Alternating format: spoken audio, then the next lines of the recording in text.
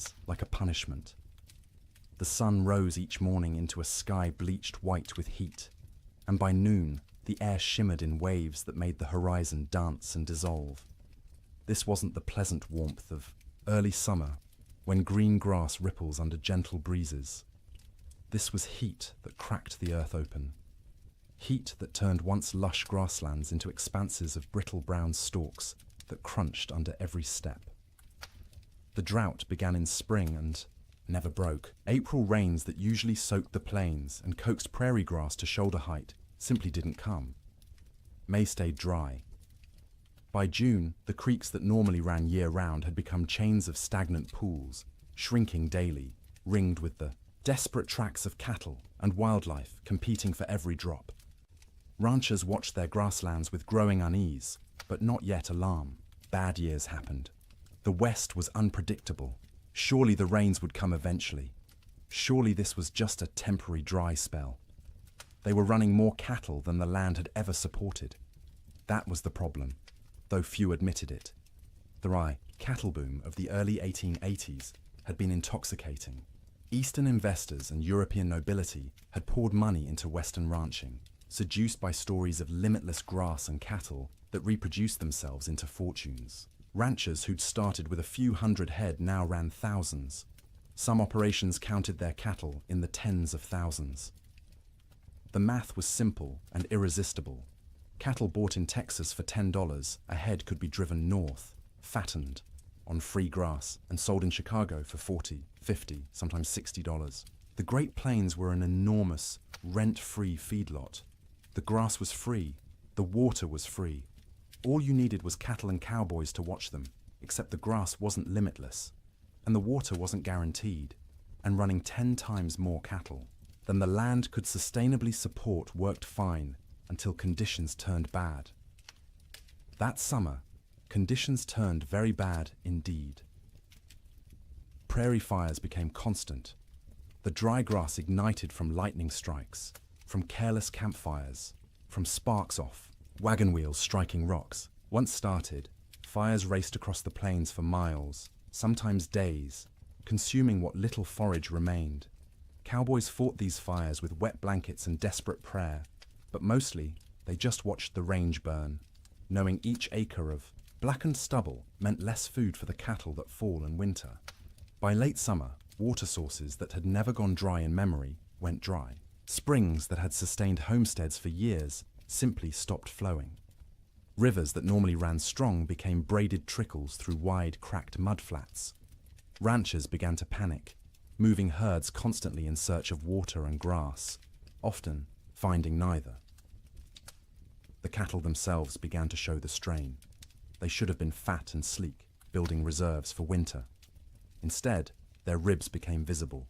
Their hip bones protruded. They moved sluggishly, conserving energy because they weren't getting enough food to burn. Range cows that should have weighed 900 pounds were coming in at 600, 700 if they were lucky. And still, the cattle companies shipped in more stock. The pressure from investors back east, from shareholders in London and Edinburgh who'd never seen a prairie or a longhorn, was relentless. Maximize the herd. Use every acre. The reports sent back to investors spoke of temporary setbacks and cyclical weather patterns, but projected ever-increasing profits. The cowboys knew better. In bunkhouses and around campfires, they talked about what was coming. You didn't need to be a genius to do the math. Cattle going into winter already weak, grass already depleted, and winter always came to Montana, always came to Wyoming and Dakota. The question wasn't whether winter would be hard. Winter was always hard. The question was whether the cattle and the men who tended them could survive it in their already weakened state. Then came the signs. The old-timers noticed first. In early November, almost a month earlier than usual, the geese began flying south, not in their typical leisurely migrations, but in huge, urgent flocks that darkened the sky and flew from dawn to dusk. They weren't stopping to feed in the prairie ponds. They were getting out. Beavers, whose lodges dotted every creek and river, were observed gathering more wood than anyone had ever seen. They piled branches and logs until their lodges looked like timber fortresses rising from the water. Animals preparing for something. The cattle themselves grew thicker coats, not just the usual winter hair, but shaggy, dense fur that made them look like bison. Ranch hands joked about it nervously. "Looks like the cows know something we don't," they'd say, and try to laugh, but the laughter always sounded forced. Weather-wise ranchers, men who'd spent decades reading the land and sky, felt it in their bones. The air pressure fluctuated wildly. The wind patterns shifted strangely. The autumn sunset cast peculiar colors across the clouds, orange and purple and sickly green, like bruises spreading across the horizon. November brought the first snow, not the gentle, melting dustings that sometimes came and went in autumn, but real snow. Serious snow. It fell for 3 days, accumulated to 8 inches in places, and when it finally stopped, the temperature dropped below zero for the first time that season. That snow melted eventually, as November snow often did, but it served as warning. Winter was coming early. Winter was going to be serious. The smart ranchers, the cautious ones, began laying in extra hay, stockpiling firewood, bringing cattle closer to ranch headquarters, where they could be watched and, if necessary, fed through bad stretches. But most didn't. Most couldn't. The scale of operations had grown too large. You couldn't barn 20,000 head of cattle. You couldn't buy enough hay to feed them through a Montana winter even if you wanted to. The entire business model of open-range ranching depended on cattle foraging for themselves, year-round, regardless of weather. This had worked mostly for years. The previous winters had been unusually mild. Cowboys spoke wistfully of the winter of '85, when temperatures barely dropped below freezing and cattle grazed comfortably all season. Or '84, when snow came late and melted early. They'd gotten complacent. The land had been kind, and they'd mistaken kindness for weakness. In December, the unease grew. The air felt wrong, too still, too heavy. The sky stayed overcast for weeks, a low ceiling of grey that pressed down like a lid. Snow fell intermittently, never enough to cause real problems, but enough to dust the brown grass white and make foraging harder for cattle already struggling. Christmas came and went. Cowboys celebrated in bunkhouses with what meager supplies they had. Some ranches managed a turkey or goose. Most made do with beans and bacon and whatever whiskey had survived the year. They sang songs and told stories and pretended everything was normal, but the worry was always there. A cold knot in every stomach. New Year's Day, 1887 dawned clear and brutally cold, -20 degrees in some places, but clear. You could see for miles, the snow-dusted prairie rolling away to a horizon sharp as a knife edge.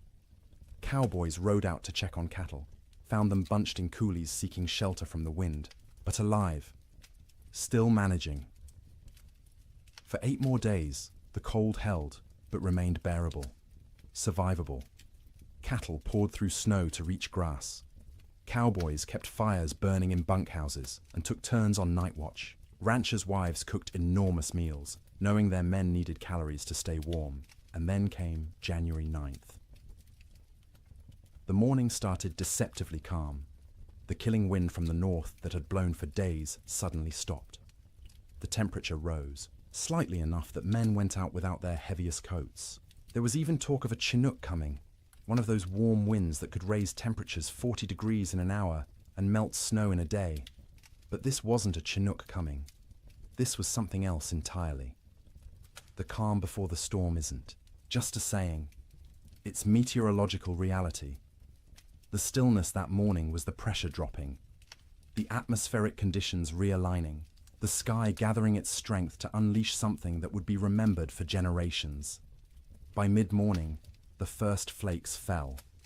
By noon, the world had disappeared into white, and the temperature, instead of rising, began to fall, and fall, and fall, until cold became something no one on the northern plains had experienced before, until winter stopped being a season and became an enemy that wanted everything dead. The autumn of warnings was over. The winter of death had arrived. The bunkhouse sat low against the prairie, a squat rectangle of rough-hewn logs chinked with mud and moss that had dried and cracked over successive seasons. It wasn't designed for comfort. It was designed to be built quickly and cheaply to house as many men as possible in the smallest space and to provide just enough shelter to keep those men alive through winter so they could work come spring. Most bunkhouses were single rooms, maybe 30 feet long and 15 wide, with a ceiling, so low a tall man had to duck under the support beams. The logs were never properly squared, so gaps showed between them, filled haphazardly with whatever materials were at hand. Clay, newspaper, old rags, horsehair mixed with mud. In winter, you could stand in the middle of the room and see daylight, through a dozen cracks, and where light came through, so did wind. The door was thick plank, hung on leather hinges because metal hinges were expensive and had to be freighted in from distant towns. It never quite fit the frame, so a gap at the bottom let in a constant stream of cold air that flowed across the floor like invisible water. Cowboys stuffed rags under it every night. By morning, frost would have formed on those rags, turning them stiff as boards. There was usually one window, if you could call it that, a square cut in the logs, covered with oiled paper stretched over a wooden frame. Or if the ranch had any money, actual glass brought in at considerable expense and constantly at risk of cracking in the cold.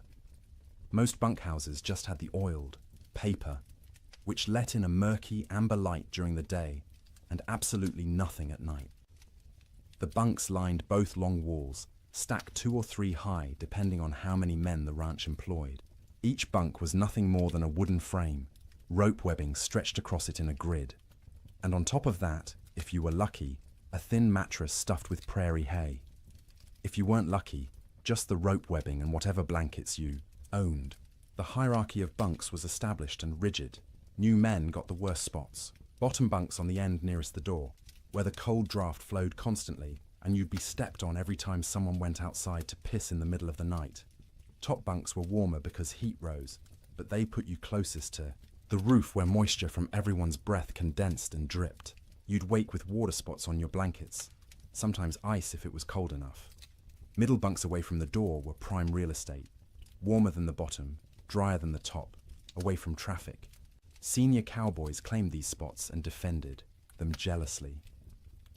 If you wanted one, you either waited years or fought for it, and fighting in a bunkhouse full of armed men rarely ended well for anyone. At the center of the room stood the stove, a cast-iron barrel stove or, in better bunkhouses, an actual manufactured stove with a proper firebox and damper. The stovepipe ran up through the roof, and where it pierced the ceiling, there was supposed to be a metal collar to prevent fires. There often wasn't. More than one bunkhouse had burned down from a too-hot stovepipe, igniting dried wood and old bird nests lodged in the rafters. The stove was life. When it was burning hot, the men closest could almost be comfortable. 5 feet away, you could still be cold. 10 feet away, in a corner bunk, you might as well be outside. The stove created a temperature gradient so steep that men on one side of the room would be sweating, while men on the other shivered under piled blankets. Feeding the stove was a constant concern. Firewood was precious. Trees were scarce on the open plains, and what wood existed had to be hauled in by wagon from river bottoms or mountainsides miles away. Some ranches burned coal shipped in by rail, but coal cost money, and ranchers were notoriously cheap about anything that didn't directly increase cattle numbers. More often, cowboys burned whatever they could find: dried cow chips, sagebrush, buffalo bones, of which there were still plenty scattered across the plains from the great slaughter of a decade earlier. None of these burned hot or long. You had to feed the stove constantly to maintain any heat at all. At night, someone had to take responsibility for the fire. Usually, this rotated among the men, with each taking a shift to wake periodically and add fuel. Miss your shift, let the fire go out, and you'd wake to find 20 angry cowboys ready to throw you outside in your underwear to see how you liked the cold. Even with the stove going, the bunkhouse was never truly warm in winter. It was less cold than outside, which was the best that could be hoped for.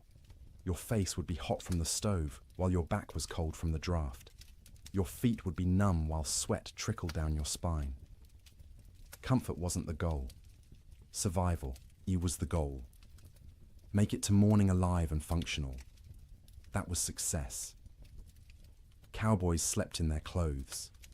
The idea of changing into night clothes, or worse, sleeping naked, was absurd. You slept in your wool shirt, your long underwear, your thick socks. On the coldest nights, you kept your pants on. Your hat stayed on your head or under it as a pillow, because hats were expensive, and you didn't want someone stealing yours while you slept. Boots were the exception. You took off your boots because sleeping in boots was miserable, and because boots needed to dry. They'd sit by the stove all night, the leather slowly warming and releasing the accumulated moisture of the day. The smell of drying leather mixed with the smell of unwashed men, wet wool, tobacco smoke, and the acrid tang of burning sage or cow chips. The smell of a bunkhouse was indescribable to anyone who hasn't experienced it. 40 men living in close quarters, bathing rarely because hauling and heating water was labor-intensive and rarely worth the effort. Clothes worn for weeks or months without washing, because washing meant they'd be wet and might not dry in winter, and wet clothes could kill you. The privy was outside, so men used a bucket in the corner at night rather than brave the cold, and that bucket added its own special contribution to the atmosphere. Tobacco smoke hung in layers because every cowboy who could afford it smoked too, passed the time. Some chewed and spit into cans or just onto the floor because the floor was already a mess of tracked-in mud, snow, manure, and spilled food. Mice lived in the walls and came out at night to scavenge. You could hear them scratching and squeaking, see them dart across the floor in the stove light. Some cowboys tried to kill them. Most gave up. There were always more mice, as long as they didn't chew holes in your blankets or get into the food. Stores, you learned to coexist. The sounds of a bunkhouse at night were particular.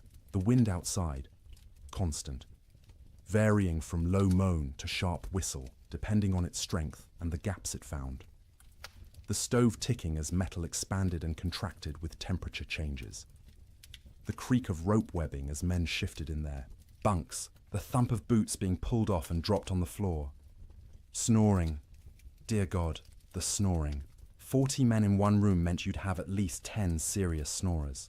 Deep, rattling snores that shook the bunks. High, whistling snores that pierced through any attempt at sleep. Snores that stopped and started, until you'd lie there waiting for the next one, unable to relax. Sometimes men would throw boots at particularly bad snorers. Sometimes it helped. Usually it just made everyone else laugh and the snorer angry. Coughing was constant. The cold, the dust, the smoke, the close quarters meant everyone had some kind of lung affliction. Dry, hacking coughs that went on for minutes. Wet, rattling coughs that made you wonder if the man would survive the night. Cowboys coughed themselves, awake, coughed themselves back to sleep, coughed their way through the entire winter. Conversations happened in the dark. Men talked about home, about women, about cattle, about anything but the cold pressing in from all sides. Some conversations were quiet, just between neighbors in adjacent bunks. Others involved the whole room, stories being told and retold, jokes that weren't funny but made everyone laugh because laughter was warmth of a different kind.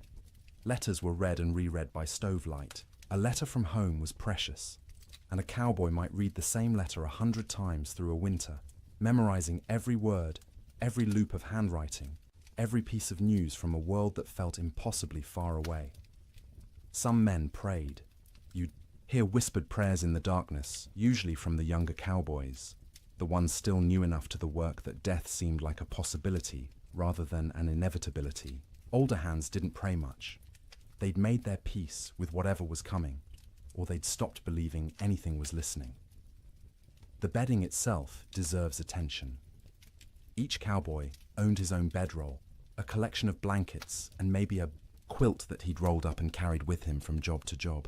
These blankets were wool, heavy and scratchy, and they accumulated the smell of their owner, along with the smell of horses, cattle, campfire smoke, and prairie dirt. In the bunkhouse, you'd unroll your bedding onto the rope webbing, which sagged under your weight and provided almost no cushioning. The ropes left permanent patterns pressed into your back and legs. After a few weeks, you stopped noticing. Your body just accepted that sleep meant discomfort and adjusted expectations accordingly. On the coldest nights, men piled every blanket they owned on top of themselves. 3 blankets, 4, 5 if they had them. The weight was crushing, but weight meant warmth, and warmth meant survival. Some cowboys, the poorest ones or the newest, didn't have enough blankets. They'd sleep in their coats, under their coats, wrapped in saddle blankets that smelled of horse sweat and mold. The truly desperate would share bunks, 2 men pressed together for body heat, which was awkward and carried implications, but was better than freezing. You'd see this more in the deepest cold, when propriety mattered less than waking up with all your fingers and toes. Getting into bed was a shock every night. The blankets had been sitting in the ambient temperature of the bunkhouse all day, which meant they were cold, not frozen, but cold enough that sliding under them made you gasp. Your body heat would eventually warm the space between blankets, but it took 20 minutes, half an hour, of shivering and curling into yourself before that happened. Some cowboys heated rocks in the fire and wrapped them in cloth to put in their bunks. This worked for about an hour, providing a spot of genuine warmth for your feet or your hands. After that, the rocks were just heavy, cooling lumps taking up space, and you'd have to decide whether the effort of getting up and throwing them out was worth the loss of heat from opening your blanket cocoon. Sleep, when it finally came, was never restful. You were always partially aware of the cold trying to find you, aware of the fire and whether it was still burning, aware of the other men around you, their sounds and movements, aware that if something went wrong, a fire, a medical emergency, a blizzard bad enough that the whole bunkhouse might collapse, you needed to be able to wake and move. Cowboys learned to sleep light, a skill born of necessity. In summer, you slept light because you might need to deal with stampeding cattle or approaching storms. In winter, you slept light because the alternative was dying without noticing. The nights stretched long, 15, 16 hours of darkness in the depths of winter. You couldn't stay awake for all of it. Candles and lamp oil were too expensive to burn for light. So you slept in stages. A few hours, then wake when the fire needed tending. A few more hours, wake because your body was too cold or needed to piss. A few more hours, wake because someone else was moving around, or coughing, or because your back hurt too much to stay in one position. This broken sleep was exhausting in its own way. You'd wake in the morning having technically slept for hours but feeling like you'd barely rested at all. That was winter sleep in a bunkhouse. Not the deep, renewing sleep of comfortable beds in warm rooms, but the fitful, survival-focused sleep of men living on the edge of catastrophe, every single night, for months on end. And when the great die-up came, when the temperature dropped to 60 below, and the wind tried to tear the roof off, and the cattle began dying by the thousands, that inadequate sleep became nearly impossible, because how do you sleep when the world outside is ending? How do you close your eyes when you know morning might reveal losses beyond comprehension? You learn because you have no choice. You sleep because your body demands it.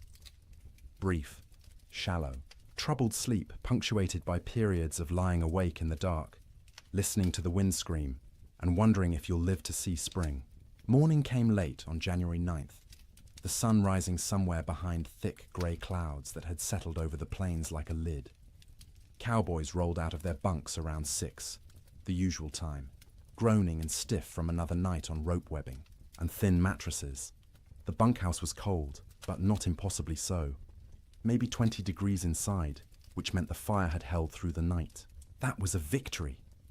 They pulled on boots that had spent the night by the stove, the leather still warm to the touch, stomped their feet to get blood flowing, stretched arms and backs that ached from the perpetual cold.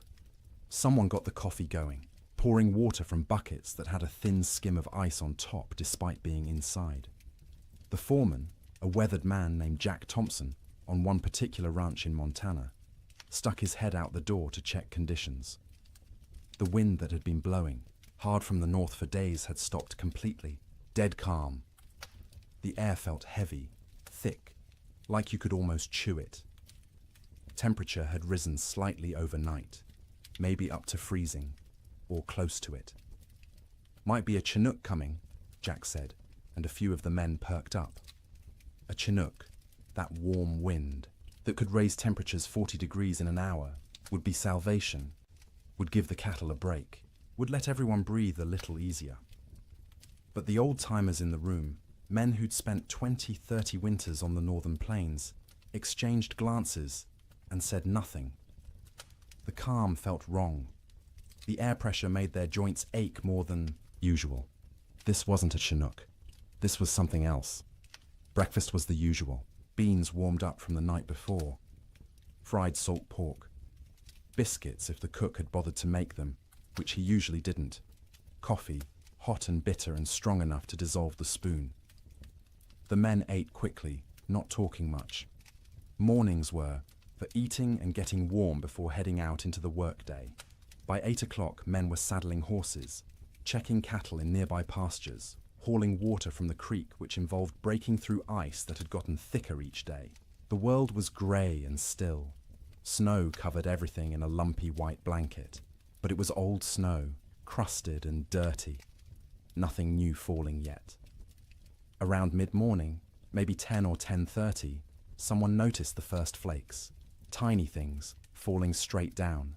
No wind to push them sideways. They accumulated on coat sleeves, on hat brims, on the backs of cattle who stood motionless, already conserving energy. Within 30 minutes, the flakes had gotten larger and were falling more densely. The grey sky seemed to lower, pressing down, until it felt like you could reach up and touch it. Visibility, which had been miles, dropped to maybe a quarter mile, then less. Cowboys on the range started heading back to the bunkhouse. This was going to be a storm, and you didn't want to be caught out in a storm. The foreman sent riders to gather men from distant line camps to make sure everyone got back to the main ranch before conditions got bad. But conditions got bad faster than anyone expected. By noon, the wind returned. Not gradually building, but suddenly, like someone had opened a door. It came from the north, from Canada, from the Arctic, and it came with a howl that made horses shy and men grab for their hat brims. The temperature, which had been hovering near freezing, began to fall. 1 degree, 2 degrees, 5. The wind picked up the falling snow and threw it horizontally. Visibility dropped to 50 feet, then 20. Within an hour of the wind starting, you couldn't see your hand held at arm's length. The world became a screaming white chaos, where direction lost all meaning. Cowboys who'd been a mile from the bunkhouse when the wind started faced a terrible choice. Try to make it back and risk getting lost and dying, or try to find any shelter at all and hole up until it passed. Some made it back, stumbling into the bunkhouse half frozen, faces covered in ice where their breath had condensed and frozen, in their scarves. Others weren't so lucky.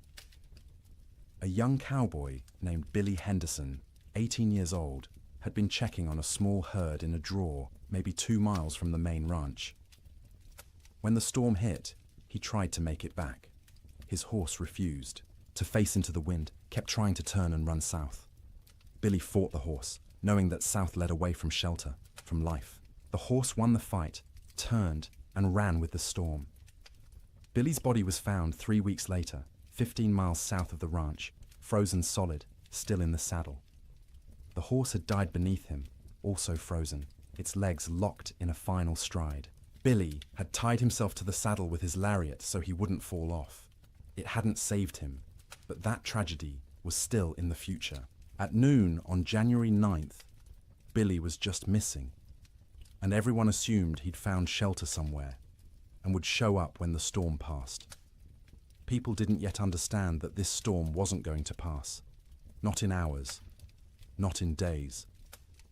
The temperature kept falling. By 2 in the afternoon, it was 0.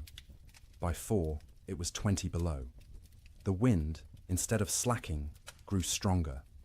It found every crack in every wall, every gap in every window frame. In the bunkhouse, men stuffed blankets against the door, hung canvas over the oiled paper window, and fed the stove constantly. But the cold still invaded. Snow didn't just fall.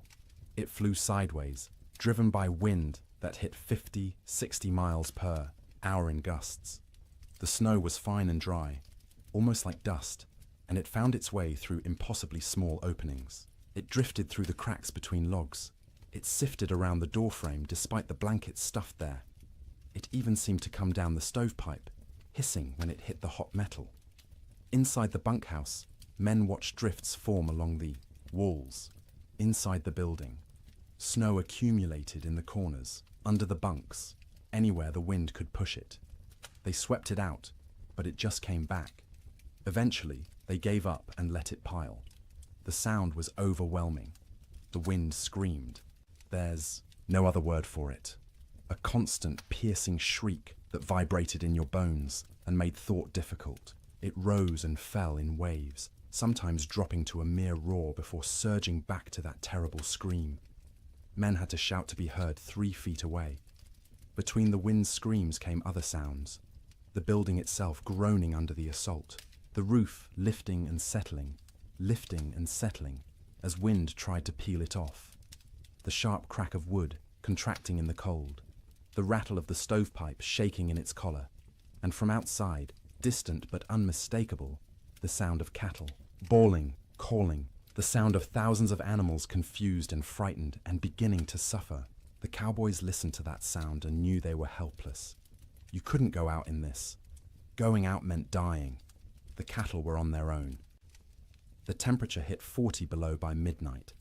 Inside the bunkhouse, with the stove glowing red hot, the temperature near the stove was maybe 50 degrees. 10 feet away, it was freezing. 20 feet away, in the corner bunks, water left in cups froze solid.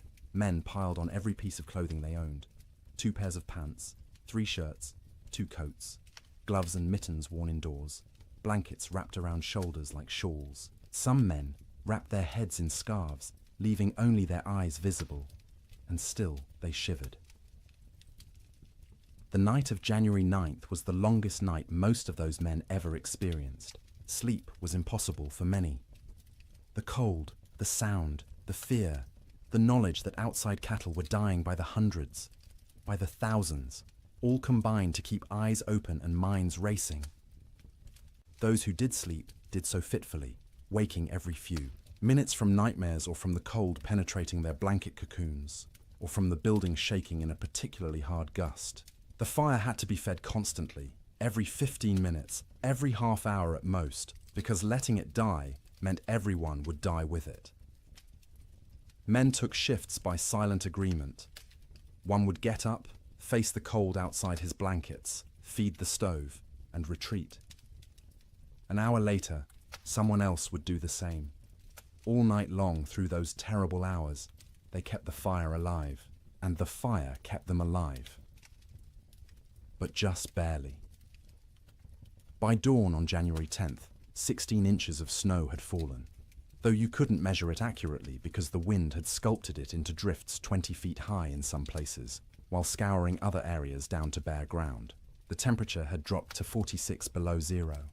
The wind hadn't slacked at all, and the storm was just beginning. This wasn't a 2-day blizzard that would blow through and leave clear, cold weather behind. This was the start of a meteorological siege that would last, with brief breaks, through all of January, through February, into March. The great die-up had begun. Men didn't know that yet, huddled in bunkhouses across Montana, Wyoming, and Dakota Territory. They thought they were waiting out a bad storm. A few days, maybe a week, and it would clear. The cattle would be weak and scattered, but they'd recover. Spring would come, as it always did. They didn't yet understand that the world outside was dying, that cattle were already freezing where they stood, eyes frozen shut, ice forming over their nostrils with each breath, slowly suffocating as they slowly froze. That the open range, cattle industry, the boom that had made fortunes and drawn investors from around the world, was ending in that screaming wind. All they knew was cold. Cold beyond anything most had experienced. Cold that hurt to breathe, that made your lungs ache, that turned your breath to ice crystals before it could fully leave your mouth. Cold that was no longer just weather, but an active presence, a malevolent force trying to kill everything that lived. And the night ahead, the second night of the storm, would be even colder. -50, -60 in some locations. Cold that would crack trees. Cold that would freeze cattle solid while they stood. Cold that would seep through every wall, every blanket, every layer of clothing, searching for the warmth of human bodies and slowly, inexorably, draining it away. The cowboys fed the fire and waited. There was nothing else they could do. The Yiwa storm had them trapped as surely as if they were in a prison.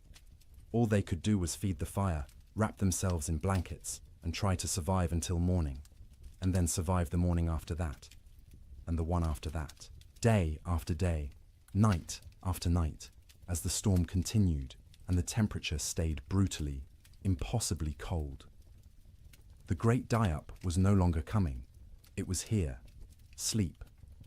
During the storm wasn't sleep as most people understand it. It was something closer to losing consciousness in brief intervals, the body shutting down, not because it felt safe, but because it couldn't maintain full awareness any longer. The exhaustion of constant vigilance, of shivering, of fighting the cold that pressed in from all sides, eventually overwhelmed even the most determined wakefulness.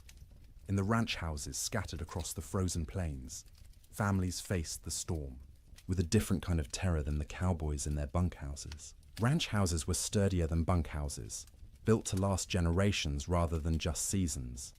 They had proper foundations, real windows with glass, doors that fit their frames. But they were also larger, harder to heat, and filled with children who didn't fully understand why the wind screamed so loudly, or why Papa looked so worried.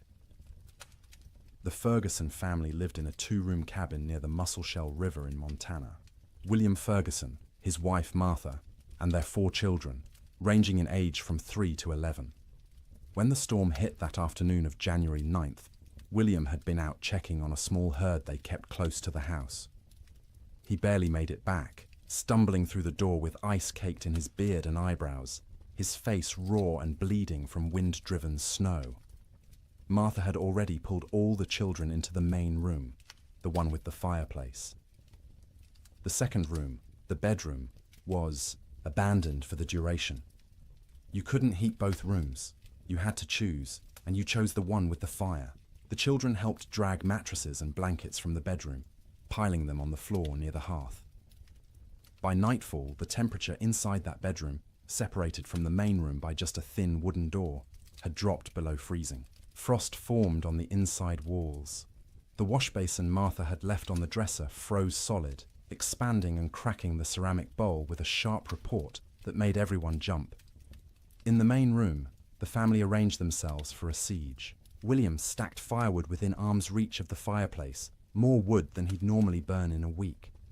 Martha filled every pot and pan with water, knowing that if the storm lasted, they wouldn't be able to get to the well. The pump would freeze. The well itself might freeze. Water was survival. The children sensed their parents' fear and grew quiet, subdued in a way children rarely are. They huddled together on the mattresses, watching the fireplace with wide eyes as their father fed it log after log. The fire roared, consuming wood at an alarming rate, but even standing directly in front of it, you could feel the cold at your back. That first night, nobody truly slept. The children dozed fitfully, waking every time the wind hit a particularly violent gust, every time the house shook, every time their father got up to add wood to the fire. Martha sat up through most of the night, mending by firelight, her hands moving automatically through familiar motions, while her mind worried at the problem of how long their supplies would last. William dozed in his chair, the rifle across his lap, though what good a rifle would do against a blizzard he couldn't have, said. It was simply habit, the frontier habit of being armed, of being ready. When you couldn't do anything useful, you could at least maintain the posture of readiness. The second night was worse. By then, the storm had been blowing for 30 hours straight. The temperature had dropped to 50 below outside, which meant maybe 30 below in the unheated bedroom. And even with the fire blazing in the main room, it was barely freezing where they slept. They'd pulled every blanket in the house onto the mattresses on the floor. Wool blankets, quilts made from scraps of fabric, buffalo robes William had traded for years ago. The family slept together, all 6 of them in a pile, sharing body heat like animals in a den. The children in the middle, where it was warmest, the parents on the outside, taking the brunt of the cold that radiated from the walls despite the fire. Martha sang to the children before sleep, or what passed for sleep. Old songs her mother had taught her, lullabies in German that the children didn't understand, but found comforting anyway. Her voice was soft, almost lost under the shriek of the wind, but the children pressed close and listened. William lay on, his back staring at the ceiling, listening to the roof creak and groan. Every gust of wind made him tense, waiting for the moment when the roof would tear free and expose them all to the killing cold. It never did, but the fear never left either. Sleep came in stages. The youngest child, 3-year-old Emma, went first, exhausted from crying earlier in the day. She whimpered and fussed until her eyes finally closed and her breathing deepened. Her 7-year-old brother James followed, fighting sleep as long as he could, determined to be brave, to stay awake like the adults. But his eyes drooped, opened, drooped again, and finally stayed closed. The 2 older children, 11-year-old Sarah and 9-year-old Thomas, took longer. They understood more, worried more, and their minds wouldn't quiet. Sarah kept asking when the storm would end. Thomas asked if the cattle were all right, if Papa's horse had made it to the barn, if the chickens in the coop behind the house had frozen yet. Martha answered in soothing murmurs, not really answering at all, just making comforting sounds until the children's questions trailed off and their breathing slowed. She waited until she was sure they were deeply asleep before she allowed herself to close her own eyes. But closing her eyes wasn't sleeping. It was resting with her ears still alert, still tracking every sound. The fire crackling, William shifting position, the wind pounding against the walls, the house settling with creaks and groans. Her mind catalogued each sound, assessed whether it meant danger, and only when satisfied the house still stood did she allow herself to drift towards something like sleep. William didn't sleep at all that second night. He dozed for minutes at a time, jerking awake at every sound, every change in the wind's pitch. Twice he got up to add wood to the fire, moving carefully to avoid stepping on children. Each time he stood, the cold away from the fire hit him like a physical blow. The air near the ceiling was noticeably colder than the air near the floor. Heat rose but couldn't escape fast enough through the gaps in the roof, so it pooled up there, wasted, while down where they slept, it was barely enough. Around midnight, by William's pocket watch, Emma woke crying. She was cold, she said, her teeth chattering. Martha pulled the child against her chest, wrapping her arms around her, trying to share warmth. Emma's feet were like ice, even though she wore wool socks and was buried under blankets. Martha rubbed the small feet between her hands, trying to restore circulation, terrified of frostbite. The child eventually quieted and fell back into restless sleep. But Martha stayed awake, feeling those cold little feet pressed against her stomach, wondering how much longer the storm could possibly last. The third night, exhaustion had set in so deeply that sleep came easier, even though conditions had gotten worse. The temperature outside bottomed out at 63 below zero. Inside, with the fire consuming wood at a frightening rate, they'd managed to keep the room at maybe 15 degrees, cold enough to see your breath, cold enough that the water in the pots near the fire had a skim of ice if you didn't stir it regularly, but not cold enough to kill. Not yet.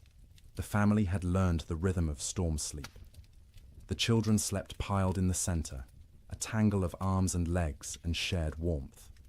The parents took turns in short shifts. Martha sleeping for 2 hours while William tended the fire and watched. Then William sleeping for 2 hours while Martha kept vigil. During her watch, Martha would sit close to the fire, feeding it, listening to her children breathe, and praying silently. She'd been raised Lutheran, not given to emotional displays, of faith, but now she prayed with desperate intensity. For the storm to end, for the wood to last, for her children to wake warm in the morning, for spring to come, impossible as that seemed in the howling dark. During his watch, William planned how to ration the wood, where to find more if it ran out, though going outside was suicide in these conditions. What they'd do when the food ran low.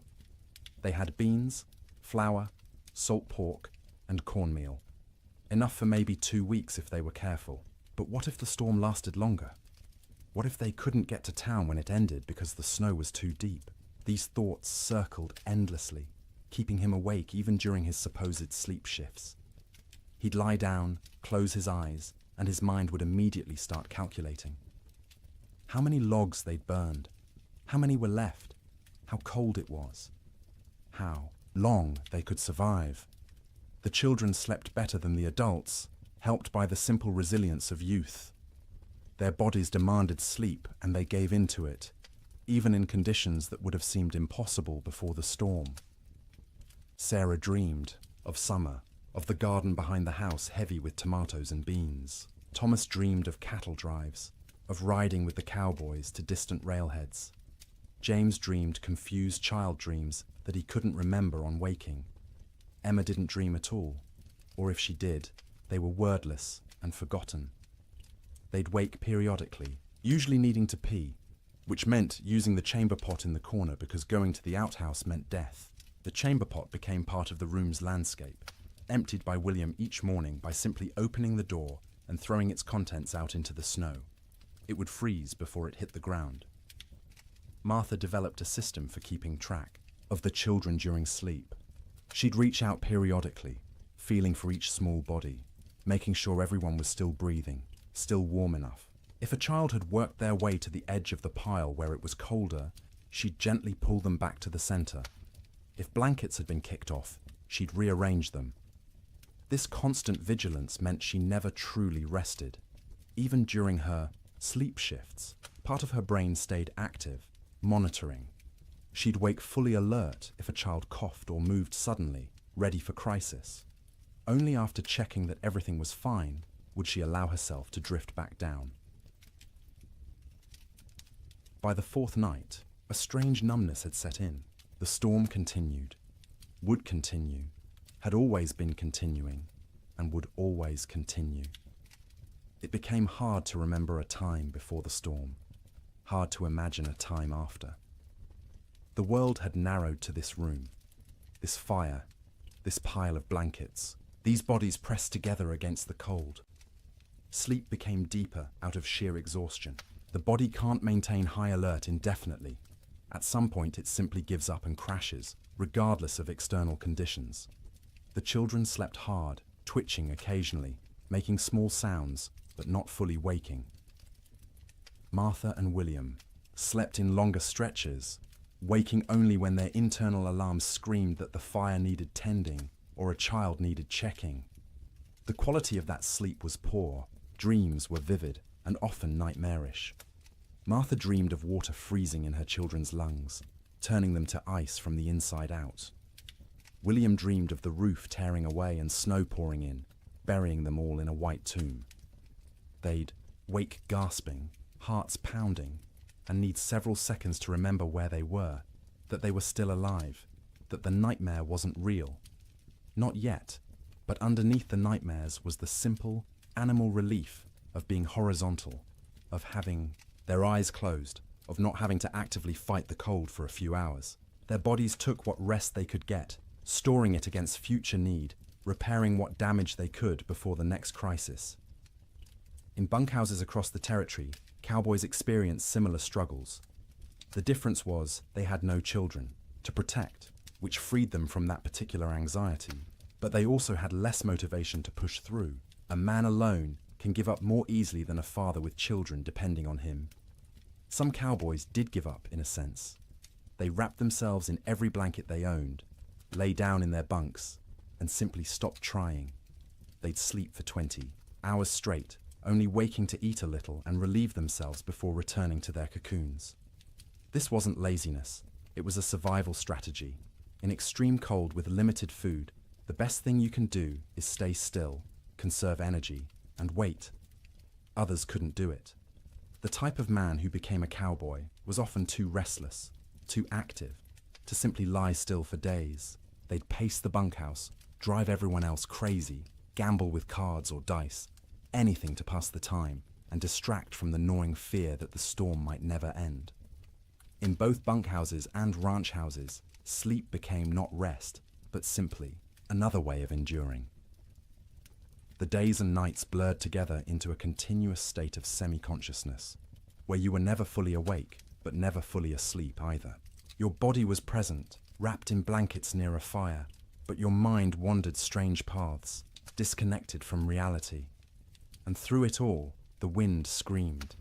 The cold pressed in, the fire consumed wood, and people slept, or tried to sleep, or pretended to sleep, because what else could they do? Going outside meant dying. Staying awake meant slowly going insane from the sound and the fear. So they slept. Poorly, fitfully, desperately. But they slept. And each morning they woke, surprised on some level to find themselves still alive. Still, together, the fire still burning. The storm would eventually end, but not yet. Not for many days yet. And each of those days would require sleep stolen from between crises, rest grabbed in brief intervals, dreams haunted by cold and wind, and the terrible knowledge that outside the world was dying. The cattle felt the storm coming before any human did. Their instincts, honed by millennia of evolution, read signs in the air pressure, in the quality of light, in the way the wind tasted. When the first flakes began to fall on January 9th, cattle across the northern plains began to move, not panicked running, purposeful drifting, south, always south, away from the north wind that carried death in its teeth. They moved in groups, small herds combining into larger herds, thousands of animals flowing across the white landscape like a slow river seeking lower ground. Consider one cow, a 3-year-old Hereford mix, red and white, branded with the Rocking M brand on her left hip. She'd been born on this range, knew every coulee and creek, had survived 2 previous winters without particular hardship. She was carrying a calf, due in spring, and the pregnancy had left her thinner than usual going into winter. Not starving, but without the thick layer of fat that would have been ideal.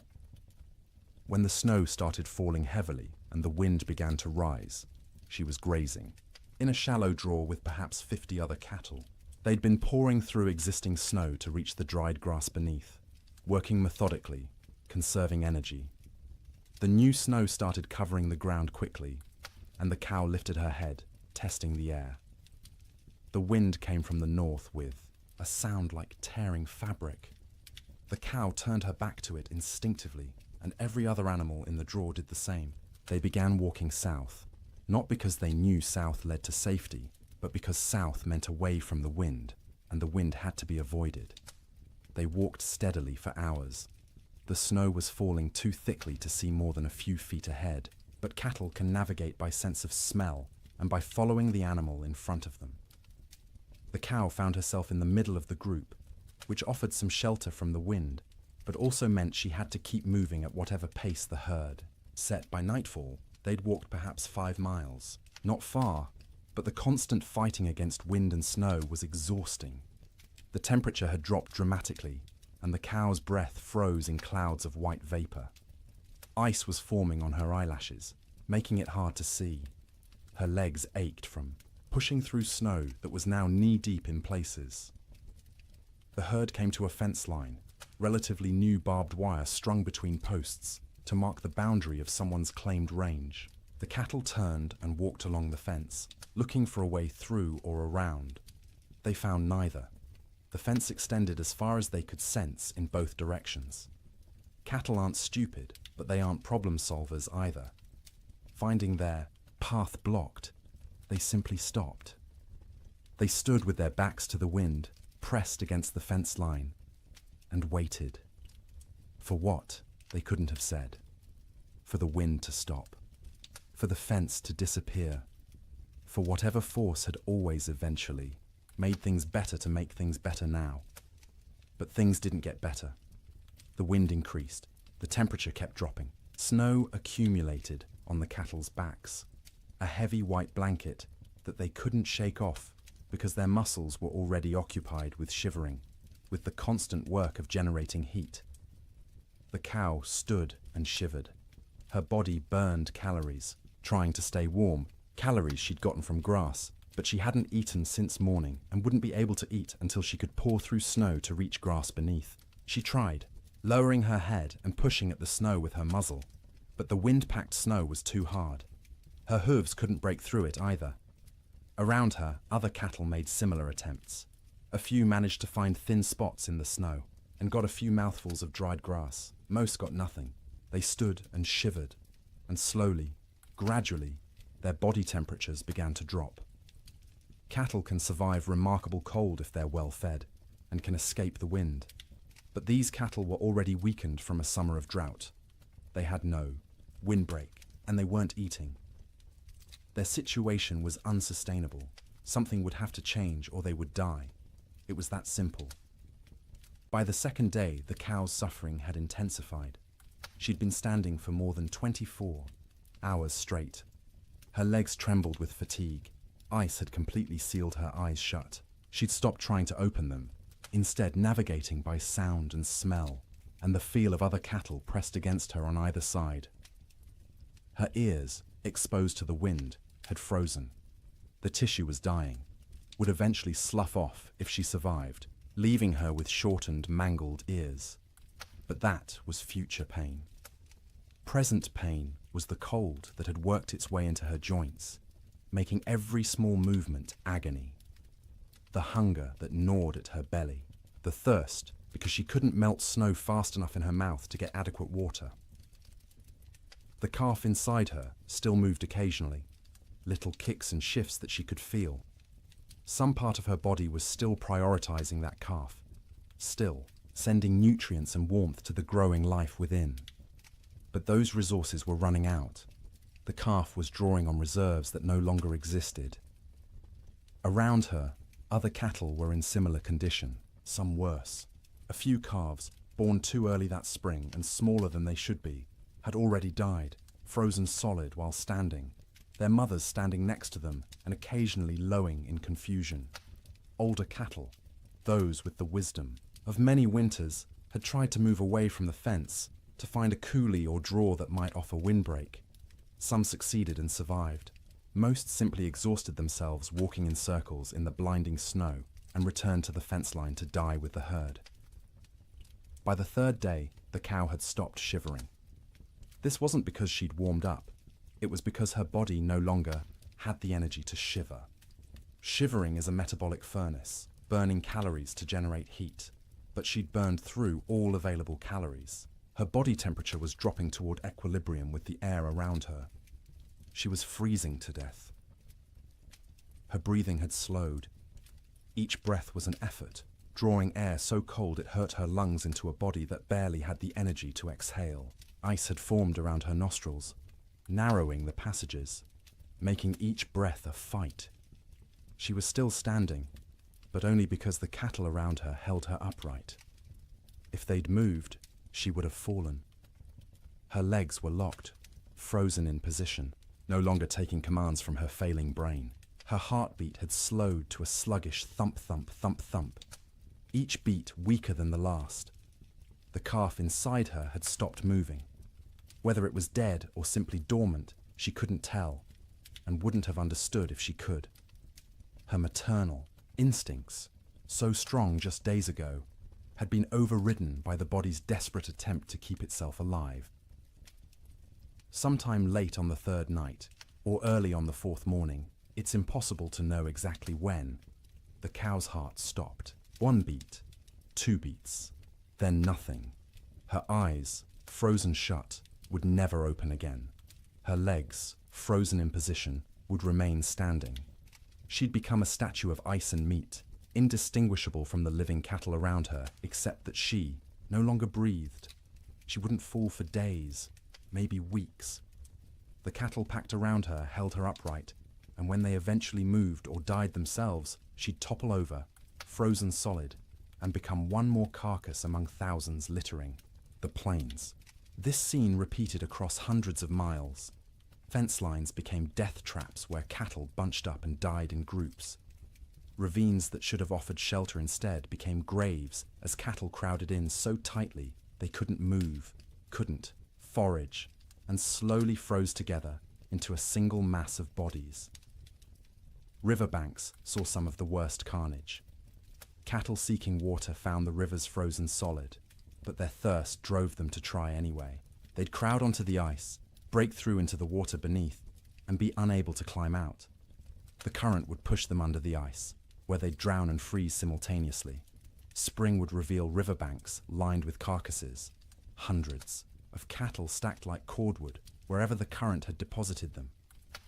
Some cattle, driven by the wind and their own southward instinct, walked until they literally couldn't take another step. They'd collapse in open prairie, curl into a ball, as best their frozen legs allowed, and die where they fell. Snow would cover them within hours, creating smooth white mounds that looked like natural drifts until spring melt revealed the truth beneath. The death toll was staggering in ways that are hard to comprehend. A single large ranch might lose 10,000 head.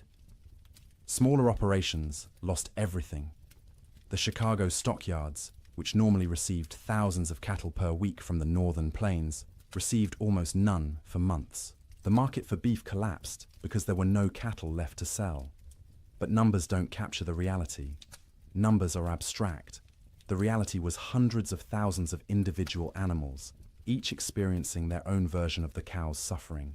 Each one cold, each one hungry, each one slowly freezing while standing in a wind that wouldn't stop screaming. Cowboys, safe in bunkhouses, could do nothing but listen to the cattle bawl.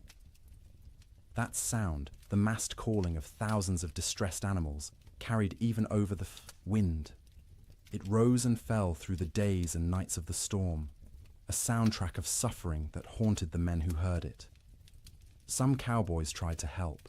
They'd bundle up in every piece of clothing they owned, tie ropes around their waists, and venture out into the storm, with the other end of the rope tied to the bunkhouse door so they could find their way back. They'd struggle to where they thought. Cattle were usually unable to see them even when standing next to them, and try to herd them towards some shelter. It never worked. The cattle wouldn't move, or couldn't move, and the cowboys would burn through their body heat in minutes. Barely, enough time to stumble back to the bunkhouse before frostbite claimed fingers and toes. They'd collapse inside, gasping and shaking, and lie near the stove for hours trying to warm up while listening to the cattle continue to bawl outside. Eventually, the bawling stopped. Not all at once, but gradually over days. Fewer and fewer, voices as more and more cattle died. By the end of January, the prairie was silent except for the wind. Silent because there was almost nothing left alive to make sound. The cattle of the open range, those millions of animals that had made fortunes for ranchers and fed the growing cities of America, were gone. The survivors, scattered and traumatized, would take years to recover. Most would never be found, lost in coulees and ravines where their carcasses would feed wolves and coyotes through the remainder of winter. The Great Die-Up earned its name from the cattle. They died in numbers beyond counting, in suffering beyond imagining. And every single death was quiet, private. The animal alone in the storm, except for other dying animals. No comfort, no relief, just the cold and the wind, until the end came, and the shivering finally stopped. Food became an obsession within days of the storm's arrival. Not because people were starving, not yet, but because every meal consumed was one fewer meal in reserve, and no one knew how long the storm would last or when resupply would be possible. Every bite carried the weight of calculation. Every pot of beans represented diminishing stores that might need to last weeks or months. In the Ferguson ranch house, Martha inventoried their supplies on the second day of the storm. She did this by candlelight while the children slept, and William kept watch by the fire. She counted every bag of flour, every pound of cornmeal, every strip of salt pork hanging from the rafters of the cold bedroom. She measured beans by the cupful, rice by the handful, and wrote everything down in careful columns in a ledger book. Flour, 42 pounds. Cornmeal, 18 pounds. Dried beans, maybe 30 pounds, 3 different varieties mixed together in a burlap sack. Salt pork, 14 strips, some thick, some thin. Rice, 5 pounds. Sugar, 3 pounds, precious and rationed even before the storm. Coffee, 2 pounds of beans, still in their burlap sack, aromatic and dark. Salt, plenty, a whole sack, bought last fall. Lard, a good supply, stored in a crock. Dried apples, half a sack, from their own trees. Molasses, 1 jug, nearly full. She did the math in her head, working through possible scenarios. 6 people eating 3 meals a day, 18 meals per day. If they were careful, if they stretched everything, if they didn't waste a single bite, they had perhaps 3 weeks of food, maybe 4 if they went hungry. 3 weeks seemed like plenty. No storm lasted 3 weeks, but Martha had learned in her years on the frontier to plan for the impossible, because the impossible happened with disturbing regularity. So she began rationing from day 1, before hunger forced the decision. Breakfast became smaller. Instead of flapjacks for everyone, she made 1 per person, thin and stretched with extra water to make the batter go further. The children complained but ate them anyway. William said nothing, just ate what was put in front of him and drank his coffee black to save the sugar. Dinner became the main meal, usually beans. Martha soaked dried beans overnight in water, then cooked them slowly through the day in a pot, suspended over the fire. She'd add a little salt pork for flavor, 1 strip cut into small pieces so everyone got a taste of meat. The beans cooked until they were soft, the liquid thick and sustaining. Everyone got a bowlful, sopped up with cornbread made from carefully measured cornmeal. Supper was often just leftover beans from dinner, reheated and eaten with whatever bread remained. Sometimes Martha made a thin soup from the bean broth, adding bits of dried apple for sweetness, calling it a special treat to make the children smile. The coffee was for William alone. Cowboys and ranchers believed coffee was essential, more important than food, and William was no exception. He drank it black and strong, rationing the precious beans so he could have at least 1 cup per day. That coffee was his luxury, his reminder that civilization existed beyond the wind and snow. Martha drank tea when she drank anything, made from herbs she'd dried the previous summer. Mint that grew wild along the creek, sage gathered from the prairie, rose hips collected in autumn.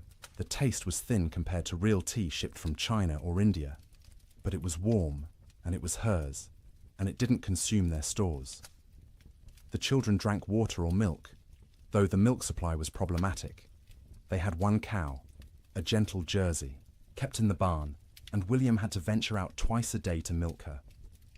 The trip to the barn was only 50 feet, but felt like a mile. He'd bundle in every piece of warm clothing he owned, wrap his face in a scarf until only his eyes showed, and step out into the wind.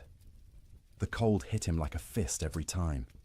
In the few seconds it took to cross from house to barn, exposed skin would start to freeze, his eyes would water, and the tears would freeze on his cheeks. His lungs would ache from breathing air that felt like shards of glass. But he made the trip because the cow had to be milked or she'd sicken, and they needed the milk. The children needed the milk. It was protein and fat and calcium and all the things growing bodies required. So twice a day, through the entire storm, William made that 50-foot journey and considered himself lucky the barn was so close.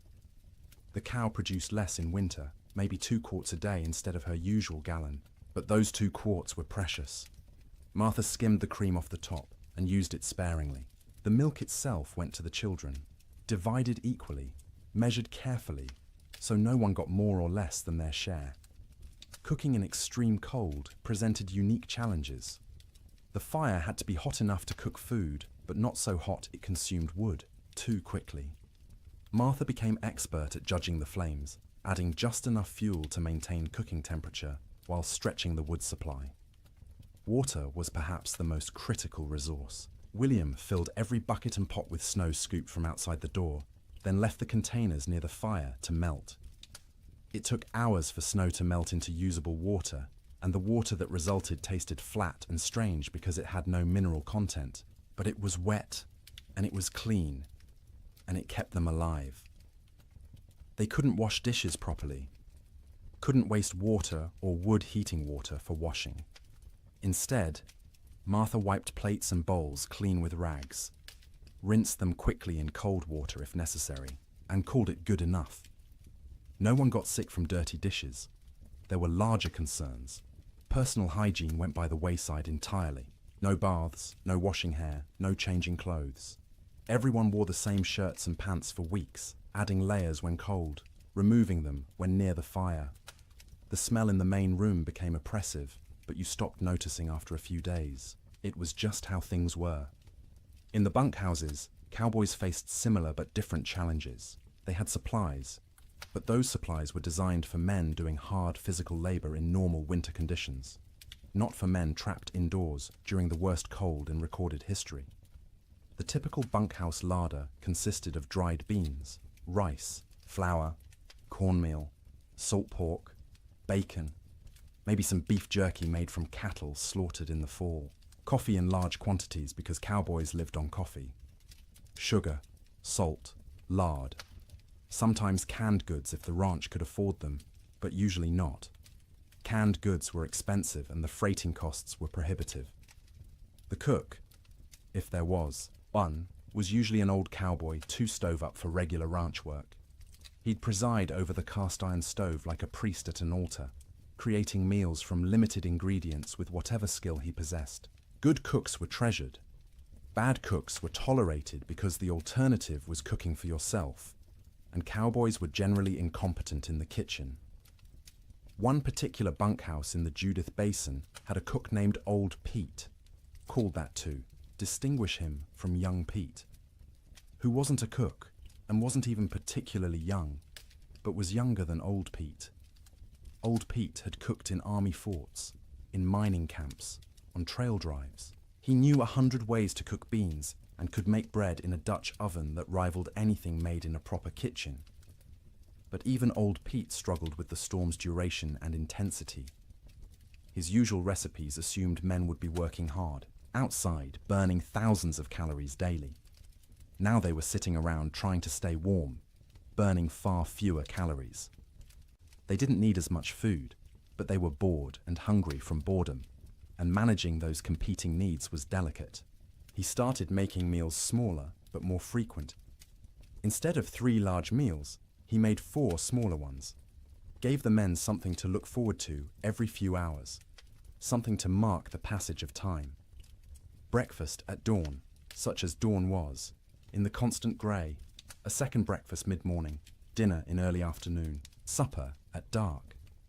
Each meal was simple: beans cooked with salt pork, cornbread or biscuits, coffee always, constantly, the pot never empty.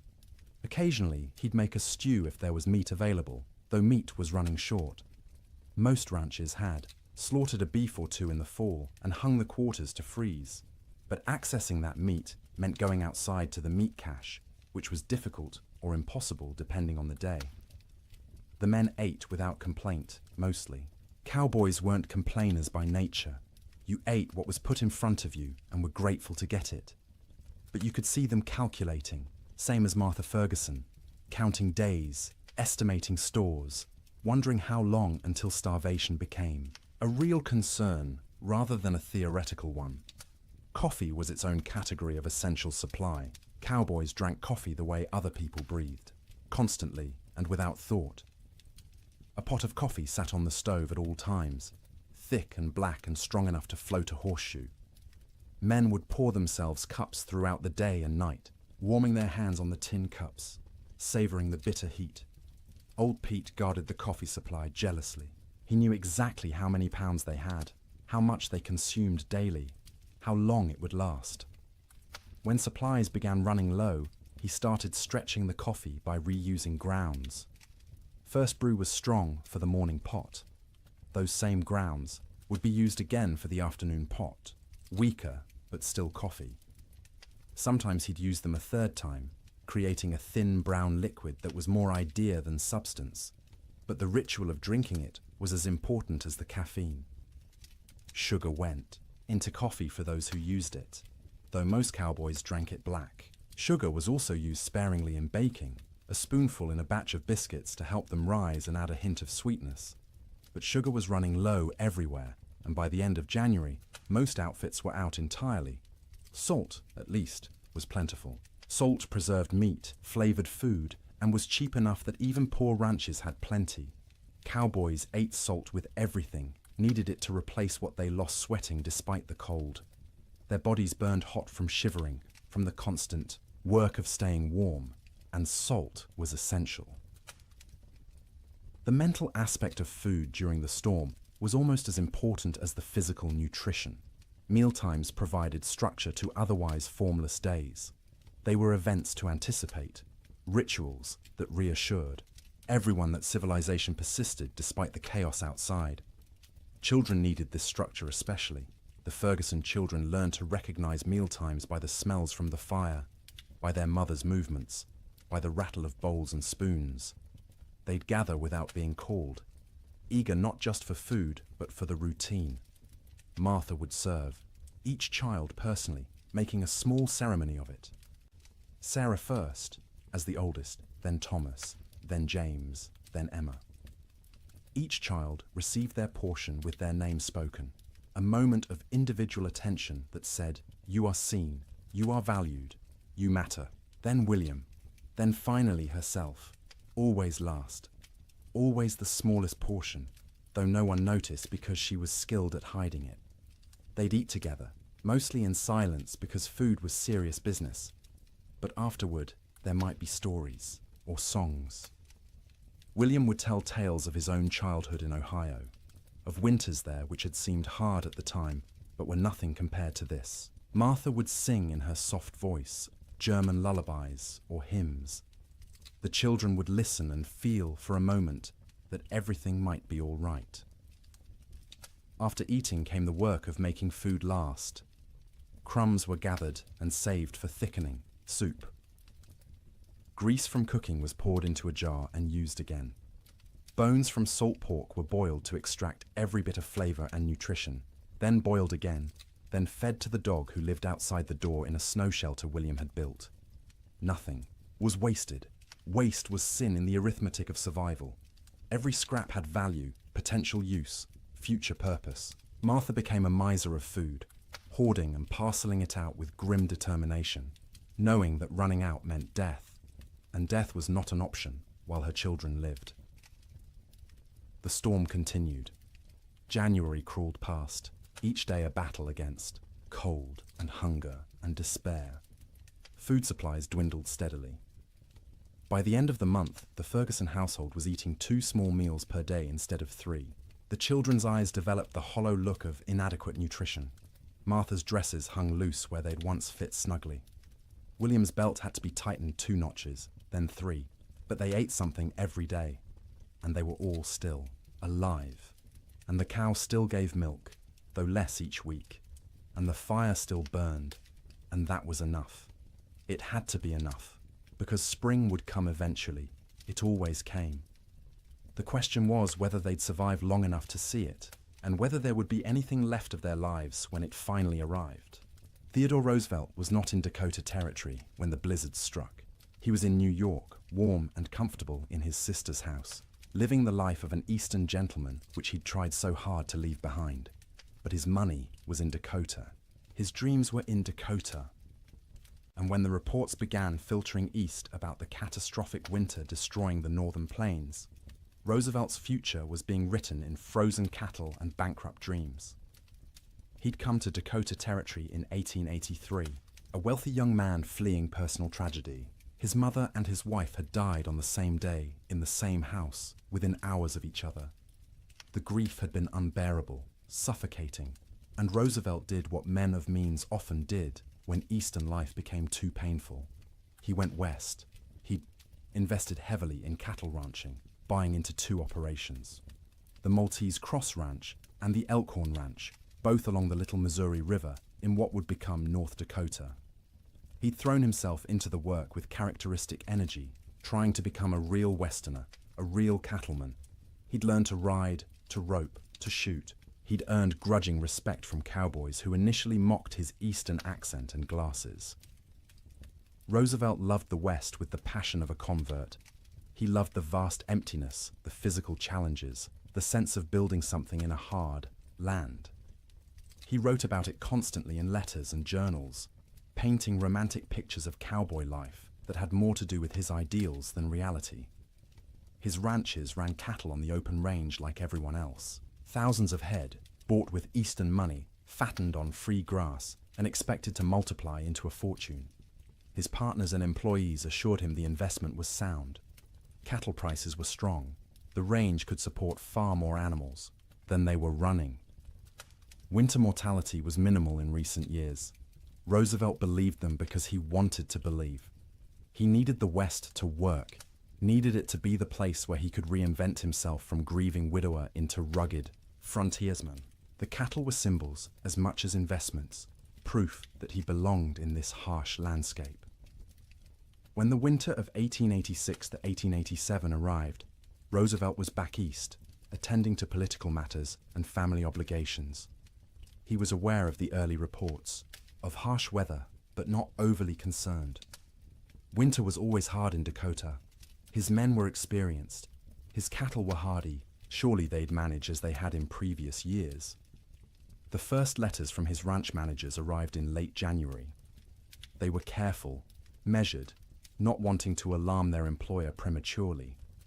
The weather had been severe, yes. Cattle were, suffering, certainly. But it was too early to assess the full damage.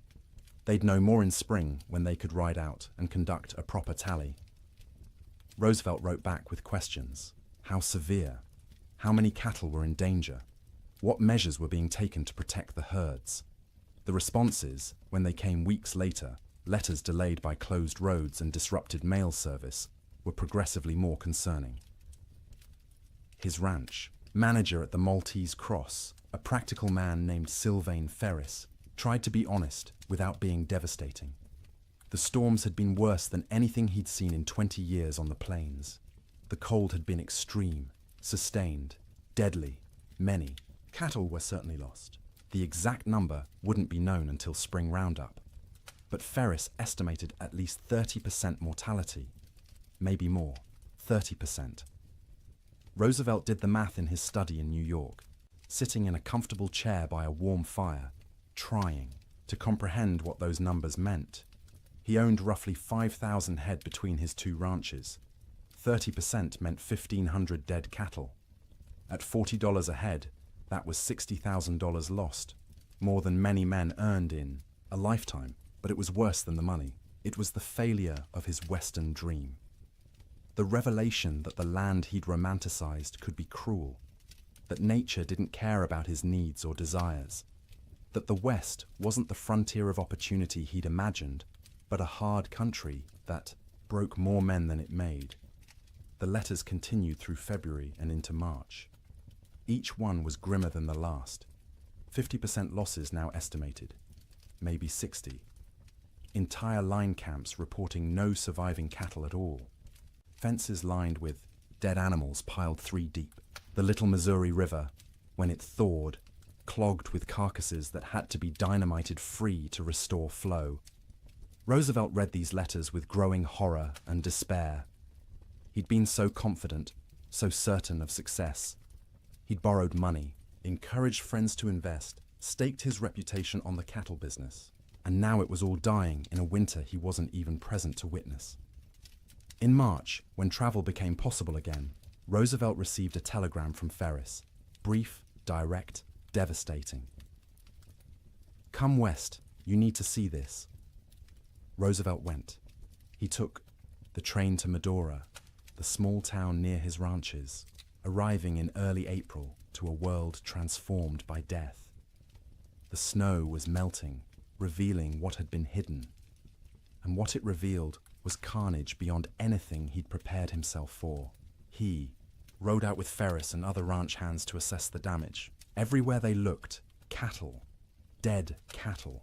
Frozen cattle. Cattle that had been dead so long the coyotes and wolves had already been at them. Cattle piled against fences. Cattle in ravines. Cattle scattered across the prairie like obscene statues. The smell was overwhelming. Thousands of rotting carcasses perfuming the air with decay. Roosevelt, who'd prided himself on his toughness, on his ability to handle frontier hardships, had to dismount and vomit. He wasn't alone. Even hardened cowboys were sickened by the scale of death. They rode for days, making tally, trying to determine what remained of the herds. Of Roosevelt's 5,000 head, fewer than 2,000 could be found alive. 60% losses. Some of those survivors were in such poor condition they'd likely die anyway. His investment, his dream, reduced by 2/3 in a single winter. The financial blow was severe. Roosevelt had invested approximately $80,000 in his cattle operations. He'd now lost at least $50,000. Maybe more when accounting for lost breeding potential, disrupted operations, and the collapse of cattle prices as the market flooded with emergency sales from desperate ranchers. But Roosevelt was wealthy by birth. His family money cushioned the financial loss. He could absorb $50,000 and remain solvent, which most ranchers could not. What he couldn't absorb as easily was the emotional and philosophical blow. He'd come west believing in self-reliance, in the nobility of honest labor, in the frontier as a proving ground for American character. The Great Die-Up revealed those beliefs as naive. Self-reliance meant nothing when nature decided to kill everything. Honest labor couldn't prevent disaster driven by forces beyond human control. The frontier proved nothing except that it could kill you regardless of your character. Roosevelt spent several weeks at his ranches that spring, helping with the cleanup, the salvage operations, the grim work of trying to build something from the ruins. He participated in roundups, searching for surviving cattle, trying to assess what could be rebuilt. At night, he slept in the cabin at the Maltese Cross Ranch, the same cabin where his cowboys had weathered the storm. The bunks were still there, the stove, the smoke-stained walls. He'd slept here before on previous visits, treating it as an adventure, roughing it among the men. Now he slept in those bunks, knowing what they'd endured, what this room had protected them from. The cabin was small, cramped, cold even in April. Roosevelt lay on a rope bunk under wool blankets that smelled of smoke and men, and tried to imagine what January had been like. The wind screaming outside, the cold pressing in from all sides, the sound of cattle dying in the darkness, the knowledge that your livelihood, your future, everything you'd worked for was ending, and there was nothing you could do. He couldn't fully imagine it. He'd missed the actual storm, been warm and safe in New York while his employees fought for survival. That distance, that absence, haunted him.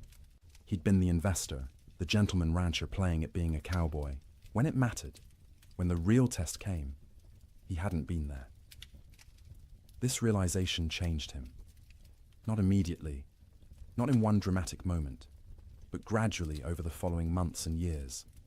The West was no longer a romantic escape.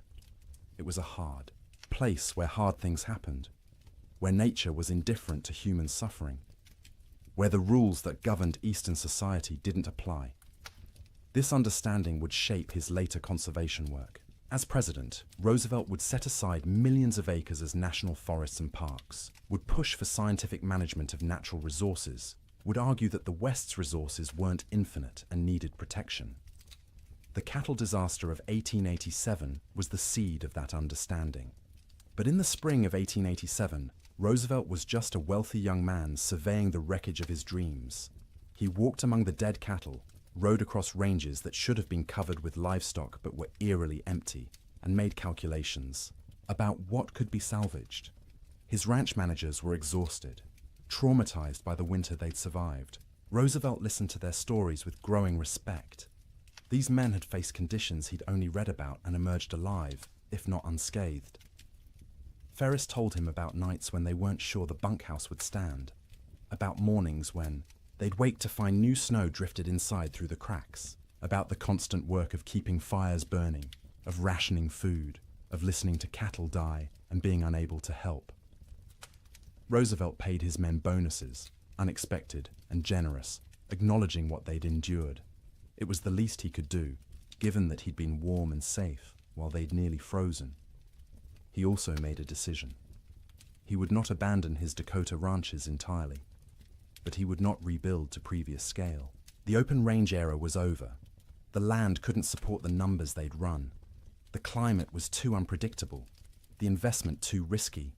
He kept the Elkhorn Ranch as a retreat, a place he could visit and remember why he'd come west in the first place. But the cattle operation was downsized dramatically. A few hundred head, manageable, with hay put up for winter feeding. A sensible operation rather than a grand adventure. The Maltese Cross was eventually sold. Too many bad memories. Too much money lost. Roosevelt needed to move forward, and that meant leaving behind the ranch that had represented such hope and ended in such disaster. In his autobiography, written years later, Roosevelt would describe the winter of 1886 to 1887 as a necessary education. The romantic had been burned away, leaving behind a more realistic understanding of nature and human limitations. The winter had killed his cattle and his illusions simultaneously, but he rarely spoke about what his employees endured.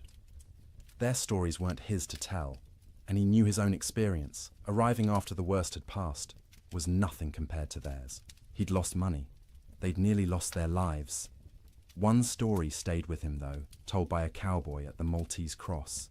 During the worst of the storm, this cowboy had volunteered to check on a nearby line camp, worried about the two men stationed there. He'd ridden out with a rope tied around his waist, the other end tied to the bunkhouse, planning to follow the rope back if he got disoriented. The temperature was 50 below with howling wind. He'd made it half a mile before he couldn't feel his hands or feet, before the cold had penetrated so deeply he knew he was in danger of freezing. He'd turned back, following the rope, barely making it to the bunkhouse before collapsing. The two men at the line camp were found dead when spring came. They'd tried to wait out the storm, ran out of firewood, and froze in their bunks. The cowboy who'd tried to reach them carried guilt about that for the rest of his life, even though there was nothing he could have done. Roosevelt listened to this story and understood, perhaps for the first time, what winter on the frontier really meant. Sleep in Dakota, he realized, was a gift not to be taken for granted.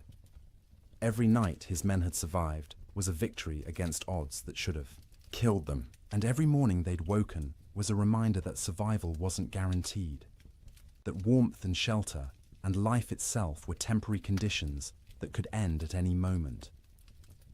Roosevelt returned east that spring, his Western adventure permanently altered.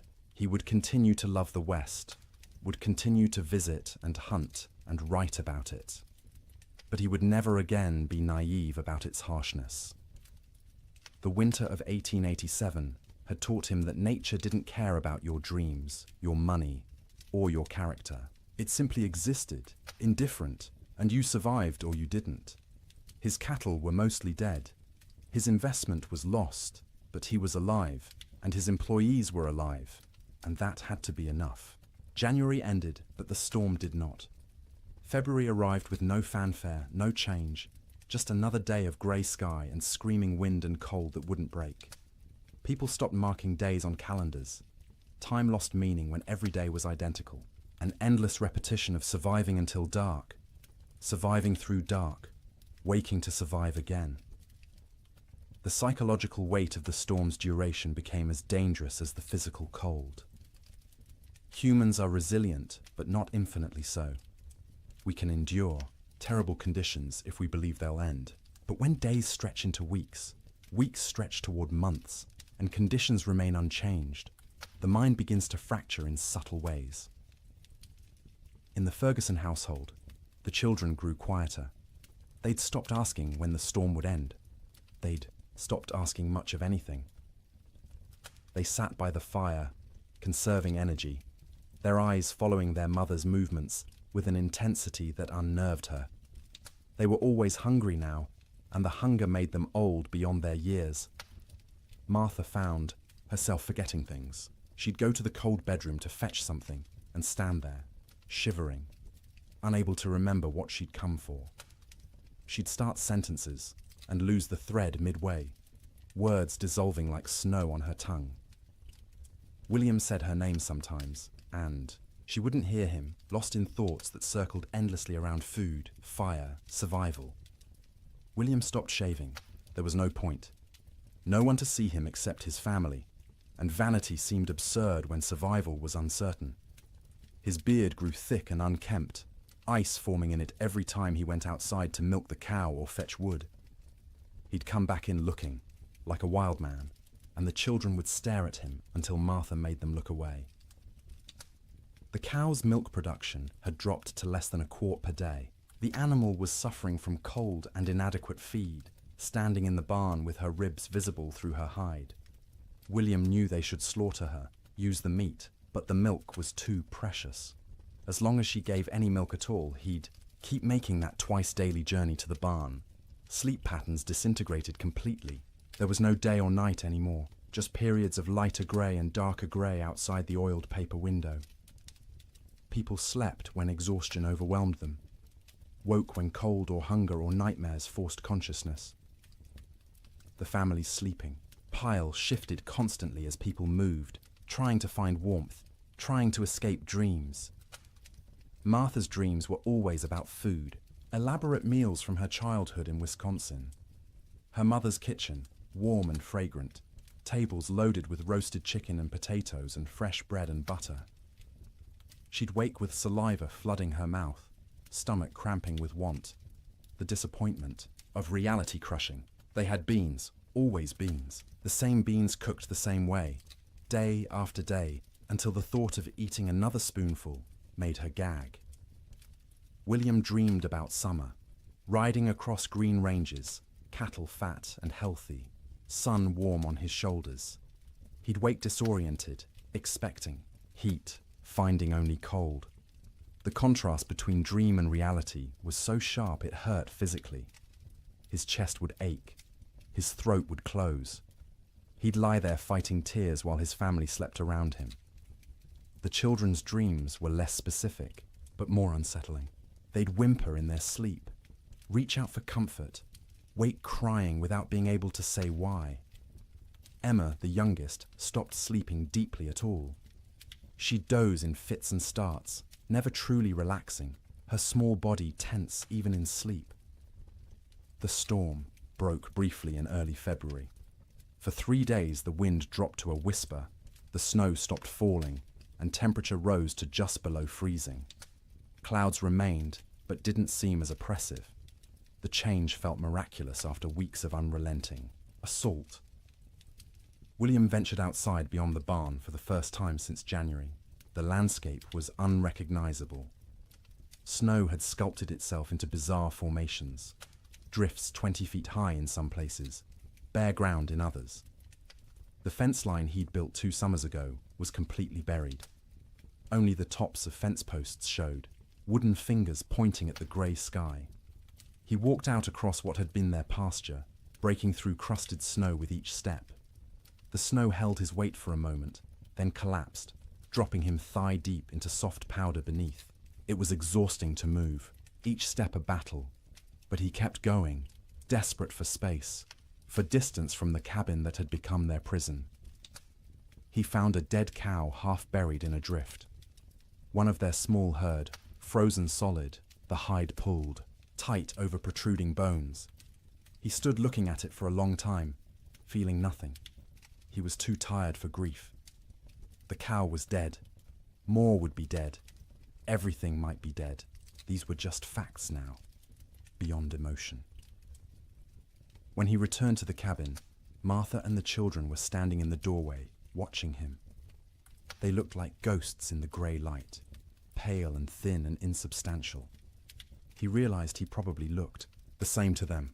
That night the Chinook wind arrived, warm wind from the southwest, carrying temperature up 30 degrees in 2 hours. It felt like a gift from God, a promise that winter could end, that warmth still existed somewhere in the world.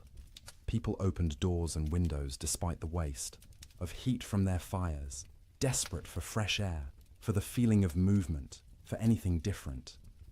The warm wind melted the top layer of snow. Water dripped from roofs, ran in small streams across frozen ground, pooled in low spots. For brief hours, it seemed like spring might actually come, that the nightmare might be ending, but the Chinook betrayed them. After 2 days of relative warmth, the wind shifted back to the north. Temperature plummeted. The water that had melted froze instantly, creating a thick crust of ice over everything. The snow that had softened turned to concrete, and when more snow fell on top of that ice, it created a prison for any surviving cattle. Before the Chinook, cattle could at least paw through snow to reach grass beneath. After the ice crust formed, this became impossible. Their hooves couldn't break through. They stood on top of their food, separated from it by inches of ice, and slowly starved, while the grass they needed lay tantalizingly close. Cowboys trapped in bunkhouses understood what this meant. Any cattle that had survived. January were now doomed. The Chinook hadn't been salvation. It had been a final cruelty, raising hope before delivering death more certainly than the cold alone could have. In the bunkhouses, men stopped talking about spring. They stopped talking much at all. Conversation required energy they didn't have. They lay in their bunks, wrapped in blankets, emerging only to eat the meager meals old Pete still managed to prepare, or to take their turns feeding the stove. The silence was worse than the earlier noise of men talking and joking and trying to maintain morale. Silence meant defeat. Silence meant they'd accepted that this was how things were now, that normal life was so far away it might as well not exist. Some men slept 20 hours a day. Their bodies had adapted to scarcity by shutting down, reducing all functions to bare minimum. They moved slowly when they moved at all, speaking in monosyllables, their eyes dull and unfocused. They weren't sick, exactly. They were hibernating, human versions of bears in dens, waiting for conditions to improve. Others couldn't sleep at all, too anxious, too frightened, too aware of their situation. They'd lie awake hour after hour, staring at the ceiling, listening to the wind that never stopped. Their eyes developed a particular look, wide and staring, ringed with dark circles. Their hands shook constantly. They jumped at sudden sounds. Old Pete worried about these wakeful men more than the sleeping ones. The sleepers were conserving energy, doing what their bodies told them to do. But the wakeful men were burning through resources they couldn't afford to lose. Their minds were eating themselves from the inside, consuming sanity the way their bodies were consuming stored fat. He tried to help in small ways. Extra coffee for the wakeful ones, bitter and hot, and something to focus on besides fear. Stories told quietly in the dark, anything to distract. Sometimes just sitting with them, 2 men awake in a room full of sleeping men, sharing the burden of consciousness. The nights were hardest. 15, 16 hours of darkness in February's depth. The stove provided light as well as heat, flames visible through gaps in the iron, but it was barely enough to see by. Men moved through darkness, feeling their way, bumping into bunks and each other. Without clocks, without daylight, time became abstract. You'd wake, if you could call it waking when you'd only been half asleep, and have no idea if you'd been unconscious for 10 minutes or 10 hours. The disorientation was profound. Some men stopped trying to track time at all. They ate when food appeared, slept when they couldn't stay awake, existed in a perpetual present with no past or future. The concept of sleep itself changed. It wasn't restful anymore. You didn't sleep to feel refreshed. You slept because consciousness was too expensive to maintain. Sleep was a small death you practiced nightly, preparing for the real death that might come if the storm continued much longer. Dreams during this period took on a hallucinatory quality.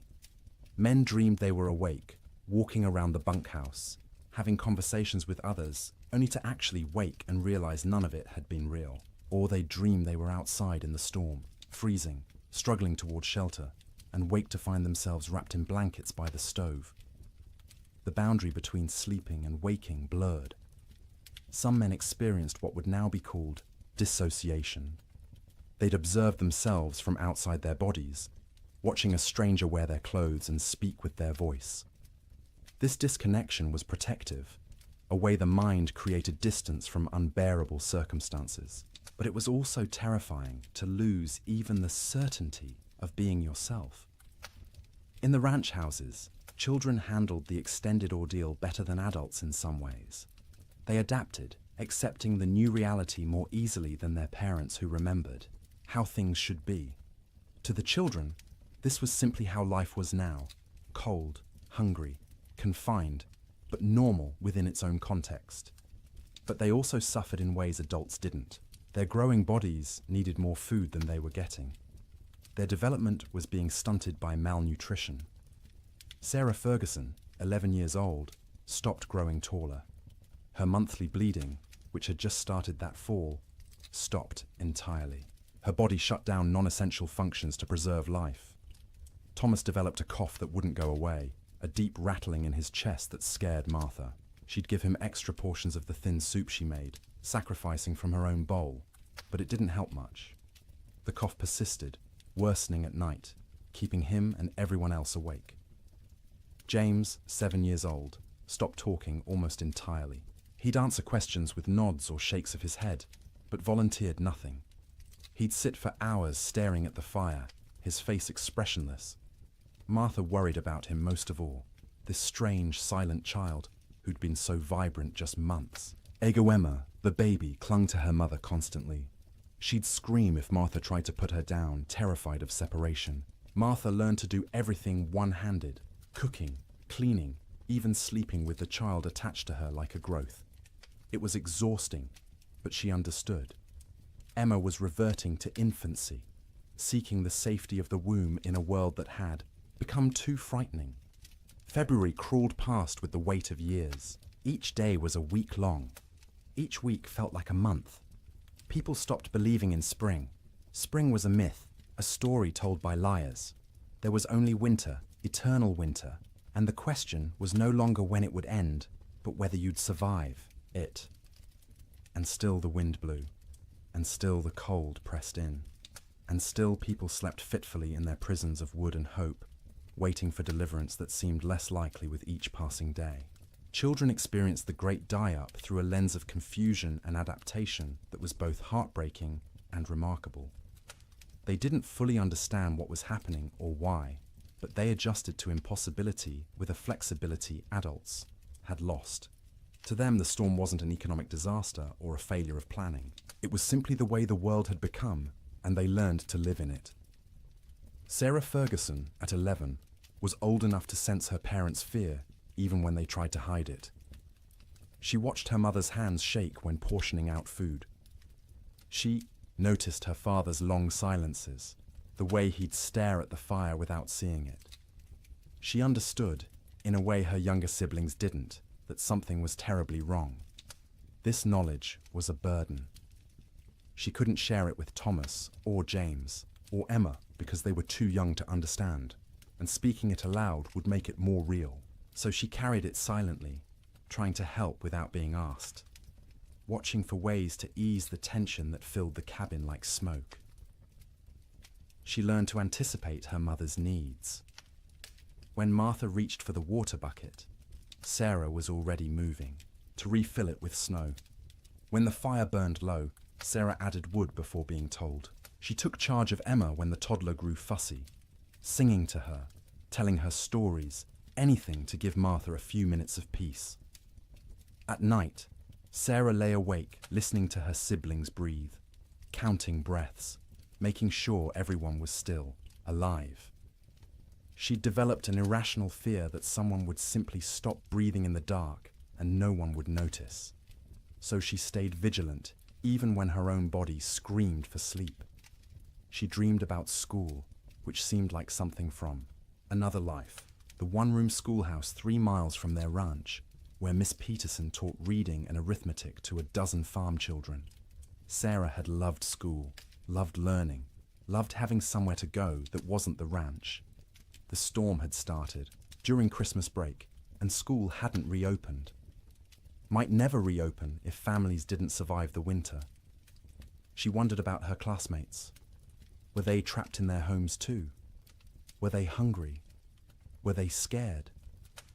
Or had some of them already died, frozen in cabins that couldn't keep them warm, and she'd never know because news didn't travel through blizzards?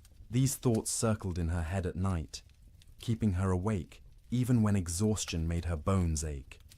She was becoming an adult too quickly, forced to carry worries that children shouldn't have to carry. But she had no choice. The storm didn't care about childhood innocence. Thomas, at 9, dealt with the storm differently. He grew angry. Not explosive anger, not tantrums, but a cold, sullen fury that he directed at everything and nothing. He was angry at the wind for not stopping, angry at his father for not fixing things, angry at God for letting this happen, angry at himself for being trapped and helpless.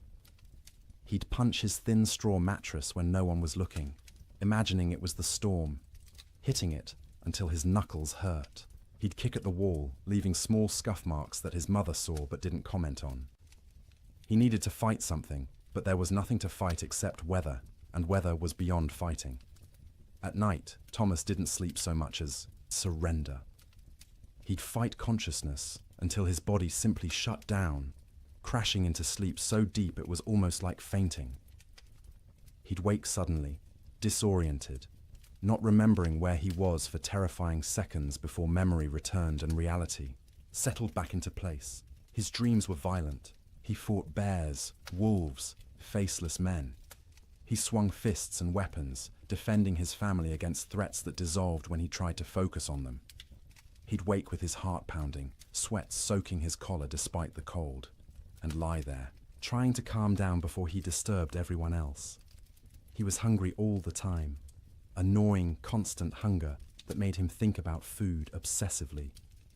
He'd remember meals from before the storm, special occasions when they'd had roasted chicken, or beef, or his mother's apple pie. The memories were so vivid he could taste them, and the disappointment when he opened his eyes to find only reality was crushing. His mother noticed his anger, but didn't know how to help. She'd try to hug him, and he'd tolerate it stiffly, uncomfortable, with comfort, needing to be tough. He was the man of the house when his father was outside. He had to be strong. He couldn't let himself be a child, even though he was desperately, urgently still a child who needed reassurance that everything would be all right. James, at 7, retreated into silence and fantasy. He created elaborate stories in his head, imagining himself as a hero who could control weather, who could make the sun come out and melt all the snow.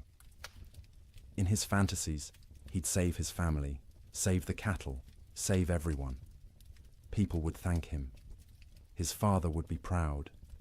These daydreams, occupied hours. He'd sit by the fire, face blank, living entirely in his imagination where he was powerful instead of helpless. His mother worried about his silence, not understanding it was protection. If he didn't talk, he didn't have to acknowledge reality. He could stay in his head where things made sense and he had control. At night, James slept deeply but unrestfully. He'd thrash and kick, fighting battles in his dreams, sometimes crying out words no one could understand. His siblings had learned to sleep away from his feet because he'd kick without waking. Martha would sometimes reach over and touch his forehead, checking for fever, but he was just hot from the exertion of his dreams. When he did talk, it was often about summer. He'd ask when they could go outside and play, when they could go fishing in the creek, when the cattle would come back. His questions broke Martha's heart because she had no answers. She'd deflect, saying soon, or when winter ends, knowing these were lies, but unable to tell a 7-year-old that winter might not end, that nothing might come back. Emma, just 3 years old, understood least and suffered most. in some ways. She knew something was wrong but couldn't articulate what. Her world had shrunk to one room, a fire, and the immediate presence of her family. She didn't remember clearly how things had been before the storm.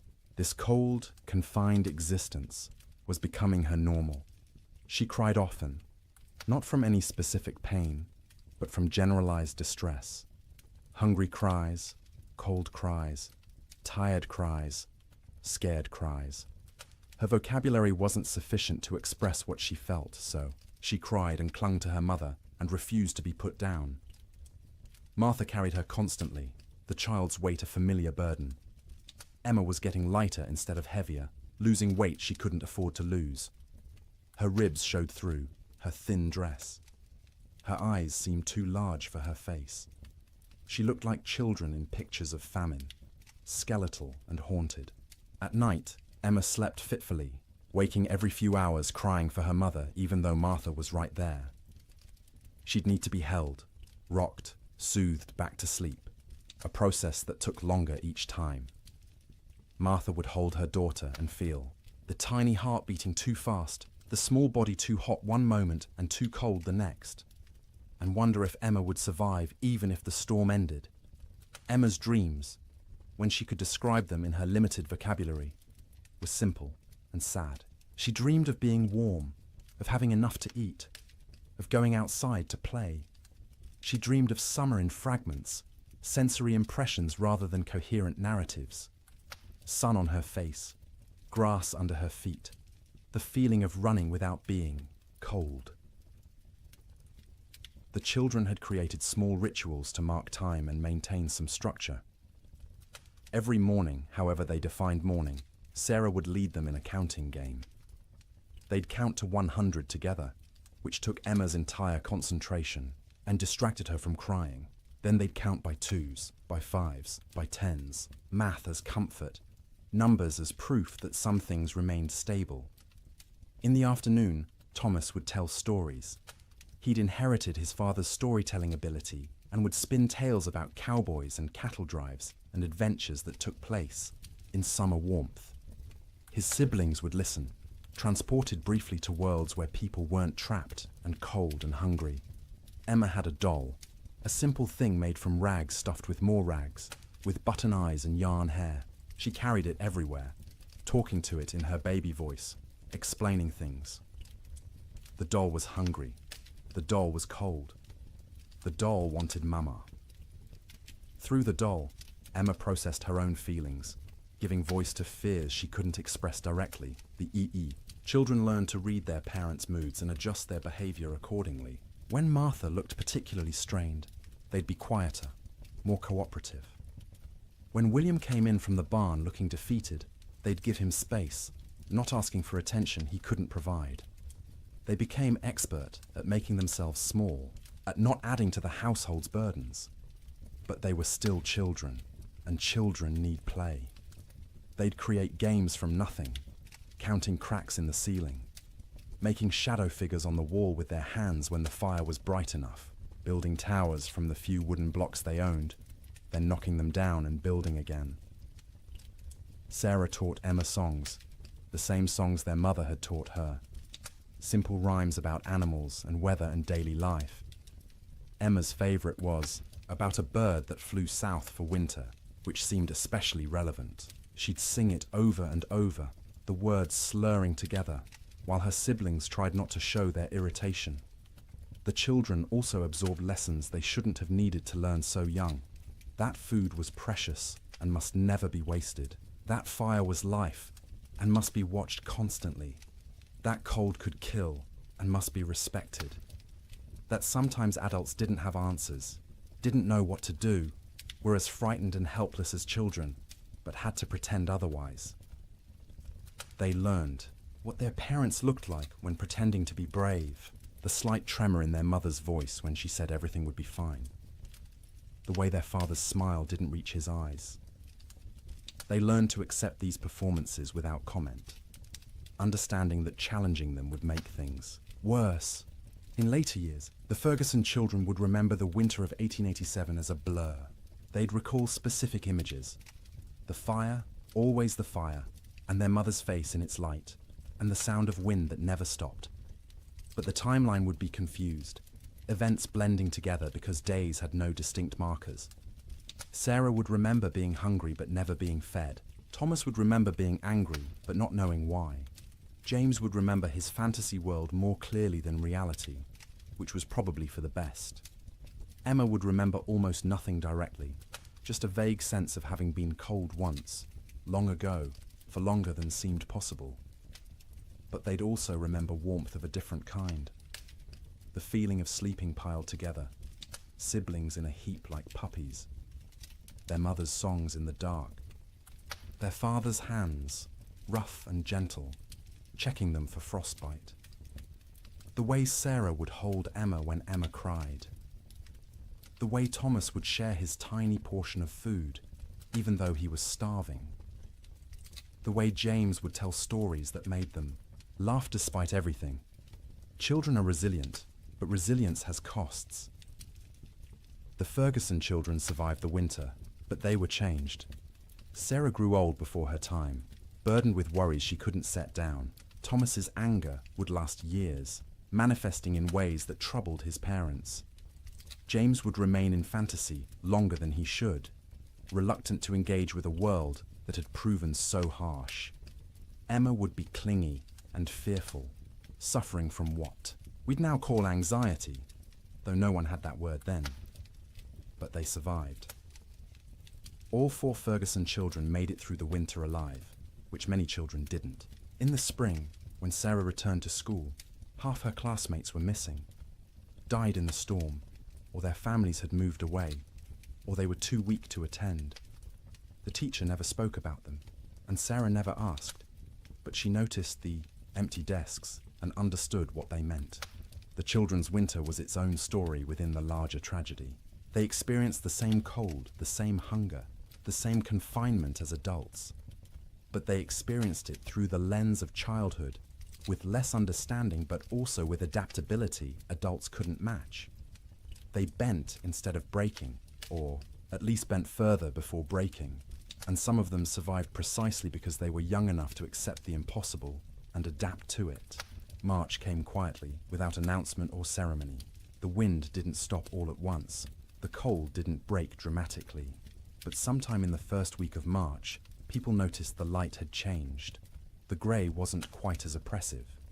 The sun, invisible for months behind clouds, occasionally created a bright spot in the overcast sky, a suggestion that it still existed somewhere beyond the grey. The temperature rose first, not to warmth, not even close, but up from the deadly negatives, into the teens, then the 20s. At 20 degrees, after months of temperatures well below zero, it felt almost tropical. William Ferguson stepped outside without his heaviest coat for the first time since January and felt the difference immediately. Still cold, but survivable cold. Manageable cold. Human cold. The wind dropped next. Not gone, but diminished from its constant shriek to something closer to a whisper. You could hear other sounds again. Birds, tentatively returning. The creak of the barn, your own footsteps in the snow. After months of wind that drowned out everything, the relative silence was disorienting, and then finally the snow stopped falling. Days passed without new accumulation. The sky remained cloudy, but the clouds weren't releasing their burden anymore. What was on the ground would stay on the ground, but nothing new was coming. This realization spread through trapped households, like a physical wave. The storm was ending. Winter was releasing its grip. Spring, impossible spring, was actually going to come. But the thaw revealed horrors that had been hidden under snow.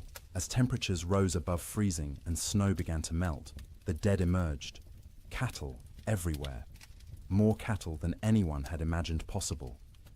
They lay along fence lines, stacked 3 and 4 deep, where they'd crowded against barriers trying to escape the wind. They filled ravines, hundreds in a single coulee, frozen together into a grotesque mass. They lined riverbanks, piled where they'd sought water, and found ice instead. William rode out in mid-March to assess their losses. The snow had melted enough to navigate, though the ground was a swamp of mud and standing water. He rode for hours, seeing nothing but dead cattle. Their small herd of 30 head was gone, all 30 dead. Some near the barn where they'd sought shelter. Others scattered across their range, frozen in place, some still standing. The smell was overwhelming. As the carcasses thawed, they began to rot. The air across the plains filled with the sweet, cloying stench of decay. You couldn't escape it. It permeated clothing, hair, got into your mouth and nose until you tasted it constantly. Cowboys tied, scarves soaked in vinegar over their faces, but it barely helped. The financial devastation was absolute. Ranches that had run thousands of head found hundreds alive, if that. The great cattle companies, backed by Eastern and European money, went bankrupt overnight. Investors who'd expected returns of 20–30% instead lost everything. The boom was over. The cattle kingdom had fallen. But more important than money, more immediate, was the human cost. As spring progressed and travel became possible again, stories emerged. A family in Wyoming had burned their furniture for fuel, then their floorboards, then had frozen to death anyway. A cowboy in Montana had tried to reach town for supplies, got lost in a storm, and was found frozen solid sitting upright on his horse, both man and animal dead. Children died quietly in their sleep, their small bodies unable to maintain heat. Old people died the same way, peaceful endings to hard lives. Young men died trying to help, venturing out into storms to check on neighbors or cattle, never making it back. Women died in childbirth in cabins where no help could reach them. Babies dying with their mothers. The death toll among cattle was calculable, measurable, shocking in its enormity. Estimates ranged from 60 to 90% mortality across the northern plains. Hundreds of thousands of animals dead. But the human toll was harder to count. People died alone in isolated cabins, their bodies not discovered until spring. Whole families vanished. Homesteads found empty when the snow cleared. No trace of where the occupants had gone, or whether they'd survived. Theodore Roosevelt returned to his ransacked ranches and surveyed the ruin of his Western dreams. Cowboys, who'd barely survived, told stories of unimaginable hardship. Ranchers calculated losses that dwarfed their ability to recover. And slowly, painfully, everyone who'd survived began the work of rebuilding. But they rebuilt differently. The open range was dead, killed as surely as the cattle that had grazed it. Ranchers who continued in the business built barns, stored hay, kept smaller herds they could actually feed through winter.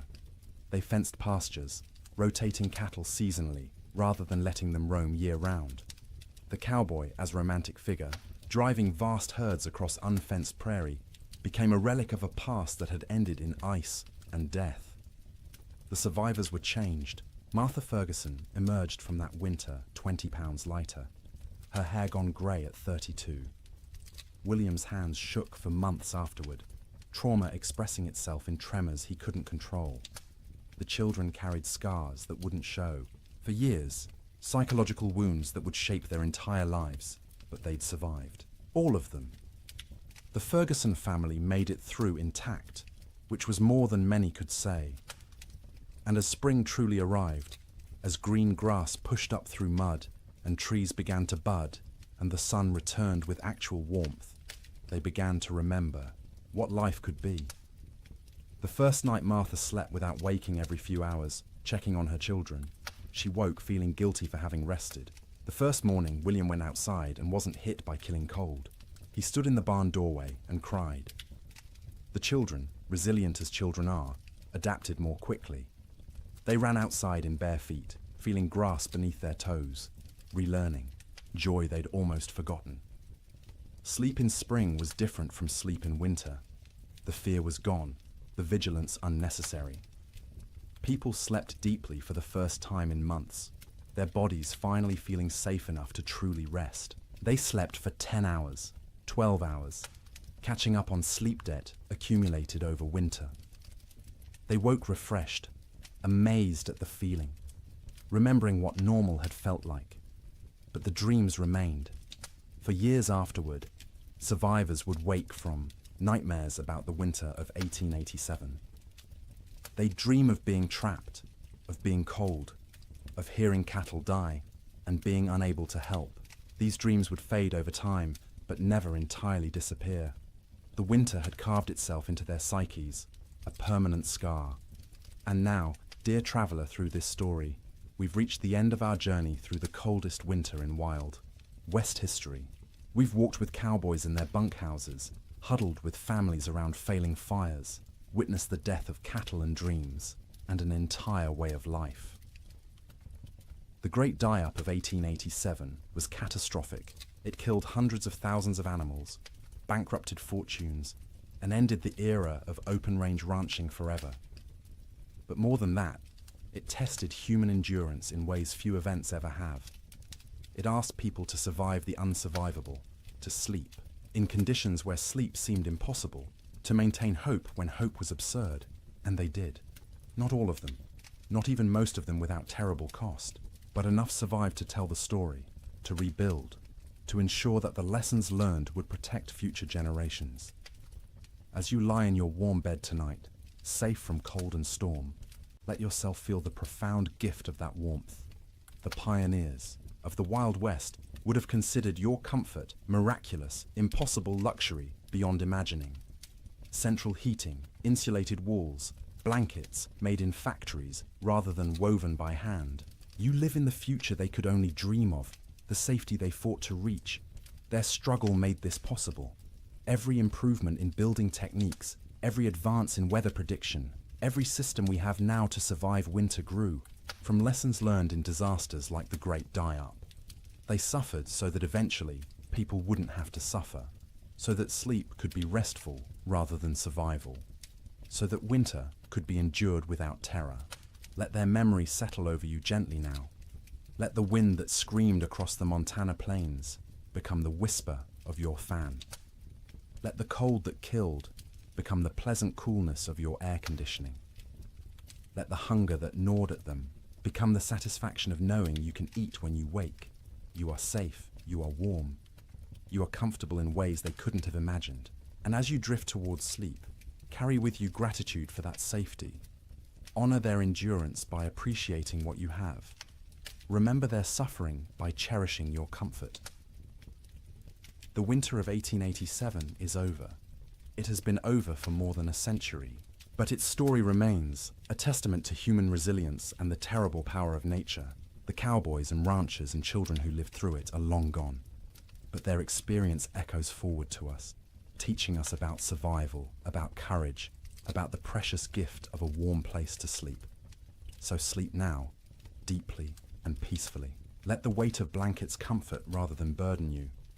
Let the darkness be restful rather than fearful. Let your dreams be gentle rather than haunted. The storm has passed. Spring has come. The long winter night is over, and you, in your warm bed, in your safe room, can rest without fear, can close your eyes without vigilance, can surrender to sleep, knowing you'll wake to warmth and safety. The Great Die-Up claimed so much, so many cattle, so many dreams, so much hope. But it couldn't claim everything. It couldn't kill the human capacity to endure, to adapt, to survive impossible conditions, and emerge, if not unscathed, then at least alive. Still capable of love, still capable of rebuilding, still capable of hope. That resilience lives in you too. You carry it in your genes, inherited from ancestors who survived winters and storms and hardships we can barely imagine. Their strength is your strength. Their determination is your determination. Their ability to close their eyes in terrible circumstances and wait to face another day is yours as well. You don't need it tonight. Tonight, you can simply rest. Let the story of the Great Die-Up fade like snow melting in spring sun. Let the cold recede. Let warmth embrace you completely. Sleep well, knowing that winter always ends, that spring always comes, that the coldest night eventually gives way to dawn. The pioneers of 1887 learned this truth at terrible cost. But they learned it, and they survived. And because of them, you live in a world where winter is manageable, where cold is temporary, where sleep is safe. Close your eyes now. Let your breathing slow. Feel the weight of your body sink into your mattress, supported and comfortable. You've traveled a long way tonight, through a winter that ended before you were born. You've witnessed suffering and endurance and the slow arrival of relief. Now it's time to find your own relief, your own rest, your own peaceful surrender to sleep. The wind has stopped screaming. The cold has lost its teeth. The cattle are grazing on green grass in valleys where snow once piled 20 feet deep. And you are here, warm and safe, ready to sleep, ready to dream gentle dreams, ready to wake refreshed to a world where the great die-up is history, where winter is a season rather than a death sentence, where sleep is rest rather than survival. Good night, traveller. Thank you for joining me on this journey through the coldest winter in Wild West history. May your own sleep be everything those pioneers couldn't have. May you wake warm and safe, grateful for the comfort that cost them so much to achieve. The storm is over. Spring has come. Sleep well. Good evening and welcome back, friends. Tonight, we are going to journey through the Great Famine winter, when medieval Europe froze for 7 years. As always, let me know where in the world you are listening in from. Get cozy, settle in, and let's begin. In the spring of 1315, a mother in northern England made an unthinkable decision. She locked her children inside their cottage, walked into the frozen wasteland, and never returned. But she wasn't abandoning them. She was saving them. Was she? Knew what all of Europe would soon discover was that the world itself was dying. The rain wouldn't stop. The cold wouldn't break. And for the next 7 years, winter would reign supreme. Her name was Marjorie of Durham, and her neighbors found her children 3 days later, alive, huddled around the last embers of their fire. The eldest, a boy of 9, clutched a note his mother had left. The priest who recorded it wrote that his hands shook as he read her words aloud. My flesh will buy them grain. My absence will grant them mercy. Tell them I walk toward God, not away from them. You see, Marjorie had understood something terrible. Something that would take the rest of Europe months to grasp. This wasn't just another harsh spring. This was the beginning of an extinction. The marketplace where she'd traded her body for bread had made the calculation clear. A living mother meant 5 mouths to feed. A missing mother meant for orphans. The church had to shelter, and the church still had grain, still had walls, still had hope that this nightmare would end. But here's what makes Marjorie's story so haunting. She wasn't unique. Parish records from 1315 show hundreds of similar disappearances. Parents vanishing into blizzards, elderly grandparents wandering into forests, always leaving notes, always locking doors from the outside, always walking toward death like it was salvation. The chronicler Geoffrey Le Baker would later write about that spring with words that feel pulled from nightmares. Rains began on St. George's Day and fell like God had forgotten how to do anything else. Not the warm rains of April that wake sleeping seeds, but frozen needles that killed whatever they touched. Crops didn't fail, they drowned standing. Rivers didn't flood, they exploded from their banks like wounded animals. Think about that. For a moment, you're a medieval peasant. Your entire world is 3 miles wide. Everything you know about survival, every technique your father taught you, every prayer your mother whispered, assumes one simple truth that seasons follow patterns. Spring brings life, summer brings growth, autumn brings harvest, winter brings rest. But what happens when spring never comes? When winter refuses to die? When the very foundation of existence cracks beneath your feet? That's what began in 1315. Not a famine, not a crisis, but the complete collapse of natural order. And Marjorie of Durham, walking into that frozen dawn, leaving her children behind to live, was just the first character in a story that would consume 15 million souls. Before it ended. The question isn't how Europe survived. It's what Europe became to survive it. Picture yourself waking up on Easter morning, 1315, in a small village outside Paris. Your neighbor Johannes jokes about yesterday's rain ruining his seedlings. His wife laughs, saying one wet spring never hurt anyone. Within 6 months, Johannes will trade his youngest daughter for a bag of moldy grain. His wife will disappear one night, and the village will pretend not to notice the fresh meat at the butcher's stall. But this morning, they're still laughing. The peculiar thing about catastrophe is how quietly it arrives. No trumpets, no divine warnings, just rain. Endless, crushing, biblical rain that began falling across Europe in May 1315 and simply didn't stop. That Easter morning in Kratzy-le-Chapelle, 20 miles from Paris, felt like any other. The baker Michel had risen at cockscrow to fire his ovens. His wife Agnes counted their silver, planning to buy young pigs at the summer fair. Their son Pierre played with wooden knights, recreating battles he'd never fight because there wouldn't be a world left to fight for. The church bells summoned them to Mass.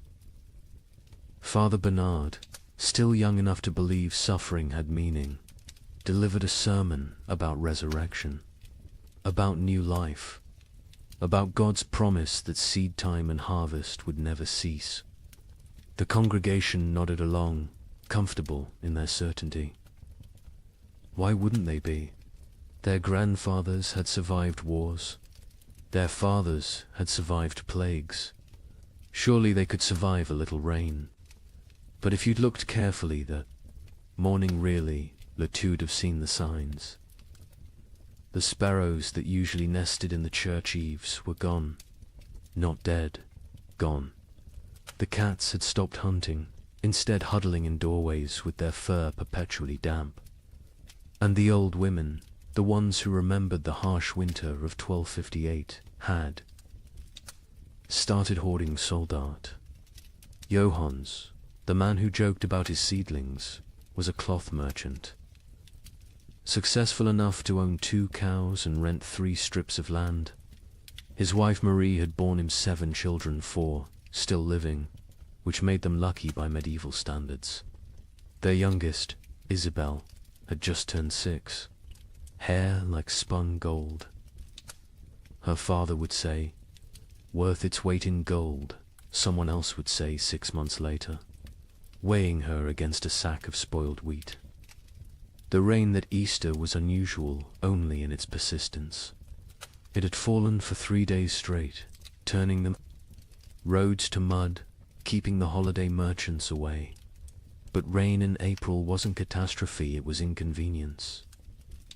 The real terror wouldn't begin until May 15th, the feast of St. Dymphna, when the rain turned cold. Brother Francis of the Abbey St. Denis recorded it first. He'd been copying manuscripts when he noticed his breath misting in the scriptorium. In May, at midday, the ink froze on his quill. He thought perhaps illness had taken him. Fever turned backward into chills. Then he saw the other monks rubbing their hands, saw the frost forming on the inside of the windows. By June, That cold rain had become something medieval Europeans had no word for. We might call it freezing rain, but they called it devil spit. Water that fell as liquid but froze on contact.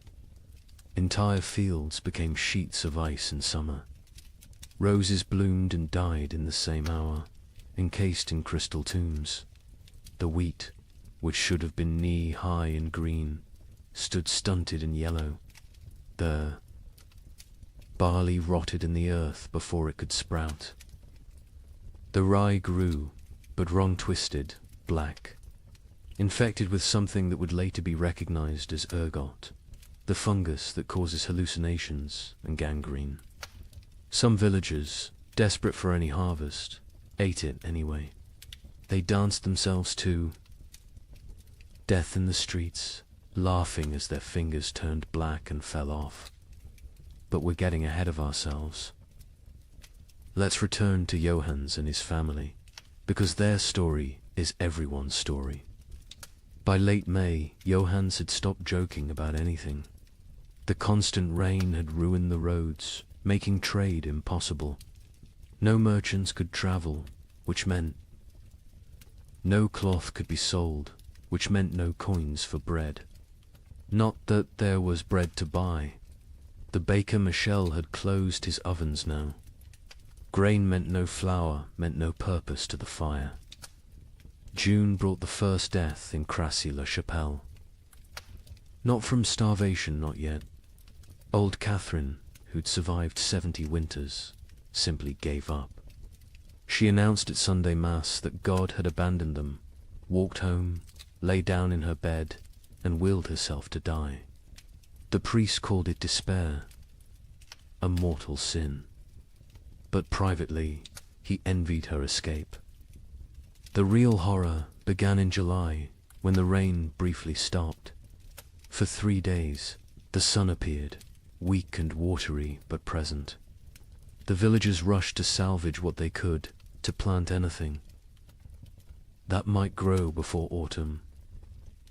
They worked day and night, hands bloody from tearing at the muddy earth, planting beans, turnips, anything fast-growing. On the 4th day, the hail began. Not regular hail.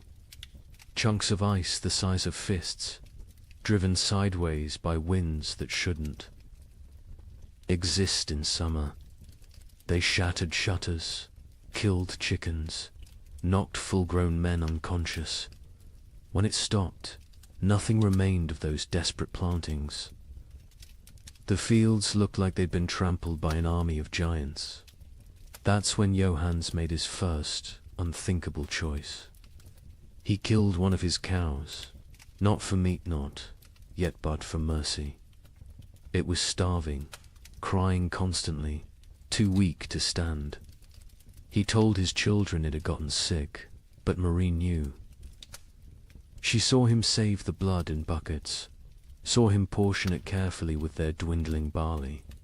Blood pudding would keep them alive another week. Argus arrived wearing winter's clothes. Frost in the mornings, ice on the water buckets, breath misting even at noon. The second cow died on its own, and Johannes counted it lucky. They ate everything: the meat, the organs, the marrow from the bones. They boiled the hide for soup. They ground the bones for flour. Nothing was waste, because waste meant death. Brother Thomas of Westminster Abbey wrote something strange in his chronicle that summer. The heavens have forgotten how to cease their tears. At first, monks like Thomas saw it as God testing their faith. A brief punishment, maybe for the wars between England and Scotland, maybe for the French king arresting the Pope. Surely it would pass. But then came the letters from sister monasteries. From Cologne, our fields are lakes. From Florence, the Arno has swallowed 3 villages. From Krakow, the children ask what the sun looked like. What terrified Thomas wasn't the rain itself, it was the temperature. In July, the height of summer, he could see his breath while saying morning prayers. Ice formed on the altar wine. And still the rain fell. The monastery's chronicle, which Thomas kept with meticulous care, tells us exactly when normal ended and nightmare began. June 23rd, the eve of St. John, traditionally celebrated with bonfires that burned until dawn. That year, no fire would stay lit. The rain fell horizontally, driven by winds that belonged to December, not midsummer. Thomas wrote, "The brothers attempted 7 times to light the sacred fire. Each time, the rain doused it before a single prayer could be spoken. Prior William declared it a sign of what he dared not say." Thomas had been corresponding with monasteries across Christendom for 20 years. His position as chronicler meant he received letters from abbeys in Scotland to Sicily, from Ireland to Poland.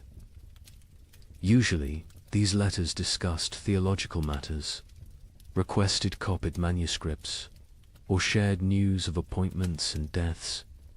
But starting in July 1315, every letter carried the same message, dressed in different words. Something was terribly wrong with God's creation. From Melrose Abbey in Scotland came a letter that made Thomas's hands shake. "Brother, we write to you from hell, frozen over. It is July, yet we break ice from our wells each morning. The barley stands drowned in fields that have become swamps. Yesterday, we found a shepherd frozen to death. In July, Brother Thomas. He was young, strong, only 20 summers. We found him standing upright, eyes open, still holding his crook. The sheep around him were ice statues. Have we entered the end times? The abbot of Cluny in France sent word that would have been dismissed as madness any other year. The vine withers as if cursed. The soil rejects all seed. We have consulted. Our oldest records nothing, speaks of summer frost, of hail in August, of rain that burns like ice.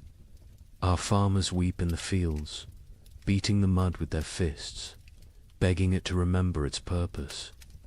From the German monasteries came increasingly frantic reports. The prior of Reichenau wrote, "Lake Constance rises daily. Entire villages now exist only as church bells tolling beneath the waves. We ring our own bells in answer, but God remains deaf. The rain tastes of sulphur. Birds fall from the sky mid-flight, frozen solid. What sin has mankind committed to earn such wrath?" But it was a letter from an Italian monastery that contained the most chilling observation. Brother Antonio of Monte Cassino, a learned man who'd studied both scripture and natural philosophy, wrote, "This is not divine punishment. Brother Thomas, I have read the ancient texts, Greek and Roman both. This happened before. They called it the years without summer. Crops failed, empires fell, and mankind retreated to caves. We are not being punished. We are being erased." Thomas himself had begun keeping detailed records of the weather, something unprecedented for the time. His entries from July 1315 read, "Like fever dreams. July 4th, Feast of St. Ulrich. Rain for 16 straight hours. Temperature cold enough that we wore winter robes to matins. 2 brothers collapsed during prayers, their lips blue. July 11th. The rain has not ceased for 40 hours. We cannot light fires. We eat cold porridge and pray with numb fingers. Brother Matthew suggests we are experiencing Noah's flood again. Prior William had him whipped for heresy. But privately, we all wonder. July 19th. Something impossible today. The rain froze as it fell, coating everything in ice. In July, the vegetable garden is destroyed. Every plant encased in crystal, beautiful and dead. We gathered to pray, but the words stuck in our throats. How do you pray when creation itself seems broken? The correspondence between monasteries became increasingly desperate as summer crawled toward autumn. They began sharing survival techniques rather than theological debates. How to keep manuscripts from molding in the constant damp. How to preserve food when nothing would dry. How to maintain faith when every prayer for sun was answered with more rain. From Prague came instructions for building underground storage that might resist the water. From Dublin came recipes for making bread from acorns and chestnuts. From Rome came silence. The Holy See had problems of its own, with the Tiber flooding the papal palace repeatedly. Thomas noted something else, something that wouldn't be fully understood for centuries. The rain wasn't uniform. It would pound. One region while barely touching another 20 miles away. But those dry spots weren't lucky, they were cursed differently. Without rain, but with temperatures below freezing in summer, crops still died. Wells still froze.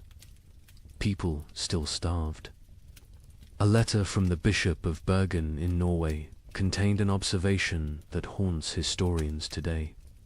The merchants from Iceland have not come. They were due in May, as always. It is now August. Ships sent to investigate found the sea routes blocked by mountains of ice that should not exist in summer, or perhaps should not exist at all. The sailors speak of icebergs, tall as cathedrals, moving south like an army of frozen giants. By late August, Thomas's own entries had taken on a tone of barely controlled panic. We have begun rationing in August. The harvest is already lost, and we must survive on stores meant for winter. But what winter awaits us if summer itself has become frozen? Prior William no longer speaks of God's tests. He speaks of God's absence. The most telling entry comes from September 3rd. Brother Francis asked me today why I still write these chronicles. Who will read them? Who will survive to care about the weather of a dead year? I had no answer. I write because the act of writing means I still believe in tomorrow. When I stop writing, I stop hoping. So I write of rain, of cold, of death creeping closer. I write because someone must witness the ending of the world. Imagine watching your entire years work everything you need to survive a rotting in the field before your eyes. Not failing to grow, not dying from drought, but literally dissolving into grey sludge. A French peasant named Guillaume left us. A rare written account dictated to a priest. The wheat stood tall and green in June, promising the best memory. By August, it was black soup. The smell, God forgive me, it smelled like death before death had even come. But here's where our story takes its first dark turn. The failed harvest of 1315 was just the opening act. Because while the peasants mourned their rotted grain, something else was happening. Something that would transform a bad harvest into an apocalypse. Guillaume of Soissons was not a typical peasant. He'd served in the king's army, learned his letters during a campaign, and returned home with enough silver to rent 5 strips of prime farmland. His account, preserved because the priest thought it might matter someday, gives us the only peasants. I view of the catastrophe unfolding in those fields. I have seen men die with their guts spilling onto French soil. Gideon told the priest. But watching my wheat die was worse. A man dies once. My wheat died every day for 60 days, and each morning I watched it die again. The process was unlike anything farmers had encountered. Usually, crop failure was quick frost, drought, or pests. You knew within days if you were ruined. But 1315 tortured them with hope. Gideon described walking his fields each dawn, and each dawn finding a new horror. First, the stalks grew too fast. In June, they shot up like they were racing toward heaven. We thought ourselves blessed. My wife danced between the rows, saying we'd have enough to sell, enough to buy that ox we'd dreamed of. The children planned what they'd eat at harvest feast: honey cakes, white bread, meat every Sunday until Christmas. But the unnatural growth was a warning, not a blessing. The constant rain and bizarre temperature swings had triggered something in the planter. Desperate attempt to reproduce before dying. The stalks grew tall but hollow. The kernels formed but never filled. By July, the color started changing. Not all at once. First, little spots like rust on a blade. We told ourselves it was nothing, just moisture. It would pass, but the spots spread. They merged, they consumed. A field that was green at sunrise would be brown by sunset. What Gideon was describing, though he couldn't know it, was a perfect storm of plant diseases. The cold, wet conditions had created ideal breeding grounds for multiple fungi. Stem rust, leaf blight, and ergot attacked simultaneously. But ergot was the cruelest. It didn't just destroy the grain, it transformed it into poison. The heads of wheat turned black and swollen, like fingers left too long in water. When you touched them, they burst, releasing clouds of black dust that made you cough blood. My neighbor Henry, trying to save something, anything, gathered these black kernels. His family ate bread made from them. Within 3 days, his children were screaming about devils in the walls. His wife's fingers turned black and fell off. Henry himself danced naked in the square until his heart burst. The aristocracy, watching from their castles, initially felt secure. They had stores from previous years, contracts with merchants, the ability to import grain. The Lord of Soissons, Robert de Courtenay, even rode through the failing fields in July, telling the peasants not to despair, that he would reduce their taxes, that no one would starve. But Lord Robert didn't understand what Gideon understood. This wasn't one bad harvest. This was the end of agriculture itself. The ground changed. Gillam explained. It wasn't soil anymore. The rain had been falling so long, so hard, that all the good earth washed away. What remained was grey clay. That wouldn't hold seed, wouldn't grow weeds, wouldn't even grow the grass. It was like God had salted the earth, but with water instead of salt. By August, desperation drove innovation. Farmers tried everything their ancestors had never dreamed of. They built fires in the fields, trying to dry the soil. They dug drainage ditches that filled faster than they could empty them. They brought their livestock to sleep among the crops, hoping animal warmth might save something.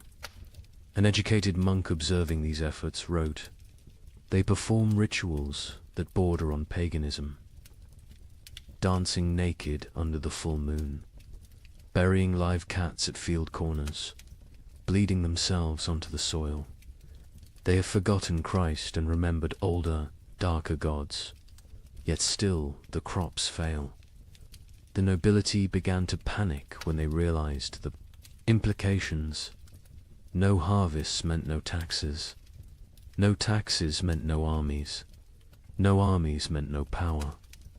The entire feudal system depended on agricultural surplus. Without it, civilization itself would collapse.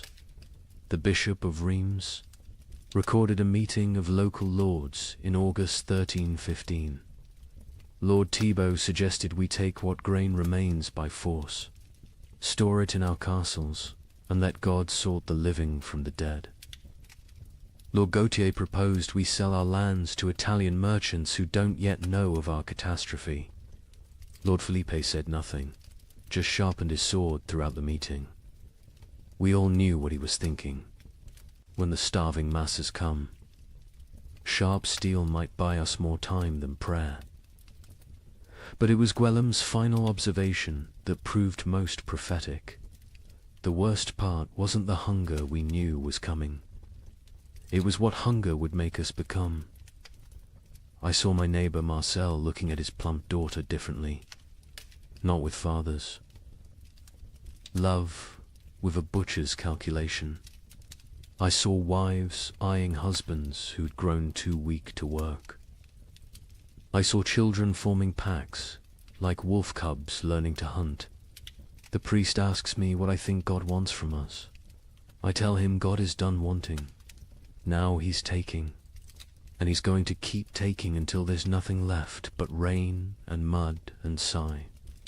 And mud and sigh. The memory of what men used to be before they became animals again. The failed harvest of 1315 wasn't measured in bushels of lost grain. It was measured in the systematic destruction of hope. Every rural community in Europe had lived with the same rhythm for 1,000 years. Plant in spring, tend in summer, harvest in autumn, survive on stores through winter. That cycle was civilization. And in 1315, the cycle broke. By September, even the weeds had given up. Fields that should have been golden with wheat or barley were instead grey seas of mud, punctuated by the black skeletons of dead trees. The only things that grew were fungous, bulbous things that appeared overnight in colors nature had never intended. Purple, electric blue, sick yellow. Children who ate them died laughing. Adults who ate them died screaming. The recording priest added his own note to Gwillem's testimony. This man speaks truth. I have seen the fields myself. They look like God's own graveyard, waiting for the corpses that will soon fill them. We are not facing a famine. We are facing an extinction. May whoever finds this record pray for our souls, for by the time you read this, we will surely be past praying for ourselves. In September 1315, a strange sickness appeared among the cattle of Norfolk.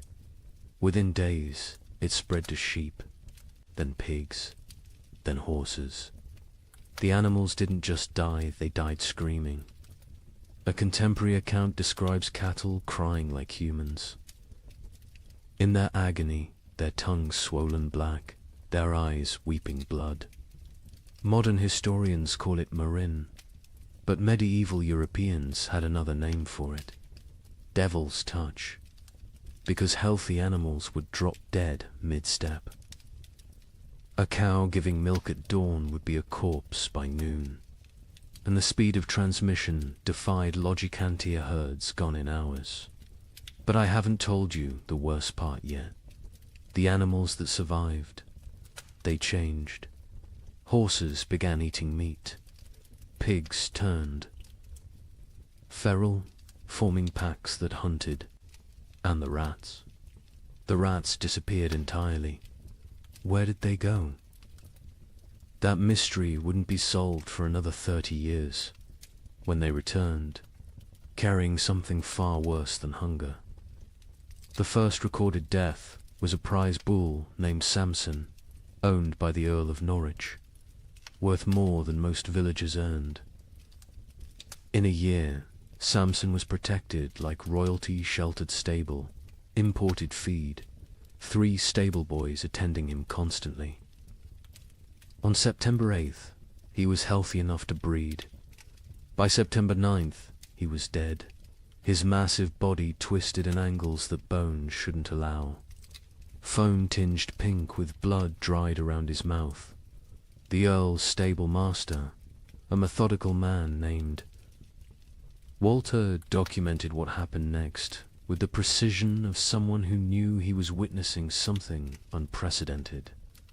The sickness jumped from Samson to the cows without touch, without sharing water, without even sharing air. They were in separate barns, yet by sunset, 17 were dead. Their deaths were not peaceful. They bellowed with voices that sounded human. They thrashed until their bones broke through their hides. They died with their eyes open, staring at something we could not see. Within a week, every cow in Norfolk was either dead or dying. But the disease didn't respect species boundaries. Sheep began falling next, their wool turning grey overnight before they collapsed. Then pigs, usually hardy enough to survive anything, started dying in ways that defied nature. They'd squeal for hours, a sound witnesses compared to children, screaming before their hearts simply exploded. A traveling merchant named Otto from Flanders recorded what he saw on the roads. I have traveled these paths for 20 years. I know where every farm keeps its herds. Today, I counted 4,000 dead cattle between Lynn and Norwich. They lie where they fell in fields, on roads, some still standing upright, held by mud that is frozen around their legs. The smell reaches you a mile before you see them. Sweet rot mixed with something chemical, like copper left in vinegar. The speed of death was matched only by its strangeness. Animals died in patterns that suggested intelligent entire herds forming perfect circles before collapsing inward. Flocks of sheep arranging themselves in lines before dying in sequence, like dominoes. Witnesses spoke of animals appearing to communicate across species before death, horses whinnying to cows who lowed back, as if sharing some terrible knowledge.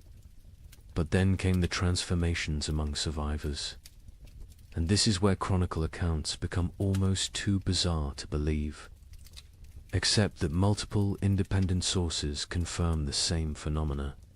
Sir William de Ross, a knight with lands across Yorkshire, wrote to the Archbishop of York, "Your Grace must believe what I write, though it sounds like madness.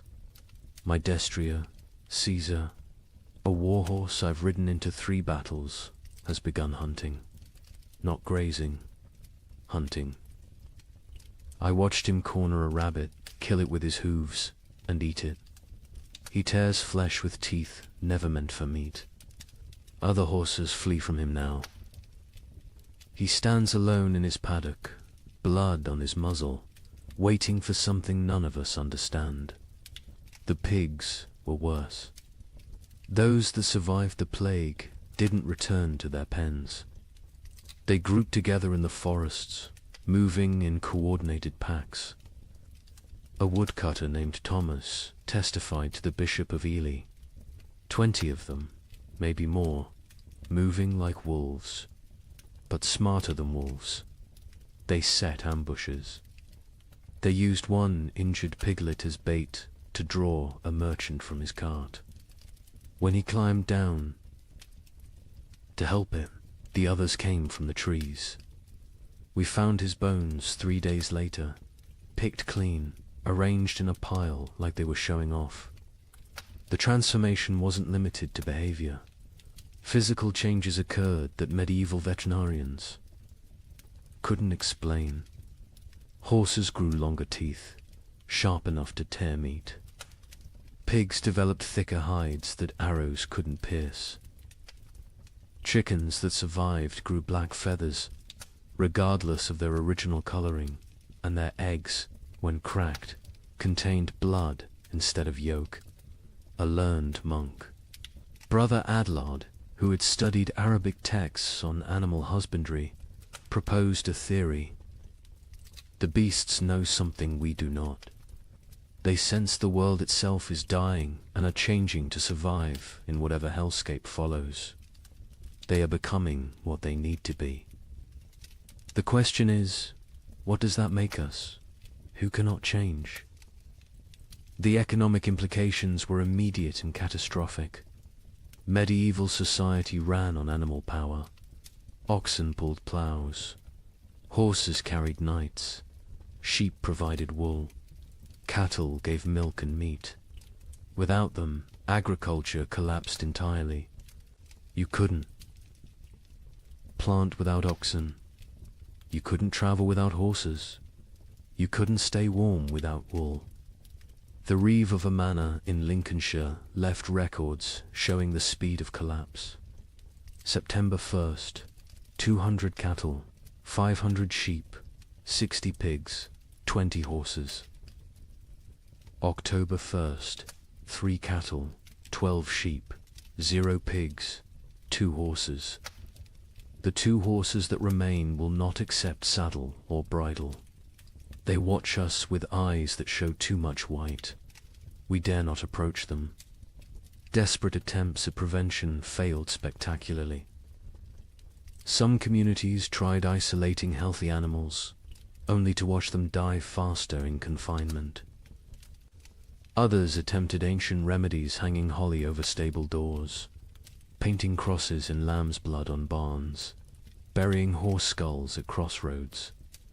The Bishop of Winchester ordered all animals blessed with holy water. They died mid-blessing, falling dead at the priest's feet. The most disturbing account comes from a monastery in Somerset, where Brother Francis observed something that shouldn't have been possible. The rats are gone. All of them. Not dead weave, found no bodies, simply vanished. The cats who hunted them sit in empty granaries, mewing at shadows. The barn owls have stopped hunting, stopped calling.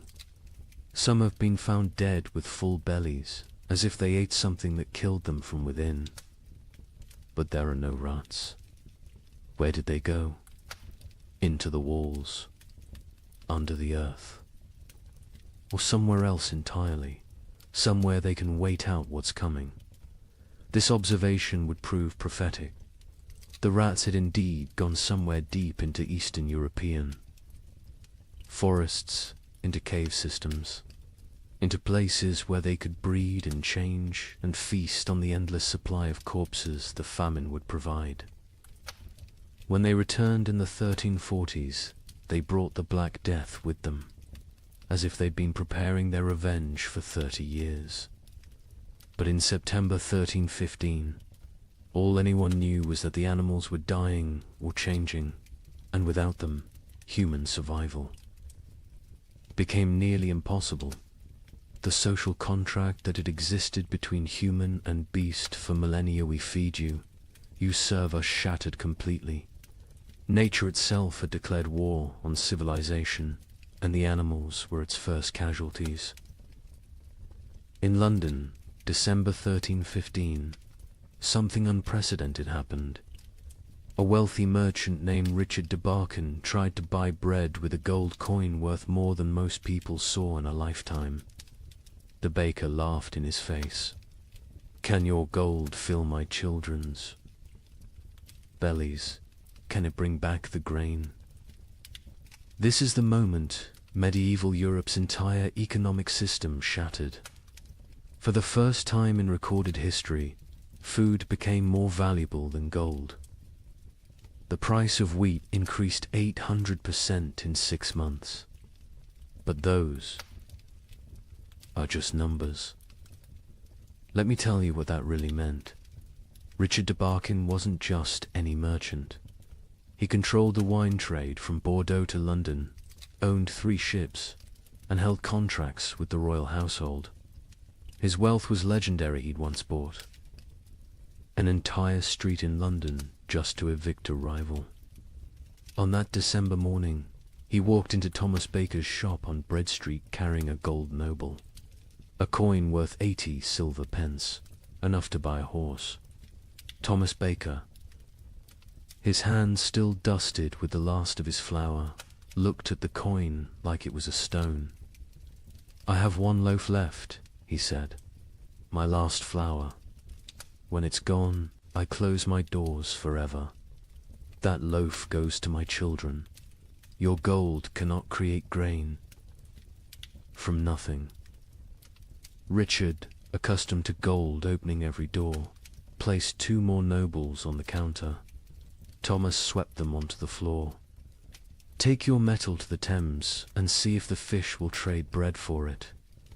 I'll keep my loaf." The story spread through London within hours, not because a rich man was refused bread, but because everyone suddenly understood. The fundamental assumption of civilization that money could buy necessities had died. The keeper of the Royal Exchange, Simon de Canterbury, recorded the complete collapse of monetary meaning. December 1st, 1 penny buys a loaf. December 15th, 1 shilling buys a loaf. December 30th, 1 pound buys a loaf. January 13, 16, no amount buys a loaf, for there are no loaves to buy. But the breakdown went deeper than inflation. The very concept of value imploded. A manuscript from Guildhall records an exchange that would have been incomprehensible months earlier. Margaret Carpenter traded her wedding ring, passed down 5 generations, for 2 turnips. John Smithson offered his house for a ham. The hams. Owner refused. The guild system, which had regulated trade for centuries, collapsed overnight. The worshipful company of bakers, once among London's most powerful guilds, disbanded when 8 of 12 members died trying to defend their shops from crowds. Their final record, dated January 3rd, 1316, states, "We dissolve this fellowship, as there is nothing left to fellow over. May God forgive what we have become." In Paris, the situation grew even more surreal. The provost of merchants, attempting to maintain order, issued daily price controls. Every morning, he'd announce the maximum legal price for bread. Every evening, bakers would ignore it entirely. One baker, hauled before the provost for charging 30 times the legal rate, responded, "Hang me if you wish. My corpse will bake no bread. Pay my price or starve legally, those are your choices." The relationship between social classes inverted overnight. A peasant with a hidden store of grain wielded more power than a duke with chests of gold. The Chronicle of St. Denis's records, the Count of Champagne, among the realm's richest men, was seen begging at a farmer's door. The farmer, who once would have been flogged for looking the Count in the eye, kept him waiting 3 hours before trading a sack of mouldy oats for the Count's sword, armor, and signet ring. Venice, Europe's commercial heart, tried to maintain normalcy through imports. The Doge sent ships to Egypt, to Constantinople, to anywhere grain might exist. Most never returned. Those that did brought news that shattered hope. The catastrophe wasn't regional.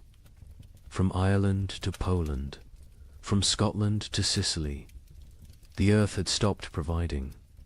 A Venetian merchant's letter to his partner survives.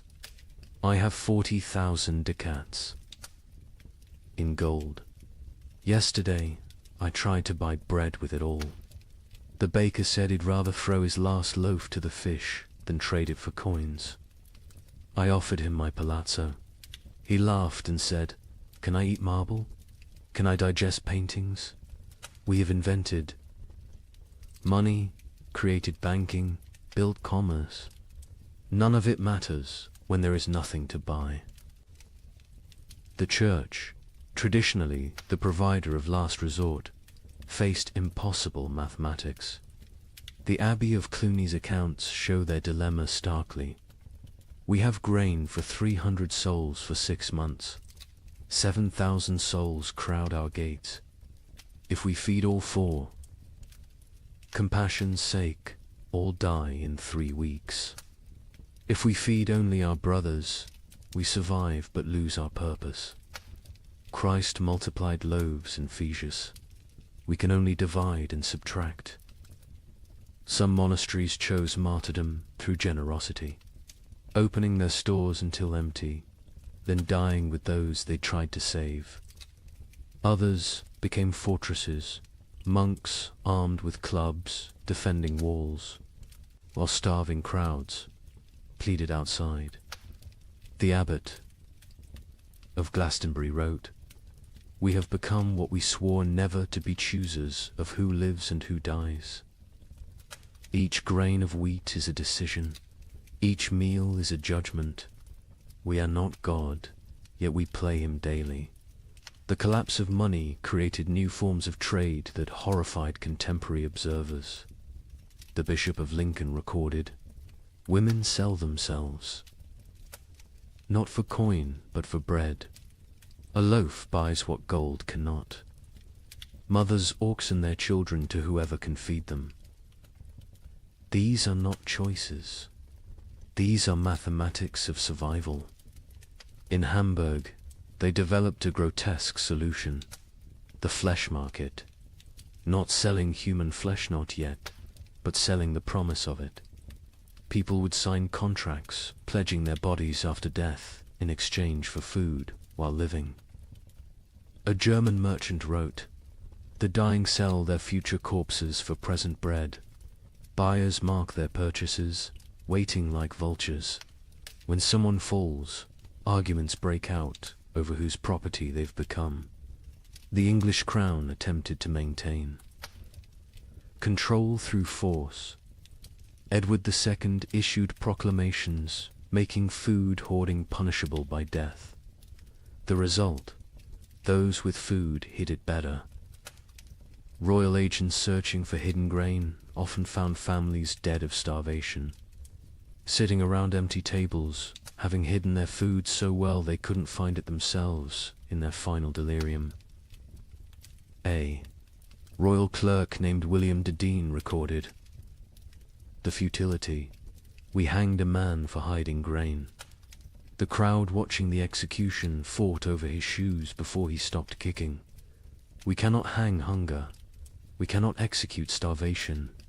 The king commands the rain to stop, the crops to grow, the natural order to restore itself. The rain continues. The king might as well command the dead to rise." By February 1316, even the concept of theft had changed. How could taking food be a crime when not taking it meant death? London's courts stopped prosecuting food theft after jurors refused to convict. One judge wrote, "A man stole bread from a child. The child's mother killed the thief with her bare hands. Who is the criminal? Who is the victim?" Our laws were written for a world where food existed. That world is gone. The most profound change was in how people understood wealth itself. For 1,000 years, wealth meant gold, land, titles, power. Now it meant calories. The Archbishop of Canterbury observed, "A beggar with a hidden turnip is richer than a lord with a castle." We spent centuries accumulating treasures that now mean nothing. We should have been stockpiling grain. But who could imagine a world where gold couldn't buy bread? Who could conceive of money itself becoming worthless? This economic collapse wasn't temporary. Even after the harvests eventually returned, the absolute faith in currency never fully recovered. People remembered when gold meant nothing, when coins were just metal, when the entire elaborate system of commerce crumbled before the simple reality of hunger. They remembered when the only currency that mattered was food, and the only exchange rate was survival. Agnes's Norwich recorded in her household accounts the progression of what her family ate as 1316 dawned. January, barley bread mixed with sawdust. February, acorn flour and ground bones. March, boiled leather and tree bark. April's entry is just one line. We no longer record what we eat. The creativity of starvation is horrifying. Pine needles ground into paste. Clay mixed with the last drops of milk to make it filling. Parents secretly bleeding themselves at night to mix blood into their children's gruel for protein. But in the city of Erfurt, they discovered something that would haunt Europe's collective memory forever. The local tanner, a man who had grown mysteriously fat while others starved, was found to have a peculiar source of leather. The city records state only, he was burned alive by common consent, and none would speak of what was found in his cellar. Agnes of Norwich was a merchant's widow who'd kept meticulous household accounts for 20 years. Her ledger, preserved in Norwich Cathedral, transforms from mundane records into a descent through hell. Her husband had died in late 1315, leaving her with 4 children and what seemed like adequate stores. She'd managed households through hard times before. But this was different. January 1316. Mix true barley with sawdust from Thomas Carpenter's shop. 1 part grain to 1 part wood. The children notice but do not complain. The sawdust fills their bellies even if it provides no sustenance. We tell ourselves it is fibre, like bran. We pretend not to see the splinters in their stall. The recipe sections of her ledger became increasingly elaborate as real ingredients vanished. Acorn bread. Gather acorns before the pigs find them. Boil. 7 times to remove bitterness, the water turns black as sign. Dry what remains. Grind with stone's mill wheels are too precious for such base material. Mix with water and anything that binds egg. If God provides, blood if he doesn't. Bake until it stops smelling of forest rot. By February, even her precise nature couldn't hide the desperation. Bone meal from the butcher, he claims it's sheep, but the fragments look human-sized. I do not ask. Mix with the last acorn flour. Add melted snow-clean snow from rooftops, not the ground where the dead have lain. The children eat, their teeth hurt from the grinding. Better tooth pain than belly pain. A travelling monk who sheltered with Agnes that February wrote his own account. The widow feeds her children soup that is merely hot water, with leather boiled until it releases some essence of the animal it once was. She watches them drink it, with such intensity as if her gaze could transform it into beef stew. The youngest boy asks what meat this is. She says it is shukau. He accepts this. The substitutions became a science. Flemish merchants developed detailed guides for extending food that read like alchemical texts. Pine needle tea provides the sensation of eating when boiled thick enough. Add chalk dust for substance. The stomach believes it is full for precious hours. Warning: more than 3 cups daily causes blood in the urine. In Paris, a baker named Henry Fouquet was arrested for his miracle bread that stayed fresh for weeks. Under torture, he revealed the secret. Ground bones mixed with plaster, baked with real flour, spread only on the outside. People see bread. Smell bread, initially tastes bread, he confessed. By the time they realize it's mostly limestone and corpse dust, they're too hungry to care. The Guild of Physicians in Montpellier documented the physical effects of these substitutions. Patients present with bellies swollen like pregnant women, yet they starve. Cut open after death, we find stomachs packed with clay, leather, wood, pulp, everything except food. They die full of nothing. Their bodies refuse to process tree bark into sustenance, no matter how finely ground, how carefully prepared. Children adapted faster than adults, developing tastes for the impossible. A priest in Reims wrote, "The young ones seek out specific trees, knowing which bark tastes less bitter. They have favorites: soak over ash, young wood over old. They teach each other which mushrooms cause the least pain, which grasses fill the belly longest." Children who should be learning Latin are instead becoming experts in eating the inedible. But March brought innovations that crossed into nightmare. Agnes's ledger, her handwriting now shaky. Martha Fisher says fresh blood from living animals goes further than from the dead. A cup drawn from a cow still walking provides more strength than meat from a week-old corpse. We take turns cutting our last goat, keeping it alive, taking just enough. It screams now when it sees us coming with the bowl. The monastery at Fulda recorded even darker adaptations. Brother Marcus suggests we bleed ourselves in rotation, each monk providing for others. The abbot forbids it, calling it cannibalism by degrees. But when the abbot falls ill, we find he's been secretly bleeding himself to feed the youngest novices. His arms are covered in cuts. He dies drained, literally and figuratively.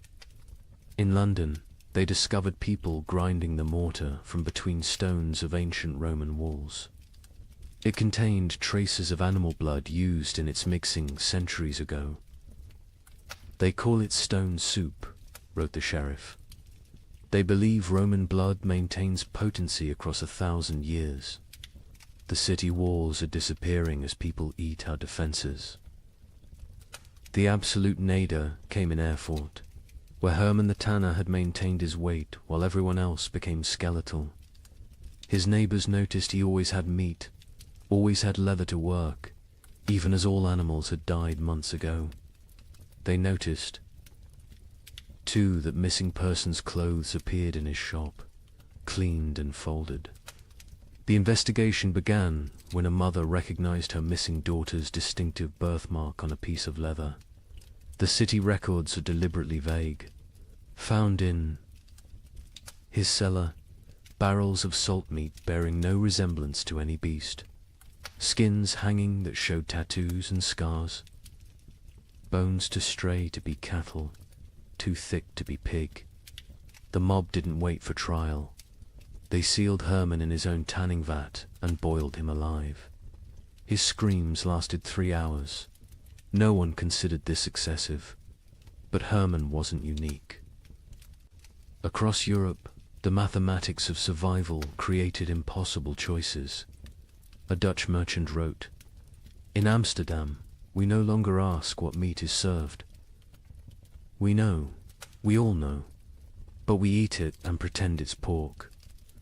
The alternative is death.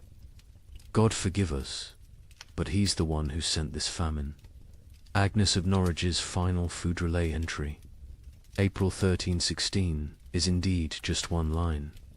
We no longer record what we eat, but she continued writing other observations. May, my youngest son no longer asks for food. June, found Margaret's teeth in her bed. They fell out in the night. July, we have forgotten the taste of bread. August contains no words, just tally marks, possibly counting days, possibly counting deaths. The last entry, September 1316, in a different hand. Agnes died this morning. We found her in the garden, eating earth, smiling.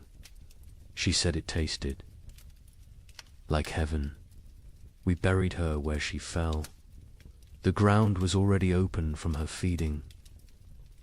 We are what remains of her family. We have survived in what she taught us to eat. We have survived in what she refused to eat. Both lessons were love. The great substitution wasn't just about replacing food with non-food. It was about replacing civilization with survival, morality with mathematics, humanity with hunger. Every successful substitution, every recipe for bark bread, every method for making leather edible was both a triumph of human ingenuity and a step toward something inhuman. Here's a question that sounds simple until you're living it.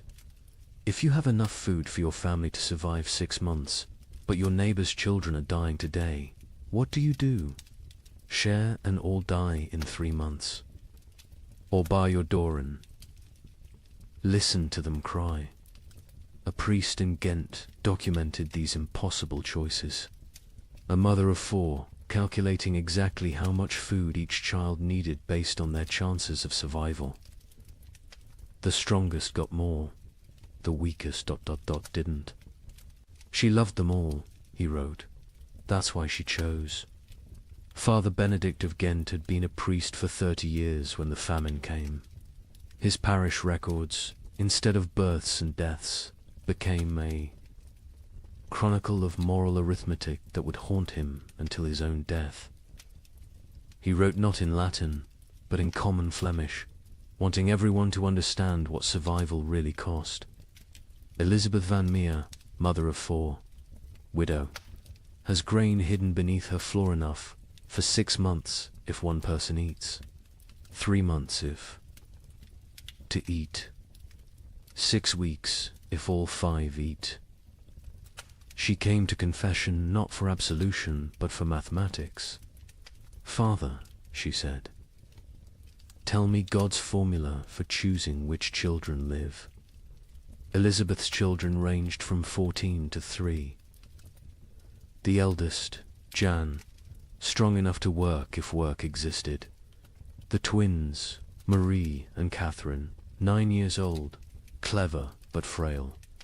The youngest, Peter, barely walked but consumed as much as the others. Father Benedict recorded her terrible calculus. She weighs them each week on the merchant scale. Charts their decline. Jan loses weight, slowest his body large enough to consume itself gradually. Peter loses fastest, no reserves in that tiny frame. The twins fall between. She creates equations.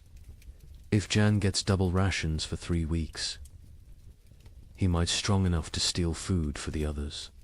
If Peter gets nothing for 3 days, his suffering ends and the others get 9 more days each. These are not thoughts, these are numbers. Cold, merciless numbers. The priest watched Elizabeth transform from mother to mathematician. She no longer sees children. She sees survival probabilities. Jan, 70% chance if fed properly. The twins, 40% each if maintained, but 60% for one if the other stops eating. Peter, 15% regardless. She doesn't cry when she does these calculations. Tears are water the body cannot spare. But Elizabeth wasn't unique. Across Europe, parents performed similar calculations. A merchant in Bruges is left a ledger that makes accountants weep. Assets, 3 children, 1 wife, self, liabilities, love, compassion, memory of better times. Formula for survival. Assets minus liabilities equals tomorrow. In London, a wealthy lawyer named Thomas Hardwick documented his family's rationing system with legal precision. Established a tribunal each morning. Each family member presents their case for food. Activities of previous day weighed against probable future utility. Wife sewing equals quarter ration. Son studying equals eighth ration. Knowledge feeds no one now. Daughter spinning equals half ration. Wool still has value. Baby crying equals no ration. Noise attracts hungry neighbors. The mathematics extended beyond families. Entire communities developed survival algorithms. The village of Wickham created what they called the life lottery. Every Sunday, families drew lots. Winners got the week's communal food. Losers got nothing. But here's the insane part. Families could trade lottery tickets. A mother with one child might sell her chance to a father with 4, calculating that certain death with payment beat probable death without. Father Benedict recorded a town meeting that descended into pure calculation. The baker proposed we stop feeding anyone over 50, they've lived their lives. The blacksmith countered, we stop feeding anyone under 5, they're too young to remember better times. Won't miss what they never knew. The mayor suggested we feed only those who can work. The priest asked who would bury the dead. The meeting ended with no decision. Mathematics cannot solve philosophy. The church itself wasn't immune to these calculations. The Bishop of Tonnerre issued guidelines that read like actuarial tables. Orphans under 7. Half rations. Orphans 7 to 12. Full rations if they work. Orphans over 12. No rations old enough to fend for themselves. Widows with children, proportional to number of surviving offspring. Widows without children, God will provide. A monastery in Liège developed even more complex formulas. Each monk assessed daily. Prayer hours multiplied by manual labor divided by food consumed. Those whose spiritual productivity falls below temporal consumption must fast until the equation balances. Brother Francis, young and strong, eats daily. Brother Augustine, old and weak, but whose prayers are powerful, eats thrice weekly. We have mathematized the soul. The most heartbreaking account comes from a school teacher in Cologne who tried to save her students. 23 children in my care. Food for 5. I create competitions. Best recitation gets bread. Fastest runner gets soup. But children understand. They know it's not about merit, but about choosing who dies educated. Little Wilhelm, bright as sunrise, asked me, "Teacher, if I die today, can Thomas have tomorrow's lesson and my portion?" He was 7. He understood the trade. Some communities tried to remove human choice from the equation entirely. In Basel, they built what they called the Wheel of Fortune, a great spinning disc with names. Each day, spin the wheel. Where it stops determines who eats. Pure chance. No favoritism, no guilt. The wheel chose who lived and died.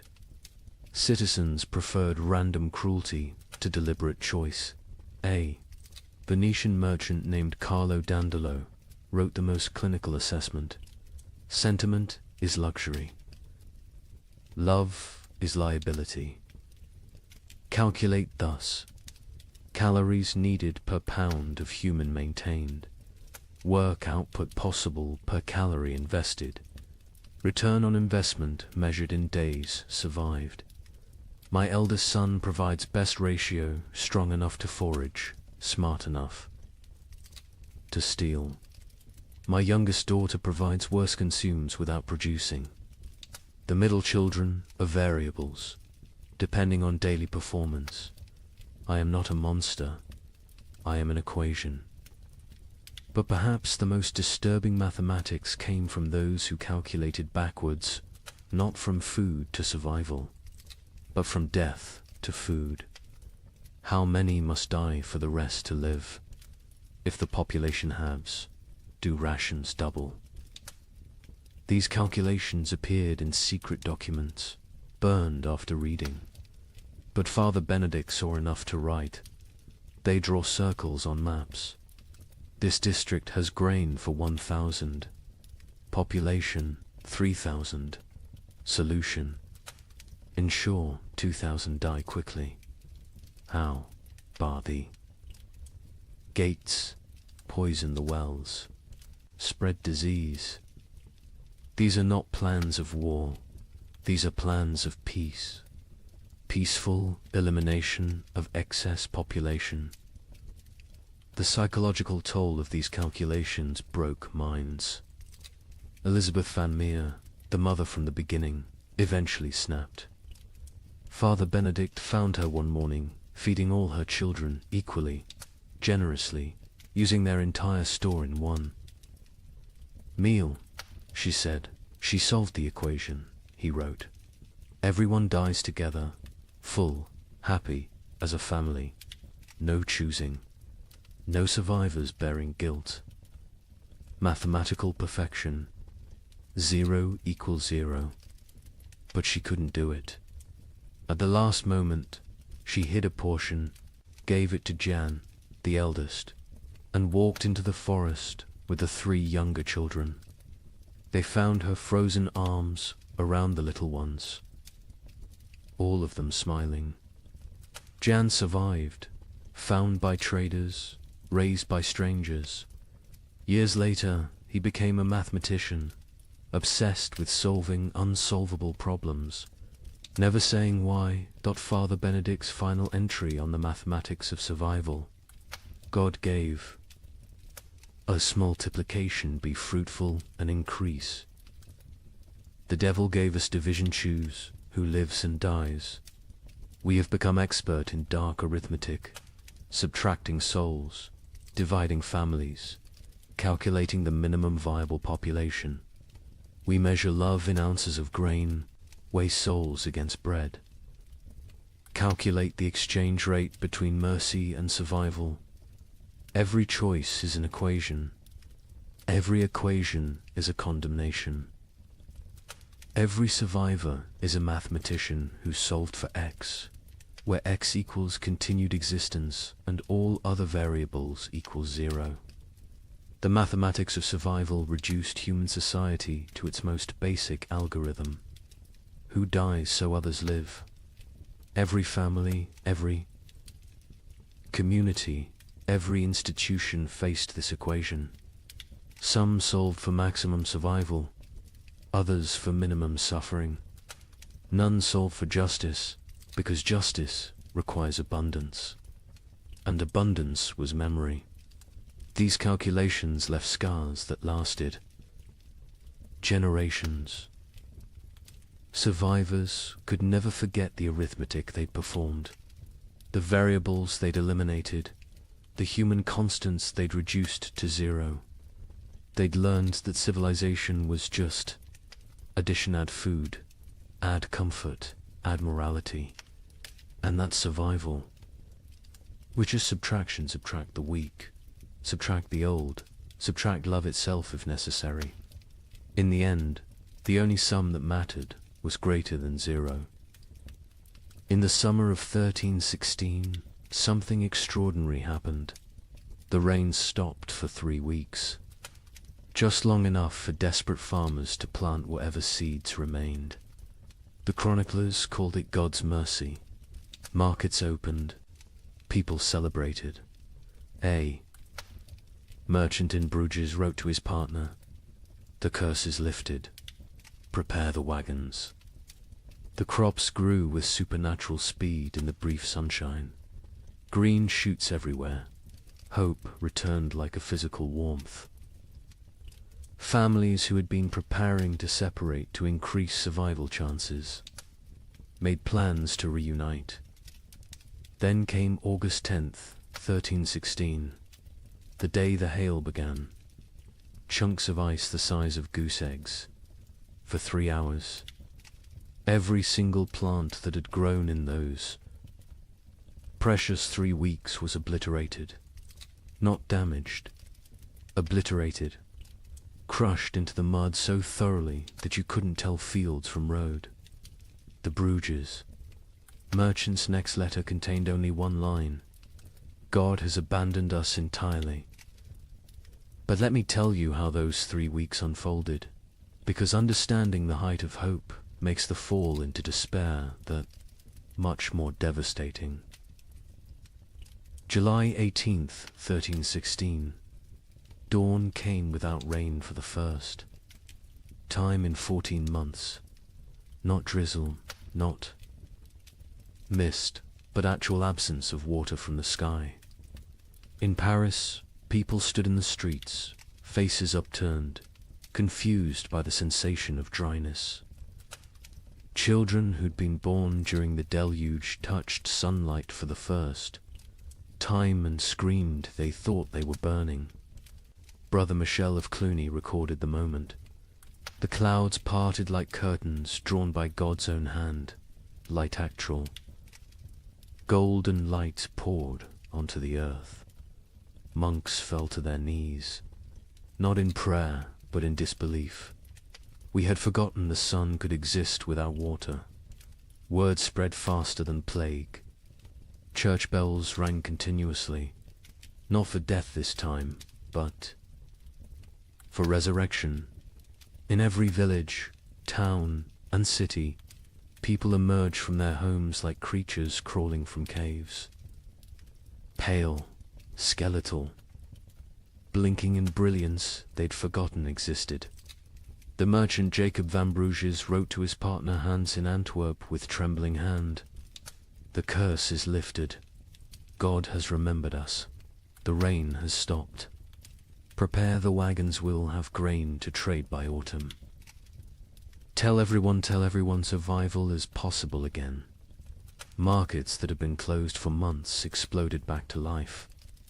Not with food, there was still no food, but with hope transformed into commerce. People traded promises, futures, possibilities. A farmer would pledge his upcoming harvest for tools. A baker would promise future bread for present shelter. The economy, dead for a year, gasped back to life on nothing but anticipated abundance. The seeds came from everywhere and nowhere, hidden in walls, buried in yards, hoarded in attics. Hoarded in attics, every kernel that had been saved, just in case, was brought into the light. Some families had protected seed grain while their children starved, betting everything on this exact moment. They'd been called monsters. Now they were visionaries.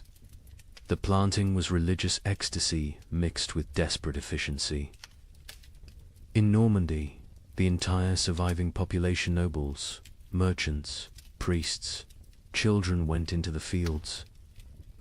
The Duke of Normandy himself, who hadn't touched soil in his lifetime, was seen on his knees, pressing seeds into earth with tears streaming down his face. A young girl named Marguerite wrote in her diary, "Papa says we're planting hope. Mama says we're planting survival. I think we're planting prayers and watching to see if God makes them grow." And grow they did. The crops erupted from the soil with impossible vigor. Wheat that should take weeks to sprout appeared in 3 days. Barley shot up overnight. Beans climbed their poles so fast you could watch them move. The chroniclers, usually skeptical men, wrote of agricultural miracle. It is as if the earth, starved for so long of its purpose, is making up for lost time, wrote the Bishop of Rouen. The crops grow with such speed that farmers sleep in their fields, afraid to miss the harvest moment. Green spreads across the land like God painting with life itself. The markets transformed overnight. The champagne fairs, dead for 2 years, announced their return. Merchants who'd hidden through the catastrophe emerged with old contracts, ready to trade. Ships that had rotted in harbors were hastily repaired. Trade routes, abandoned to bandits and nature, were cleared by communities working together for the first time in months. In Florence, they held an impromptu festival. Not planned, just spontaneous explosion of joy. Musicians who'd sold their instruments, played drums, made from barrels. Dancers who'd forgotten how to smile, laughed until they cried. Children who'd never known celebration invented it on the spot. An Italian chronicler wrote, "We feast on nothing but hope, and it fills us better than bread ever did." Families made reunion plans. Fathers who'd sent sons away to increase survival odds sent word to return. Mothers who'd placed daughters in convents prepared to bring them home. Communities that had fractured into hostile fragments began to speak of reconciliation. The 3 weeks of sun didn't just grow crops, they grew possibility. A priest in Ghent gave a sermon that captured the moment. "We have walked through the valley of death's shadow. But see, the shadow lifts. The valley blooms. We are Job, tested and found faithful.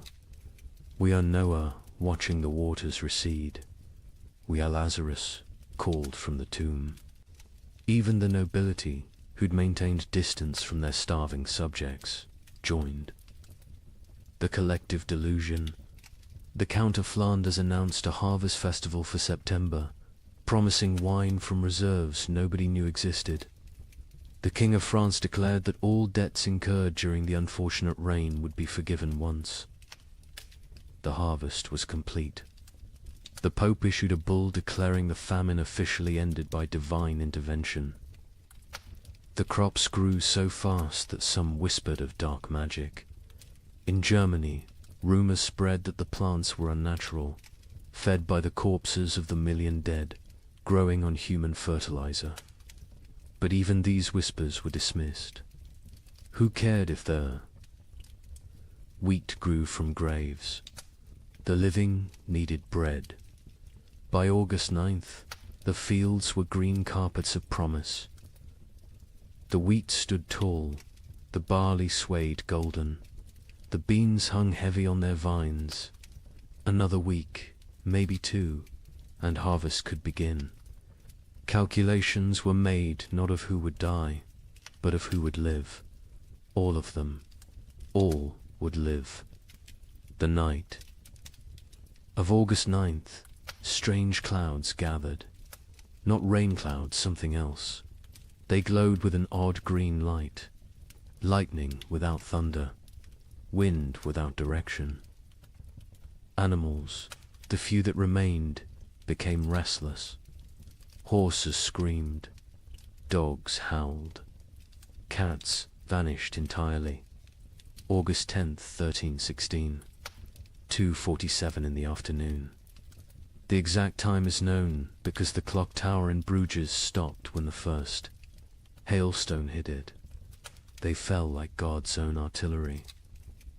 Ice chunks the size of goose eggs, driven by winds that shouldn't exist in August. But these weren't normal hailstones. Witnesses described them as sharp, angular, some shaped like pyramids, others like daggers. They didn't just fall, they attacked in. The fields of Flanders, farmers tried to shield their crops with their own bodies. The hail broke their backs, shattered their skulls, left them dead atop the plants they'd tried to protect. Children sent to bring in animals were found hours later, beaten to death by ice from the sky. But the crops suffered worse.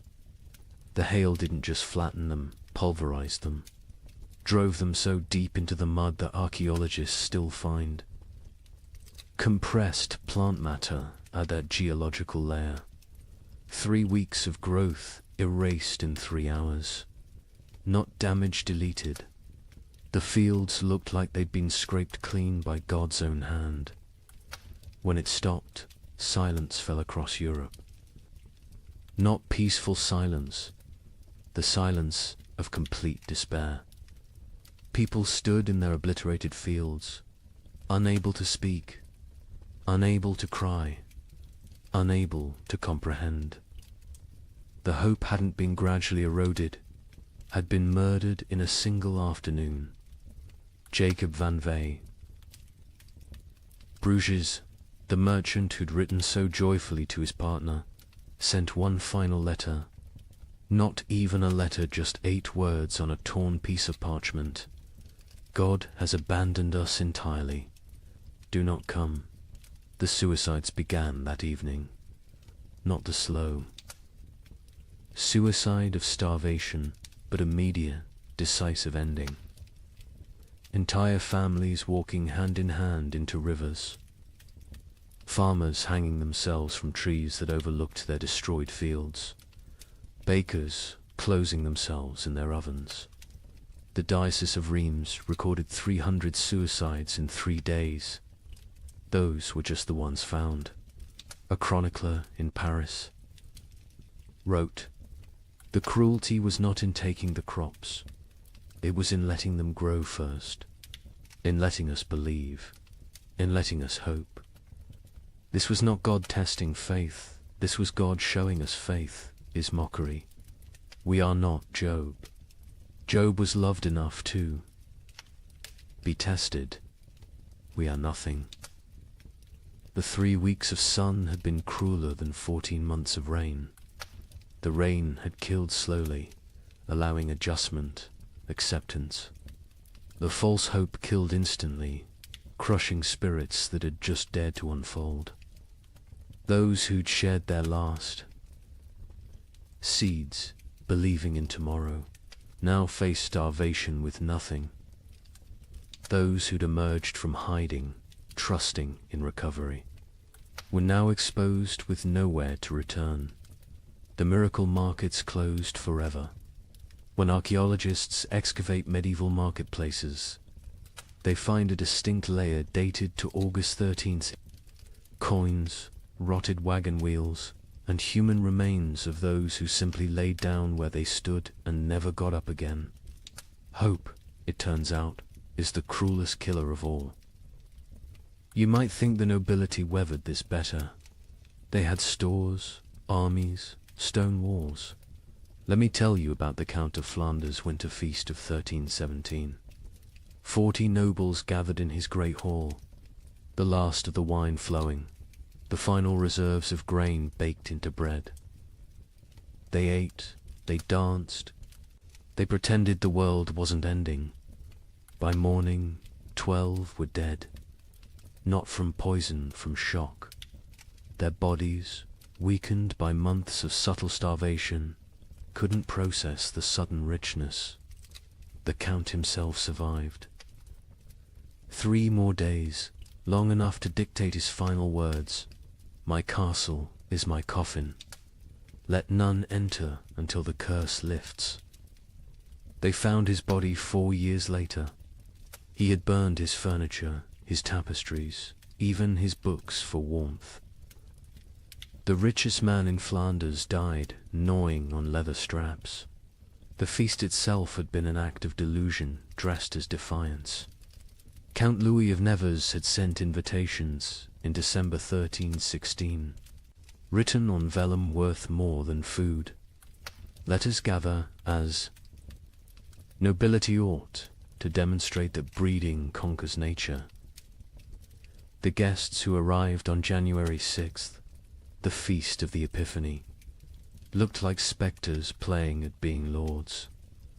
The Duchess of Brabant arrived in a carriage pulled by servants her horses had been eaten months ago. The Duke of Luxembourg wore armor that hung loose on his shrunken frame, clanking with every movement like bones in a box. The Bishop of Liege blessed the meal with hands that shook from more than cold, his episcopal ring sliding off fingers made skeletal by hunger. But they maintained the facade. They spoke of hunting parties that would never happen, of spring tournaments already impossible, of marriages between children who were likely dead. The Count's chamberlain, Robert de Bethune, later wrote in his secret diary, We dressed corpses in silk and made them dance. We were already dead. The feast was merely our funeral performed by the deceased. The meal itself was madness. After months of eating ground acorns and boiled leather, they faced actual bread, real meat, wine that wasn't mixed with water and prayers. The Count had emptied his entire reserve, deciding either everyone would survive together or die with dignity. He chose wrong. They died with neither survival nor dignity. The Countess of Hainault was the first to fall, her stomach rupturing from the sudden expansion. She died vomiting blood onto her ermine cloak, apologizing for the mess. The young Baron of Chimay collapsed with wine running from his nose, his body unable to remember how to process alcohol. One by one, they fell like dominoes, their starved systems overwhelmed by abundance. The survivors watched their friends die from eating. The cruelest irony in a world already drowning in cruel ironies. The Count himself ate carefully, sparingly, but even he couldn't escape. His physician, one of 3 nobles who survived the night, recorded, his lordship's body shook as if possessed. He sweated ice in January. His eyes bled. He knew death was coming and used his remaining strength to bar the castle doors from inside, condemning himself to die alone rather than risk others entering for the remaining food. Across Europe, similar scenes played out in every castle. These fortresses, built to withstand armies, couldn't withstand hunger. Stone walls kept enemies out, but kept starvation in. Moats that protected against invasion became barriers preventing. Foraging, height advantage, meant nothing when there was nothing below worth taking. The Duke of Burgundy's castle at Dijon became infamous for what chroniclers called the vertical graveyard. As servants and knights died, they were stacked in the towers, frozen by winter, preserved in their positions of death. By spring 1317, visitors could climb the tower stairs and pass through layers of the dead, each floor representing a different week of mortality. The Duke himself was found at the top, seated on his throne, frozen mid-gesture, as if still issuing commands to the dead below. In England, the situation was equally dire. Edward II's own court at Westminster ran out of food in February 1317. The King of England, ruler of territories from Scotland to Gascony, was reduced to sending knights to rob his own subjects' gardens for turnips.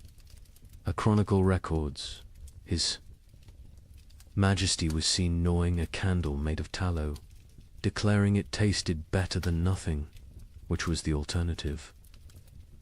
The nobility suffering was different from the peasants, not worse, but uniquely horrible. They had never learned to survive without excess. A peasant knew how to stretch grain, how to forage, how to make something from nothing. Nobles knew only how to command others to provide. When there were no others left, or nothing to provide, they were helpless. Lady Margaret de Clare, one of England's wealthiest women, left a diary that captures this helplessness. I own 17 manors, but cannot eat earth. I have chests of gold, but gold provides no sustenance. I have titles and right and privileges, all worthless as the parchment they're written on. My servants are dead or fled. I, who never dressed myself, now cannot light a fire. I will die. Not from hunger, but from ignorance of survival. The castle hierarchies collapsed in ways that would have been unthinkable before. The Earl of Warwick's chronicle describes finding his cook a commoner sitting in the Earl's chair, eating the last food while the Earl's children begged for scraps. When confronted, The cook simply said, "I know how to prepare food. You know how to eat it. Which skill matters now?" The Earl had no answer. Some nobles attempted to maintain order through increasingly desperate measures. The Count of Toulouse issued edicts from his castle requiring peasants to deliver food that didn't exist. When they didn't comply, he sent knights to punish them. The knights found empty villages, just wind and bones. They returned to find the Count dead, his final edict still clutched in his hand. Let them eat loyalty. The collapse of noble authority was physical as well as social. Castles required constant maintenance, roofs needed patching, walls needed pointing, fires needed feeding. Without servants, these monuments to power became tombs of privilege. Rain poured through unrepaired roofs.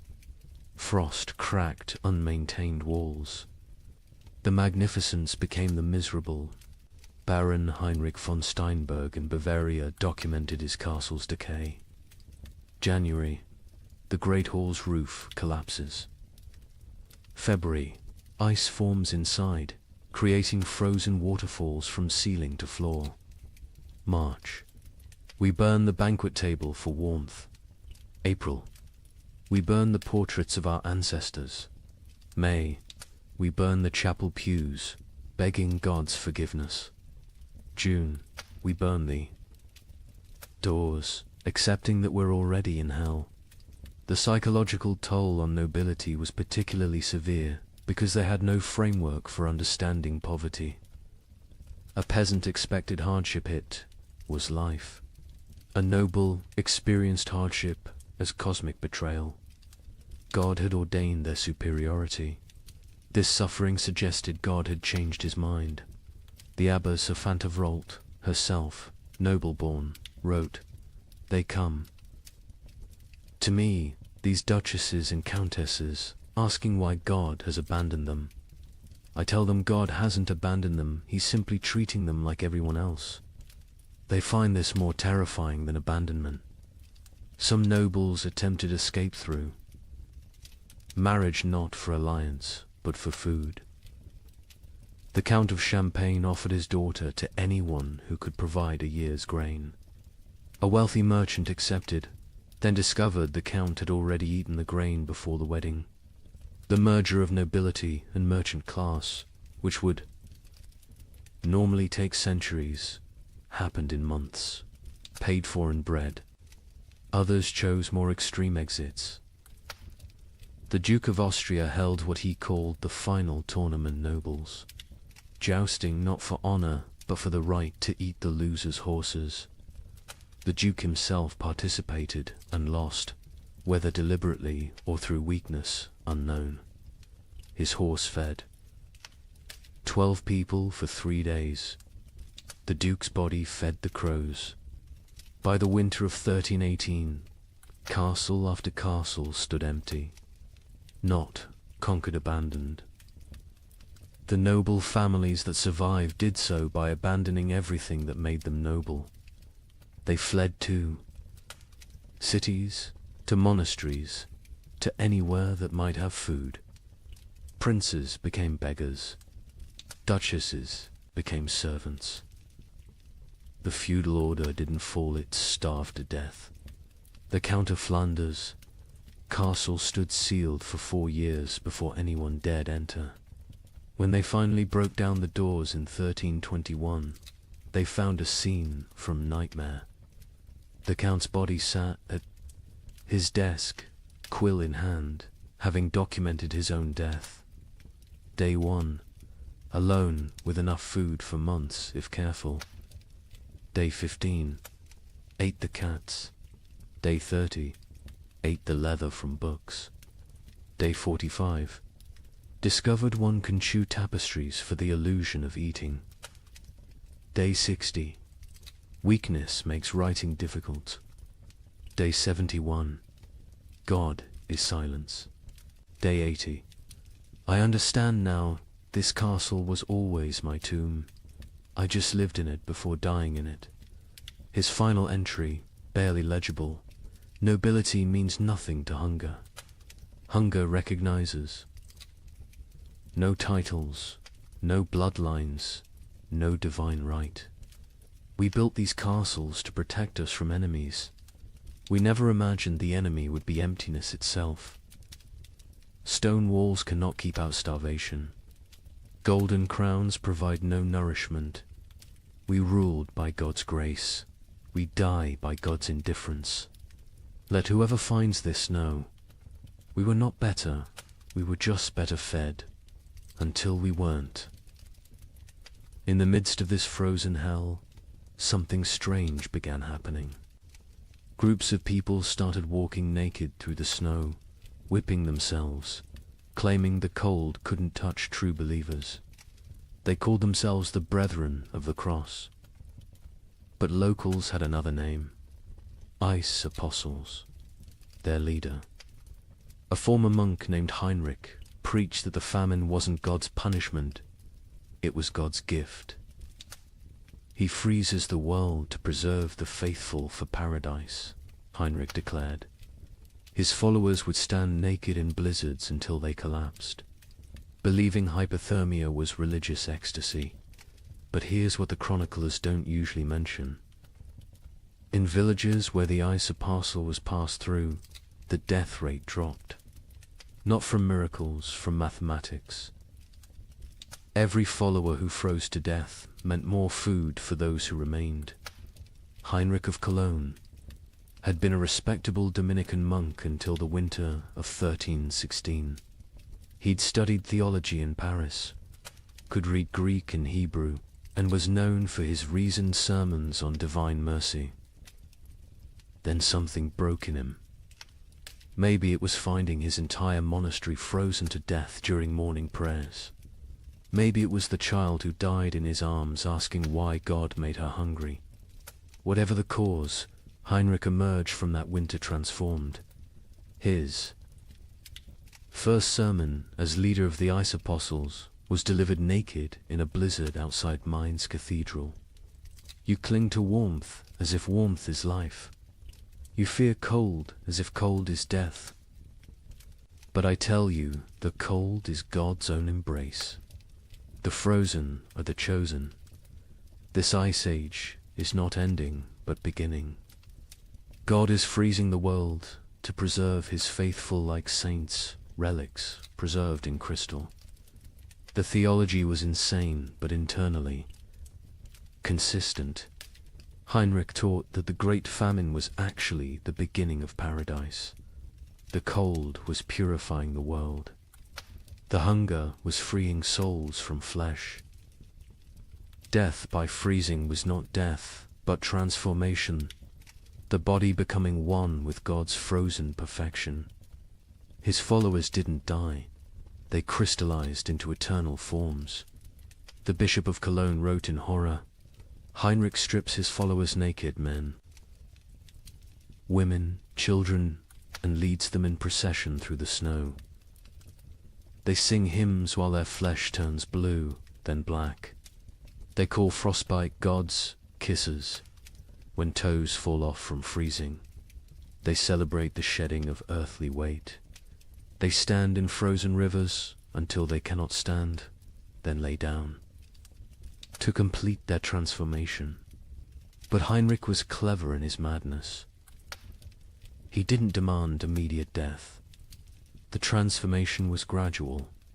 First, initiates gave up cloaks, then shoes, then undergarments. Each stage brought them closer to divine coldness. This gradual exposure meant some survived long enough to spread the movement. Others died at precisely calculated intervals, creating a steady stream of martyrs without eliminating the entire group at once. The rituals were elaborate and horrifying.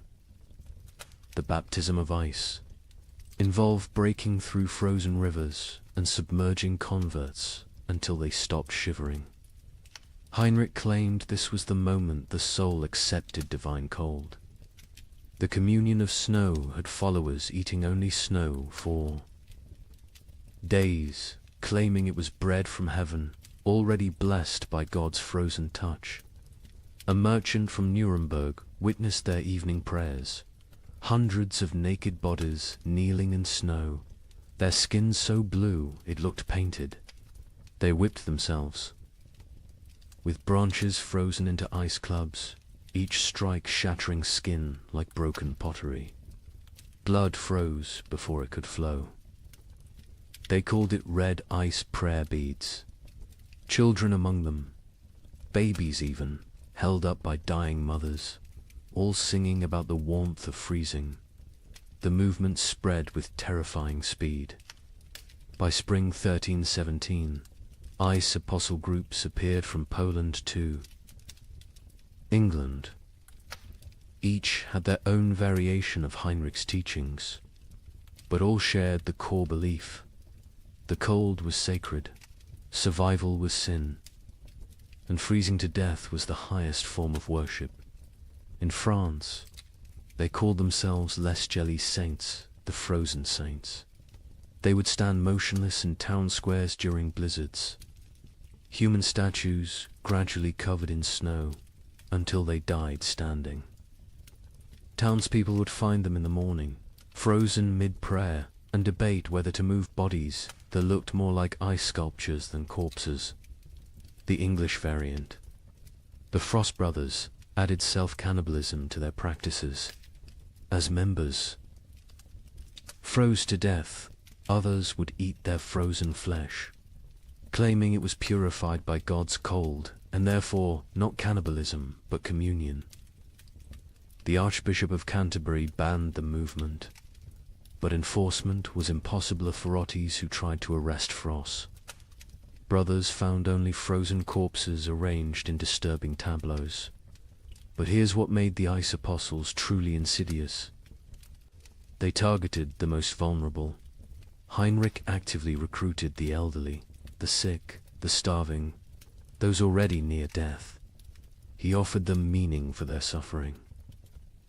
Instead of dying forgotten in some hovel, they could die as martyrs in public spectacles. A widow named Agnes wrote before joining them, "My children are dead. My husband is dead. I will die within days regardless. Heinrich offers me the choice to die for something instead of from something. Is joining madness worse than dying sane but meaningless?" The mathematics of their deaths were coldly practical. A village of 100 people with food for 50 had a problem. If 30 ice apostles achieved transformation, suddenly there was enough for the remaining 70. The movement solved starvation through voluntary mass suicide disguised as religious ecstasy. Some villagers actively encouraged the ice apostles. The mayor of Strasbourg secretly provided Heinrich with lists of the dying poor, suggesting them as ready for transformation. The town council of Basel offered the ice apostles free passage but required them to perform their freezing rituals outside town walls. They wanted the benefits of fewer mouths without the spectacle of public death. Heinrich himself seemed aware of this dynamic. In a letter to a former colleague, he wrote, "They think I'm mad. Perhaps, but my madness feeds their children. Every follower who freezes is one less competitor for grain. We are solving the famine through faith. Is it not better to die believing you're achieving paradise than to die knowing you're just starving?" The church struggled to respond.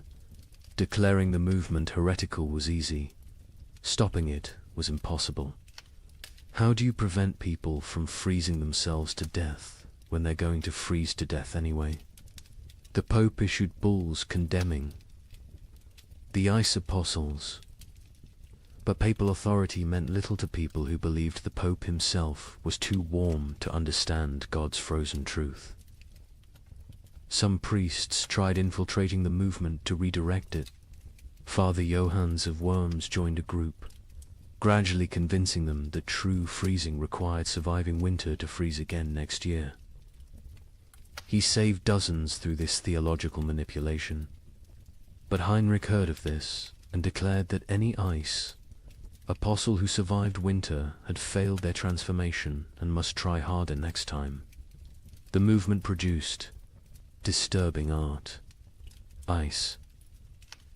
Apostles would arrange dying members into religious scenes, frozen nativity displays using real dying people, crucifixion tableaus with followers frozen to wooden crosses, recreations of the Last Supper with participants dying at table.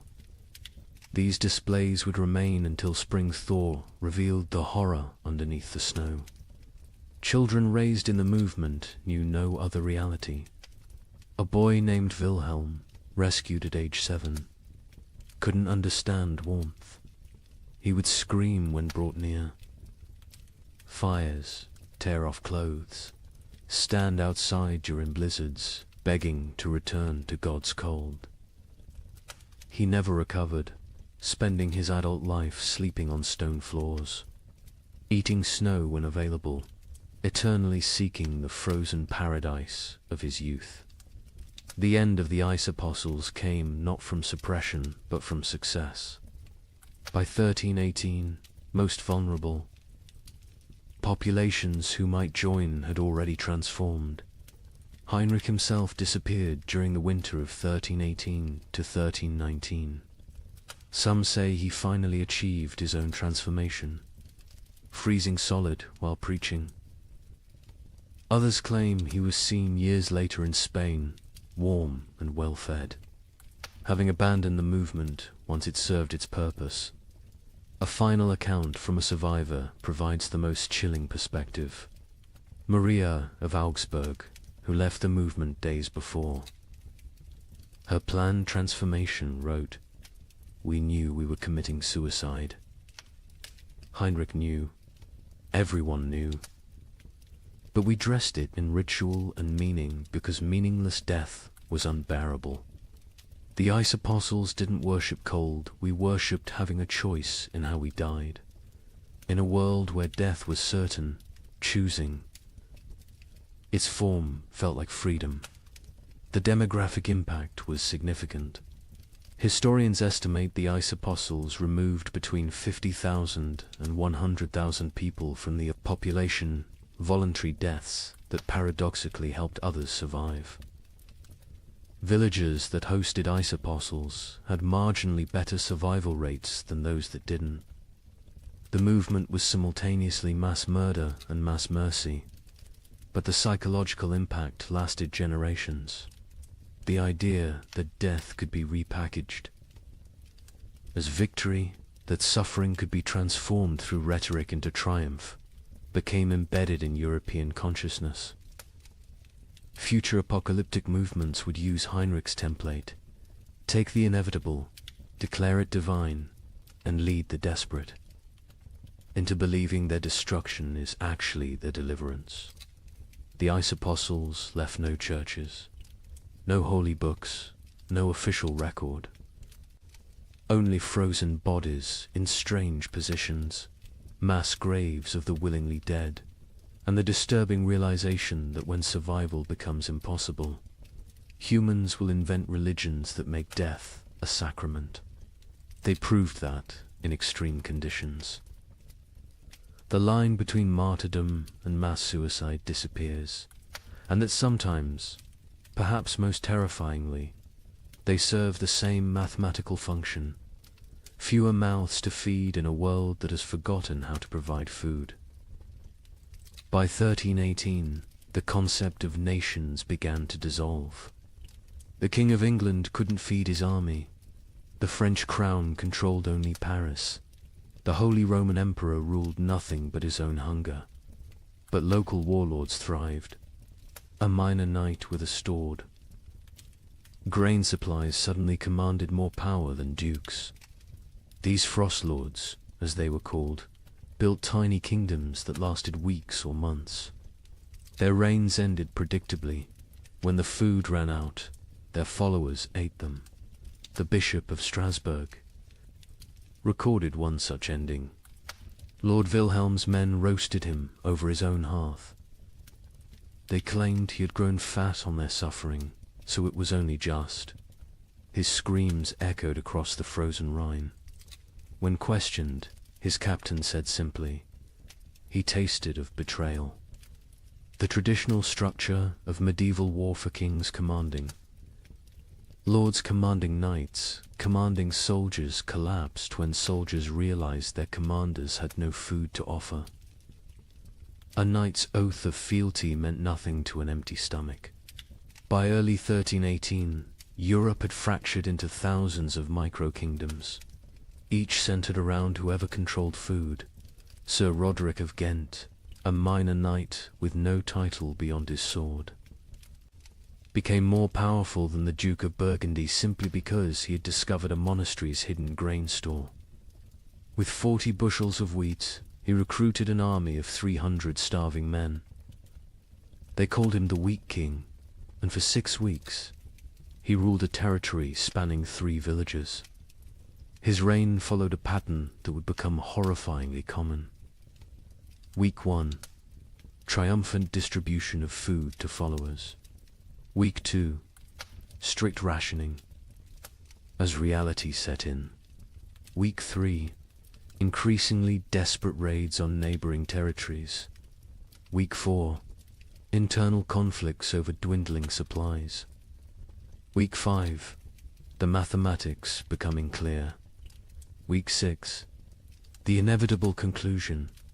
A surviving member of Roderick's band, Thomas the Miller, testified, "We knew by week 5 that the grain would run out." Roderick knew too. He stopped eating, said he was fasting for victory. Really, he was trying to stretch supplies. But you can't lead starving men if you look fed. When the last grain was gone, we looked at him still healthier than us, despite his fasting, and made the only logical decision. He'd fed us for 6 weeks with wheat. He'd fed us for 3 more days with himself. These frost lords emerged everywhere, their tiny kingdoms rising and falling like waves. A tax collector with a hidden cache became Lord of Calais for 11 days. A merchant who'd hoarded salt pork ruled Antwerp for a month. A priest who'd discovered Roman-era grain stores in ancient ruins declared himself Pope King of Regensburg, and lasted 2 months before his congregation ate him during what they called the True Communion. The Bishop of Strasbourg's account of Lord Wilhelm provides the most detailed description of how these micro-kingdoms operated. Wilhelm had been nobody, a 3rd son of a minor lord, trained for priesthood but turned soldier. When the famine began, he was guarding a river crossing that nobody used anymore. But beneath that crossing, in caves known only to smugglers, lay tons of preserved food from decades of illegal trade. Wilhelm emerged from obscurity like a demon from ice, the bishop wrote. One day unknown, the next commanding 500. Men who called him Caesar. He built a frozen empire on dried fish and pickled cabbage, demanding absolute obedience in exchange for daily rations. He held court on a throne made from frozen corpses, dispensing justice measured in mouthfuls of food. Wilhelm's system was sophisticated for a frost lord. He created a complex hierarchy based on usefulness. Soldiers who brought back food from raids received double rations. Craftsmen who could maintain weapons got standard portions. The elderly and weak got quarter rations, enough to keep them alive as emergency food supplies, though this was never stated explicitly. He even minted his own currency, wooden tokens stamped with a wheat symbol. 1 token, 1 meal. The tokens became more valuable than gold in his territory. People murdered for them. Families sold children for them. The tokens were power crystallized into wood. But Wilhelm made the classic Frostlord mistake, he believed.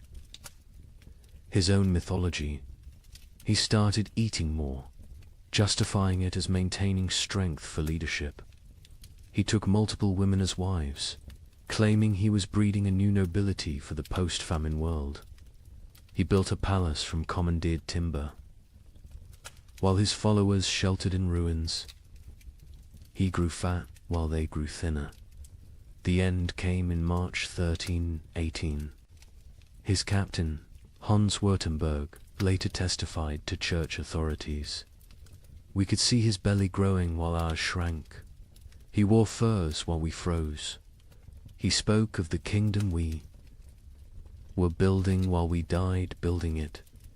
When the last preserved meat was distributed, none to us, all to his wives, we knew what had to be done. They didn't just kill Wilhelm, they ritualized it. They held a mock trial where he was accused of hoarding flesh while others had none. They sentenced him to share his flesh as he should have shared his food.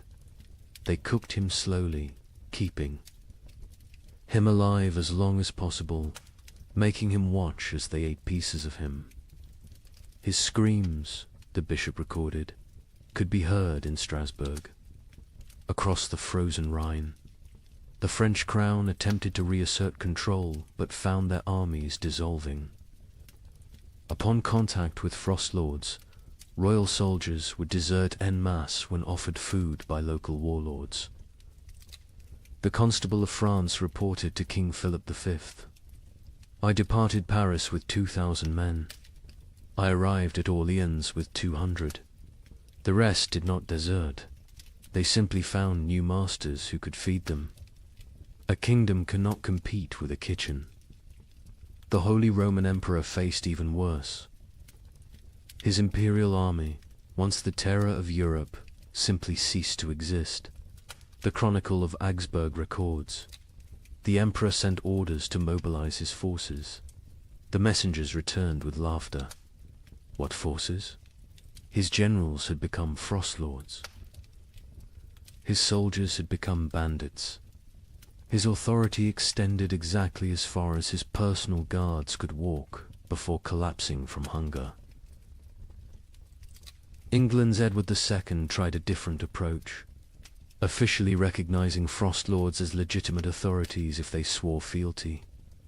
The result was chaos. Hundreds of petty warlords claimed royal sanction while fighting each other. The Earl of Lancaster wrote, "The king has legitimized anarchy. Every man with a barn full of turnips now styles himself Lord Protector of something. Some frost lords created elaborate justifications for their rule. Baron Friedrich the Mad claimed God spoke to him through the patterns of frost on windows, dictating who should eat and who should fast. Lord Jacques of Normandy insisted he was the reincarnation of Charlemagne, returned to lead France through darkness. Count Stanislaus of Mazovia declared himself the Emperor of Winter and demanded tribute in the form of human flesh, claiming it was the only meat that wouldn't spoil. The battles between frost lords were unlike traditional warfare. They fought not for territory but for carries. Sieges were impossible. The besiegers would starve before the besieged. Cavalry charges were fantaside, the horses had been eaten. Battles were brief, vicious affairs where starving men fought over rumors of food. A typical battle might involve 100 men fighting to the death over a storehouse. That turned out to contain only rotted turnips. The Chronicle of Cologne describes one such conflict. Lord Henrik's men met Lord Dietrich's at the frozen mill. They fought for 6 hours in the snow, men dying from cold as much as combat. The winners found 3 sacks of mouldy barely enough to feed them for the march home. 43 died for perhaps 43 meals. This is the mathematics of the winter wars. Naval warfare ceased entirely. Ships required crews, crews required food, and any ship with food became a target for its own sailors. The entire English fleet in Portsmouth was found in spring 1318, with the officers eaten and the common sailors gone, having sailed to wherever they imagined food might exist. Most likely, they ate each other at sea. The mercenary companies that had plagued Europe for decades transformed into something worse. No longer fighting for pay, they fought for food itself. The Free Company of the Wolf, led by a former priest called Father Fang, became notorious for their practice of recruitment. They would attack villages, eat the weak, and force the strong to join them. Their ranks swelled with the desperate and depleted with the digested. The most successful frost lord was arguably Margaret the Terrible, a former abbess who controlled grain stores across 3 monasteries. She ruled for 8 months in eternity in frost lord terms by being utterly ruthless. She fed her followers just enough to keep them loyal, but not enough to make them strong. She rotated guards constantly so none could organize rebellion. She had tasters for her food, but the tasters were different each meal. Chosen by lottery, her end came not from rebellion, but from mathematics. She calculated she could survive another month on remaining stores. Her followers calculated she was the only remaining store. They didn't kill her quickly like Wilhelm. They kept her alive, locked in her own granary, taking small pieces when needed. She lived for 3 weeks as a conscious larder, her brilliant mind intact enough to appreciate the irony. By summer 1318, most frost lords were dead. They're tiny. Kingdoms dissolved into memory and meat, but they had served a horrific purpose. They had organized the chaos of starvation into structured systems of consumption.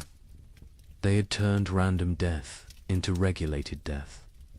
They had made the unbearable bearable by giving it hierarchy and meaning. A surviving chronicle summarizes the winter wars perfectly. Nations require shared purpose. Kingdoms need common cause. But in the frozen years, the only shared purpose was survival. The only common cause was calories. Every man became his own nation, every grain store its own kingdom. We didn't have wars between countries, we had wars between kitchens. And in the end, every king became a meal. But nothing compares to what happened in the winter of 1319. In villages across Germany, something unprecedented occurred. The children left, not taken, not sold. They simply walked away into the snow, hundreds of them, following. A 12-year-old girl named Margareta, who claimed she knew where summer was hiding. Parents were too weak to stop them. Some say too relieved. The children marched south, singing hymns, leaving tiny, frozen footprints. They believed if they could reach Rome, they could convince God to bring back the sun. A merchant traveling to Venice reported seeing them, a line of small shadows against the white, moving like sleepwalkers. I offered them bread. They refused. The girl at the front said they were already full of winter and kept walking. They never reached Rome. A woodcutter found them in an alpine pass the following spring. Hundreds of small bodies perfectly preserved in ice, still holding hands. Still walking formation. Still heading south toward a summer that would never come. Margareta of Hamelin. Was nobody special before the winter of 1319? The baker's daughter? Middle child of 7? Known only for her strange habit of speaking to sparrows that no longer existed? But in January 1319, something changed. She began telling other children about dreams where summer lived in a golden palace beyond the mountains, imprisoned by winter demons, waiting for children pure enough to free it. The priest of Hamelin, Father Ernst, recorded the beginning. The Girl stands in the square each dawn, speaking of summer as if it were a person. She describes the taste of strawberries to children who have never seen fruit. She tells them about flowers, what colors they were, how they smelled. Children who were born during the famine, who know only grey and white and cold, listen to her like she's describing paradise. At first, adults dismissed it as childhood fantasy, a coping mechanism for horror. Let the children dream of summer while they starved in winter. But Margaretta's stories grew more elaborate, more specific. She claims summer sent her messages through ice patterns on windows. She said she could hear summer crying, trapped behind the wall of winter, begging to be freed. Summer is not gone. She preached to growing crowds of children. Summer is captured. The adults are too heavy with sin to rescue it. But we, children, light with innocence, can slip through winter's fingers and bring summer home. The theology was childish but compelling. Adults had caused the famine through their wars, their greed, their sins. Children were innocent victims.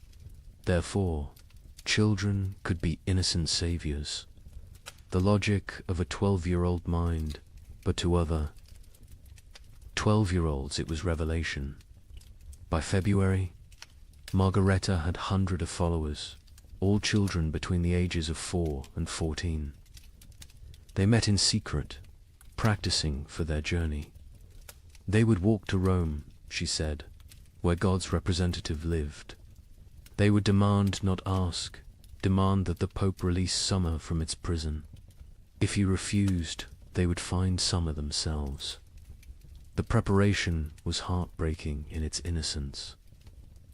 Children stole their parents' shoes, too large for tiny feet, stuffing them with straw.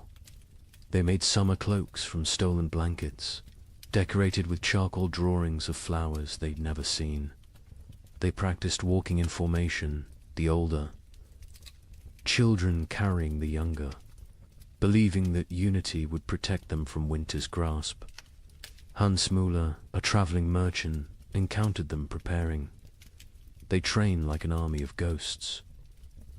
8-year-olds teaching 4-year-olds how to walk through snow. They share imaginary food, practicing for when they'll have real food again. The girl Margaretta watches them with eyes too old for her face. She knows, I think.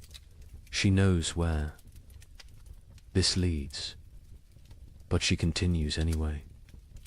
Parents were paralyzed by impossible mathematics. Stop your children from leaving and watch them starve slowly at home. Let them leave and maybe, possibly, they find food elsewhere.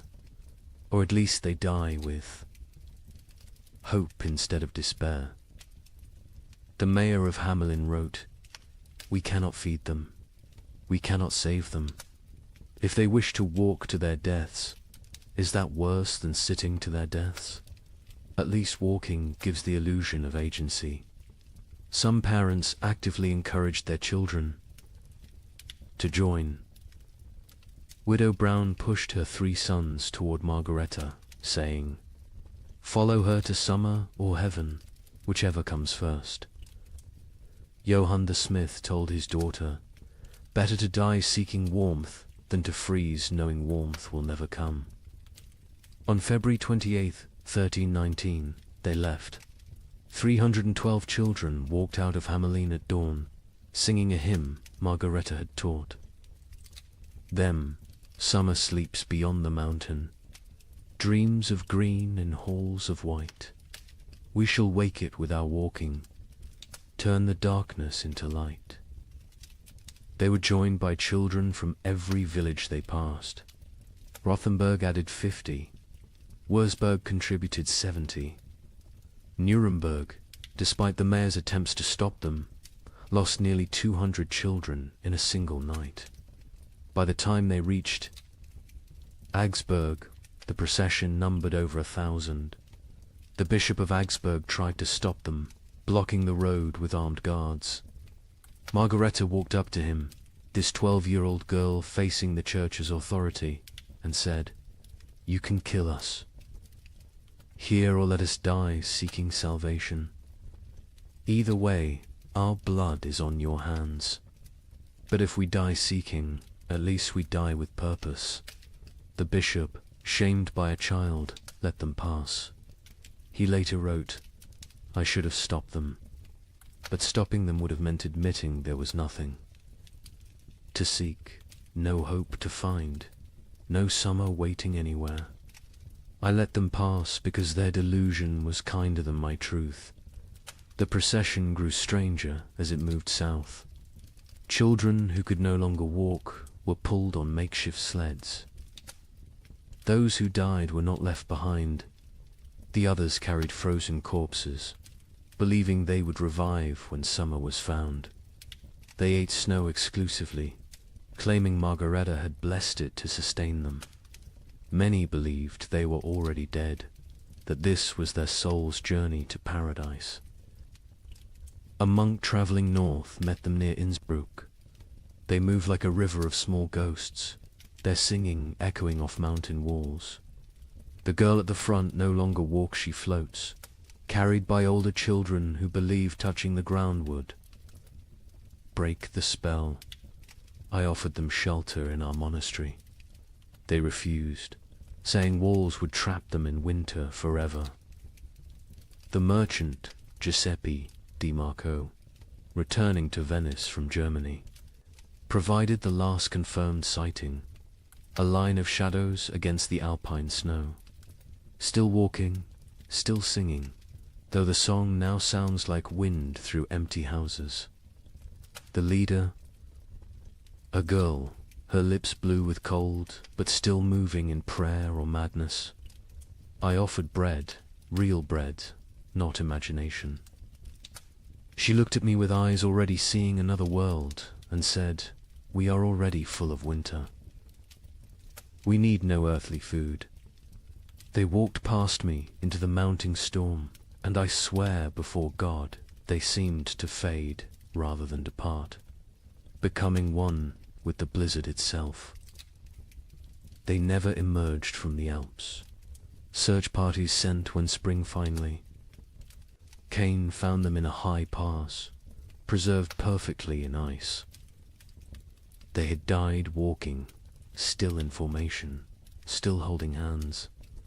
The smaller children carried by the larger, all facing south toward an Italy they would never see, a Rome they would never reach, a summer that had never been imprisoned except in the desperate imagination of a 12-year-old girl. Margareta was found at the front, her face turned skyward, arms outstretched as if embracing something invisible. In her frozen hand, a piece of parchment with a single line. Summer was inside us all along, but winter was stronger. The bodies were left where they lay. The Archbishop of Salzburg declared the site sacred ground, saying, "They died as pilgrims, seeking God's warmth. Let them remain as monuments to faith or folly, no longer know the difference." But the story doesn't end with their deaths. When spring finally came in 1322, when the famine finally broke, wildflowers grew in unusual abundance along the route the children had walked. Skeptics said it was from the organic matter their bodies had left. Believers said it was summer finally answering their call, 3 years too late. Parents who had let their children go lived with mathematical grief. They had solved the equation of survival by subtracting their offspring. Most went mad. The baker of Hamelin, Margaret's father, spent his remaining years making bread he would leave outside his shop each dawn for when the children returned from summer. He died calling Margareta's name, swearing he could hear her singing. The children's crusade of frost became mythology before the last body was found. Some claimed the children had found summer and stayed there, unable to return.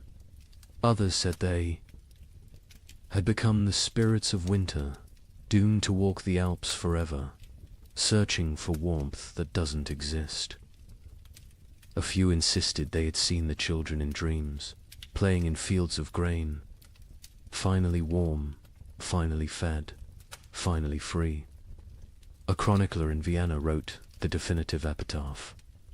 They were children who had never known spring, following a child who dreamed of summer, seeking a warmth that had died before they were born. They walked to their deaths with more purpose than most live their lives. They failed to find summer, but they succeeded in escaping winter, which may have been the only success possible. The children's crusade of frost represents the absolute, nadir of the great famine, not the death of hope, but hope itself becoming death's agent. When children abandon their parents to seek impossible dreams, when parents let them go knowing the truth, when entire societies watch their future walk away into frozen oblivion and do nothing because nothing can be done, that is when civilization doesn't just collapse but voluntarily dissolves. Yet there's something else in this story, something that explains why it haunted Europe for generations. Those children, doomed and deluded, chose their fate. In a world where death was certain, they chose to die seeking rather than waiting. They wrote their own ending rather than having it written for them. They failed, but they failed attempting the impossible, which is perhaps the most human thing one can do. The last word belongs to a nameless child, one of hundreds found in that alpine pass, who had carved into a frozen tree trunk. We came to find summer. We found each other. That is enough. By 1320, something unprecedented was happening across Europe. Entire villages were disappearing, not dying, disappearing. A tax collector would arrive to find homes standing empty, fires still warm, food still on tables, but not a soul in sight. Bishop of Lincoln investigated 17 such villages. His report contains a chilling observation. In each dwelling we found the same thing, a single word carved into the main beam. Forgiven. We know not if they sought forgiveness or granted it.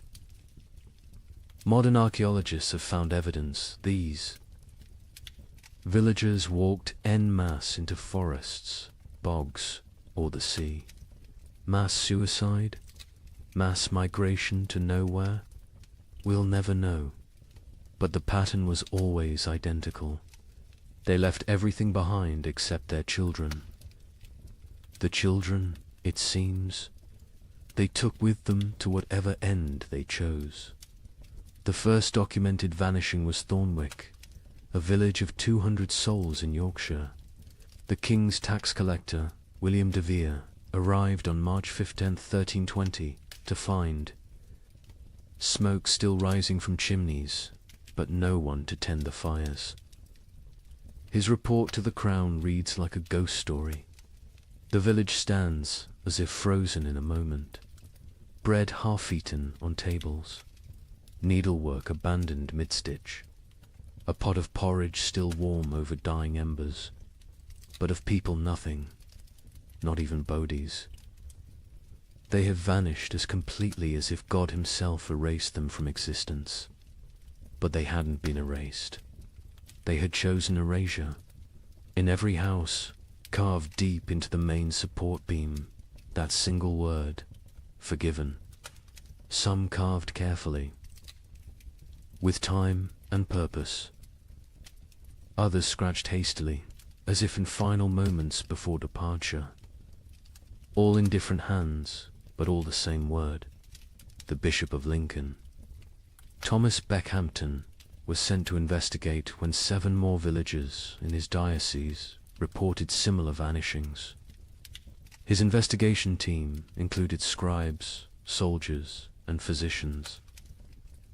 What they found challenged their understanding of human behavior. We tracked them, the bishop wrote. 200 people cannot vanish without trace. We found footprints leading from the village, all together, walking in the same direction. Men, women, children, elderly, every soul that could walk had walked. Those who couldn't walk had been carried. The tracks led to Sherwood Forest and then ... stopped. Not scattered, not turned back, simply stopped, as if they had stepped off the earth itself. Deeper investigation revealed planning. These weren't spontaneous disappearances, but coordinated evacuations. In Thornwick, they found evidence of a final feast. Everyone had eaten together one last time, using the last of their stores. In Grimsby, they discovered that villagers had released all livestock, opened all gates, freed all caged birds. They had systematically undone civilization before walking away from it. The physician, Master Hugh of Salerno, noted something disturbing. No signs of violence, no evidence of force. These people chose to leave. More troubling, they chose together. What conversation, what collective decision leads an entire community to abandon existence itself? The pattern spread across Europe like a plague of absence. In Bavaria, the village of Klinwald vanished, leaving behind a communal letter. We go to find what God has hidden from us. We go together because alone we are nothing. We take our children because they deserve better than this slow death. We leave our homes because homes without hope are merely tombs with windows. Seek us not. We are already farther than you can follow. The French village of Moulambus left more disturbing evidence. Every adult had written their name on the church wall, followed by their sins: murder, theft, adultery, cannibalism. The last entry in the priest's hand: we have all sinned beyond redemption. We go to place ourselves before God's judgment directly, rather than wait for him to find us here. But it was the German village of Hofnungslos that provided the most complete picture.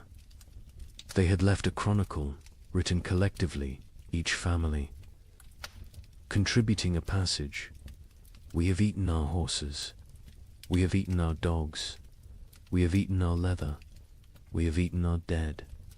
We have eaten hope itself. What remains is not life, but the mockery of life. We choose to end this mockery on our own terms. The Muller family counts 5 souls still breathing. We have survived by unspeakable acts.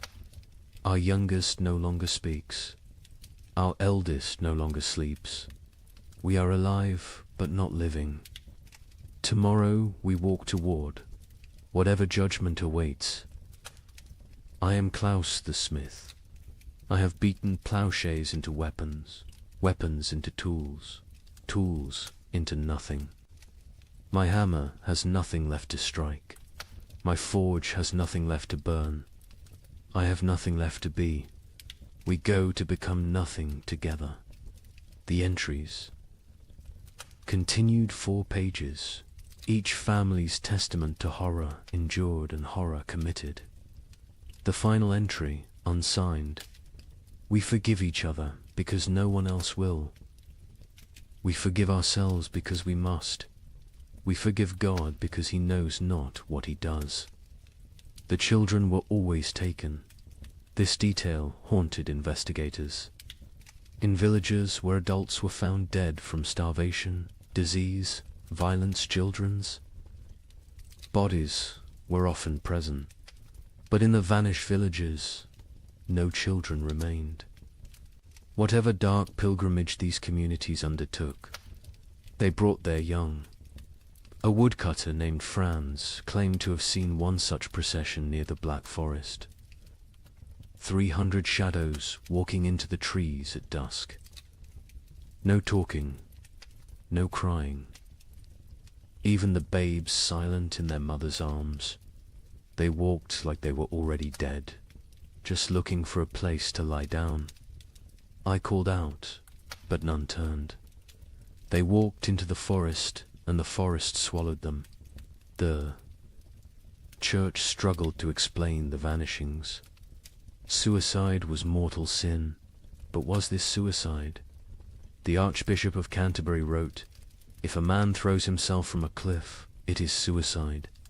If a village walks into the sea, what is it? Mass suicide? Or something else? A collective return to the nothing from which we came."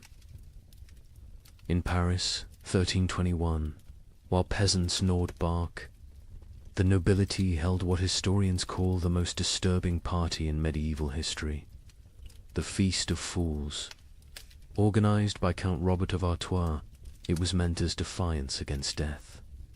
Here's what happened. Nobles dressed as peasants, peasants dressed as nobles. They served courses of elaborately prepared nothing, empty plates dressed with garnishes of straw. They held mock executions where the condemned gave recipes for cooking leather. They crowned a skeleton as May Queen, but the climax was the last. Supper 13 nobles drew lots. The one who drew the black stone would provide the feast. Count Robert drew it himself. He laughed, opened his veins into wine cups, and served his blood to his guests while making toasts. He bled to death. Standing, cup raised, still smiling. The chronicle states, none stopped drinking until the cup was empty. The invitation had arrived on vellum worth more than most Parisians would see in a lifetime, written in gold ink that could have been traded for bread. Count Robert of Artois requests your presence at the Feast of Fools, where we shall dine. On reality and drink deep of truth. Come as you are not. Leave as you never were. April 1st, year of our absent Lord 1321. Count Robert had survived the famine through typical noble privileged hoarded grain, fortified walls, the ability to take from those who couldn't resist. But something had broken in him when his youngest daughter died not from starvation, but from abundance. She'd found his hidden honey store, eaten herself to rupture, died vomiting sweetness while Paris starved. He'd laughed when they found her body, and hadn't stopped laughing since. The feast's preparation was elaborate insanity. Robert spent the last of his wealth on decorations for serving nothing. He commissioned golden plates for emptiness, silver, chalices for air, elaborate centerpieces celebrating absence. The great hall of his chateau was transformed into what witnesses called a cathedral of mockery. Lady Isabelle de Valois, who survived the feast, left the most complete account. We arrived to find reality inverted. Servants sat at the high tableware in our clothes rob had demanded we exchange garments at the door. We nobles served them, dressed in rags that stank of death. But the servants were more disturbed than we. They knew this game could only end badly for them. First course was soup of memories. Empty bowls filled only with steam from heated stones. Guests were required to describe what they tasted. Duke Philippe claimed he tasted his mother's fish stew. Countess Marie swore she could taste strawberries.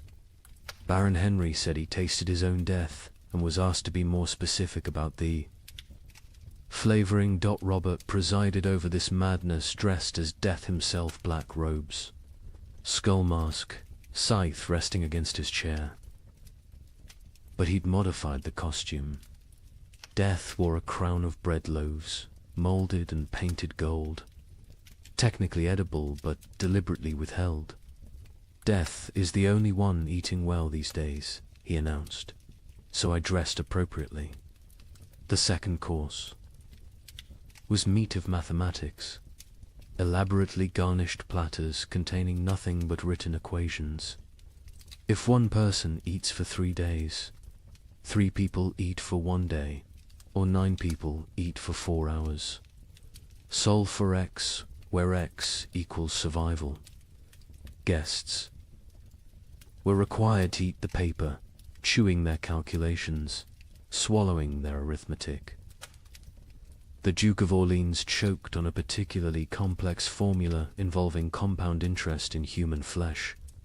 Between courses, entertainment, a troupe of starving actors performed the tragedy of abundance, a play where King Midas starved surrounded by golden food. Halfway through, one actor actually collapsed mid-soliloquy. The audience applauded, thinking it was part of the performance. When they realized he was truly dead, they applauded louder. The third course, fish of philosophy. Servants brought paintings of fish, beautifully rendered, while Count Robert delivered a lecture on the nature of reality. Is a painting of a fish less real than a fish? Can you eat either in these times? At least the painting doesn't rot. Art has become more substantial than substance. Then came the mock trials. Guests took turns being executed for the crime of survival. Each condemned had to share their worst act, their method of staying alive. The Duchess of Berry admitted to eating her own stillborn infant. The Count of Nevers confessed to walling up servants with grain stores so he wouldn't be tempted to share. The Bishop of Parisiaz, a bishop attended, revealed he'd been giving last rites with unconsecrated hosts because he'd eaten all the blessed ones. Each confession was met with mock judgment. Guilty of humanity, Robert would declare. Sentenced to continued existence. The crowd would laugh, but it was laughter like screaming, laughter like sobbing. Laughter because the alternative was acknowledging what they'd all become. The fourth course was vegetables of vanity, sculptures made from human hair and nail. Clippings arranged to look like salads. We consume ourselves, Robert explained. We always have. The famine just made it literal. Guests were required to eat these two.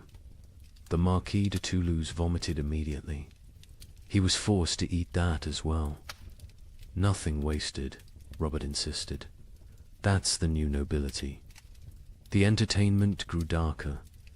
A puppet show where marionettes made from human bones performed a harvest dance. A choir of orphans singing recipes for preparing leather. A juggler tossing skulls who revealed, mid-performance, that they were his own children's skulls. The audience couldn't tell what was performance and what was confession. The fifth course, bread of betrayal. Actual bread appeared, one small loaf. The room went silent. Real food, after hours of elaborate nothing. Roberts explained the game. Tell us who you killed for food. The best story wins the bread. What followed was an auction of atrocity. The Baron of Anjou described smothering his elderly mother to inherit her hidden grain. The Countess of Blois explained how she'd poisoned her husband when she discovered he'd been secretly eating while she starved. The Duke of Normandy won with his tale of hosting a dinner party, serving his guests, his own son, then revealing the truth after they'd eaten. He took one bite of the bread and vomited blood. The bread was made from sawdust and painted to look real. The sixth course, wine of wisdom. Empty goblets that guests had to fill with their own fluid stares, saliva, blood, whatever they could produce. We toast to truth, Robert declared. The truth that we are bags of liquid pretending to have purpose. They drank their own essences while Robert laughed and laughed and laughed. Then came the moment that would define the feast in history. Robert announced the Last Supper, 13 volunteers to recreate Christ's final meal. but with a twist. They would draw lots. 12 would feast. 1 would be the feast. The volunteers came forward, 12 nobles, so broken by horror they'd embrace any ending. Robert himself was the 13th. They drew carved bones from a jeweled box. Robert palmed the black bone, ensuring he drew it. Everyone knew. No one spoke. "I am the feast," he announced with genuine joy. "I am bread and wine. I am flesh and blood. I am the only honest noble lefty. Give myself to be consumed." He opened his veins with ceremonial precision, not to die quickly, but to fill 13 cups. He made toasts as his blood flowed, to abundance. Nervous laughter to the feast that never ends. Desperate drinking to the truth that we're all already dead. Silence, except for swallowing. He conducted himself like a summer lay describing vintages. Note the iron undertones, the hint of despair, the full body of wasted life. He grew paler with each toast, but never stopped smiling. Drink deep, friends. I'm a vintage that won't be repeated. The guests drank because stopping would mean acknowledging what they were doing. They drank because Robert was watching, still standing, still bleeding, still insisting this was all a grand joke. They drank because his blood was warm and they'd forgotten warmth. They drank because it was that or scream. Robert's final toast, as his knees began to buckle, to the feast of fools, where fools feast on fools, where wisdom is folly and folly is survival. To the nobility that dies with nobility, leaving only animals wearing crowns. To the joke that God played on us, and the joke we play back. To the end that never ends, and the ending that never he fell forward. Cup still raised, smile still, fixed. Dead before he hit the ground, but somehow still laughing. The guests sat with empty cups, full stomachs, and the knowledge that they'd literally drunk noble blood while dressed as peasants in a world where symbolism had become sustenance. The aftermath was swift and terrible. The servants, Forster, watch nobles drink noble blood, revolted, not politically aside. They stripped off the noble clothes, fled the chateau, most walking directly into the Seine to drown. The nobles, trapped in servant rags, covered in Robert's blood, stumbled into Paris streets where they were attacked by mobs who didn't recognize them or didn't care. Of the 100 guests at the Feast of Fools, 13 survived to Easter. Most died by suicide, unable to process what they'd participated in. Lady Isabel, who recorded the events, ended her account. "We went to mock death and became death's mockery. We tried to feast on nothing and discovered we were nothing. Count Robert won his game. He died laughing at a joke only he understood, leaving us to live with the punchline." The Feast of Fools wasn't just noble decadence, it was aristocracy's suicide note written in performance art, when the highest class of society serves nothing on golden plates. Crowns, corpses, and drinks human blood as entertainment, the social order hasn't just collapsed, has performed its own autopsy while still breathing. The king, upon hearing of the feast, reportedly said, "Count Robert has shown us our future elaborate rituals around nothing, performances of power without power. Substance, consumption of ourselves disguised as celebration." He then ordered all records of the feast destroyed.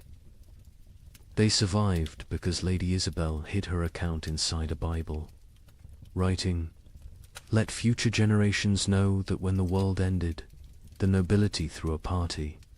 We dressed our doom in silk and served our destruction on silver platters. We made horror into art because art was all we had left. And when the last toast was raised, it was to our own annihilation, delivered with perfect etiquette. Let me share numbers that medieval minds couldn't comprehend. In 1310, Europe's population was roughly 75 million. By 1322, it was 60 million. 15 million people. Gone. Not from plague, not from war, from cold and hunger, but statistics hide. Individual horror. In the town of Ypres, they kept exact records. Population 1315, 10,400. Population 1,322, 2,100. But here's the detail that haunts. Of those 2,100 survivors, only 300 were the original residents. The others, they came from elsewhere, drawn by rumors of food, only to find more death. The prior of Ypres wrote, "We no longer bury the dead. We stack them like cordwood, waiting for spring. But spring never comes warm enough to dig. The numbers tell a story that words cannot." The Abbey of Saint-Denis kept meticulous death records, originally for prayers for the departed. By 1318, they'd stopped recording names, just tally marks. 5 marks crossed through. 5 marks crossed through. Pages and pages of groups of 5, like a child learning to count, except each mark was a human soul. Brother Felipe, the abbey's mathematician, calculated the rate of death. In 1315, we lost 1 soul per week. By 1316, 1 per day. By 1317, 1 per hour. By 1318, we stopped counting because the living were too few to count the dead. Mathematics itself collapsed when the numbers exceeded comprehension. The Italian city-states, with their banking traditions, kept the most precise records.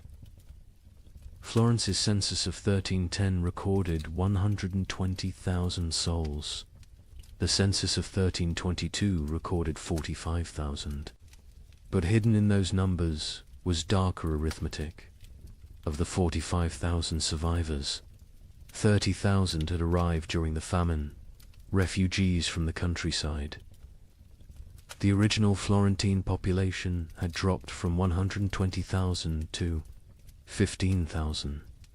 7 of every 8 natives had perished. Venice's records reveal the geographic mathematics of death. The city's famous districts died at different rates. San Marco, where the wealthy lived, lost 40% of its population.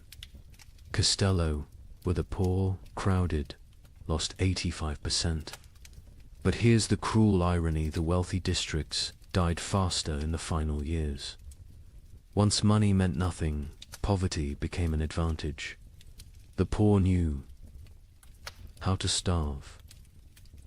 The rich only knew how to eat. In England, the Domesday Book had recorded settlements since 1086. By comparing tax records from 1310 to 1322, we can track village-level devastation. In Norfolk, 40% of villages recorded in 1310 no longer existed. By 1322, not depopulated, erased. The land itself forgot humans had ever lived there. But let's look deeper at Ypres, because their obsessive record-keeping reveals the true mathematics of societal collapse. The town's cloth guild recorded not just deaths, but causes. 1,315. 500 deaths to 400 starvation. 100 disease 1316. 1,200 deaths to 900 starvation. 200 disease. 100 violence 1317. 2,100. deaths to 1,000 starvation, 500 disease, 400 violence, 200 voluntary, 13, 18, 2,500 deaths to 800 starvation, 600 disease, 700 violence, 400 voluntary, 13, 19, 1,800 deaths to 300 starvation, 400 disease, 500 violence, 600 voluntary, 1,320, 900 deaths minus 100 starvation, 200 disease, 200 violence, 400 voluntary. See the pattern. As starvation deaths decreased because the weakest had already died, violence and suicide increased. The mathematics of survival had shifted from competing for food to eliminating competitors. The demographic breakdown is equally telling. By age, infants 0 to 2, 95% mortality children 3 to 12, 80% mortality young adults 13 to 25, 60% mortality adults 26 to 45, 70% mortality elderly 46 plus, 90%.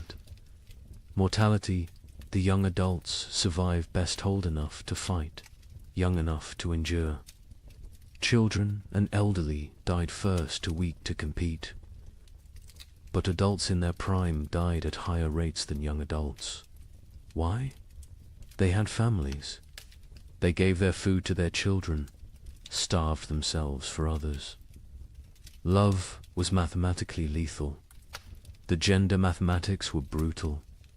In 1315, Ypres had roughly equal numbers of men and women. By 1322, there were 3 men for every woman. Not because women were weaker, because women fed their children first, their husbands second, themselves last. Maternal sacrifice showed clearly in the survival statistics. The social class mathematics defied expectations. Nobility, 60% mortality clergy, 50% mortality merchants, 70% mortality craftsmen, 75% mortality peasants, 80% mortality beggars, 40% mortality beggars.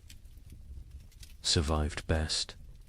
They already knew how to live on nothing. The nobility, despite their resources, died from inability to adapt. Merchants died because their profession became meaningless. But beggars, they thrived in a world that had become universal beggary. The geographic distribution created what scholars called death shadows. Cities drew refugees from the countryside, creating rings of escalating mortality. Paris, with a 1310 population of 200,000, had 80,000 survivors in 1322. But the villagers within a day's walk of Paris, complete annihilation. They'd all walked to the city seeking food, died in the streets, their homes becoming ghost towns. The monastery of Cluny mapped deaths across their network of abbeys. They discovered death followed trade routes not because trade spread disease, but because rumors of food traveled along merchant paths. Entire populations would migrate toward imagined abundance, creating waves of mobile starvation that crashed against city walls. The seasonal mathematics were predictable yet horrifying. Spring, highest death rates, bodies hidden by snow revealed. Last stores exhausted summer, moderate deaths, some forage available. But disease spread autumn. Lowest deaths, whatever harvest existed, plus weakest already dead winter. Rising deaths, cold, multiplying hungers, lethality, but within those seasons. Specific dates showed spikes. Christmas saw mass suicides. The contrast between religious celebration and reality broke minds. Easter saw violence spiked, the promise of resurrection mocked by death's omnipresence. Harvest festivals became killing fields as communities fought over failed crops. The birth rate mathematics were perhaps most tragic. In 1310, Ypres recorded 400 births. In 1316 to 200 births. In 1318, 50 births. In 1320, 12 births. By 1321, 0. Not 0, recorded 0, occurred. Women stopped conceiving, bodies too starved to support pregnancy. Those who did conceive miscarried, or gave birth to stillborn children. An entire generation unborn. The marriage mathematics inverted. In 1310, Ypres recorded 200 marriages. In 1320, they recorded 400. Why the increase during horror? Survival partnerships. Widows with food marrying widowers with shelter. Children married to combine family resources. Marriage became merger. Love replaced by mathematics. The death-to-burial ratio reveals societal collapses. Progression to 1,315. One death equals one burial, 1316. Two deaths equals one burial, 1317. 5 deaths equals one burial, 1318. 10 deaths equals one burial, 1319. 20 deaths equals one burial, 1320. Burial ceased. Bodies stacked or burned. The prior of Ypres wrote, "We have built pyramids of the dead, frozen corpses stacked like masonry, mortared with ice. Come spring, they will thaw and collapse, but by then, who will remain to care?" The economic mathematics were absurd. The price of wheat increased 2,000% between 1315 and 1320, but expressing it as percentage obscures the reality. In 1315, a penny bought a loaf. In 1320, a year's wages couldn't buy a crumb. Money became meaningless. The only currency was calories. Distance mathematics changed. In 1310, a healthy person could walk 20 miles per day. By 1320, survivors could manage perhaps 2 miles. The world shrank as human capability decreased. Villages 10 miles apart became unreachable foreign lands. Geography expanded as humans contracted. The theft mathematics reveal moral collapse. 1,315. 100 thefts. Mostly grain, 1316. 500 thefts. Anything. Edible, 1317. 1,000 thefts. Including clothing and fuel, 1318. 2,000 thefts. Including children, 1319. Theft became meaningless. Nothing left to steal. The murder mathematics followed similar patterns, but with a crucial difference. Murders peaked in 1318, then declined not from returning morality, but from lack of strength. By 1319, people were too weak to kill. Violence required carries nobody could spare. The migration mathematics created empty zones and death clusters. Rural areas emptied as survivors walked to cities. Cities became graveyards as refugees died in streets. The population didn't just decline, it concentrated, then collapsed. Like a star becoming a black hole, the linguistic mathematics were subtle but telling. The Ypres records showed declining vocabulary over time. 1315 records use varied, complex language. By 1320, the same. Scribes used perhaps 200 words repeatedly. Hunger had literally reduced their ability to think in complex terms. Survival required all cognitive resources.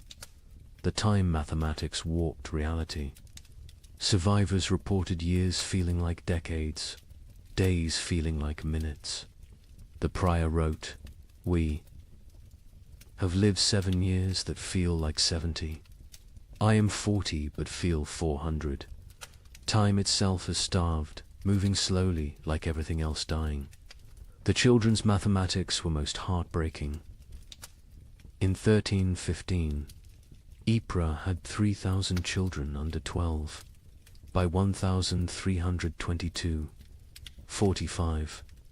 Of those 45, only 3 were from Ypres. The others were orphans who'd wandered in from elsewhere. Their origins unknown, their parents dead, their futures non-existent. An entire generation deleted. Here's the mathematical truth medieval minds couldn't grasp.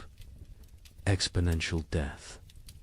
When food production drops 50%, population doesn't drop 50%, drops 80%. Because that 50% reduction creates competition, disease, violence, and suicide that multiply mortality beyond the initial cause. Famine doesn't just kill through starvation, kills through the mathematics of social collapse. The final statistic, the one that captures the true horror of the 15 million who died. Historians estimate only 5 million died directly from starvation. The other 10 million died from what starvation created: disease, violence, suicide, exposure, accidents caused by weakness, childbirth without resources, infections without medicine. 2/3 of deaths weren't from famine, but from famine's mathematics. The prior of Ypres' final entry, dated March 1322. I have kept these records for 7 years. I have reduced human souls to marks on parchment, lives to numbers, horror to mathematics. But mathematics cannot capture the sound of children crying for food that doesn't exist. Cannot calculate the weight of watching your family die by degrees. Cannot solve for why God allows such equations. The numbers say 2,100 remain from 10,400. But numbers lie. None remain. We 2,100 are not survivors, we are the not yet dead. Walking statistics waiting for our final tally. Mathematics has proven that hell is not fire and brimstone. Hell is subtraction without end, division without remainder, the null set of human hope. In 1321, as the worst seemed to be passing, something strange happened. The rats returned, but they were different, larger, bolder, moving in coordinated swarms. A chronicler in Milan wrote, "They fear neither cat nor dog nor man. They walk in daylight like they own the earth." Where had they been for 7 years? Some scholars believe they survived in the vast granaries of Eastern Europe, growing fat while the West starved. Others think they evolved, adapted to the cold. But everyone agrees on one thing. They brought something back with them. A Venetian merchant noted, "The rats are sick. They dance in circles before dying, black swellings on their necks." Those swellings would have a name soon enough. But in 1321, as Europe began to believe, the worst was over. Nobody knew they were witnessing the overture to the Black Death. The first documented sighting was in Prague, March 1321. A baker named Joseph, one of the few whose ovens still functioned, reported to the city guard. They came at dawn, hundreds of them, moving like water through the streets. But wrong. Rats don't move together like soldiers. These did. They ignored the few cats left alive. The cats ran from them. Within days, similar reports flooded in from across Europe. But these weren't the timid creatures that had vanished in 1315. The merchant Giovanni di Marco, traveling from Venice to Vienna, documented what he saw. Rats the size of rabbits, some larger, grey-black fur so thick arrows bounce off, eyes that reflect light like demons. They don't scatter when approached. They stand their ground, studying you, calculating. The Archbishop of Mainz received disturbing reports from his parishes. The rats show intelligence beyond nature. They work in teams, some distract while others steal. They've learned to open larches, untie knots, even use simple tools. A priest in Worms saw one using a stick to knock bread from a high shelf. This is not natural. This is diabolic. But where had they been? The 7-year absence created wild theories, but one Benedictine scholar, Brother Antonius of Regensburg, proposed something chillingly plausible. The rats didn't vanish, they migrated east, following ancient Roman grain routes to the steppes. Beyond Hungary, there, in the vast underground granaries, built by emperors and forgotten by time, they found paradise. Infinite grain, no predators, perfect breeding conditions, 7 years of unlimited food and reproduction. They've returned not as the same species, but as something evolved. The physical changes were documented obsessively. A physician in Paris dissected several specimens, twice the size of pre-famine rats. Muscle density increased by half. Teeth lengthened and serrated, capable of chewing through wood, even soft metals. Most disturbing, enlarged brains. The cranial capacity has increased by 1/3. These are not the rats that left. These are their descendants, shaped by 7 years of plenty while we endured 7 years of want. The behavioral changes were even more unsettling. The rats showed coordination that defied explanation.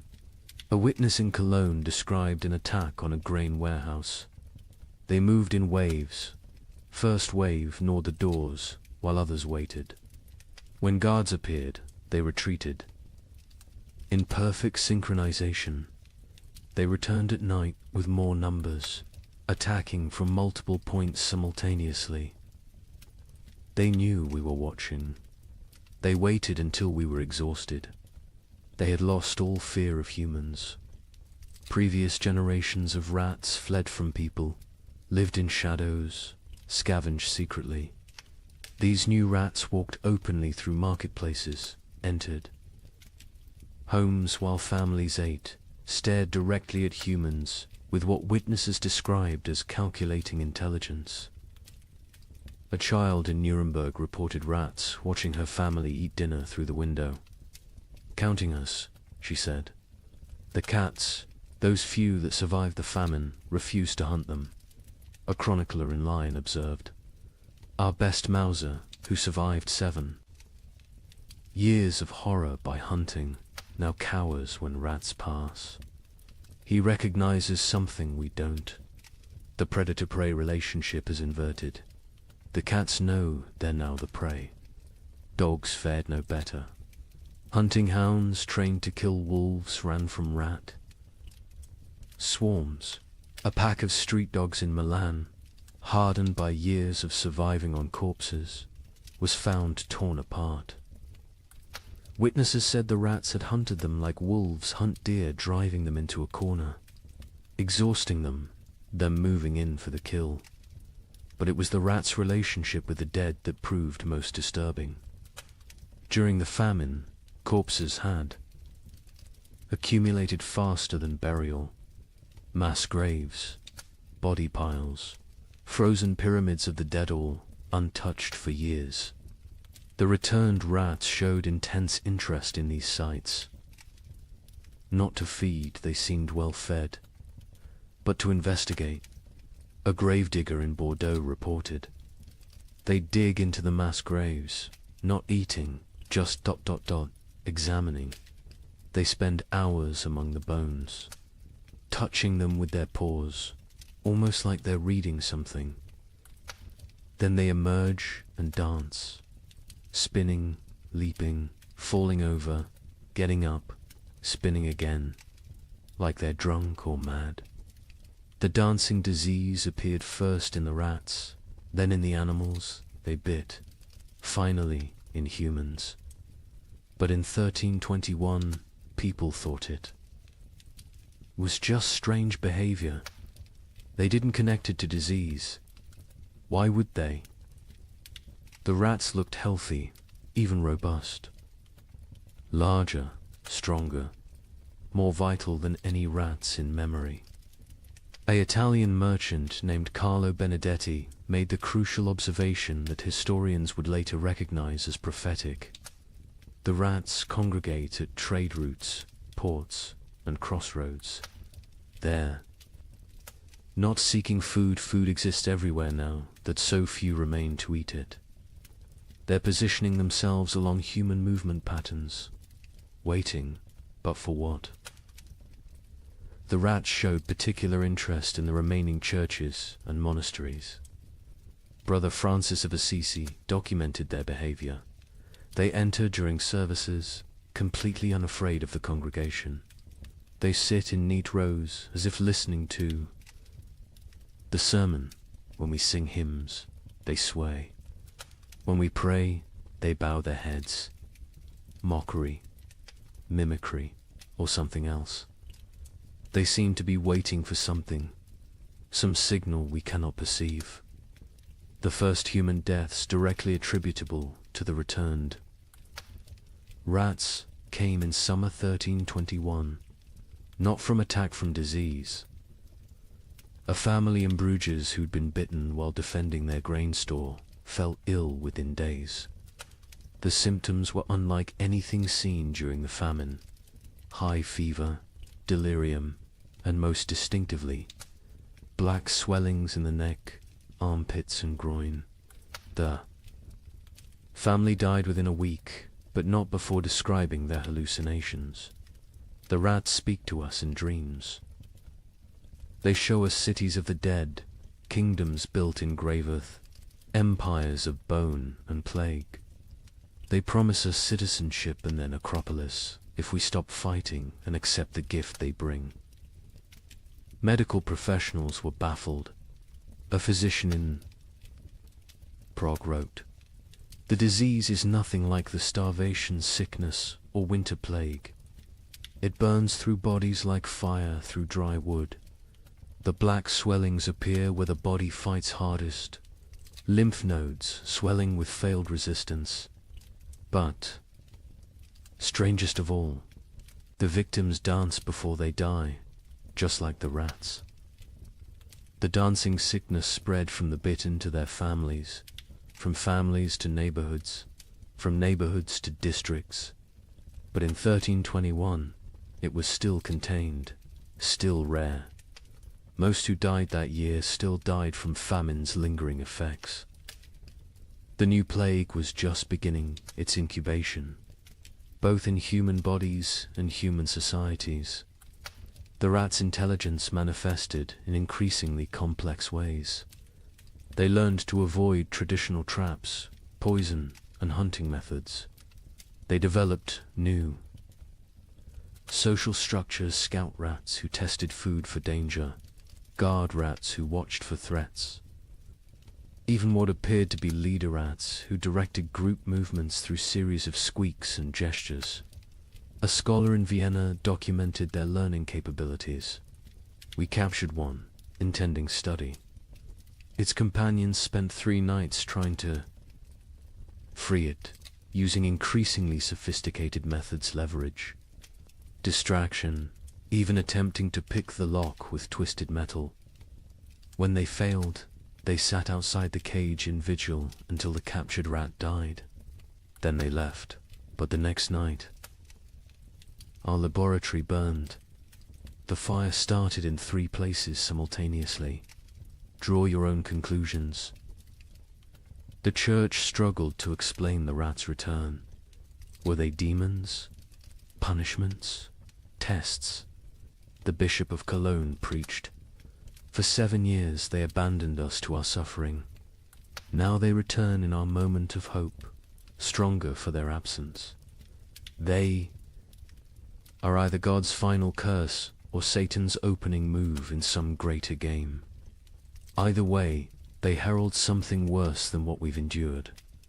Popular folklore developed quickly. Rats were secret rulers of the underworld who'd retreated to plan humanity's destruction. They would transformed human souls, twisted by starvation into animal form. They were advanced scouts for an invasion from hell itself.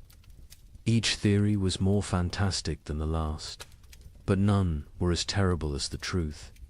The truth was biological, not theological. The rats had spent 7 years in isolated populations, breeding rapidly in the eastern granaries. Diseases that would normally kill them had instead created resistant populations. The Black Death bacterium, Yersinia pestis, had found perfect incubation conditions, countless hosts, rapid reproduction, isolation from human interference. The rats weren't evil. They were evolution's answer to abundance.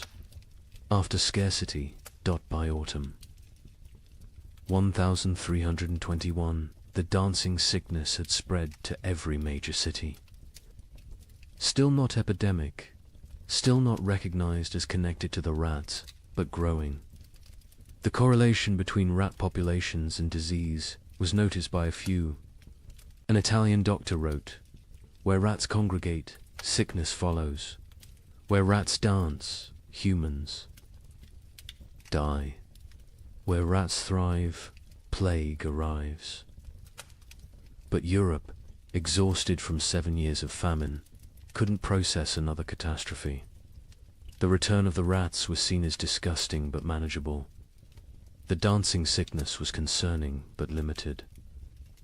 Nobody connected the dots that would seem obvious in hindsight that the rats weren't just returning from exile. They were bringing hell with them. The final observation of 1321 came from a child in Marseille, a girl who'd survived the famine by eating rats when they were still scarce. She told her priest, "The old rats tasted of hunger and fear. These new rats taste of death and patience. They're not afraid of us because they know something we don't. They're waiting for us to realize we're already dead." Within 20 years, her words would prove prophetic. The Black Death would kill 1/3 of Europe's remaining population. But in 1321, as people celebrated the famine's end, as they counted their dead and rebuilt their lives, the rats just watched, and waited, and danced their strange dances in the moonlight, practicing for the grand performance yet to come.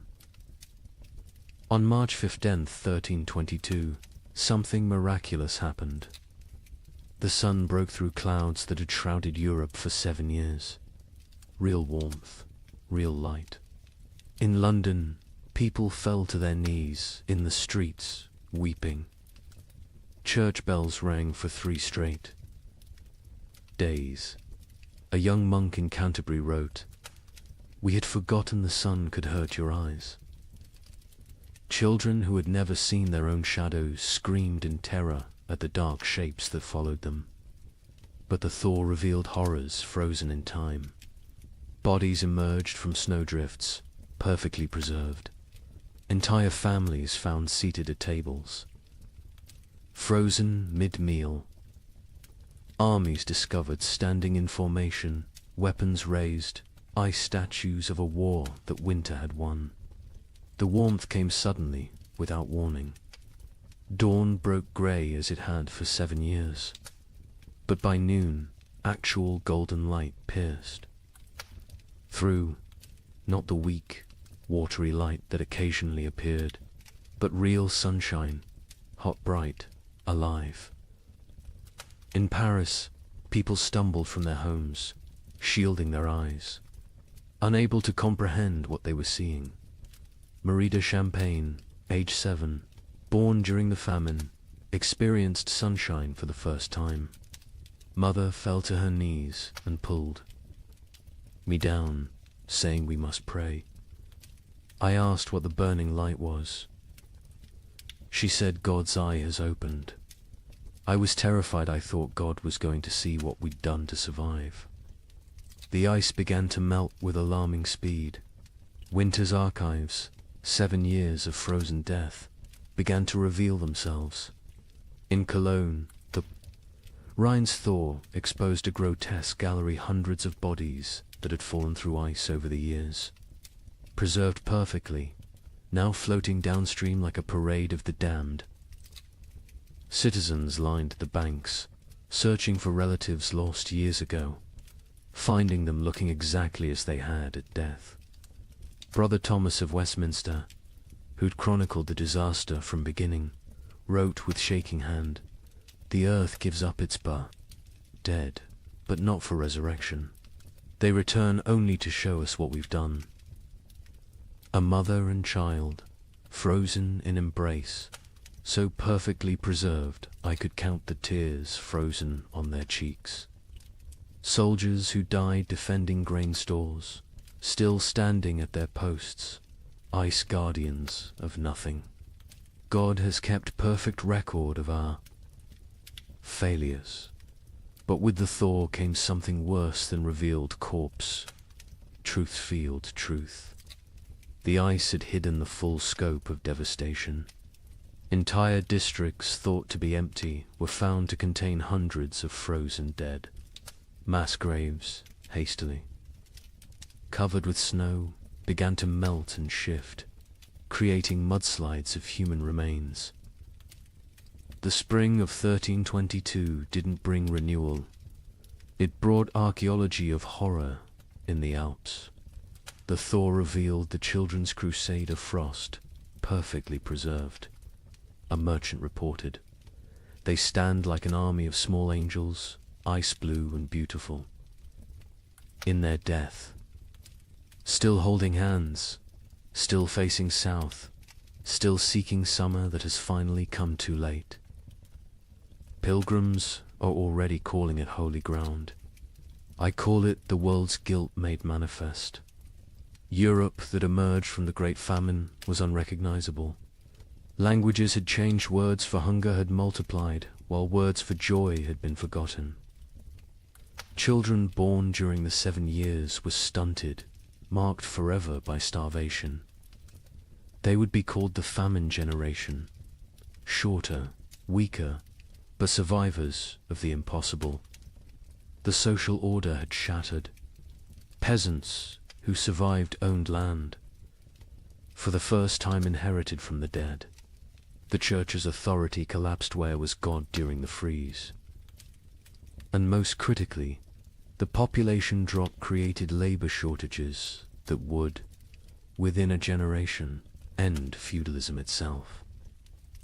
The Great Famine didn't just kill millions, it killed the medieval world.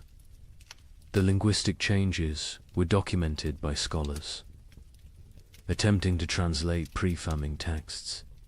The abbot of Cluny wrote, "We have 23 new words for different types of hunger, but have lost the words for feast, abundance, and satisfaction. Children learning to speak, use, eat, as past tense only, they cannot conceive of eating as a present or future action. We've developed exact terms for the taste of leather, bark, clay, but forgotten words for flavors of meat. The famine generation bore physical marks that would last lifetimes. Stunted growth, adults reaching barely 5 feet, bone deformities from childhood rickets, teeth destroyed from eating stones and wood, but worse were the invisible scars.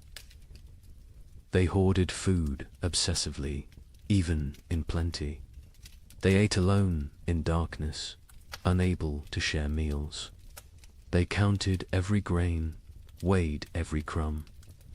A physician in Paris noted, they survived famine but remain imprisoned by it. Their bodies live in 1322, but their minds remain in 1318. The social revolution was immediate and irreversible. A third of Europe's nobility had perished, entire bloodlines extinct. Peasants squatted in abandoned castles, worked lordless lands, claimed ownership through occupation. The survivorship created overnight social mobility, a serf who'd hidden. Grain became a merchant. A baker's assistant who'd outlived his master became a guild leader. A prostitute who'd hoarded food became a property owner. The church's authority evaporated like morning frost. 7 years of unanswered prayers had broken faith's monopoly. New sects emerged, some worshipping nature, others embracing nihilism. The Pope's call for renewed devotion was met with laughter. A graffiti in Rome read, "God starved. We survived. Who then is stronger?" Priests found congregations unwilling to tithe, unable to trust divine providence that had provided only suffering. But most revolutionary was the labor shortage. With 15 million dead, every survivor became valuable. Peasants demanded wages. Instead of feudal obligations, serfs simply walked away from their lords, knowing they'd find better conditions elsewhere. The statute of laborers, attempting to freeze wages at pre-famine levels, was universally ignored. A blacksmith could demand noble prices. A farmer could negotiate like a merchant. The medieval world built on hierarchy. Faith and agricultural abundance had been murdered by weather. What emerged was proto-modern, mobile, skeptical, calculating. The Great Famine didn't just kill people. It killed the very idea of divinely ordered society.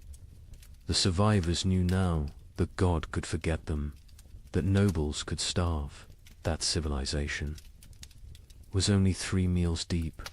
Europe would rebuild, but never recover. The medieval dream was frozen in those 7 years, preserved like the corpses in ice, beautiful and dead forever. In 1323, an anonymous scribe in Bavaria wrote what might be the most important document of the entire famine. Not a chronicle of events, but a warning.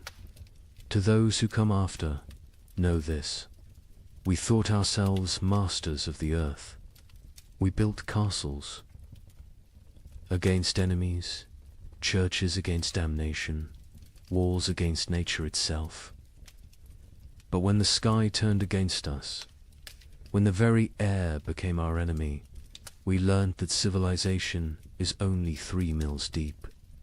Beneath that lies the animal, and beneath that ... lies something worse, something that would eat its own shadow if it could provide sustenance. We survived. That is not the same as living. Some costs can never be repaid. Some hungers never leave you, no matter how much you eat. We measured time in deaths. We measured love in shared suffering. We measured God in his absence. If the cold comes again, and it will come again, remember that the greatest danger is not the freeze. It's what the freeze reveals about your neighbor, about your family, about yourself. May you never be warm enough to forget what we learned in the cold. The document was found hidden in a monastery wall, wrapped in waxed cloth, deliberately preserved. The scribe continued, "I write this with fingers that consumed my own flesh. I write with eyes that watched my children choose which sibling would eat. I write with a soul that has been to hell and discovered hell is not fire. Hell is ice and the mathematics of survival. We who survived are not heroes. We are the ones who did what heroes couldn't. We chose ourselves over others. We calculated love against calories and chose calories. We learned that honor digests poorly, that mercy is a luxury of the fed, that civilization is just an agreement between people who aren't hungry yet. The sun has returned. The crops grow again.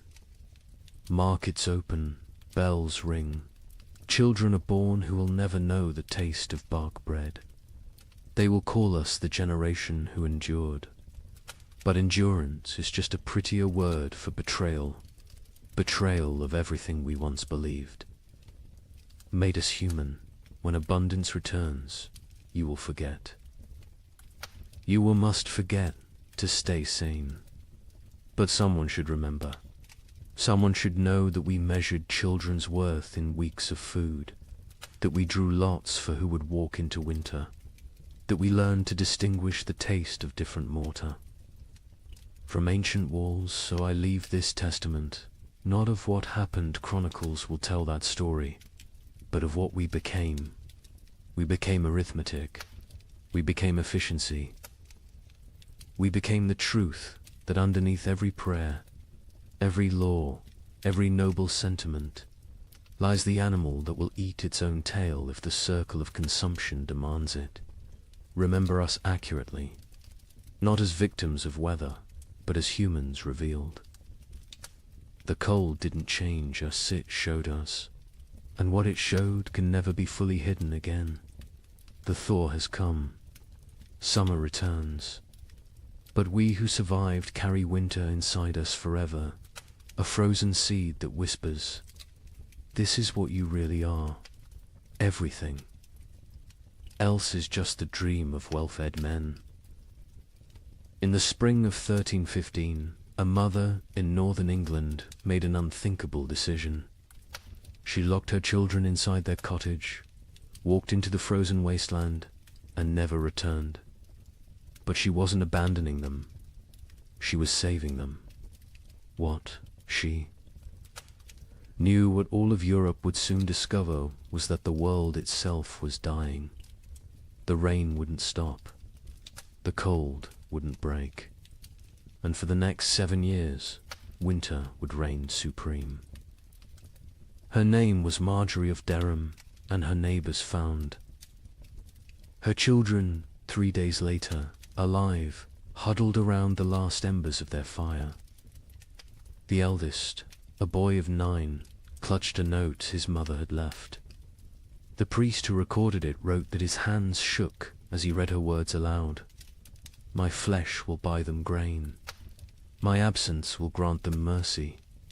Tell them I walk toward God, not away from them." You see, Marjorie had understood something terrible. Something that would take the rest of Europe months to grasp. This wasn't just another harsh spring. This was the beginning of an extinction. The marketplace where she'd traded her body for bread had made the calculation clear. A living mother meant 5 mouths to feed. A missing mother meant 4 orphans the church had to shelter, and the church still had grain, still had walls, still had hope that this nightmare would end. But here's what makes Marjorie's story so haunting. She wasn't unique. Parish records from 1315 show hundreds of similar disappearances. Parents vanishing into blizzards, elderly grandparents wandering into forests, always leaving notes, always locking doors from the outside, always walking toward death like it was salvation. The chronicler Geoffrey Le Baker would later write about that spring with words that feel pulled from nightmares. The rains began on St. George's Day and fell like God had forgotten how to do anything else.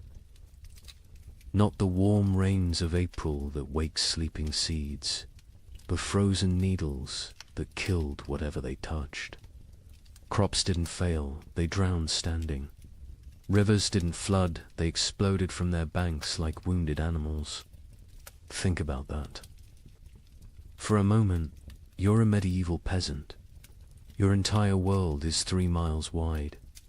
Everything you know about survival, every technique your father taught you, every prayer your mother whispered, assumes one simple truth, that seasons follow patterns. Spring brings life. Summer brings growth. Autumn brings harvest. Winter brings rest. But what happens when spring never comes? When winter refuses to die? When the very foundation of existence cracks beneath your feet? That's what began in 1315. Not a famine, not a crisis, but the complete collapse of natural order. And Marjorie of Durham, walking into that frozen dawn, leaving her children behind to live, was just the first character in a story that would consume 15 million souls. Before it ended, the question isn't how Europe survived, it's what Europe became to survive it.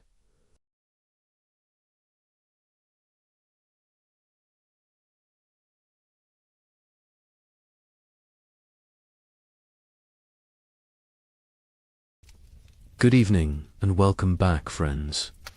Tonight, we are going to journey through the winter that never ended, America's forgotten ice years.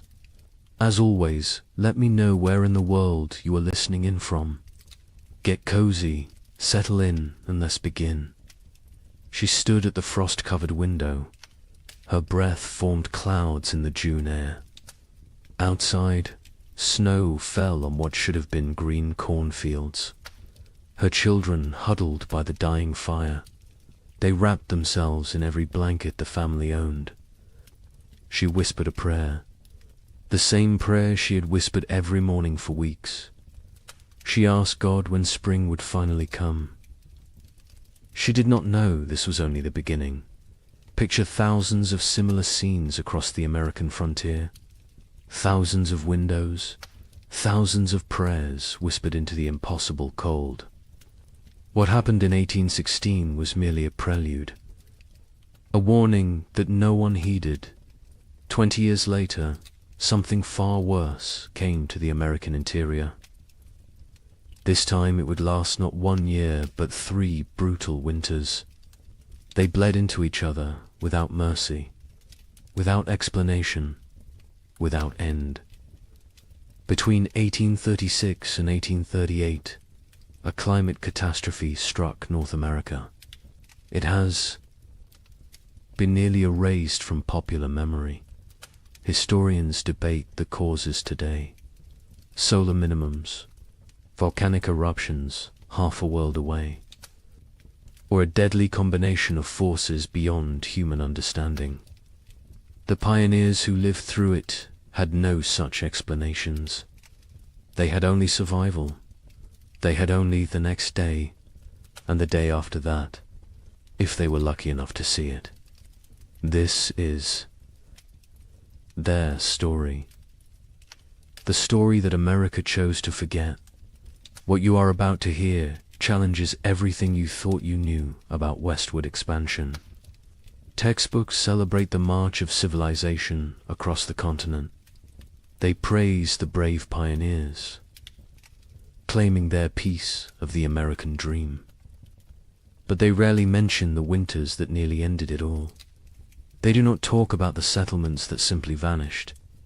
They do not discuss the mass graves discovered decades later, or the journals hidden in attics, journals filled with words that survivors could not bear to speak aloud. This is the story of the winter that never ended, and the people who somehow lived to see spring again. Late 1835. The American frontier hummed with optimism.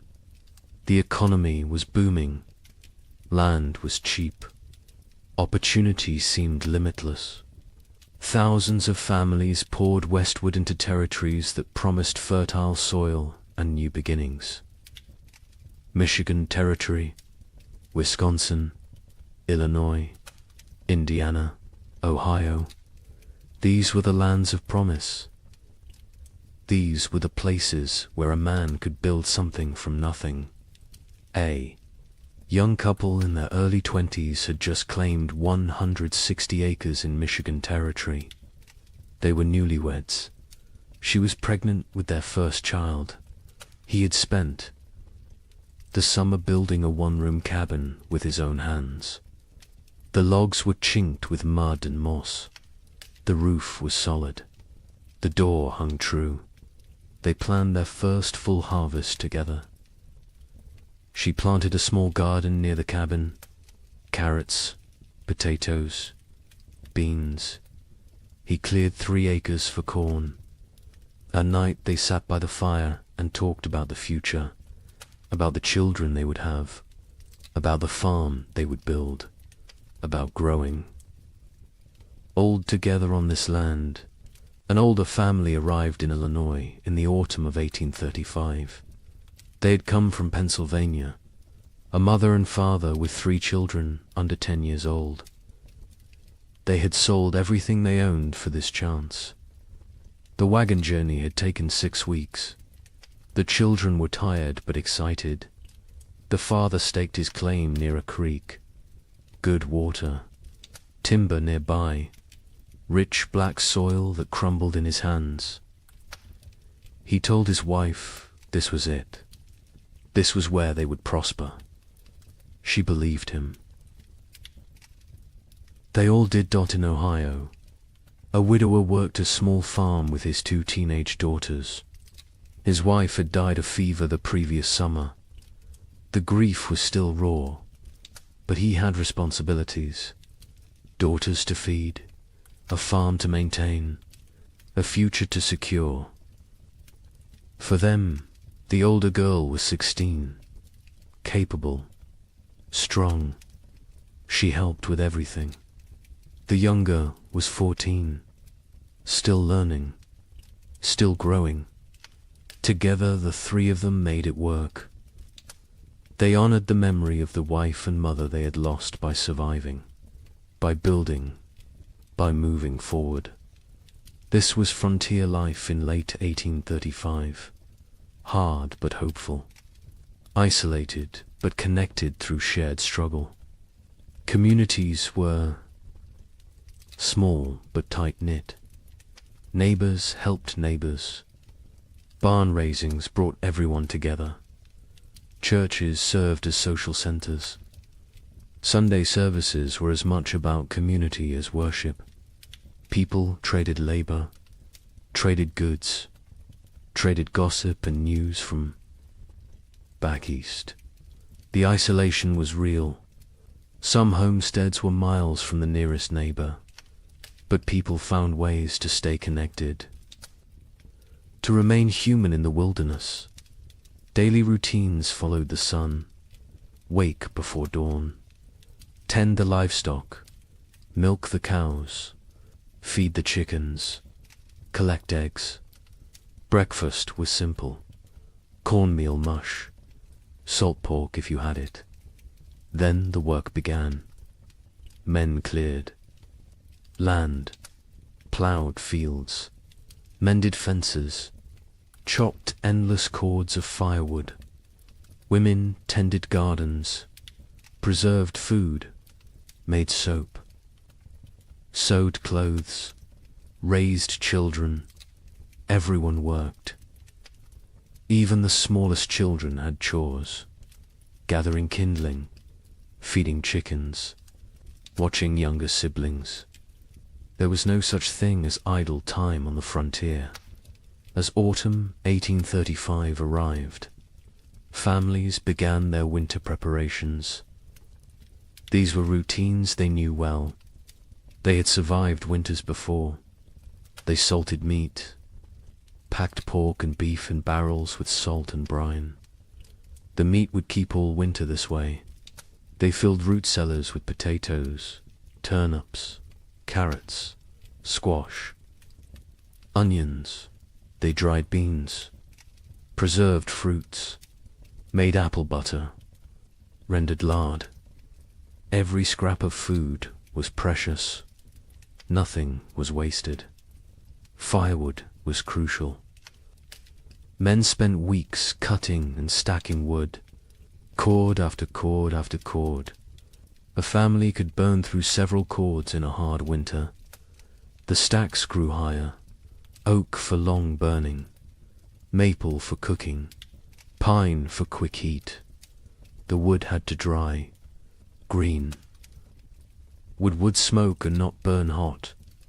So they cut wood a season ahead when they could. The wood piles near cabins stood taller than a man. They looked like enough. They always had been enough before. The young couple in Michigan worked together on their preparations.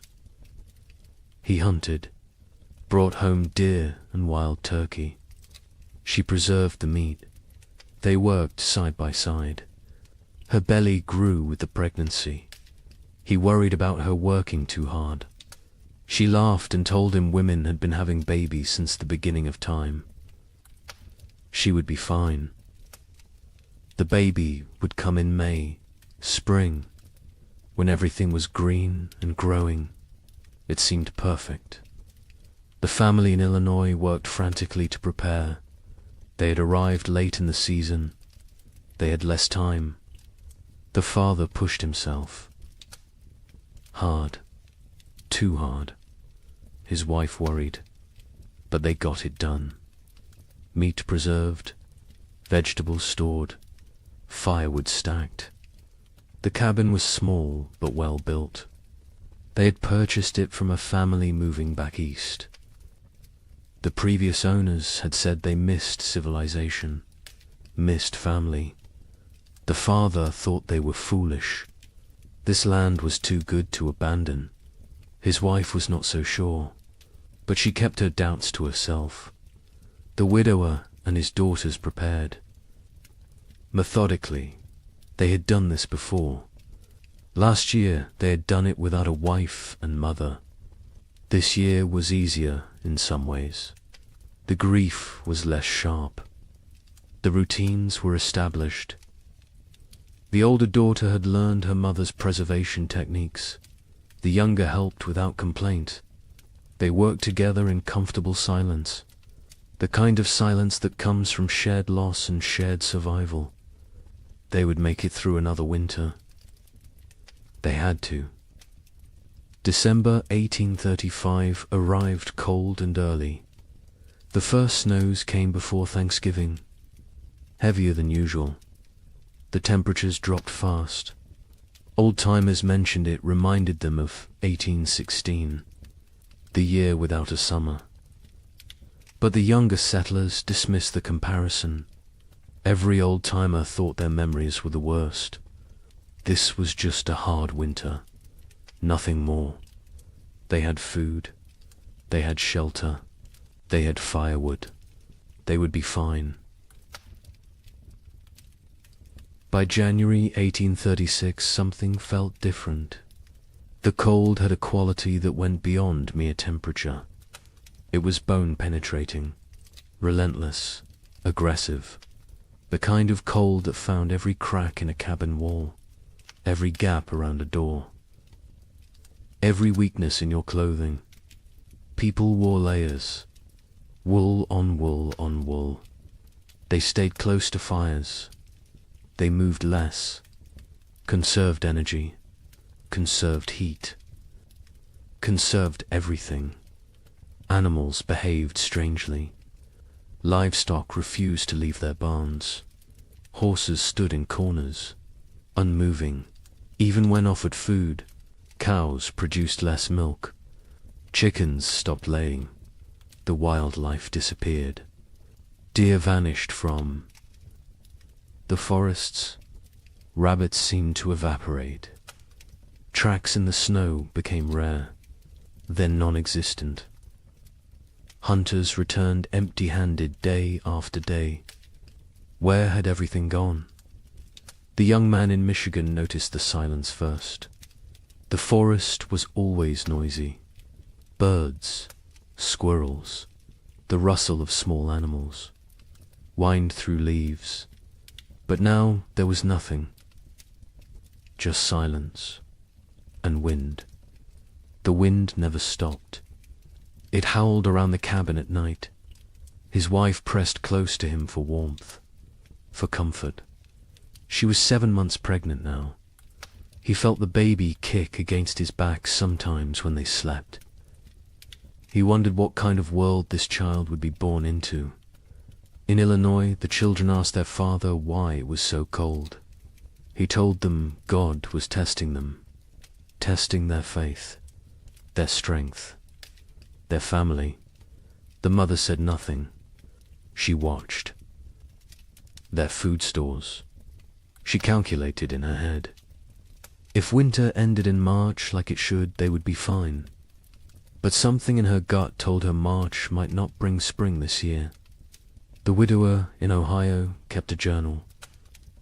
He had started it after his wife died, a way to process grief, to feel less alone. In late January 1836, he wrote an entry that he would later try to burn. He wrote that the cold felt wrong, not natural, that he had a feeling of dread he could not shake, that his daughters felt it too, though they did not speak of it. He wrote that he was afraid, not of dying, but of failing to protect his girls, of not being enough. February arrived. It should have shown signs of weakening. Winter, longer days, occasional thaws. The promise of spring lurking beneath the cold. But February 1836 brought none of these things. It brought deeper cold, more snow, storms that lasted days. The sun appeared rarely. When it did, it seemed weak, pale, unable to warm anything. People began to worry, really worry. This was beyond a normal hard winter. Food stores were being depleted.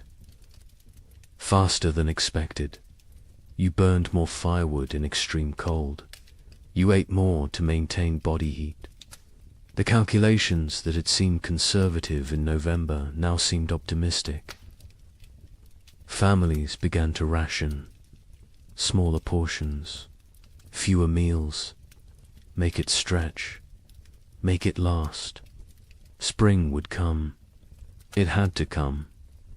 But as February turned to March, and March brought no relief, only more snow and more cold, a new emotion crept into Frontier. Cavern's fear, real fear, the kind that sits in your stomach and grows, the kind that wakes you at night, the kind that makes you count your remaining potatoes and feel panic rising in your chest, because spring should be here, and it was not. Coming, March 1836. The month that should bring thaw and birdsong and the first signs of life returning. Instead, it brought blizzards, heavy wet snow that collapsed roofs, winds that tore at cabin walls, temperatures that dropped so low that water froze solid inside homes, despite the fires burning constantly. People began to understand. This was not a normal winter. This was something else entirely. The young wife in Michigan went into labor on March 15th, 3 weeks early. Her husband rode through a blizzard to fetch the nearest midwife. She lived 4 miles away. He almost did not make it. The horse struggled through chest-deep drifts. The wind cut through every layer he wore. He found the midwife. She came. They rode back together. The journey that should have taken an hour took 3. The baby came that night. A girl, small but healthy, she cried strong. The mother wept with relief and exhaustion and fear. The midwife stayed 2 days until the storm broke. When she left, she told them the baby would need extra warmth, extra care. The mother already knew. She held the infant against her skin constantly, shared her body heat, prayed the cold would break before her milk ran thin. In Illinois, the family made a decision. They would send the eldest boy to the nearest town, 12 miles south, to buy supplies, if any could be had, extra flour, salt, anything. The boy was 8 years old, small for his age, but tough. His father gave him careful instructions. Follow the creek, stay near cover. If a storm comes, find shelter and wait it out. The mother packed him food for 2 days. She kissed his forehead, told him to be safe. He left before dawn. He returned 4 days later, frostbitten, exhausted, empty-handed. The town had nothing to sell. Their stores were depleted too. Everyone was rationing. Everyone was afraid. He had slept in a barn the first night, a chicken coop the second. A family had taken him in on the third night, fed him soup, let him warm by their fire. They had children his age, thin children with hollow eyes. He came home and told his parents what he had seen. His father nodded, said nothing. His mother turned away so the children would not see her cry. The widower in Ohio made an inventory in mid-March. He wrote down every item of food they had left. 2 bushels of potatoes, some sprouting, half a barrel of salt pork, 1 small sack of cornmeal, dried beans, maybe 20 pounds, some preserved apples, not many, he calculated.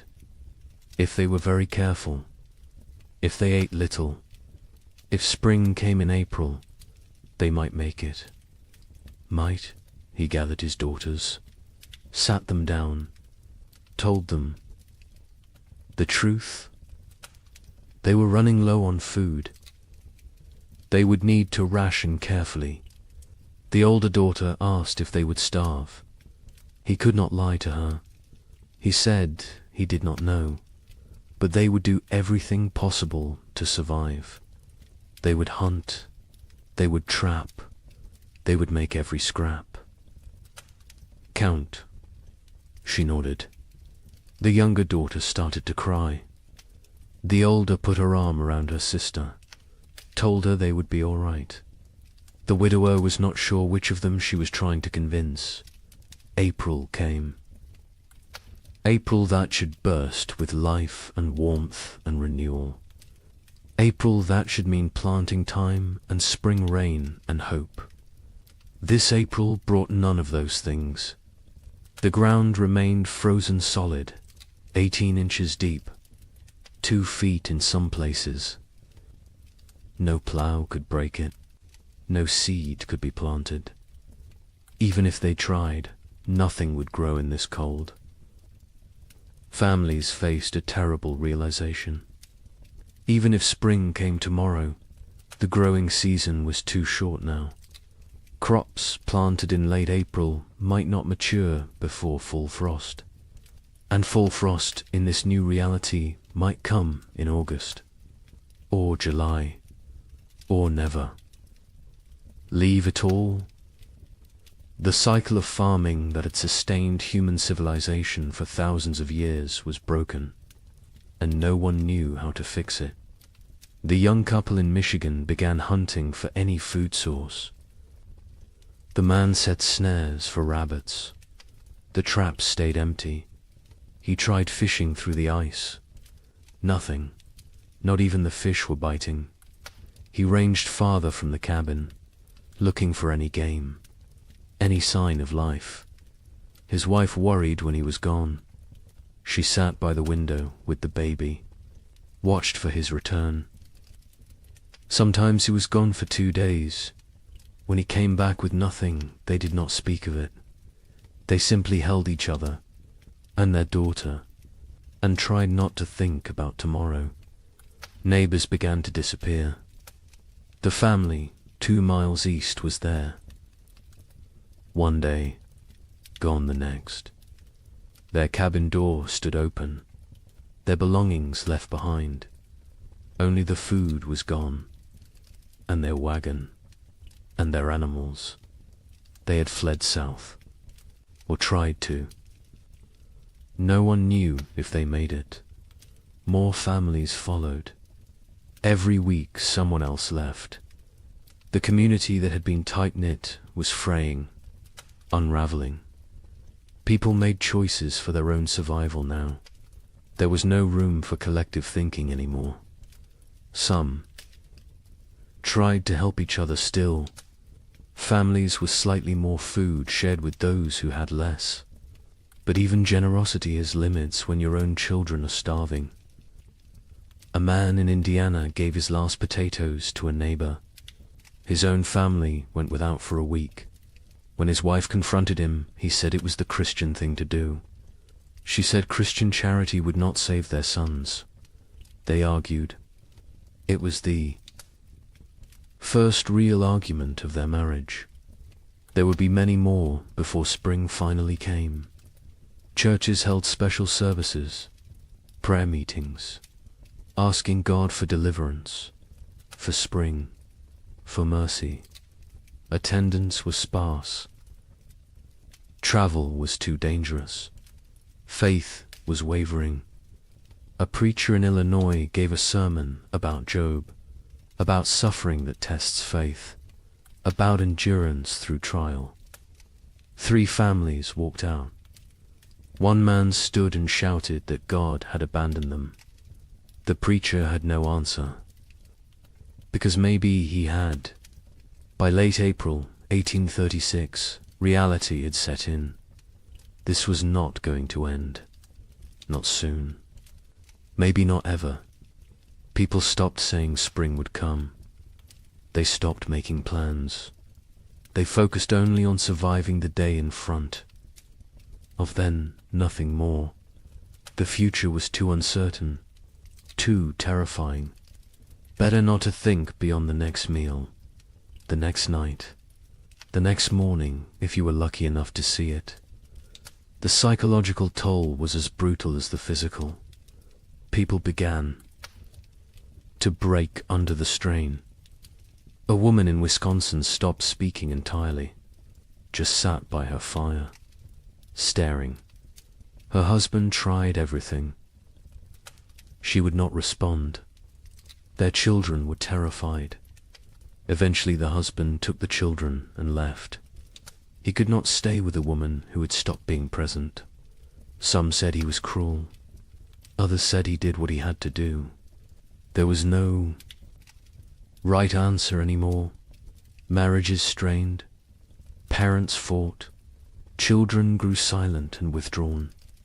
The pressure of constant survival wore away at human connections, at love, at compassion, at everything that made life worth living. People became hollow, going through motions, existing but not living, waiting for an end they could not see, and still the cold did not break. May arrive, May that should be warm and green, May that should mean gardens growing and livestock grazing. This May was grey and frozen. Snow fell on the 10th, again on the 18th. Again on the 23rd, people stopped being surprised. They just accepted.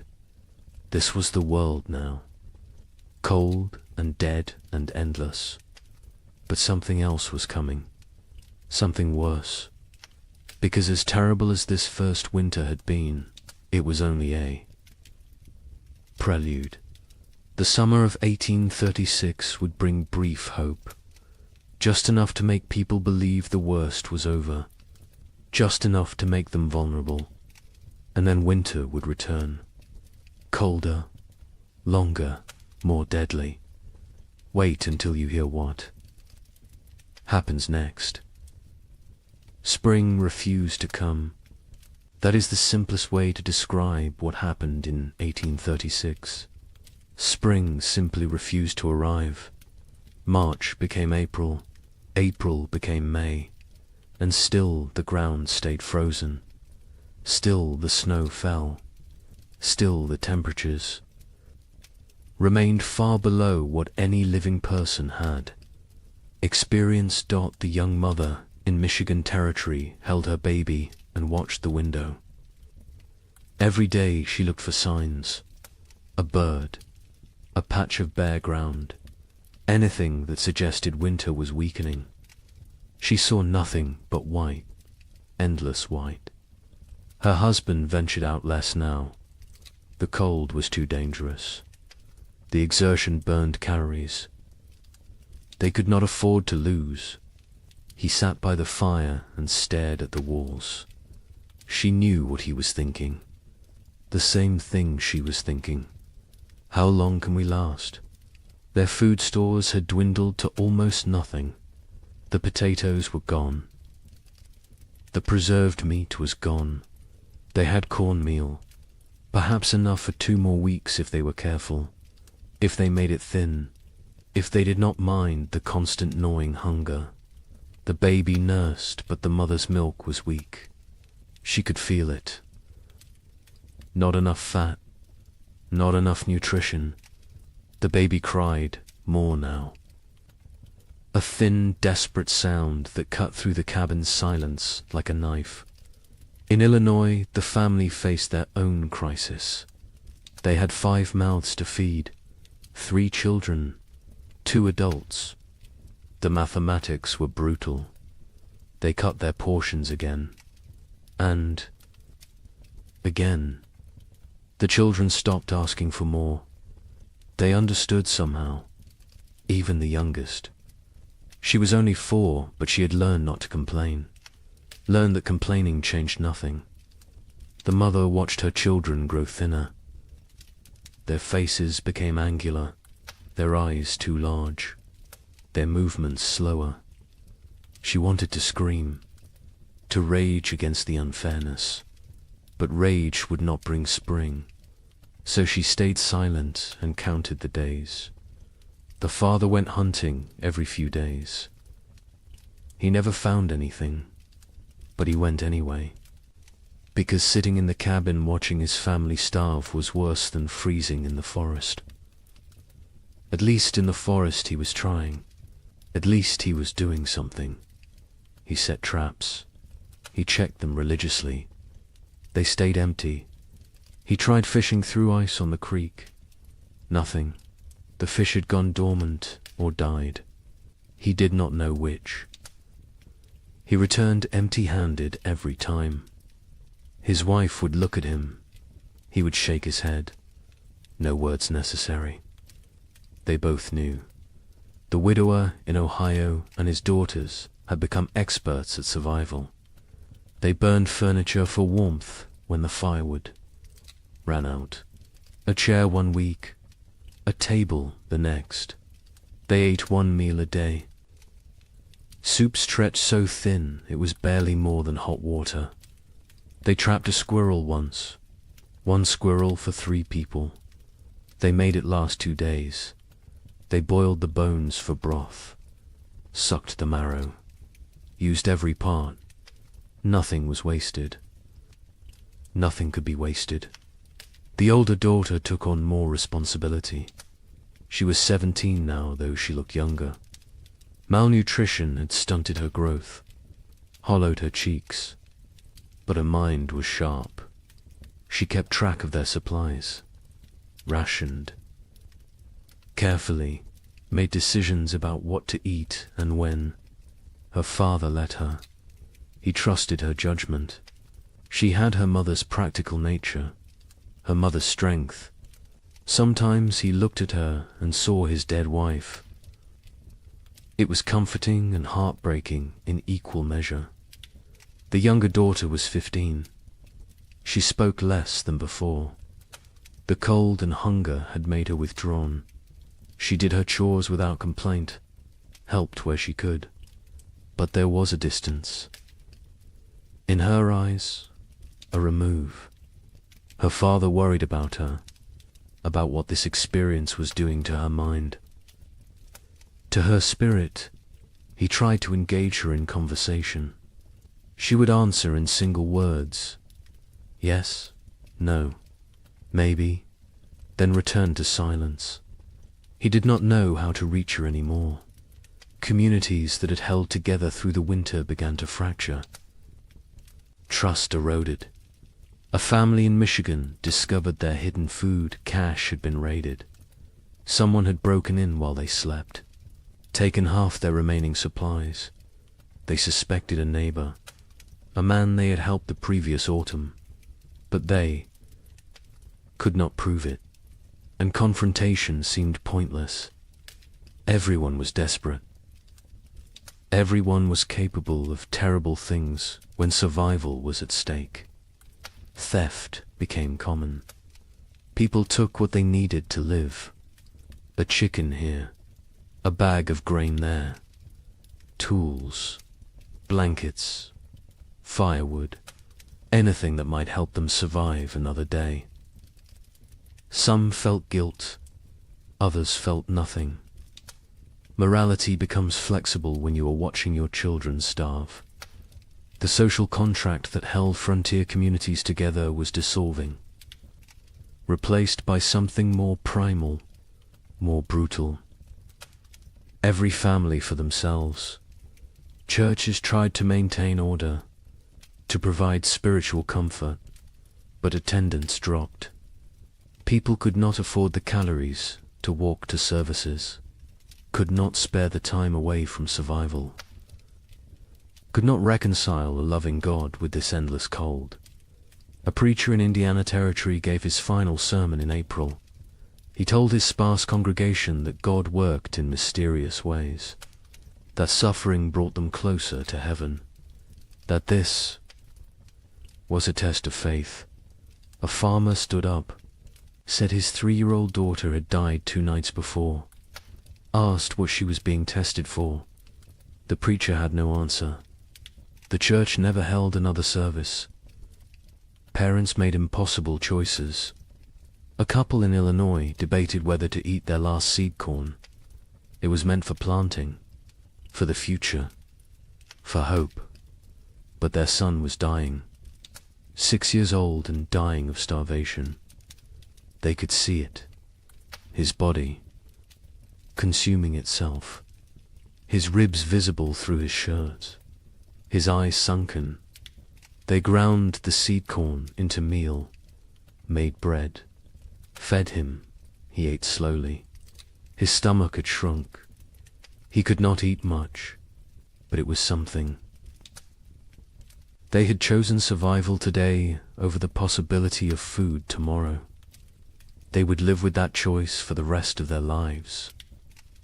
Livestock died. Cattle froze in their barns. Horses became too weak to stand. Pigs huddled together for warmth, but still succumbed to the cold. Chickens stopped laying entirely. People slaughtered their animals, not according to any plan, just when they became desperate enough. Each slaughter was a small tragedy. That cow represented future milk, future.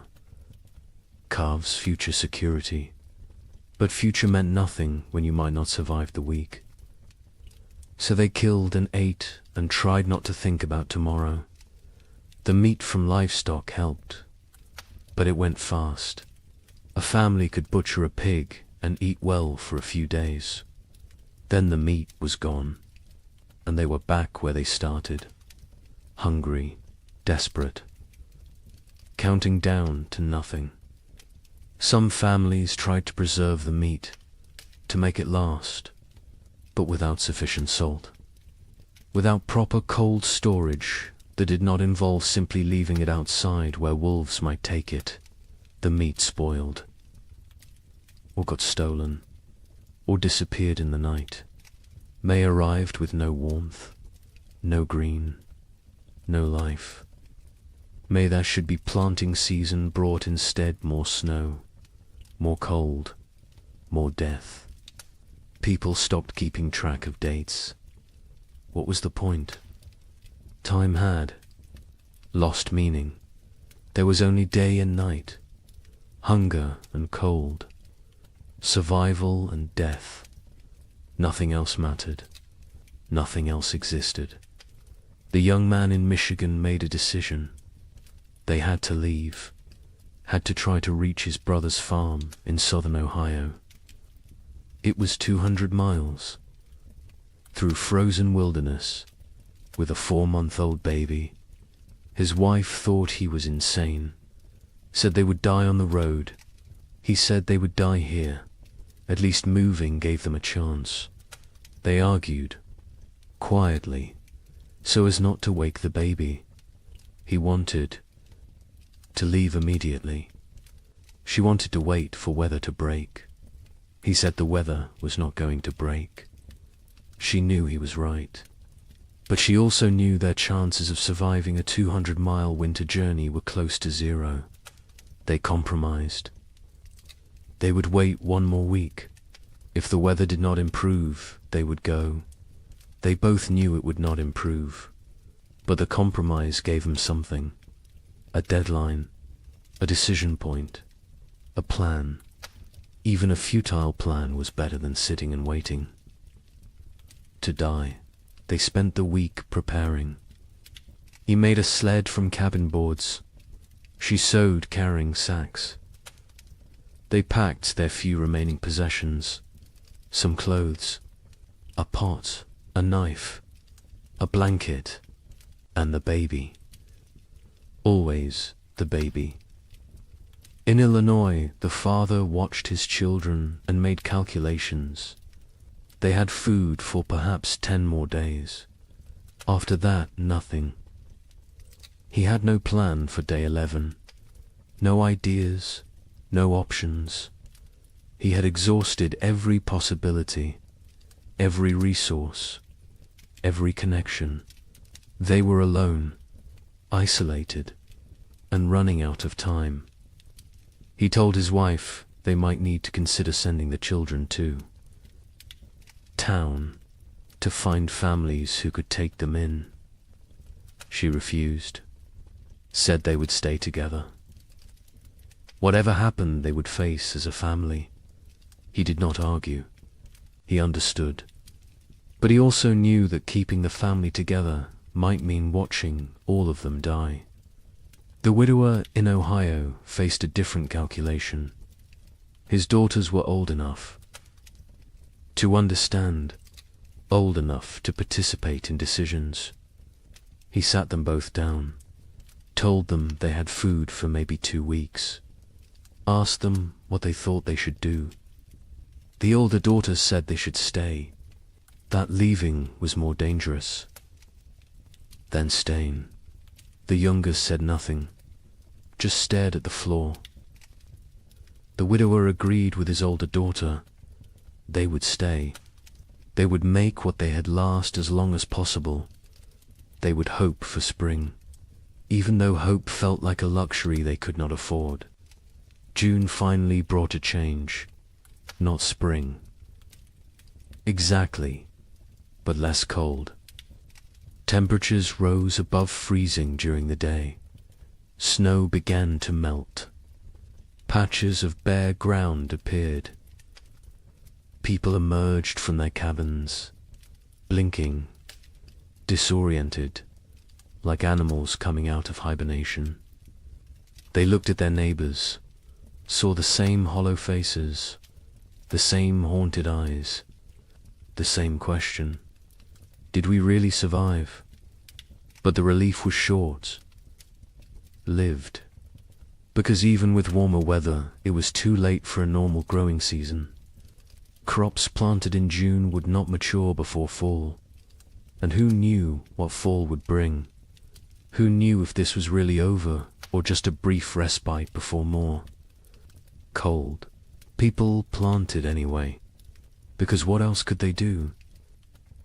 They put precious seeds into still, cold ground, prayed for growth, for warmth, for time. The young couple in Michigan decided to stay. The brief warmth had changed their calculations. They planted a small garden. Corn, beans, squash. The baby was stronger now. The mother's milk had improved slightly with less stress. They felt cautiously optimistic. Maybe the worst was over. Maybe they had survived. They tried not to think about all the families who had not, about the empty cabins they had passed, about the graves marked with simple wooden crosses.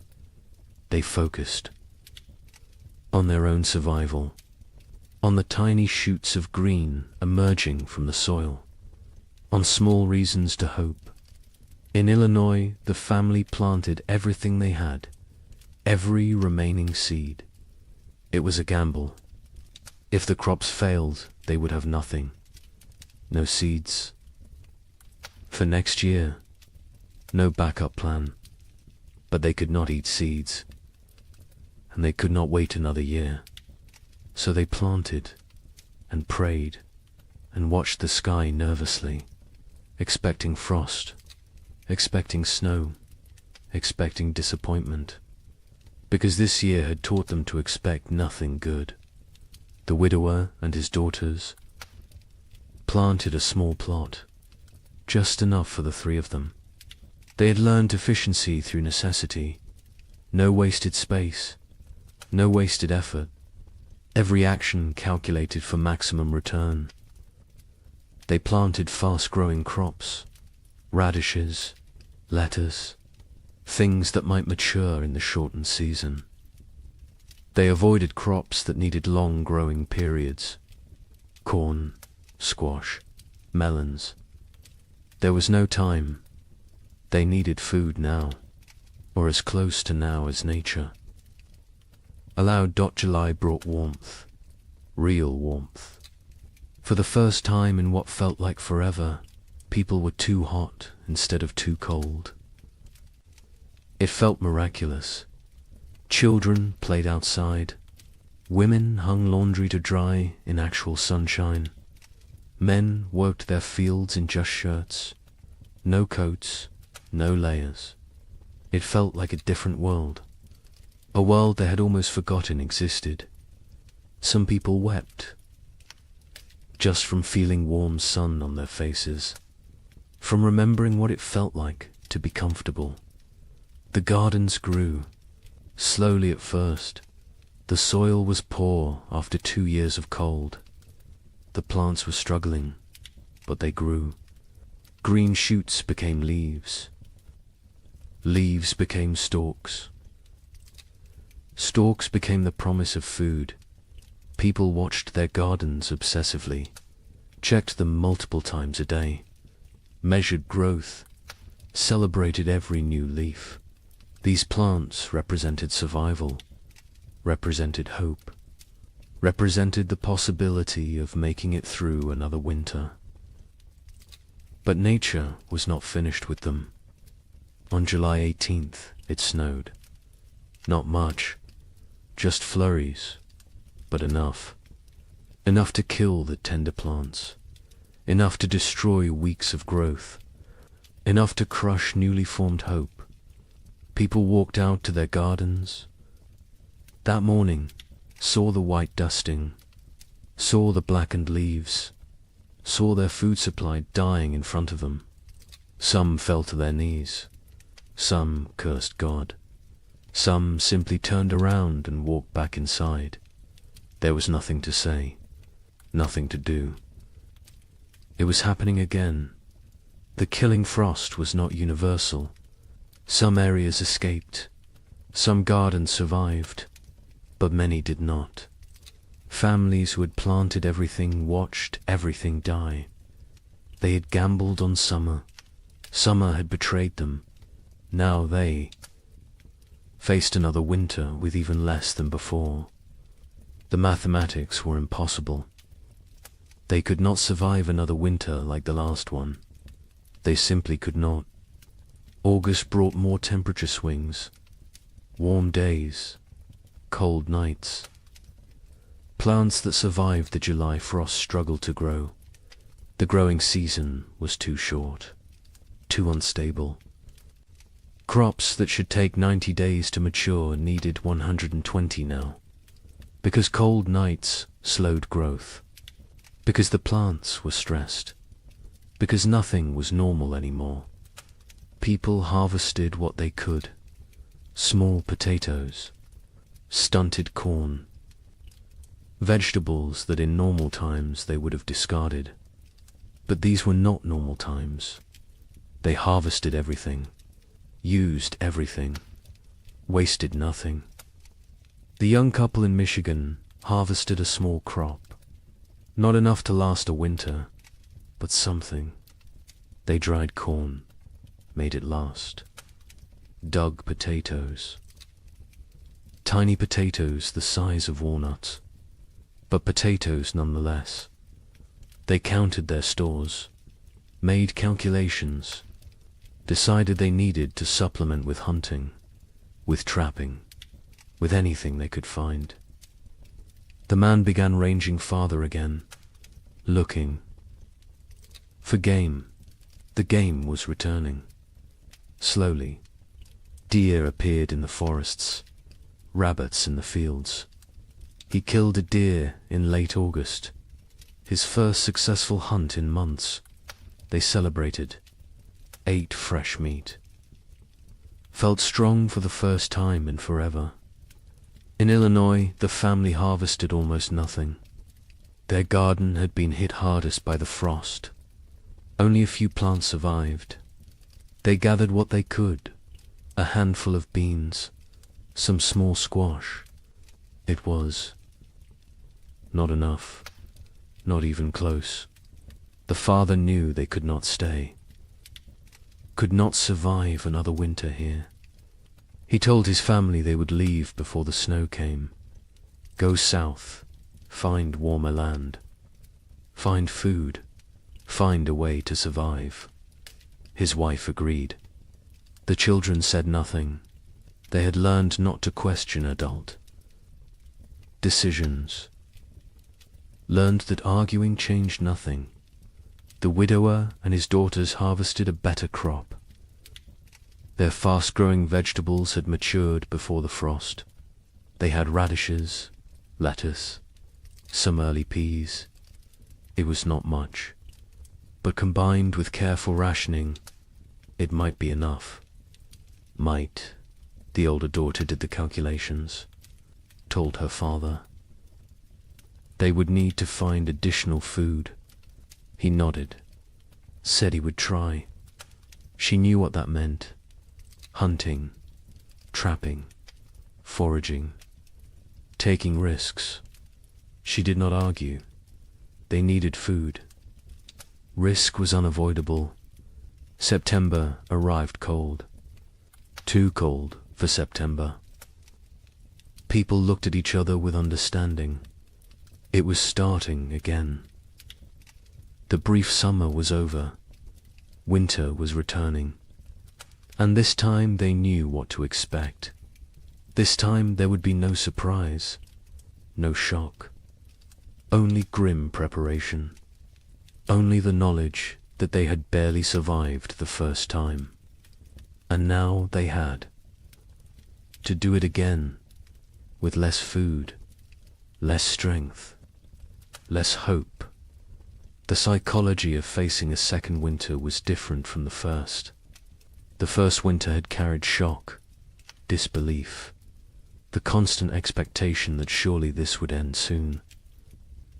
The second winter carried no such illusions.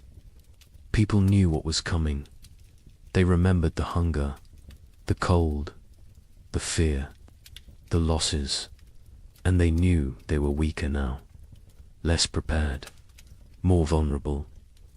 The knowledge sat heavy on everyone who remained. Many families chose to leave before winter set in. Migration south became a steady stream. Wagons loaded with whatever possessions people could carry. Children wrapped in blankets. Livestock trailing behind. They abandoned cabins. Abandoned land claims. Abandoned dreams. Survival mattered more than property now. More than pride. More than the promise of the frontier. They headed toward Kentucky, Tennessee, places where winter might be survivable. The young couple in Michigan debated leaving daily. Every conversation came back to it. Should they go? Should they stay? He wanted to try one more winter. They had more food this time, more experience, more knowledge of what to expect. She was not convinced. The baby was only 6 months old. Traveling with an infant in winter was suicide. But staying might be too. They went in circles, never deciding, paralyzed by impossible choices. A neighbor stopped by in mid-September, an older man who had lived in Michigan Territory for 10 years. He told them he was leaving, heading to his sister's farm in Kentucky. He offered to take them with him. Safety in numbers, shared resources, shared risk. The young man looked at his wife. She looked at the baby. The neighbor said he was leaving in 3 days, with or without them. Think about it. He left. They thought about it. They thought about nothing else. In the end, they decided to stay. The risks of travel seemed greater than the risks of staying. They had a cabin, firewood, some food, a chance. The journey was hundreds of miles through increasingly hostile weather with a baby. The math did not work, so they stayed. They watched their neighbor's wagon disappear down the trail, wondered if they had made the right choice, knew they would never know until it was too late to change their minds. In Illinois, the family prepared to leave.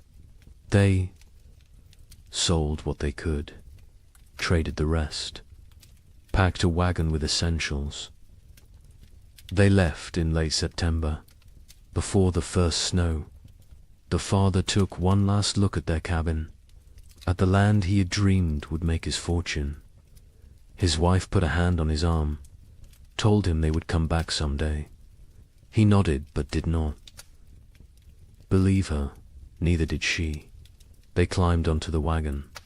The children huddled in the back. They started south, toward an uncertain future. But at least it was movement. At least it was trying. The journey south was hard. The roads were poor. Mud, ruts, fallen trees. The wagon broke an axle on the 3rd day. The father spent half a day repairing it. They pushed on. Other families traveled the same roads. Sometimes they camped together, shared fires, shared stories. Everyone had the same tale. Cold, hunger, loss, death. The stories became repetitive, became numbing. After a while, people stopped sharing, just nodded at each other, understanding without words. They reached southern Illinois after 2 weeks. The father inquired about land. Prices had dropped. So many people fleeing south had flooded the market. He found a small farm, 40 acres. The previous owner had died. His widow was selling. The father offered what he had. It was not much. She accepted anyway. She just wanted to go back east, back to family, back to safety. The Illinois family had a new home, farther south, maybe far enough. The widower and his daughters stayed in Ohio. They had discussed leaving, but decided against it. The older daughter argued they knew this land, knew where to hunt, where to trap, where to find water. Starting over somewhere new meant learning everything again, meant being vulnerable in unfamiliar territory. Better to face the devil you know. Her father agreed.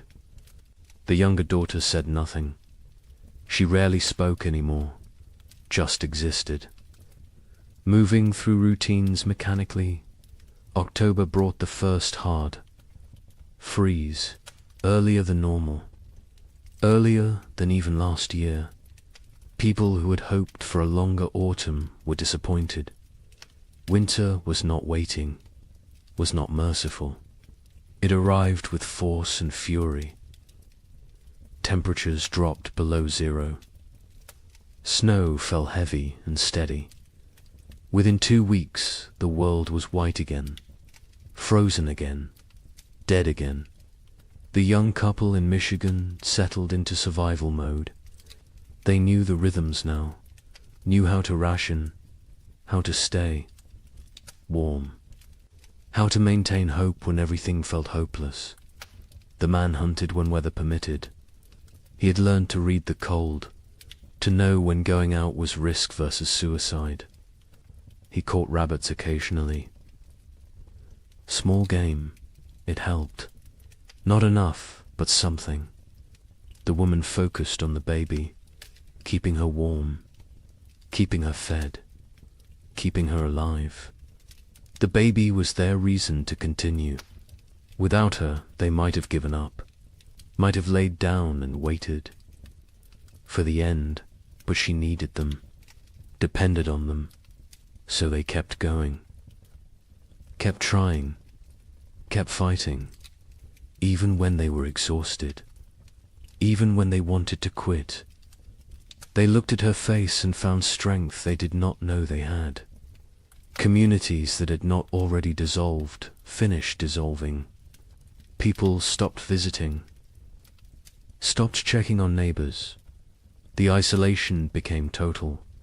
Each family alone in their cabin, alone in their struggle, alone in the dark. The only sounds were wind and cold and occasionally wolves. The wolves had returned, hungry, desperate, like everyone else. They came close to cabins at night, howling, looking for weakness, looking for opportunity. A family 3 miles from the young couple disappeared in November. The husband went to check on them after not seeing smoke from their chimney for several days. He found the cabin empty, the door hanging open. Snow drifted inside. No signs of struggle, no blood, no bodies, just absence. They had left, or something had taken them, or they had died and been buried or dragged off. He did not know, would never know. He went home, told his wife. They barred their door that night, and every night after, death became common. Expected. A family in Indiana lost their youngest child, a boy of 3. He simply did not wake up one. Mourning, malnutrition, cold, pneumonia. Probably all 3. They buried him in snow because the ground was frozen, marked the spot with stones, planned to give him a proper burial in spring. If spring came, if they survived to see it. The mother stopped speaking after that, just rocked in her chair, staring at nothing. The father tried to reach her, could not. Eventually he stopped trying. Illness spread through weakened populations. People with no reserves, no immunity, no strength to fight. Pneumonia, influenza, infections from minor cuts that would normally heal. Bodies shutting down under relentless stress. Some families lost multiple members, a father and 2 sons in 1 week, a mother and infant daughter, entire families, sometimes. Cabins found empty in spring, everyone gone, questions no one wanted to answer. The widower in Ohio kept his family isolated. He had learned from the first winter, contact with others meant risk of illness. They stayed home, stayed separate, stayed alive. The older daughter maintained their routines, rationed food precisely, kept the fire going, kept spirits up as much as possible. The younger daughter helped when asked, but remained distant, locked, inside her own mind, traumatized by 18 months of horror. The widower worried about her, but keeping everyone alive took precedence over mental health. Survival first, healing later. If there was a later, December arrived. The darkest month. Short days. Long nights. Endless darkness, both literal and metaphorical. People sat by fires and tried not to think, tried not to calculate, tried not to realize how bad things were, because thinking made it worse. Awareness made it unbearable. Better to exist moment to a moment, not looking forward, not looking back, just being, just surviving. Christmas came and went unmarked. No celebrations, no gifts, no joy. Some families tried to acknowledge it, a special meal, a prayer, but mostly it passed like any other day. Cold, dark, hungry. Religion felt hollow to many now. Hard to believe in divine providence when children starved. Hard to have faith when prayers went unanswered year after year. Some held on to belief, others let it go, released it like one more thing they could not afford to carry. The young man in Michigan carved a small wooden toy for his daughter, a doll. Simple but carefully made. He gave it to her on Christmas morning.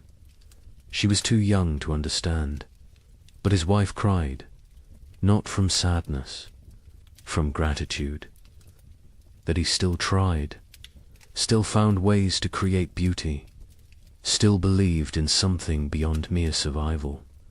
She held him, told him she loved him. They stayed like that for a long time, drawing strength from each other, from their small family, from the choice to keep going. January 1837 arrived, the coldest month of the coldest winter in memory. Temperatures that made the previous year seem mild, winds that cut through any barrier, cold that penetrated everything. People wore every piece of clothing they owned, layered until they could barely move, and still the cold found them. Still it reached through to skin and bone and soul. Food was running critically low for most families. The math was becoming impossible. Even with strict rationing, supplies would not last until spring. Families faced starvation, real starvation. Not just hunger, but the final stages of the body consuming itself. People grew skeletal, moved slowly, spoke rarely, conserved every calorie, every bit of energy. Some no longer had the strength to gather firewood. They burned furniture, burned cabin walls, anything that would produce heat. The young couple ate. One meal every 2 days. They gave most of their food to keep the wife's milk flowing for the baby. The man was wasting away, his ribs visible, his face gaunt, his eyes sunken. But he never complained, never suggested changing the arrangement. His daughter would eat, would survive, even if he did not. The wife saw what he was doing, begged him to eat more. He refused, said she needed strength for the baby. She did not argue further, because he was right, and because arguing took energy. They did not have. February brought no relief, just more cold, more snow, more death. The widower in Ohio made a final inventory. They had perhaps 3 weeks of food left. After that, nothing. He gathered his daughters, told them the truth. They would need to start hunting more aggressively, taking more risks. It was dangerous, but necessary. The older daughter nodded, said she would help. She had learned to trap, to track, to skin small game, skills her mother never imagined she would need. The younger daughter looked up briefly, then back down. The widower wondered what she was thinking, if she was thinking, or if she had retreated so far inside herself that she was unreachable. But then something changed.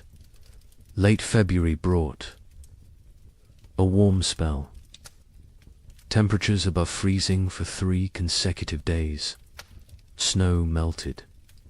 The sun appeared, bright, almost cheerful. People emerged from cabins, looked around, dared to hope. Maybe this was it. Maybe winter was breaking. Maybe they had made it through. The warmth lasted a week, then ended abruptly. Temperatures plunged again. Snow returned. But something was different. The cold was less aggressive, less absolute. Spring was not here, but it was coming. Finally, actually coming. People could feel it, could sense it. The rhythm of seasons reasserting itself. Nature remembering how things were supposed. To work Marsh brought increasing warmth. Real thaw, ice melting on rivers, snow receding from fields, mud appearing, glorious mud. People celebrated mud like it was gold, because mud meant earth, meant ground, meant the possibility of planting, of growing, of food. The young couple in Michigan stood at their window and watched snow melt, watched brown earth emerge. The wife cried. The husband held her. They had survived. Somehow, against all odds, they had survived. Wait until you hear how much worse it gets.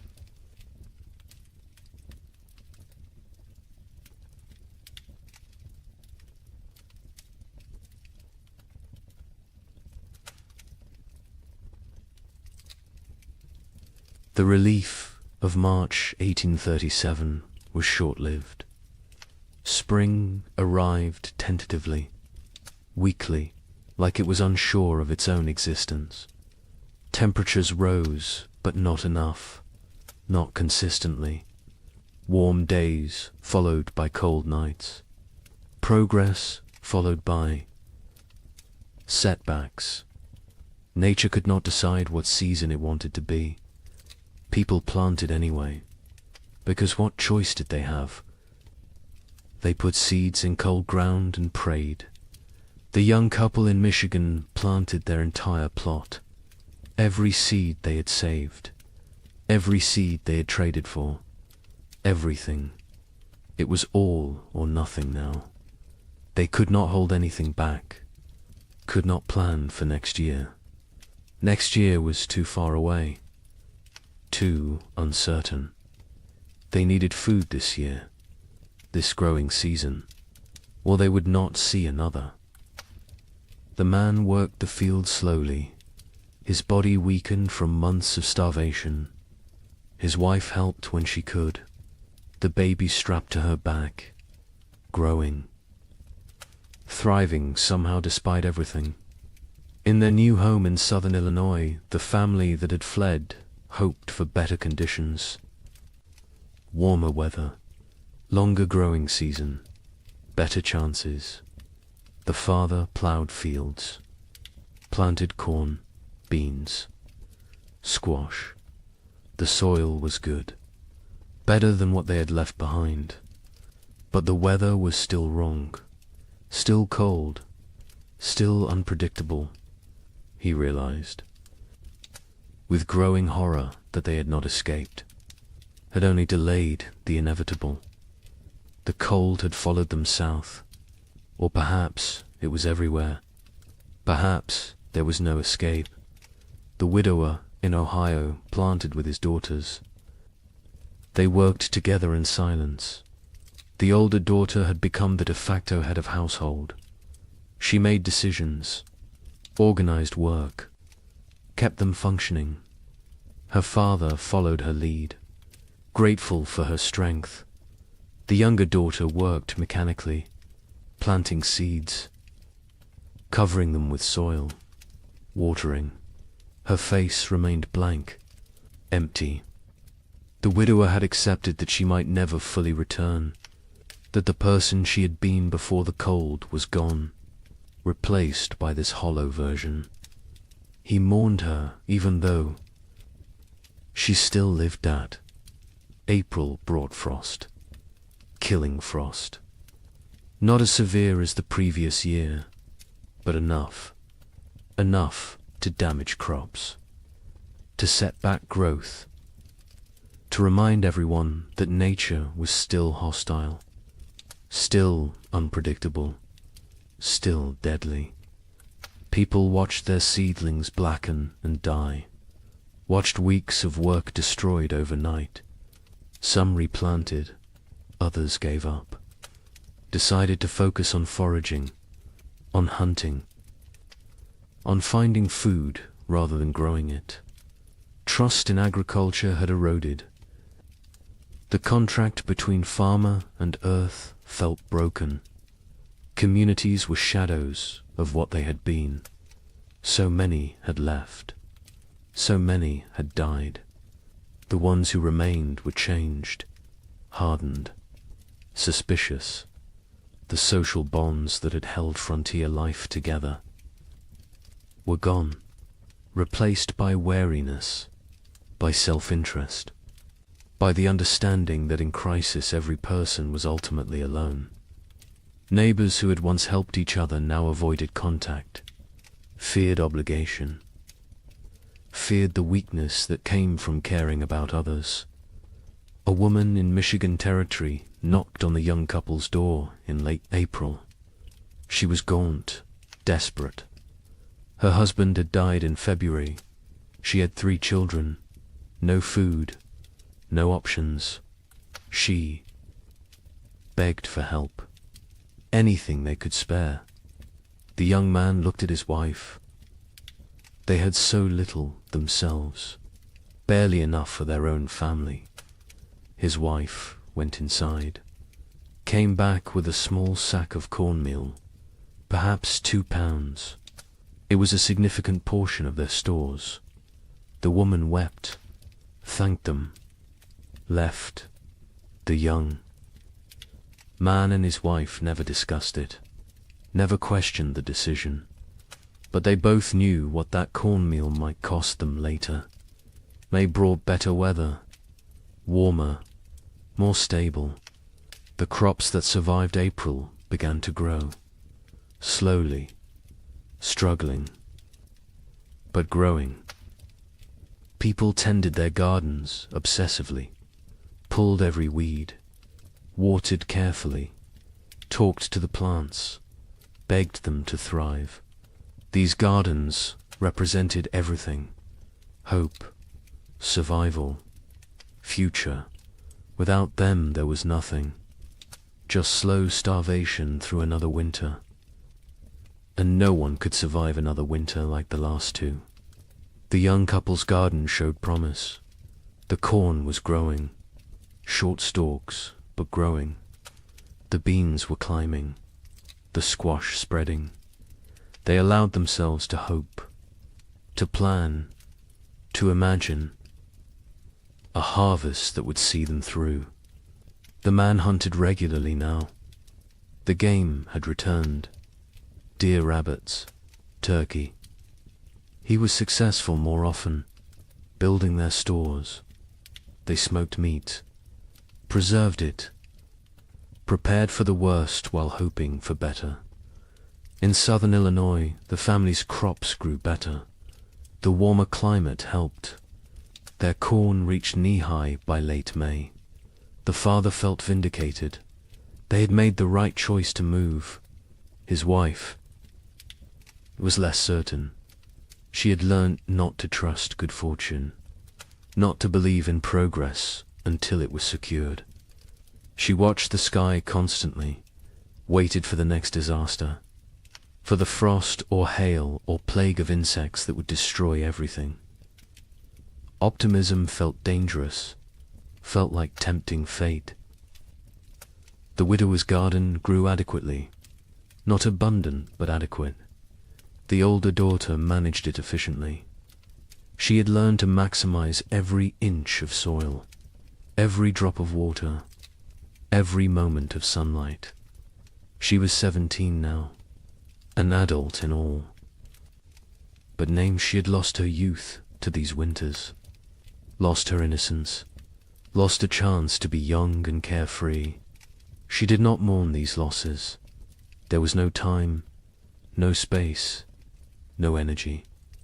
She simply existed in the present, did what needed doing, survived. June arrived warm. Summer finally asserting itself. People shed layers, felt sun on skin, remembered what warmth felt like. Children played outside, really played, not just huddled for warmth, but ran and laughed, and acted like children.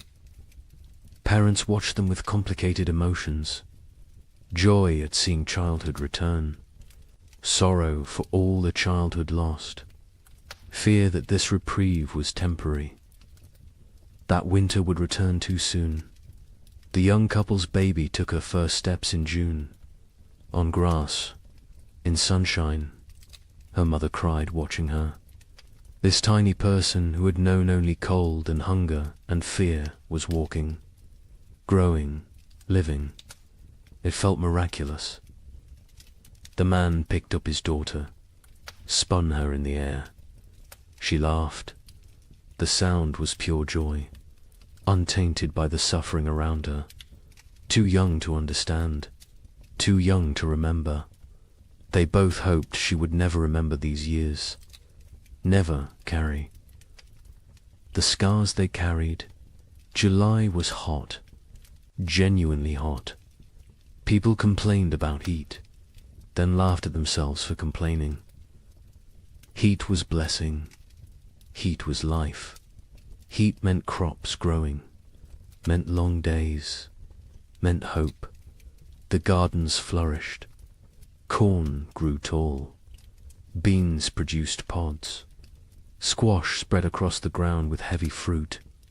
For the first time in 2 years, abundance seemed possible. Not guaranteed, but possible. But nature had taught them not to trust. On July 23rd, a hailstorm struck southern Indiana. Hail the size of eggs. It shredded crops, destroyed gardens, killed livestock.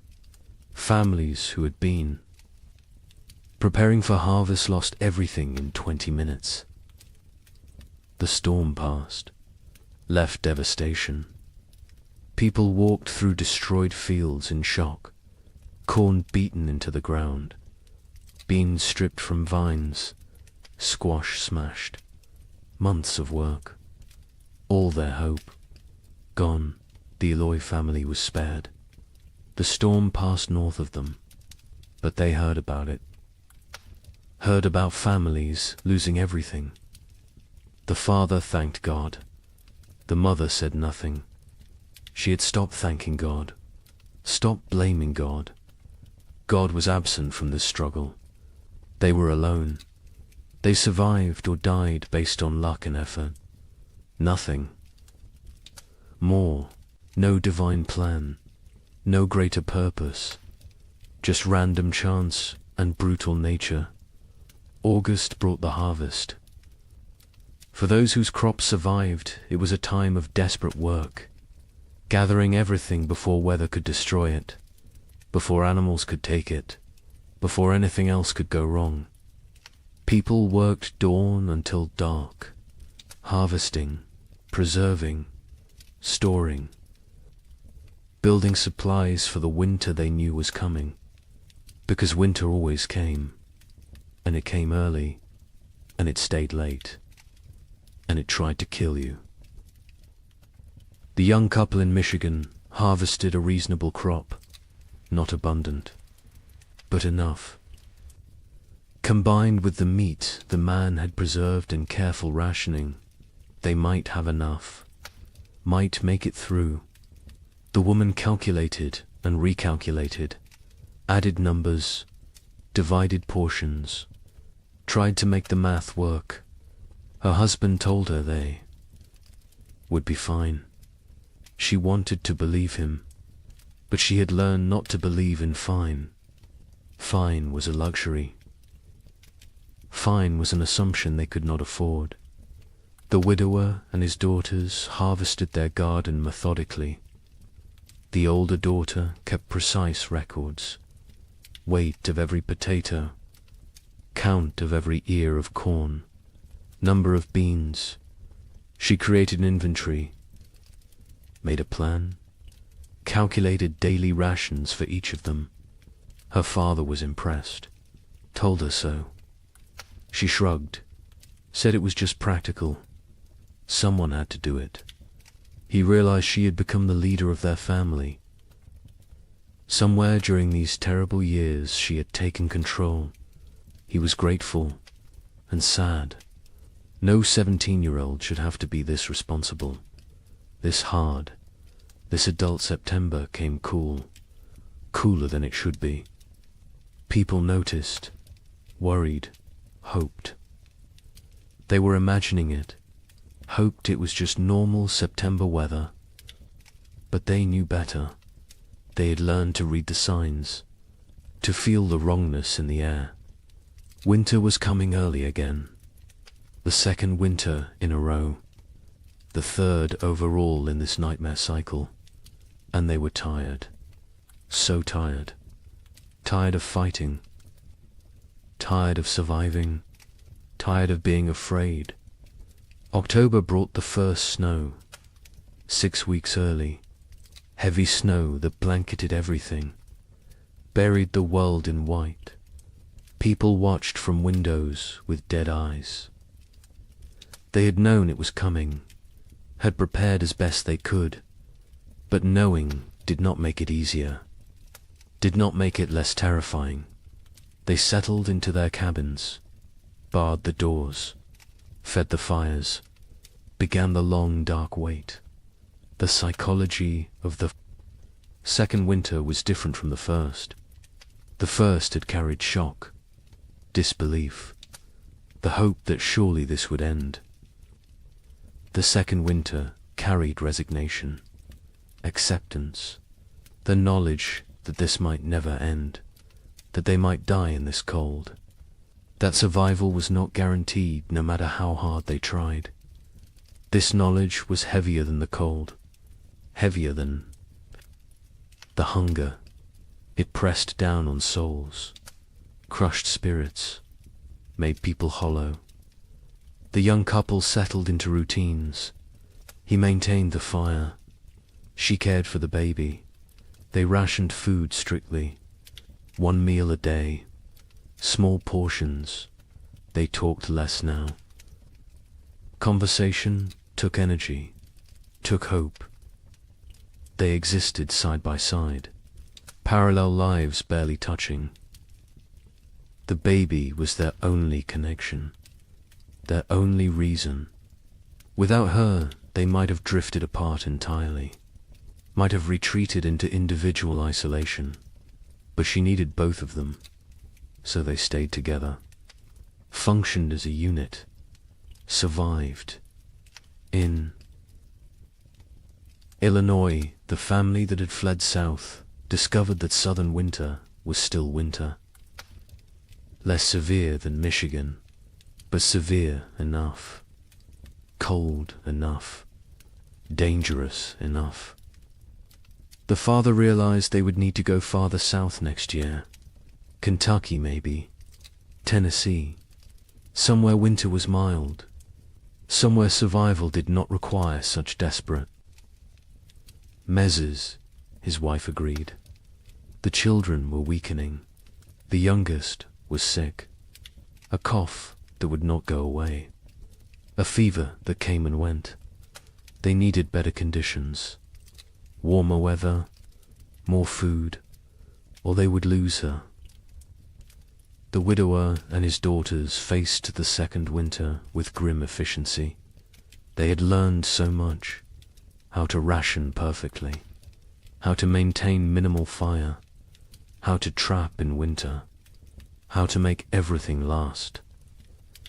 The older daughter ran the household. Her father followed orders. The younger daughter existed.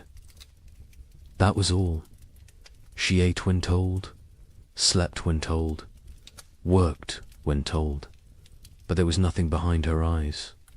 No personality, no emotion, no self. She had retreated so far inside that the widower wondered if she would ever come out. November was brutal. Temperatures far below normal. Winds that never stopped. Snow that fell constantly. People burned through firewood faster than anticipated. Started burning furniture again. Cabin walls. Anything wooden. Anything that would burn. Heat was more important than shelter at a certain point. Better to freeze in an open cabin than freeze in a closed one. At least an open one gave you a chance to see death coming. Food became critical. Families ran low faster than expected. The cold required more calories. The body burned fuel trying to stay warm. People ate more, depleted stores more quickly. By mid-November, some families were already rationing desperately, making soup with water and a single potato, boiling bones multiple times to extract every bit of nutrition, eating things that would normally be considered inedible, tree bark, leather, anything that might contain some caloric value. A family 4 miles from the young couple knocked on their door in late November. A father with 2 sons. Their wife and mother had died in October. Pneumonia. They had no food left. Nothing. They were starving. The father asked for help. His sons stood behind him, thin, shaking, eyes too large in gaunt faces. The young man looked at his wife. She looked at the baby. They had enough food for themselves. Barely. Not enough to share. The young man told them he was sorry. He had nothing to give. The father nodded. Said he understood. They left. The young couple never saw them again. Never learned what happened to them. Preferred not to know. December brought darkness. Literal and metaphorical. The days were so short. The nights so long. People sat in dark. Cabins, conserving candles, conserving lamp oil, conserving everything. The darkness was oppressive, heavy. It made time feel strange, distorted. Days blended together. You woke, ate a small amount, sat, slept, woke again. Was it day? Was it night? Did it matter? Time lost meaning when every moment was the same. Cold, dark, hungry, afraid. The young couple's baby got sick in early December. A fever. She cried constantly. Would not nurse. The mother held her day and night. Tried everything. Cold cloths. Warm cloths. Arb's prayer. The fever broke after 3 days. The baby survived, but the mother did not recover emotionally. She stopped sleeping, watched the baby constantly, convinced that if she looked away, her daughter would die. The man tried to comfort her, told her the baby was fine. She would not listen, could not listen. Fear had taken hold. Rational thought had fled. Christmas came. No celebration, no acknowledgement. It was just another day. Cold, dark, hungry, the young. Man had carved another toy for his daughter. A small horse. He gave it to her on Christmas morning. She grabbed it, put it in her mouth. Too young to play properly, too young to understand. His wife smiled weakly, told him it was beautiful, then went back to staring at the baby. The man sat by the fire, wondered how much longer they could do this, wondered if survival was worth the cost, then felt guilty for wondering. The Illinois family's youngest child died on December 30th. The cough had gotten worse. The fever never broke. She was 6 years old. They wrapped her in a blanket, laid her in the snow, marked the spot. The mother did not cry. She had no tears left. The father built a small cross. The other children stood silently. They had learned not to show emotion. Emotion was weakness. Weakness was dangerous. The family went back inside. Life continued, because what else could they do? Stop living because one of them had died. Everyone was dying, slowly, quickly, inevitably. January 1837 was the coldest month in living memory. Temperatures dropped to levels that should not be possible, that could not be survived. People huddled by fires, wore every piece of clothing, burned everything that could burn. And still the cold found them, reached through walls, through clothes, through skin, into bones, into souls. Cold that felt sentient, malevolent, actively trying to kill. The widower in Ohio burned his bed in January, then the girl's bed. They slept on the floor near the fire, all three together, sharing body heat, sharing blankets. The older daughter protested burning the beds, said they would need them later. Her father said later did not matter if they froze tonight. She understood, helped him break up the bed frames, fed them to the fire, watched the wood burn, wondered what they would burn next, what they would sacrifice tomorrow. People stopped moving unless necessary. Movement required calories, burned energy. Energy was precious, could not be wasted. Families sat still for hours, days, only moving to tend fire, to prepare food, to use the chamber pot. Everything else was eliminated. Conversation, work, activity, all gone, replaced by stillness, by conservation, by the desperate attempt to make their bodies last until spring. Food was running out everywhere. People were starving, really starving. The body consuming itself, muscle wasting, organs beginning to fail. People became skeletal, their faces gaunt, eyes sunken, teeth loose, hair falling out. The physical signs of advanced starvation. Some went mad. The hunger drove them insane. They talked to people who were not there, saw things that did not exist, lost touch with reality. Others became violent, desperate, dangerous. The young man in Michigan was starving himself to keep his wife and daughter fed.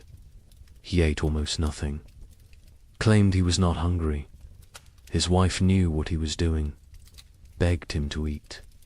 He refused, said she needed strength to nurse. She needed food to make milk. The baby needed milk to survive. Therefore, the baby and wife ate. He did not. The math was simple, brutal, but simple. He was dying. They both knew it. Neither spoke of it, because speaking made it real, made it unbearable. February brought no relief, just more cold, more hunger, more death. Bodies were found frozen in cabins. Entire families sometimes. They had run out of firewood, run out of food, run out of strength. They had simply stopped, laid down, let the cold take them. It was easier than continuing, easier than fighting every single day with no end in sight. Some people judged them, called them weak. Others understood, envied them even, because at least their suffering was over. The young couple reached their breaking point in late February. They had no food left, nothing. The man was too weak to hunt, too weak to trap, too weak to move. His wife was still nursing, but her milk was almost gone. The baby cried constantly, starving, dying. They sat together, held each other, held their daughter, waited for the end.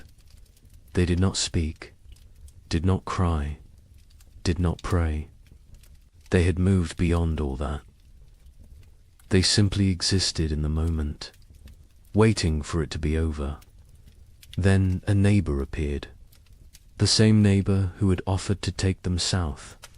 He had returned. His sister's farm had been no better. He had come back to his land, to his cabin. He knocked on their door. The young man opened it, could barely stand. The neighbor saw the situation immediately, went to his wagon, brought back food, salt pork, cornmeal, dried beans. Not much, but something. He told them he would check on them weekly, share what he had. The young man tried to thank him, could not find words. The neighbor nodded, said they were neighbors. That was enough. He left. The food saved them. They rationed it carefully, made it last. The wife's milk returned. The baby stopped crying, started nursing properly. The man ate small amounts, regained some strength. Not much, but enough to function, enough to survive. They knew they owed their lives to the neighbor, knew they could never repay him, but they would try. Someday, if they lived that long. March finally brought real thaw. Not false hope this time, real warmth, sustained warmth. Snow melted, ice broke up on rivers, mud appeared everywhere. Glorious mud.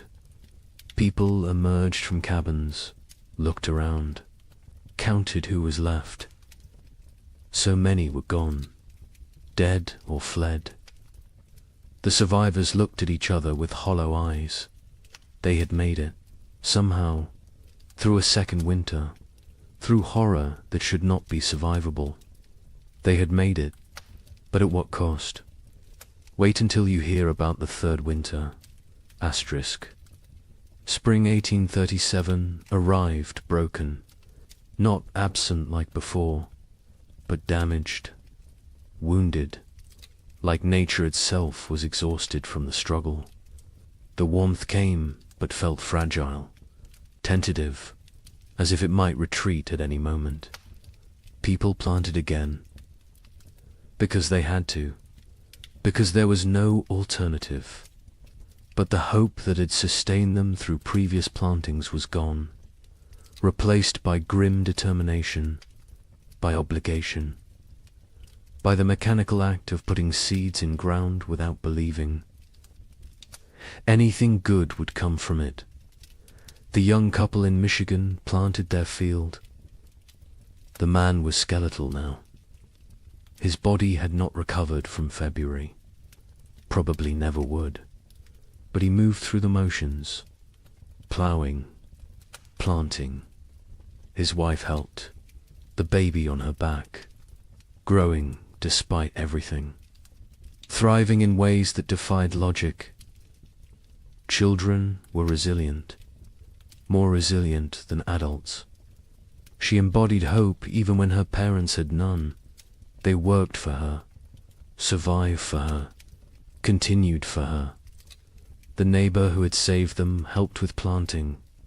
He had lost his own family in the first winter. Wife and 2 daughters. He never spoke of them, never explained what happened, but the grief lived in his eyes, in his movements, in the way he threw himself into work. Helping others was how he survived, how he found meaning. The young couple became his purpose, his reason to continue. He checked on them weekly, shared food when he had extra, fixed things around their cabin, asked for nothing in return. In Illinois, the family that had lost their youngest daughter planted in silence. The mother moved mechanically, planting, watering, weeding, but her spirit was elsewhere, with her dead child, with the life they should have had. The father tried to engage her. She responded in single words. Yes, no, maybe. Their remaining children watched their parents fracture, watched the marriage dissolve under the weight of grief. The oldest boy, now 9, took on more responsibility, helped his father, tried to shield his younger siblings, became an adult too soon. Like everyone else, the widower in Ohio planted, with his older daughter, just the 2 of them. The younger daughter had stopped functioning entirely.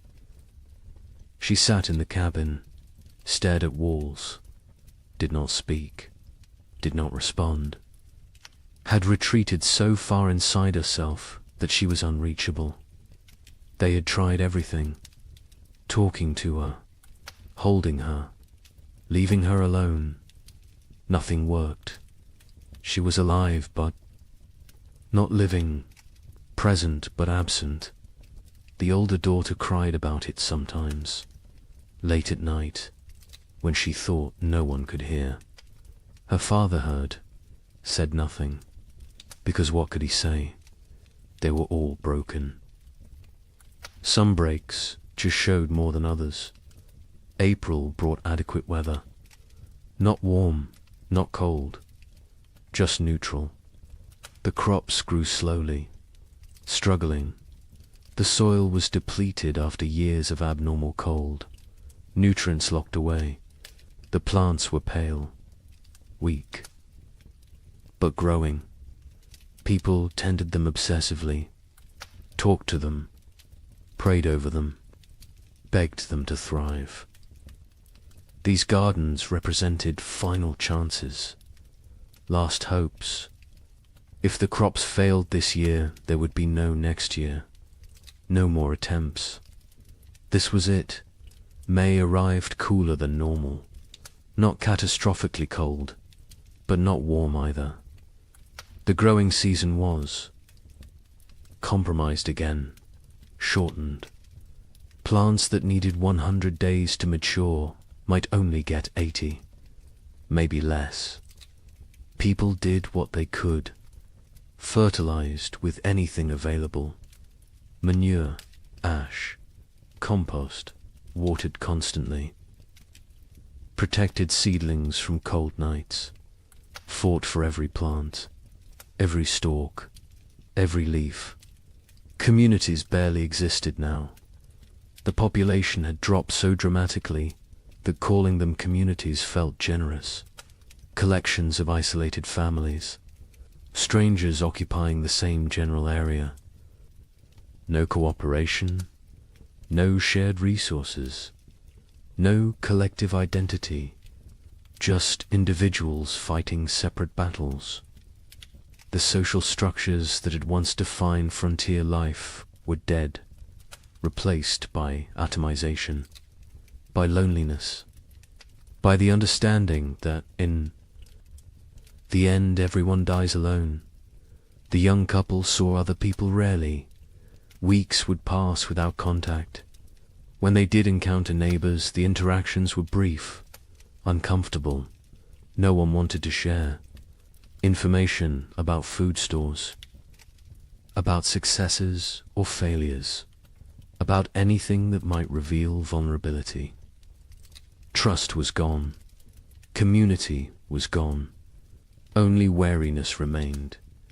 Eyes that assessed whether you were threat or opportunity. Calculations about whether helping you would benefit them. Nothing was given freely anymore.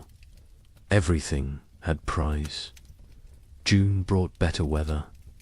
Finally, real warmth. Sustained warmth. The crops responded. Grew with vigor they had lacked before.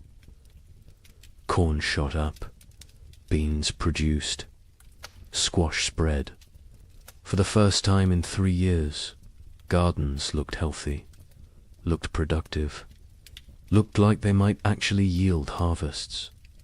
People allowed themselves to feel something close to hope, not real hope. That was too dangerous, but cautious optimism. The possibility that maybe, possibly, they might have enough food. The young man hunted successfully in June. Deer were abundant again. The population had recovered, or perhaps the human hunters had diminished enough that game was plentiful. He killed 2 deer in 3 weeks. They smoked the meat, stored it, carefully added it to their supplies. The wife calculated, recalculated. If the garden produced even half of what it promised, combined with the smoked meat, careful rationing, they would make it. Would survive another winter. The math finally worked. But the wife had learnt not to trust good fortune. She waited for disaster, for the frost, the hail, the blight. Something would go wrong. Something always went wrong. She checked the garden multiple times daily, examined every plant, looked for signs of disease, of insect damage, of anything that might threaten their harvest. Her husband told her to relax. She could not. Relaxing felt like inviting catastrophe.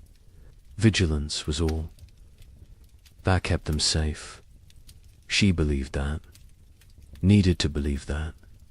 Because if vigilance did not matter, then nothing they did mattered. And that was too terrifying to accept. July was hot, scorching, the kind of heat that in normal times would be complained about. But these were not normal times. Heat meant growth, meant long days, meant crops maturing. People celebrated heat, worked in it without complaint. Sweat was blessing. Discomfort was price of survival. They paid it gladly. The gardens flourished. Corn grew tall, over 6 feet. Tassels appeared. Ears formed. Beans hung heavy on vines. Squash fruit swelled. It looked like abundance, like salvation. The Illinois family's garden exceeded expectations. They would have enough, more than enough. The father felt vindicated again. They had survived, had made the right choices, had protected their family. His wife said nothing. She had learned that survival was temporary, that next year would bring new challenges, new threats, new opportunities for loss. The dead daughter haunted her, would always haunt her. Success. Today did not erase yesterday's failures, did not bring back what was lost. The widower and his older daughter harvested the first. Vegetables in late July, radishes, lettuce, early peas. They ate fresh food for the first time in months. The taste was overwhelming, sharp, vibrant, alive. The older daughter cried while eating. Her father pretended not to notice. They offered food to the younger daughter. She took it, chewed mechanically, swallowed. No change in expression, no recognition of the gift they were giving her. She was gone. The person she had been was dead. This shell remained. They would care for it, protect it. But they had accepted that their family was now too. People. Not 3. August brought the main harvest. People worked frantically, gathering everything, storing everything, preserving everything. This harvest represented life, represented hope, represented the possibility of future they could not afford to lose any of it. Every ear of corn mattered, every bean, every squash. They worked dawn to dusk, exhausting themselves, not caring. This was too important to spare effort. The young couple harvested more food than they had seen in 3 years. Corn beans, squash, combined with the smoked venison, they had enough. Actually enough. Not barely enough. Not maybe enough. But truly. Enough. They stood in their cabin looking at the stores. The wife started laughing, then crying, then laughing again. The man held her.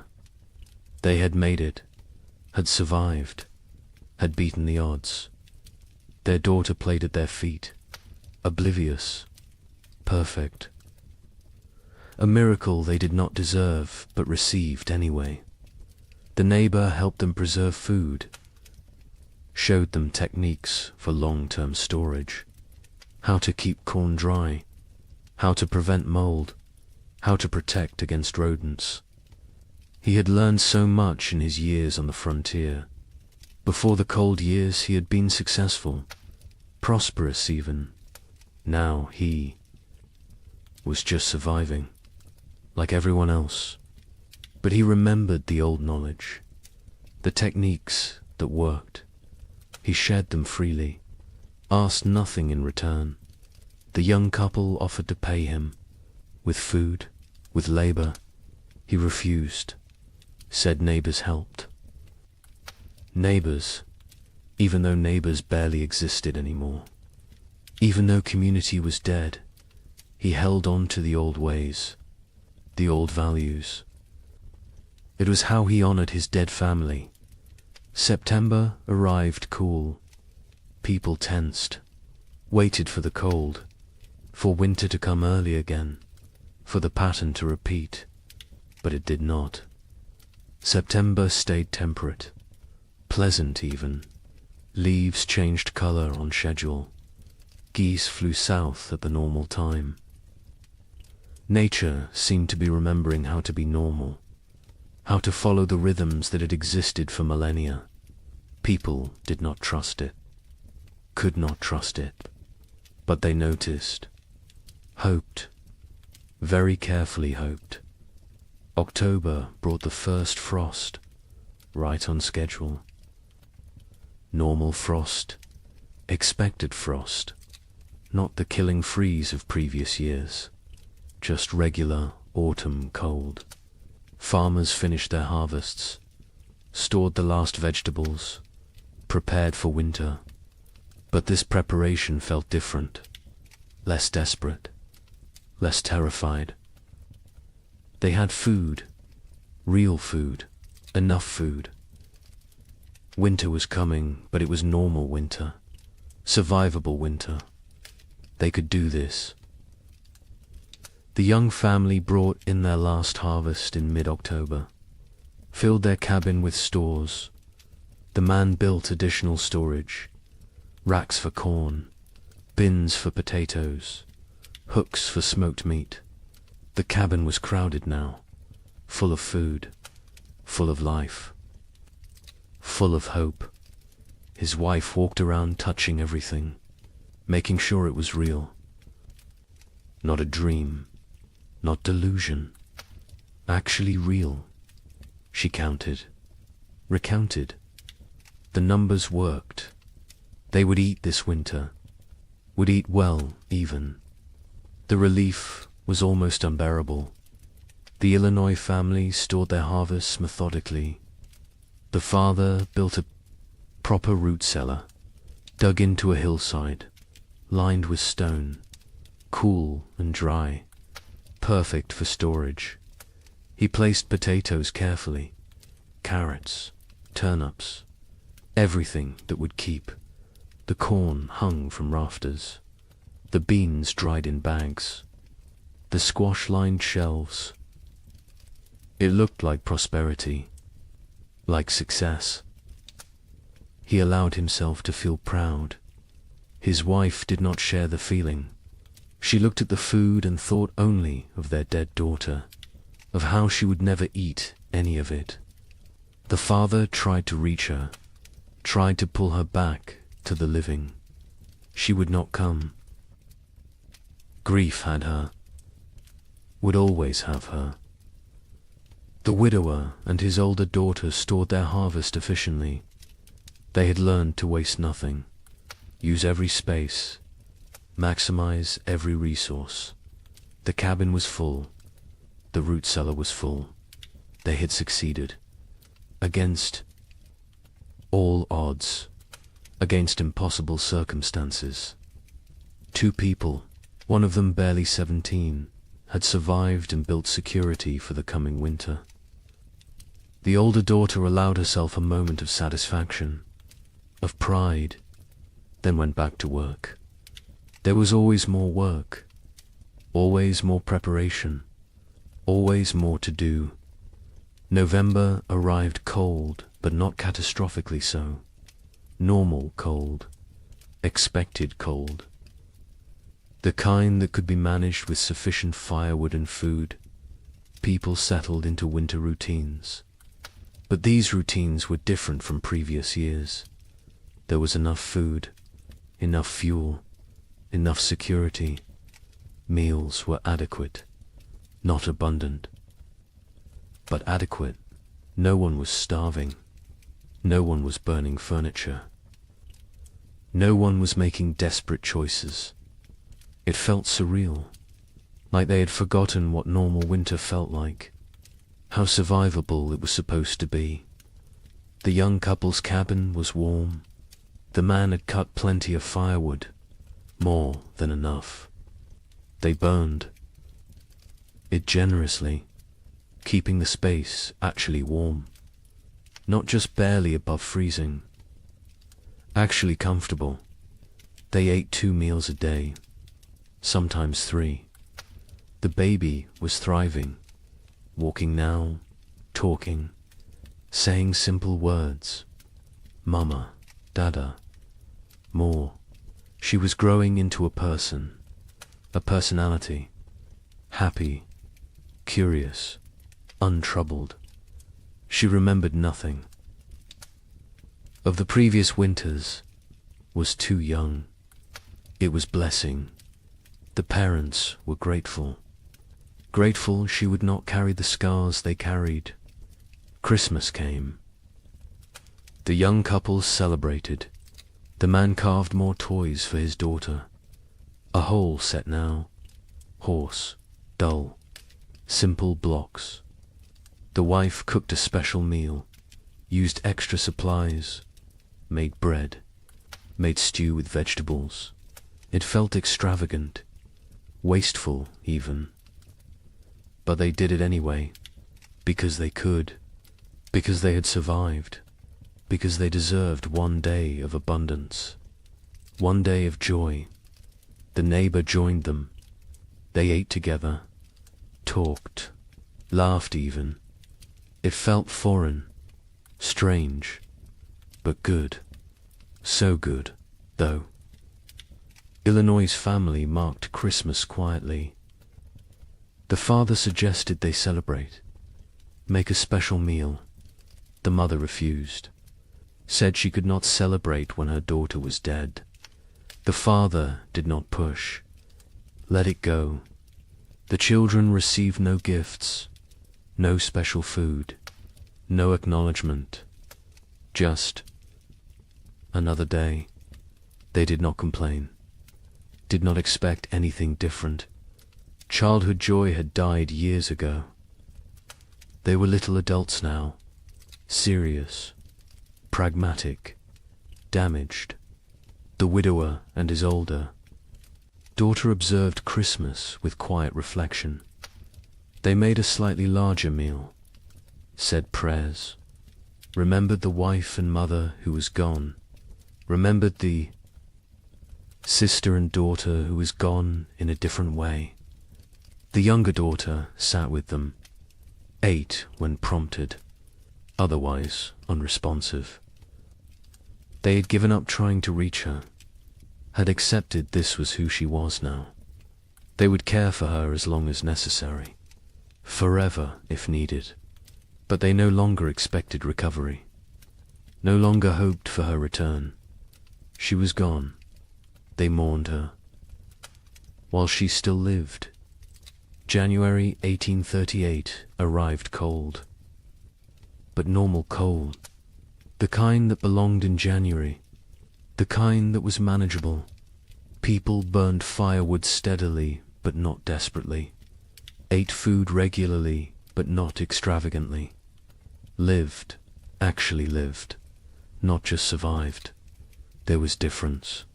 Survival was mechanical, was existing without living.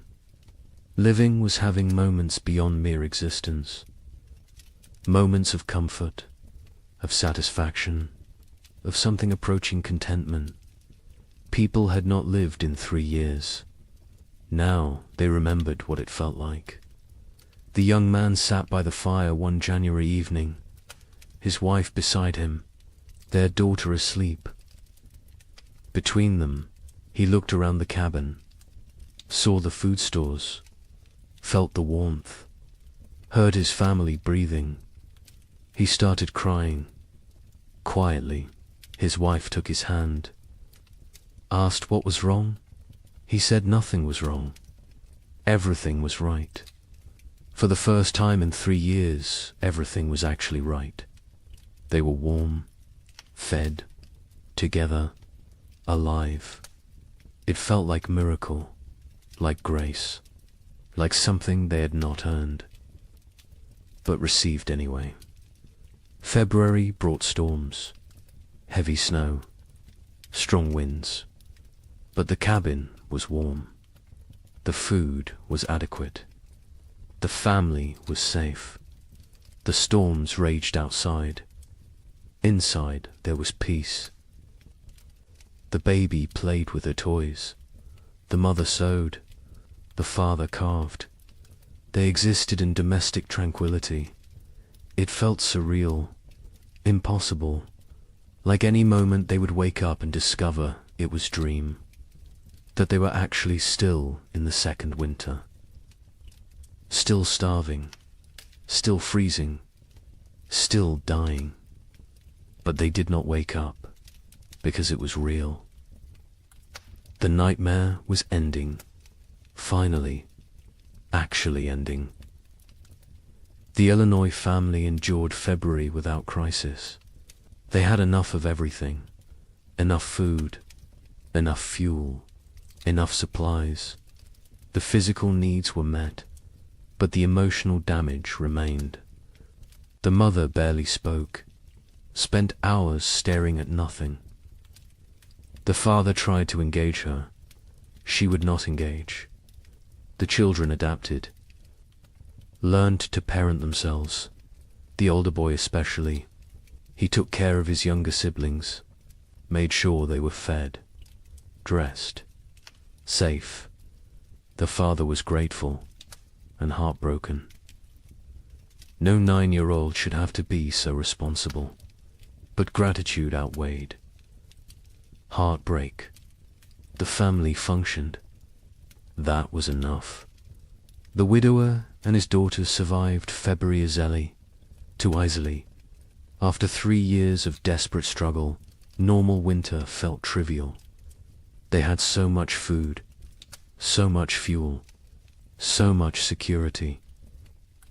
The older daughter relaxed slightly, not much, but slightly, allowed herself to believe they would make it, would survive, would see spring. Her father noticed the change, was glad.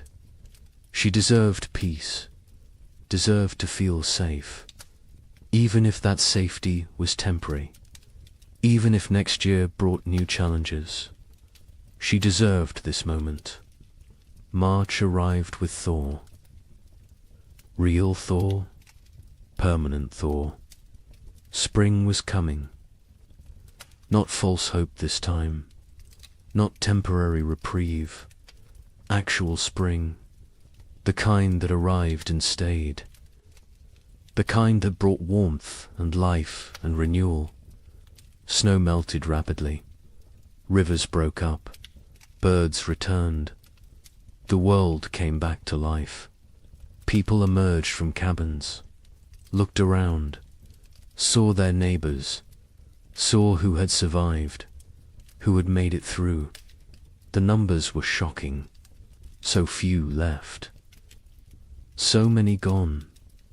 The young couple walked their property in early March, looked at the field they would plant, looked at the cabin they had defended, looked at each other.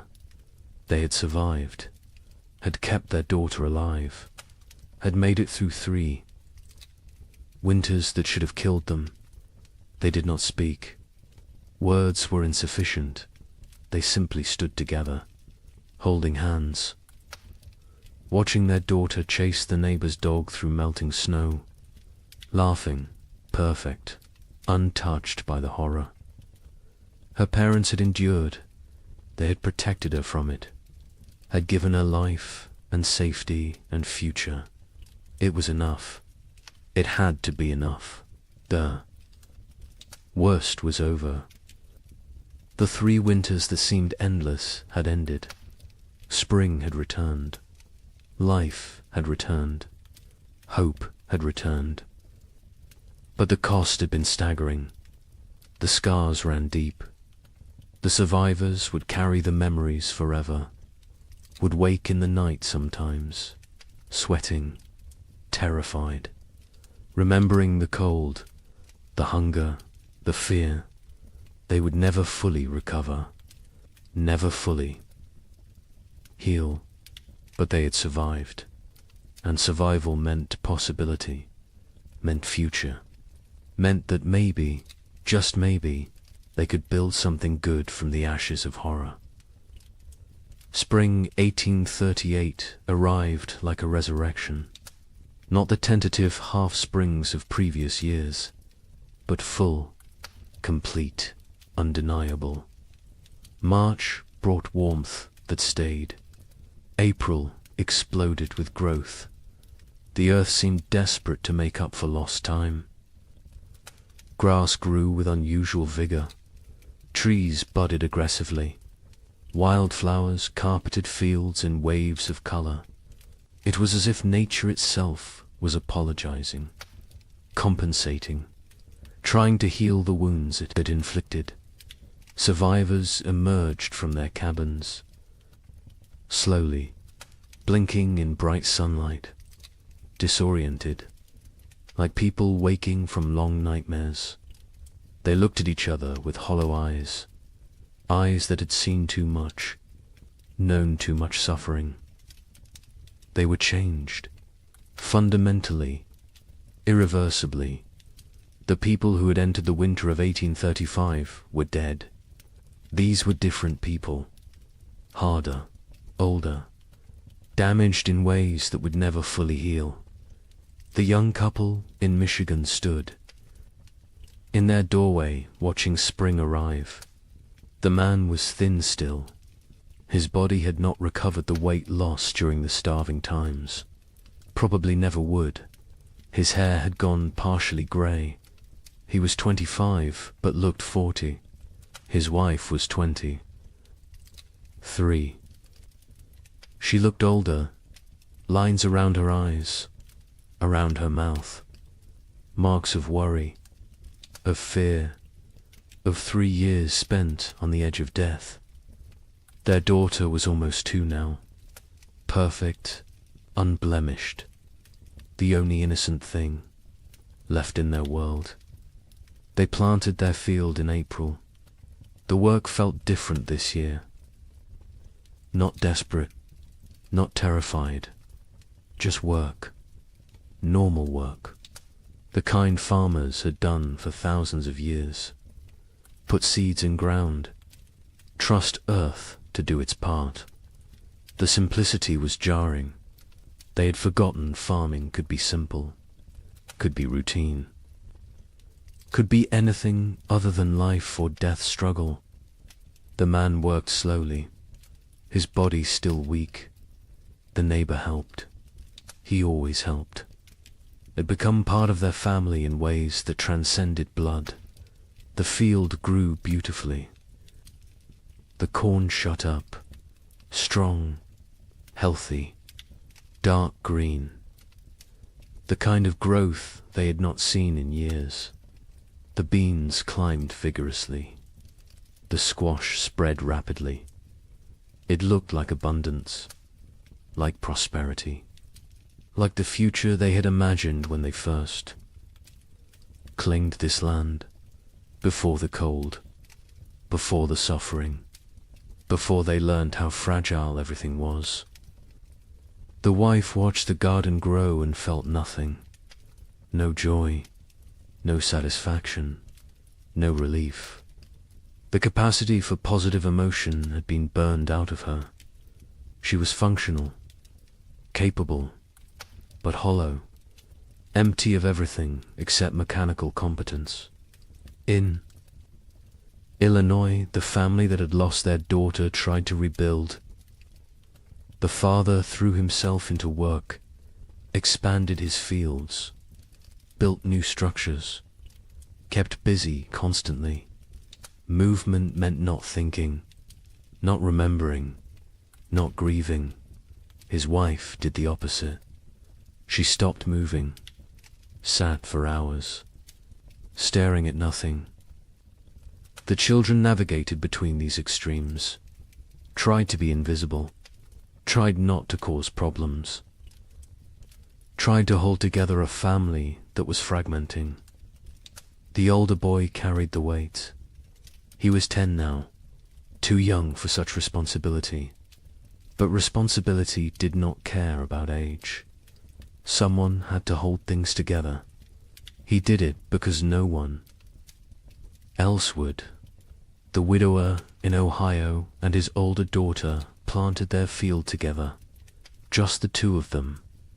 The younger daughter remained in the cabin, unresponsive, present but absent. They had tried everything to reach her. Doctors when they could afford them, medicines, prayers, time. Nothing worked. She was locked inside herself, trapped in whatever mental prison the winters had created. They cared for her, fed her, kept her clean, but they had stopped hoping for recovery. Hope was too expensive, too painful when it failed. Better to accept reality. She was gone. They would tend her shell for as long as necessary.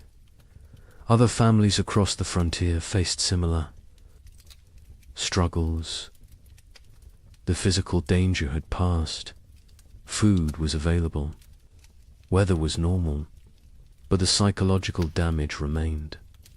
People suffered from what we would now recognize as severe trauma, depression, anxiety, what was then called melancholy or nervous. Exhaustion. They startled easily, had nightmares, struggled with crowds, with noise, with anything that reminded them of the hard years. Many never fully recovered, carried the scars until death. Communities began to reform, slowly, hesitantly. People who had isolated for survival started reaching out again, started talking to neighbors, started attending church, started rebuilding the social structures that had dissolved. But it was different now. The easy trust was gone. The assumption of mutual aid was gone. People helped each other, but warily, with limits, with boundaries. The innocence of early frontier community had died, been replaced by something more cautious, more cynical, more realistic.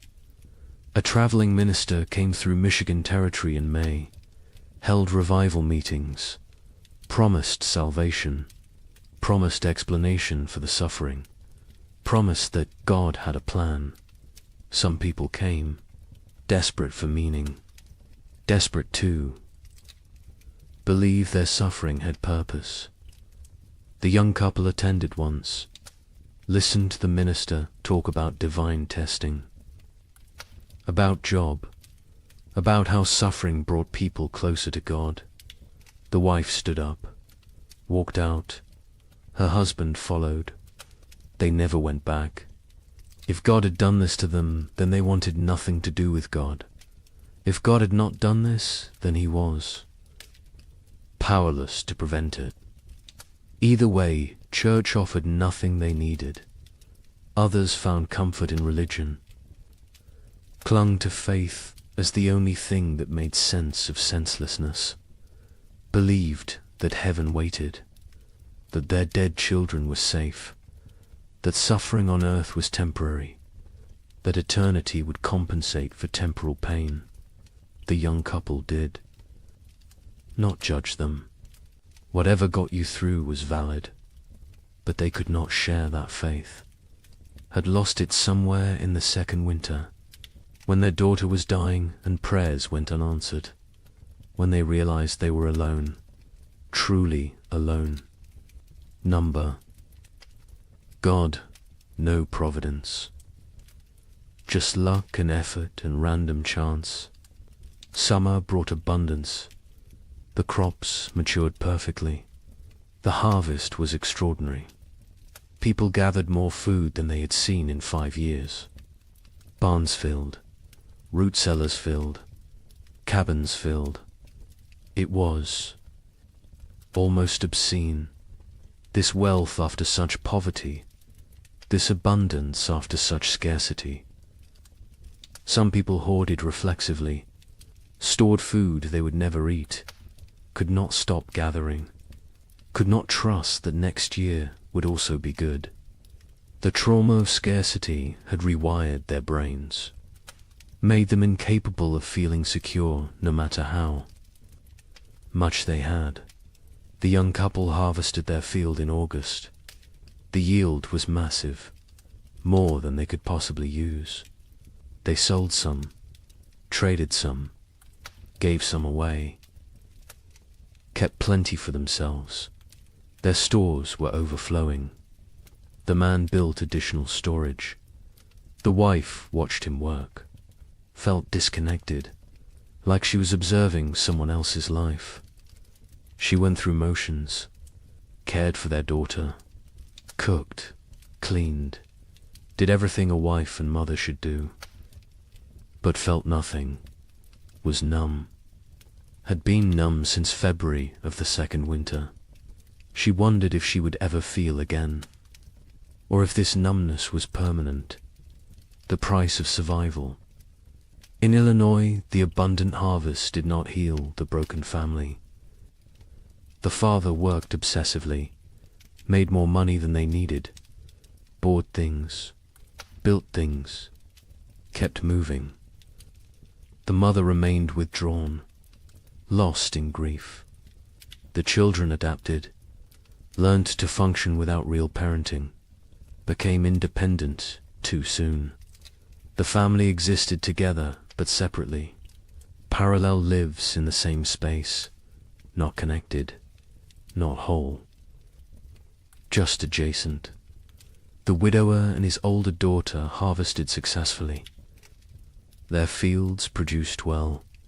They had security for the coming winter. The older daughter was 18 now. An adult, she had offers of marriage. Young men who saw her competence, her strength, her capability. She refused them all, said she could not leave her father, could not leave her sister, could not abandon her responsibilities. Her father told her to go, to live her life. She refused. They both knew why. She had lost too much already, could not risk caring about anyone new, could not risk more loss. Better to stay, to maintain, to exist in the known pain rather than risk unknown happiness that might become pain. New settlers began arriving in late 1838.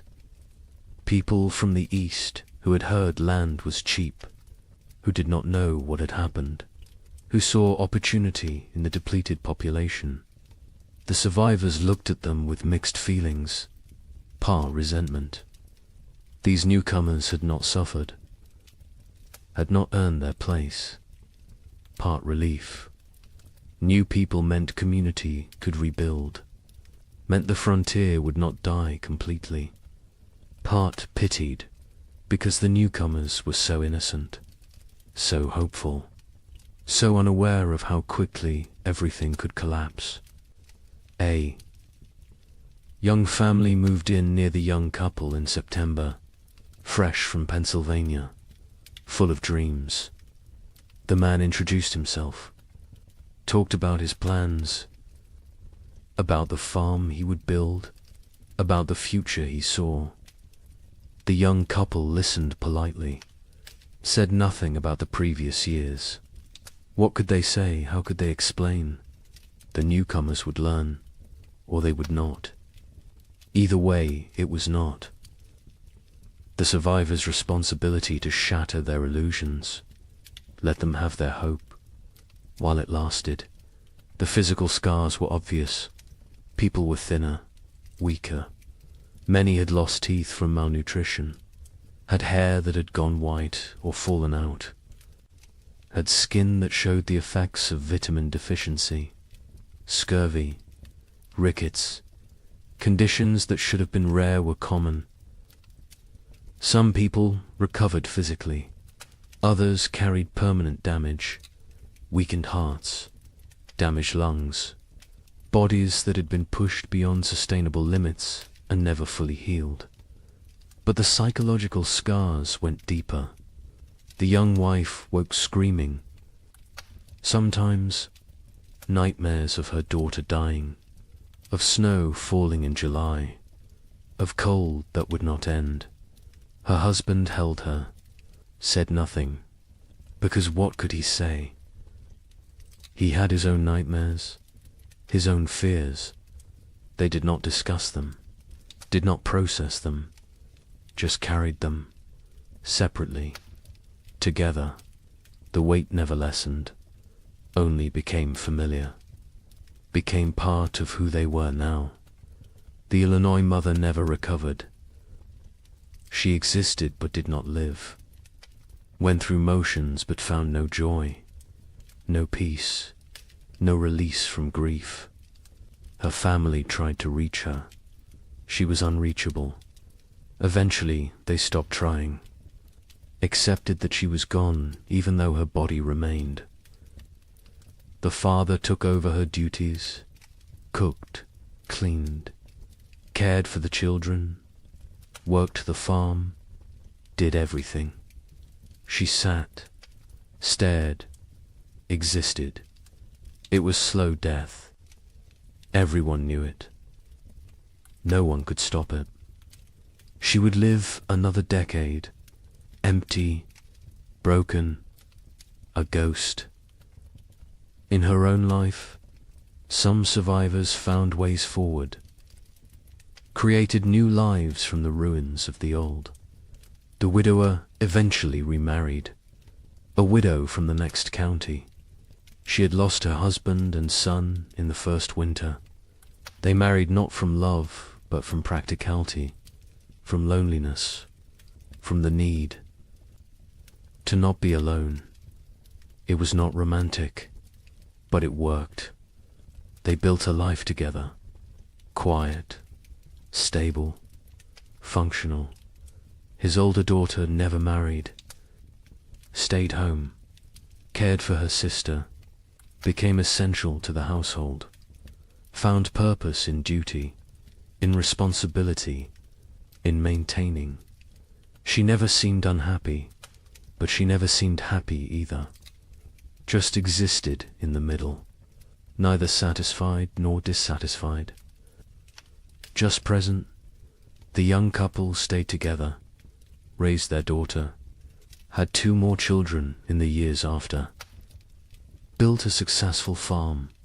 From the outside they looked normal, prosperous even, but between them was distance, a gulf created by 3 years of shared trauma that they could never fully bridge. They cared for each other, were faithful, were good parents.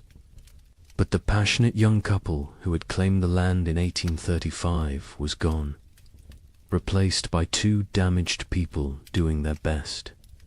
It was enough. Had to be enough. They did not expect happiness, did not seek joy, just sought stability, safety, security, found those things, made a life from them. By 1840, the population had stabilized. Some areas had recovered partially, others remained sparsely populated. The demographic impact was significant. Thousands had died. Thousands more had fled. The westward expansion had been set back years. Territories that should have achieved statehood remained territories. The ambitious growth projections of the early 1830s were abandoned. Reality had intruded, shown the limits of human ambition, of manifest destiny, of the belief that the frontier was there for the taking. Nature had reminded everyone who was really in control. The survivors aged rapidly. The young man in Michigan was 30 in 1840, looked 50. His body was worn out from the hard years. He would die at 45. Heart failure. His body simply gave out. Used up. Exhausted. His wife outlived him by 20 years. Raised their 3 children. Alone. Never remarried. Never spoke of the hard years. Her children knew something had happened. Could see it in her eyes, in her reactions to cold, to hunger, to waste. But she never explained, never wanted them to know, wanted them innocent, untouched, protected from the knowledge of how bad things could get. The records from this period are sparse. Many families did not keep records, could not read or write, or chose not to document what had happened. The census of 1840 shows dramatic population decline in the affected territories. But the numbers tell only part of the story, cannot capture the psychological damage, the broken families, the lost potential, the dreams that died, the innocence that was shattered. Those losses are not recorded, not documented, not preserved. But they were real, were significant, were the true cost of the winters that would not end. Some survivors tried to document what happened, wrote letters to relatives back east, kept journals, created records. But even as they wrote, they sensed their accounts would be doubted, would be dismissed as exaggeration, as hysteria, as the ramblings of traumatized minds. How could they explain what it felt like to watch your child starve? To burn your furniture for warmth? To consider actions that in normal times would be unthinkable? Words were inadequate. Experience was untranslatable. They wrote anyway, because someone needed to remember, someone needed to bear witness, even if no one believed them. The young man in Michigan wrote to his brother in Ohio in 1840, described what they had endured. His brother wrote back, said surely it had not been that bad, said the human mind exaggerated traumatic memories. The young man never wrote to him again, did not have energy to convince anyone, to defend his experience, to prove his suffering. He knew what had happened. His wife knew. Their neighbor knew. That was enough. The rest of the world could believe what it wanted, and mostly, the world chose not to believe, chose to minimize, chose to forget. Because the story of the three winters did not fit the narrative America wanted to tell itself. The narrative of progress, of conquest, of manifest destiny, of inevitable triumph. The winters suggested that nature was more powerful than human. That civilization was fragile, that confidence was dangerous. These were not popular messages, not messages the growing nation wanted to hear. So they were ignored, dismissed, forgotten, buried under more palatable stories of frontier heroism, of triumph over adversity, of the inevitable march of progress. But the survivors remembered, carried the memories until death. Some passed stories to their children. Most did not. Most wanted to protect the next generation, wanted them unburdened. The children sensed something anyway, saw the scars, the fears, the behaviors that made no sense unless you knew what came before. They asked questions, got vague answers, eventually stopped asking. The silence grew. The stories faded. The memories died with those who carried them. Wait until you hear how thoroughly this was erased. The forgetting began almost immediately, even while survivors still lived, even while the scars were fresh. The erasure was not accidental, was not natural memory decay. It was deliberate, systematic, orchestrated by people who had very good reasons to want these winters forgotten. People with money, with power, with futures that depended on frontier land continuing to seem attractive, continuing to seem profitable, continuing to draw settlers and investment. Land speculators had the most to lose. They had purchased millions of acres across the affected territories, paid pennies per acre, expected to sell for dollars. Their entire business model depended on continued westward migration, on families believing the frontier offered opportunity, prosperity, future. Stories of 3 consecutive winters of mass death were bad for business, very bad. So the speculators acted, quickly, decisively, with coordinated purpose. Eastern newspapers began refusing letters from survivors. Editors received instructions, guidance, sometimes bribes. Do not publish accounts from the territories. Do not run stories about crop failures, about deaths, about settlements failing. Focus on success. Stories on prosperity, on opportunity. A newspaper in Philadelphia received a letter in 1839 from a Michigan survivor. detailed account of the 3 winters, the suffering, the deaths, the horror. The editor filed it away, never published it. Years later asked why. He explained simply, no one wanted to read depressing stories. People wanted hope, wanted optimism, wanted to believe in American progress. His job was to give them what they wanted. Territorial governments actively suppressed information. Official reports downplayed casualty numbers, listed families who had disappeared as relocated rather than dead or missing. Death certificates were not issued for people who died isolated on homesteads. If no one reported the death officially, then officially it did not happen. Population records were adjusted, made to show growth rather than decline. The manipulation was not subtle, but it was effective.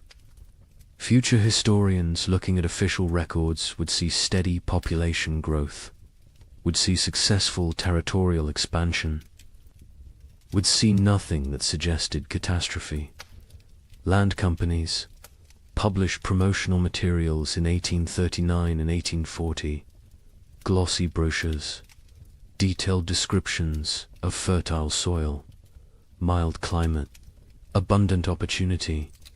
They made no mention of the previous years, no acknowledgement of hardship, no warning of risks.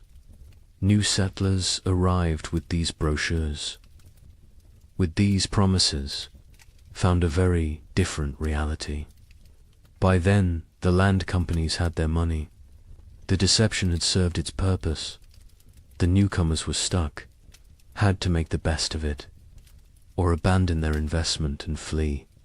Most stayed, tried to succeed.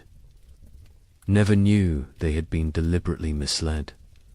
A land office clerk in Michigan Territory received orders in 1839. Adjust the records. Families who had disappeared needed to be listed as relocated to other territories. Deaths needed to be minimized. The numbers needed to show growth, success, progress. He complied. His job depended on it. His family depended on it. He made the changes, falsified documents, erased people from existence. Years later, guilt-ridden, he confessed to his wife, told her what he had done. She told him he had no choice. Everyone had to survive somehow. He accepted this, but the guilt never left. He carried it until death, never told anyone else, never made it right. Just carried the weight of erasing thousands of people to protect property values. Railroad companies were equally invested in suppressing the truth. Their business plans required population growth in the territories, required towns, commerce, customers. Empty land was worthless. They needed settlers, needed them desperately. Stories of mass death were obstacles, barriers to profit.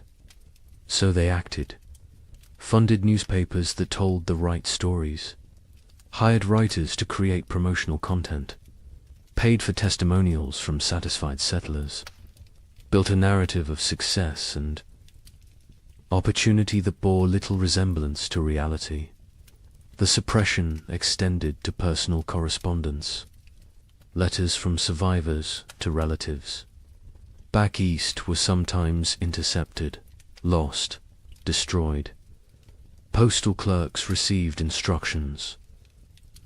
Letters containing certain content should not reach their destinations, should disappear. It was not official policy, not written down anywhere, but it happened regularly, systematically. Survivors wrote letters describing their experiences. Melt them.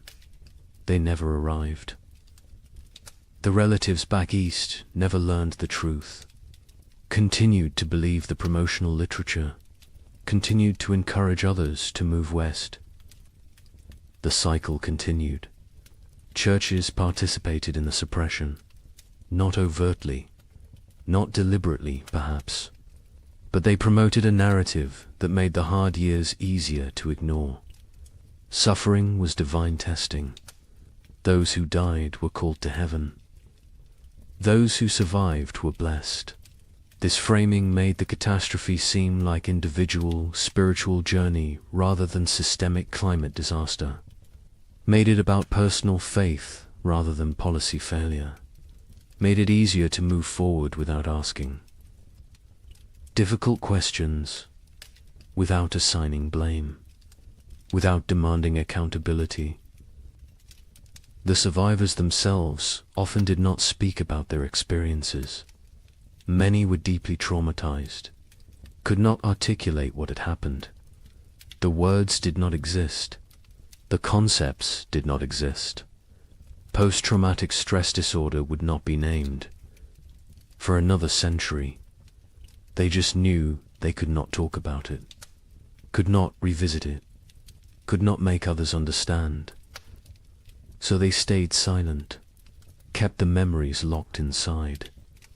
The silence was mistaken for acceptance, for healing, for moving on.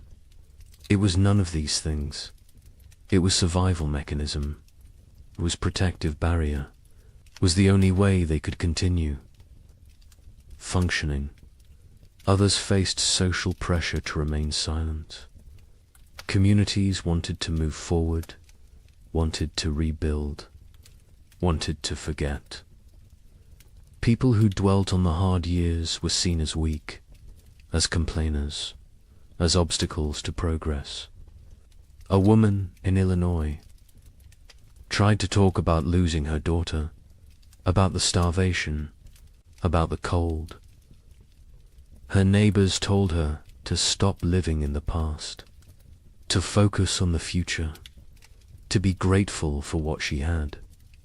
She stopped talking, but the memories did not stop. They never stopped. She just carried them alone, in silence, until they consumed her. Some survivors feared judgment for the choices they had made, for the actions they had taken to survive. Better not to speak of those years at all than to risk revealing what they had done, what lines they had crossed, what boundaries they had violated.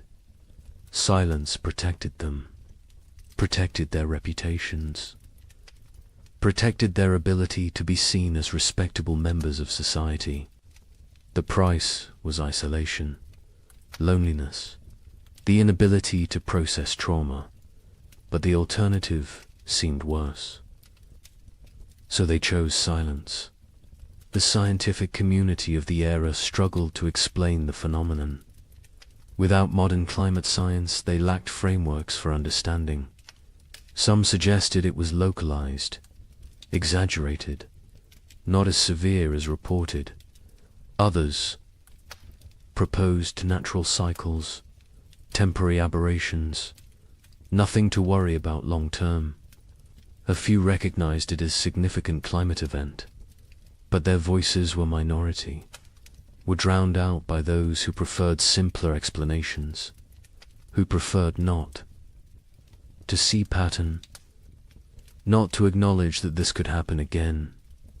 Meteorological records from the period are incomplete. Weather stations were sparse. Record keeping was inconsistent. The data that exists shows temperature anomalies, shows unusual patterns, but gaps in the record allow for interpretation, allow for doubt, allow for dismissal. Later research, looking at the fragmentary data, could conclude it was not that bad, could argue the survivors exaggerated, could minimize the catastrophe. The incomplete record became excuse for incomplete acknowledgement. By 1850, just 12 years after the final winter ended, the 3 winters were rarely mentioned. Textbooks focused on westward expansion, on Oregon Trail, on Gold Rush, on the exciting narrative of American growth. The dark years from 1836 to 1838 were footnoted at best. More often, they were completely absent. A generation of children learned American history without knowing thousands had died in the supposedly empty territories, without knowing their parents or grandparents had survived horror. The erasure was nearly complete. The Civil War cemented. The forgetting. After 1861, the nation had new trauma, new deaths, new catastrophe to process. The frontier winters seemed distant, irrelevant.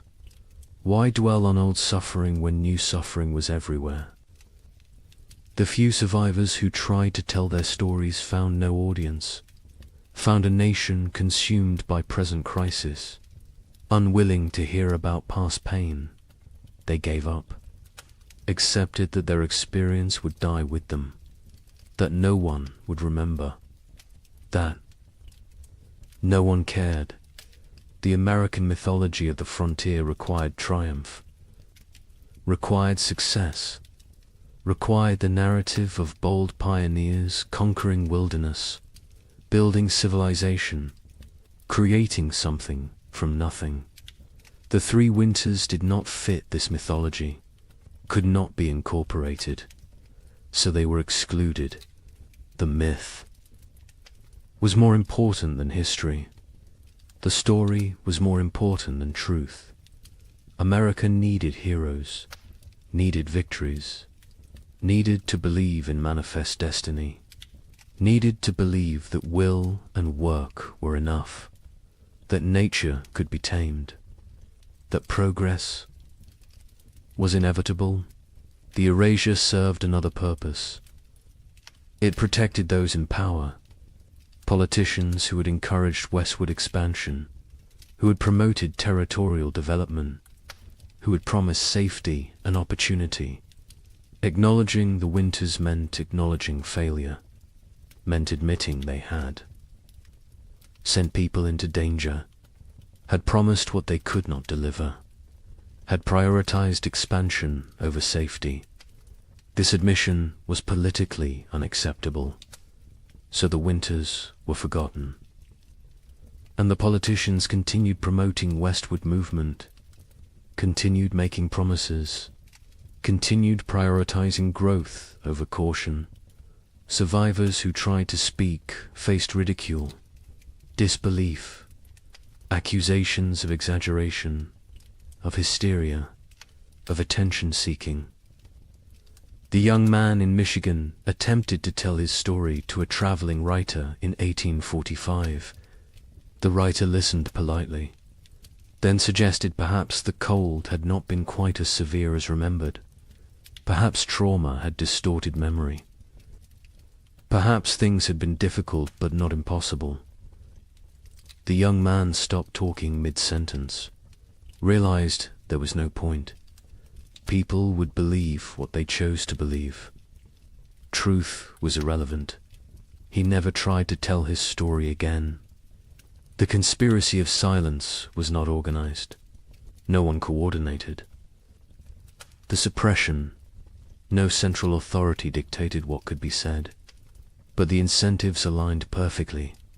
Land speculators needed silence. Railroads needed silence. Governments needed silence. Churches preferred silence. Survivors chose silence. The result was comprehensive, effective, devastating. Within 20 years, the three winters had been nearly erased from collective memory. Within 50 years, they were completely forgotten. A climate catastrophe that killed thousands and destroyed. Hundreds of settlements simply disappeared from history, vanished, as if it never happened, but evidence remained, buried, hidden, waiting, in journals stuffed in attics, in letters preserved by accident, in graveyards with too many children's stones dated 1836 to 1838, in the population records that did not add up, in the archaeological evidence, in the tree rings, in the ice cores, in the gaps in genealogies where entire families simply ended. The evidence was there, scattered, fragmentary, ignored, but there, waiting for someone to look, someone to ask questions, someone to remember. Wait until you hear what we found. Modern science has uncovered what deliberate forgetting tried to erase. The evidence exists, scattered across disciplines, buried in places most people never think to look. But it is there, consistent, compelling, undeniable. The 3 winters happened, were as severe as survivors claimed, perhaps more severe than they could articulate. The truth has emerged slowly, piece by piece, building into a picture that validates everything the survivors tried to tell us. Tree ring analysis provides the most objective evidence. Trees record their growing conditions in their rings. Wide rings mean good growing seasons. Narrow rings mean stress, cold, drought, poor conditions. Researchers examining old-growth trees across the Midwest discovered something remarkable. The rings from 1836 to 1838 are extraordinarily narrow, some of the narrowest in the entire record. These trees were stressed, struggling, barely growing. The pattern is consistent across species, across regions, across thousands of individual trees. The cold was real, was widespread. With severe ice core samples from Greenland tell a similar story. Each layer of ice preserves atmospheric conditions from when the snow fell. Chemical analysis reveals volcanic particulates, sulfur compounds, evidence of major eruptions. The layers from 1835 and 1836 show unusually high concentrations, multiple eruptions. The volcanic material entered the upper atmosphere, circled the globe, blocked sunlight, lowered temperatures, created the conditions for catastrophic cooling. The ice remembers what humans forgot. A volcanic eruption near Japan in late 1835 was particularly significant. Mount Osama, not as famous as Tambora, which caused a year without summer in 1816, but substantial, combined with other eruptions in the Pacific. In Central America, the cumulative effect was devastating. The particulates in the atmosphere created a cascade of cooling, blocked solar radiation, disrupted weather patterns. The effects were most severe in continental interiors, places far from moderating ocean influences, places like the American Midwest. Soil analysis from archaeological sites shows frost penetration to unusual depths. In normal years, frost might penetrate 12 to 18 inches. In the affected years, it went deeper, 24 inches, 30 inches. In some locations, the ground never fully thawed. Permafrost conditions in places that should never experience them. The soil remembers, holds evidence of cold that survivors described but scientists initially dismissed as impossible. Mass grave sites have been discovered during modern construction projects. A housing development in Michigan in 1985 uncovered a burial site. 47 bodies, men, women, children, no markers, no records. Carbon dating placed them in the late 1830s. The bones showed signs of extreme malnutrition, scurvy, rickets, starvation. Some showed evidence of violent death, circumstances no one wants to examine too closely. The site was quietly reburied, a small memorial placed. Most people who drive past have no idea what lies beneath. Cabin sites across the frontier show evidence of desperate measures. Archaeological excavations reveal layers that tell stories. Burned furniture, charred cabin walls, butchered animals that would normally never be eaten. Rats, squirrels. In one site in Indiana, researchers found evidence suggesting the inhabitants had eaten leather. Boot leather, harness leather, anything that might contain nutrition. The desperation is written in the debris, in what people consumed, in what they burned, in how they died. Historical Society archives contain survivor accounts, journals that sat ignored for over a century. A diary from a woman in Illinois was donated in 1923, filed away, not examined until 1998. It documented day-by-day survival through all 3 winters. The declining food stores, the deaths of neighbors, the choices she made to keep her family alive, the guilt she carried. The final entry was in March 1838.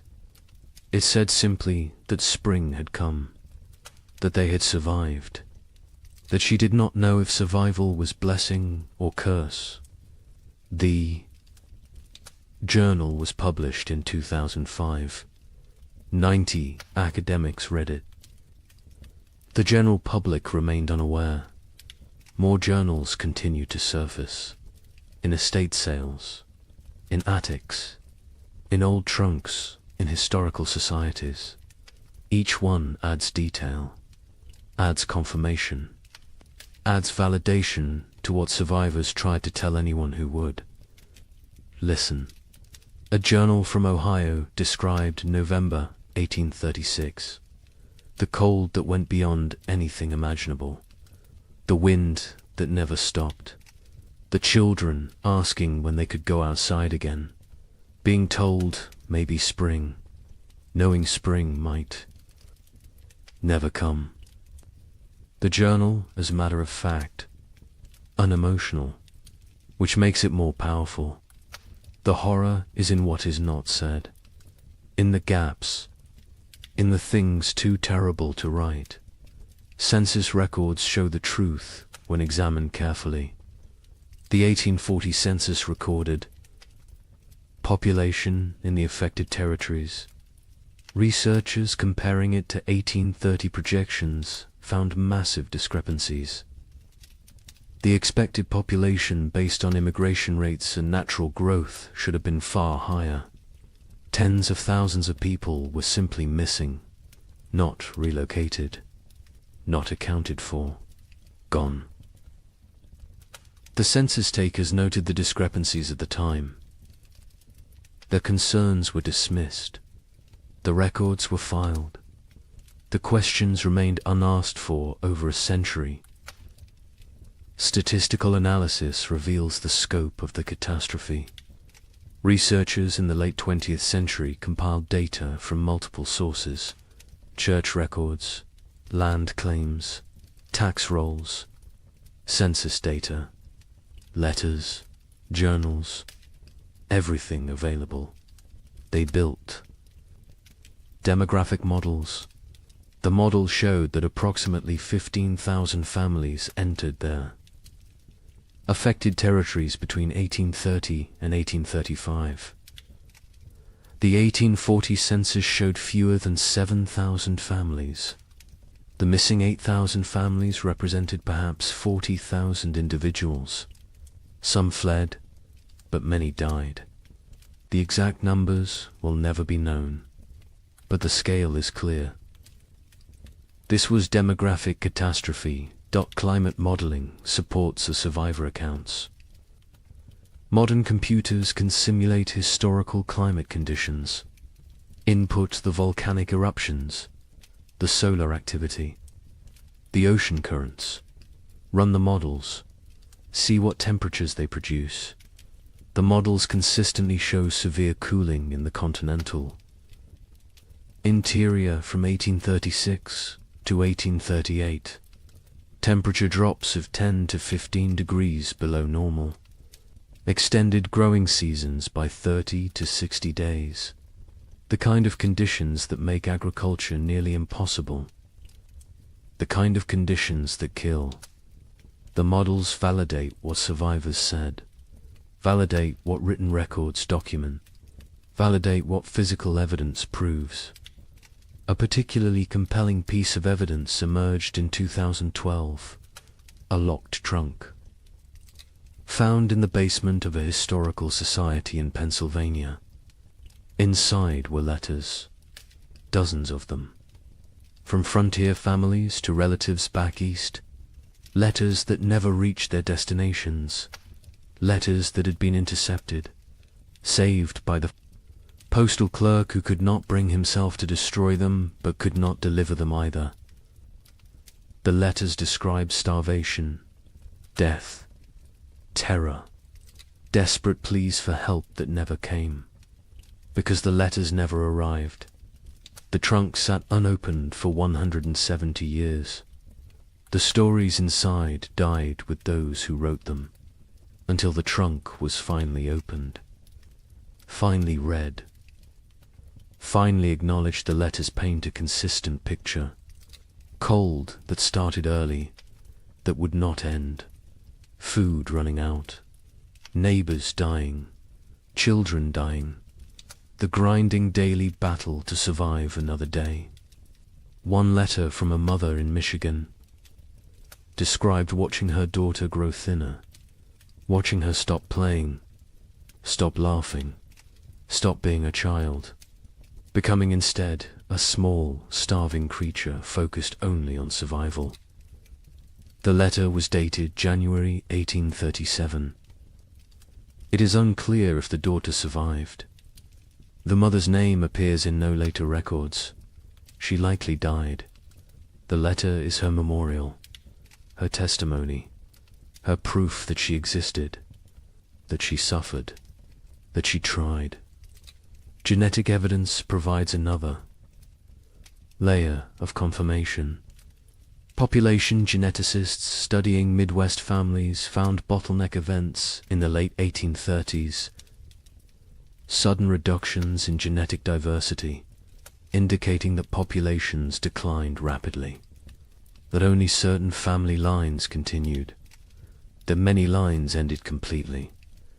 The genetic record shows what historical records obscured, shows the true impact, shows that entire family trees simply stop, branch after branch ending in the same narrow window. 1836 to 1838. Native American oral histories mention the hard years. Tribes in the affected regions have stories of the time when winter would not end, when buffalo disappeared, when people starved. The stories were not prominent, were overshadowed by other traumas, removal, disease, war, but the stories exist. Another source of validation, another voice confirming what happened, confirming that the cold was real, was widespread, was catastrophic for everyone in its path. European records provide external confirmation. Observers in England and France noted unusual weather patterns in North America, received reports from travelers, from ships, from traders. The reports described severe cold, crop failures, humanitarian disaster. These reports were published in European scientific journals, were discussed in academic circles, were known at the time, but were forgotten in America, were not incorporated into American historical narrative, were treated as foreign observations of foreign problems, not as documentation of American catastrophe. The evidence is overwhelming, undeniable, consistent across every discipline, every source, every method of inquiry. The 3 winters happened, were as bad as survivors claimed, killed thousands, destroyed hundreds of settlements, set back westward expansion by years, changed the trajectory of American development, and was systematically erased from memory, deliberately forgotten, buried under more palatable narratives. But the evidence remained, waiting, and now it speaks, loudly, clearly, demanding that we remember, demanding that we acknowledge, demanding that we ask why this was forgotten, and what else we have chosen to forget. Societies choose what to remember, what to forget, what stories to tell about themselves. America chose to remember triumph, chose to remember westward expansion as inevitable,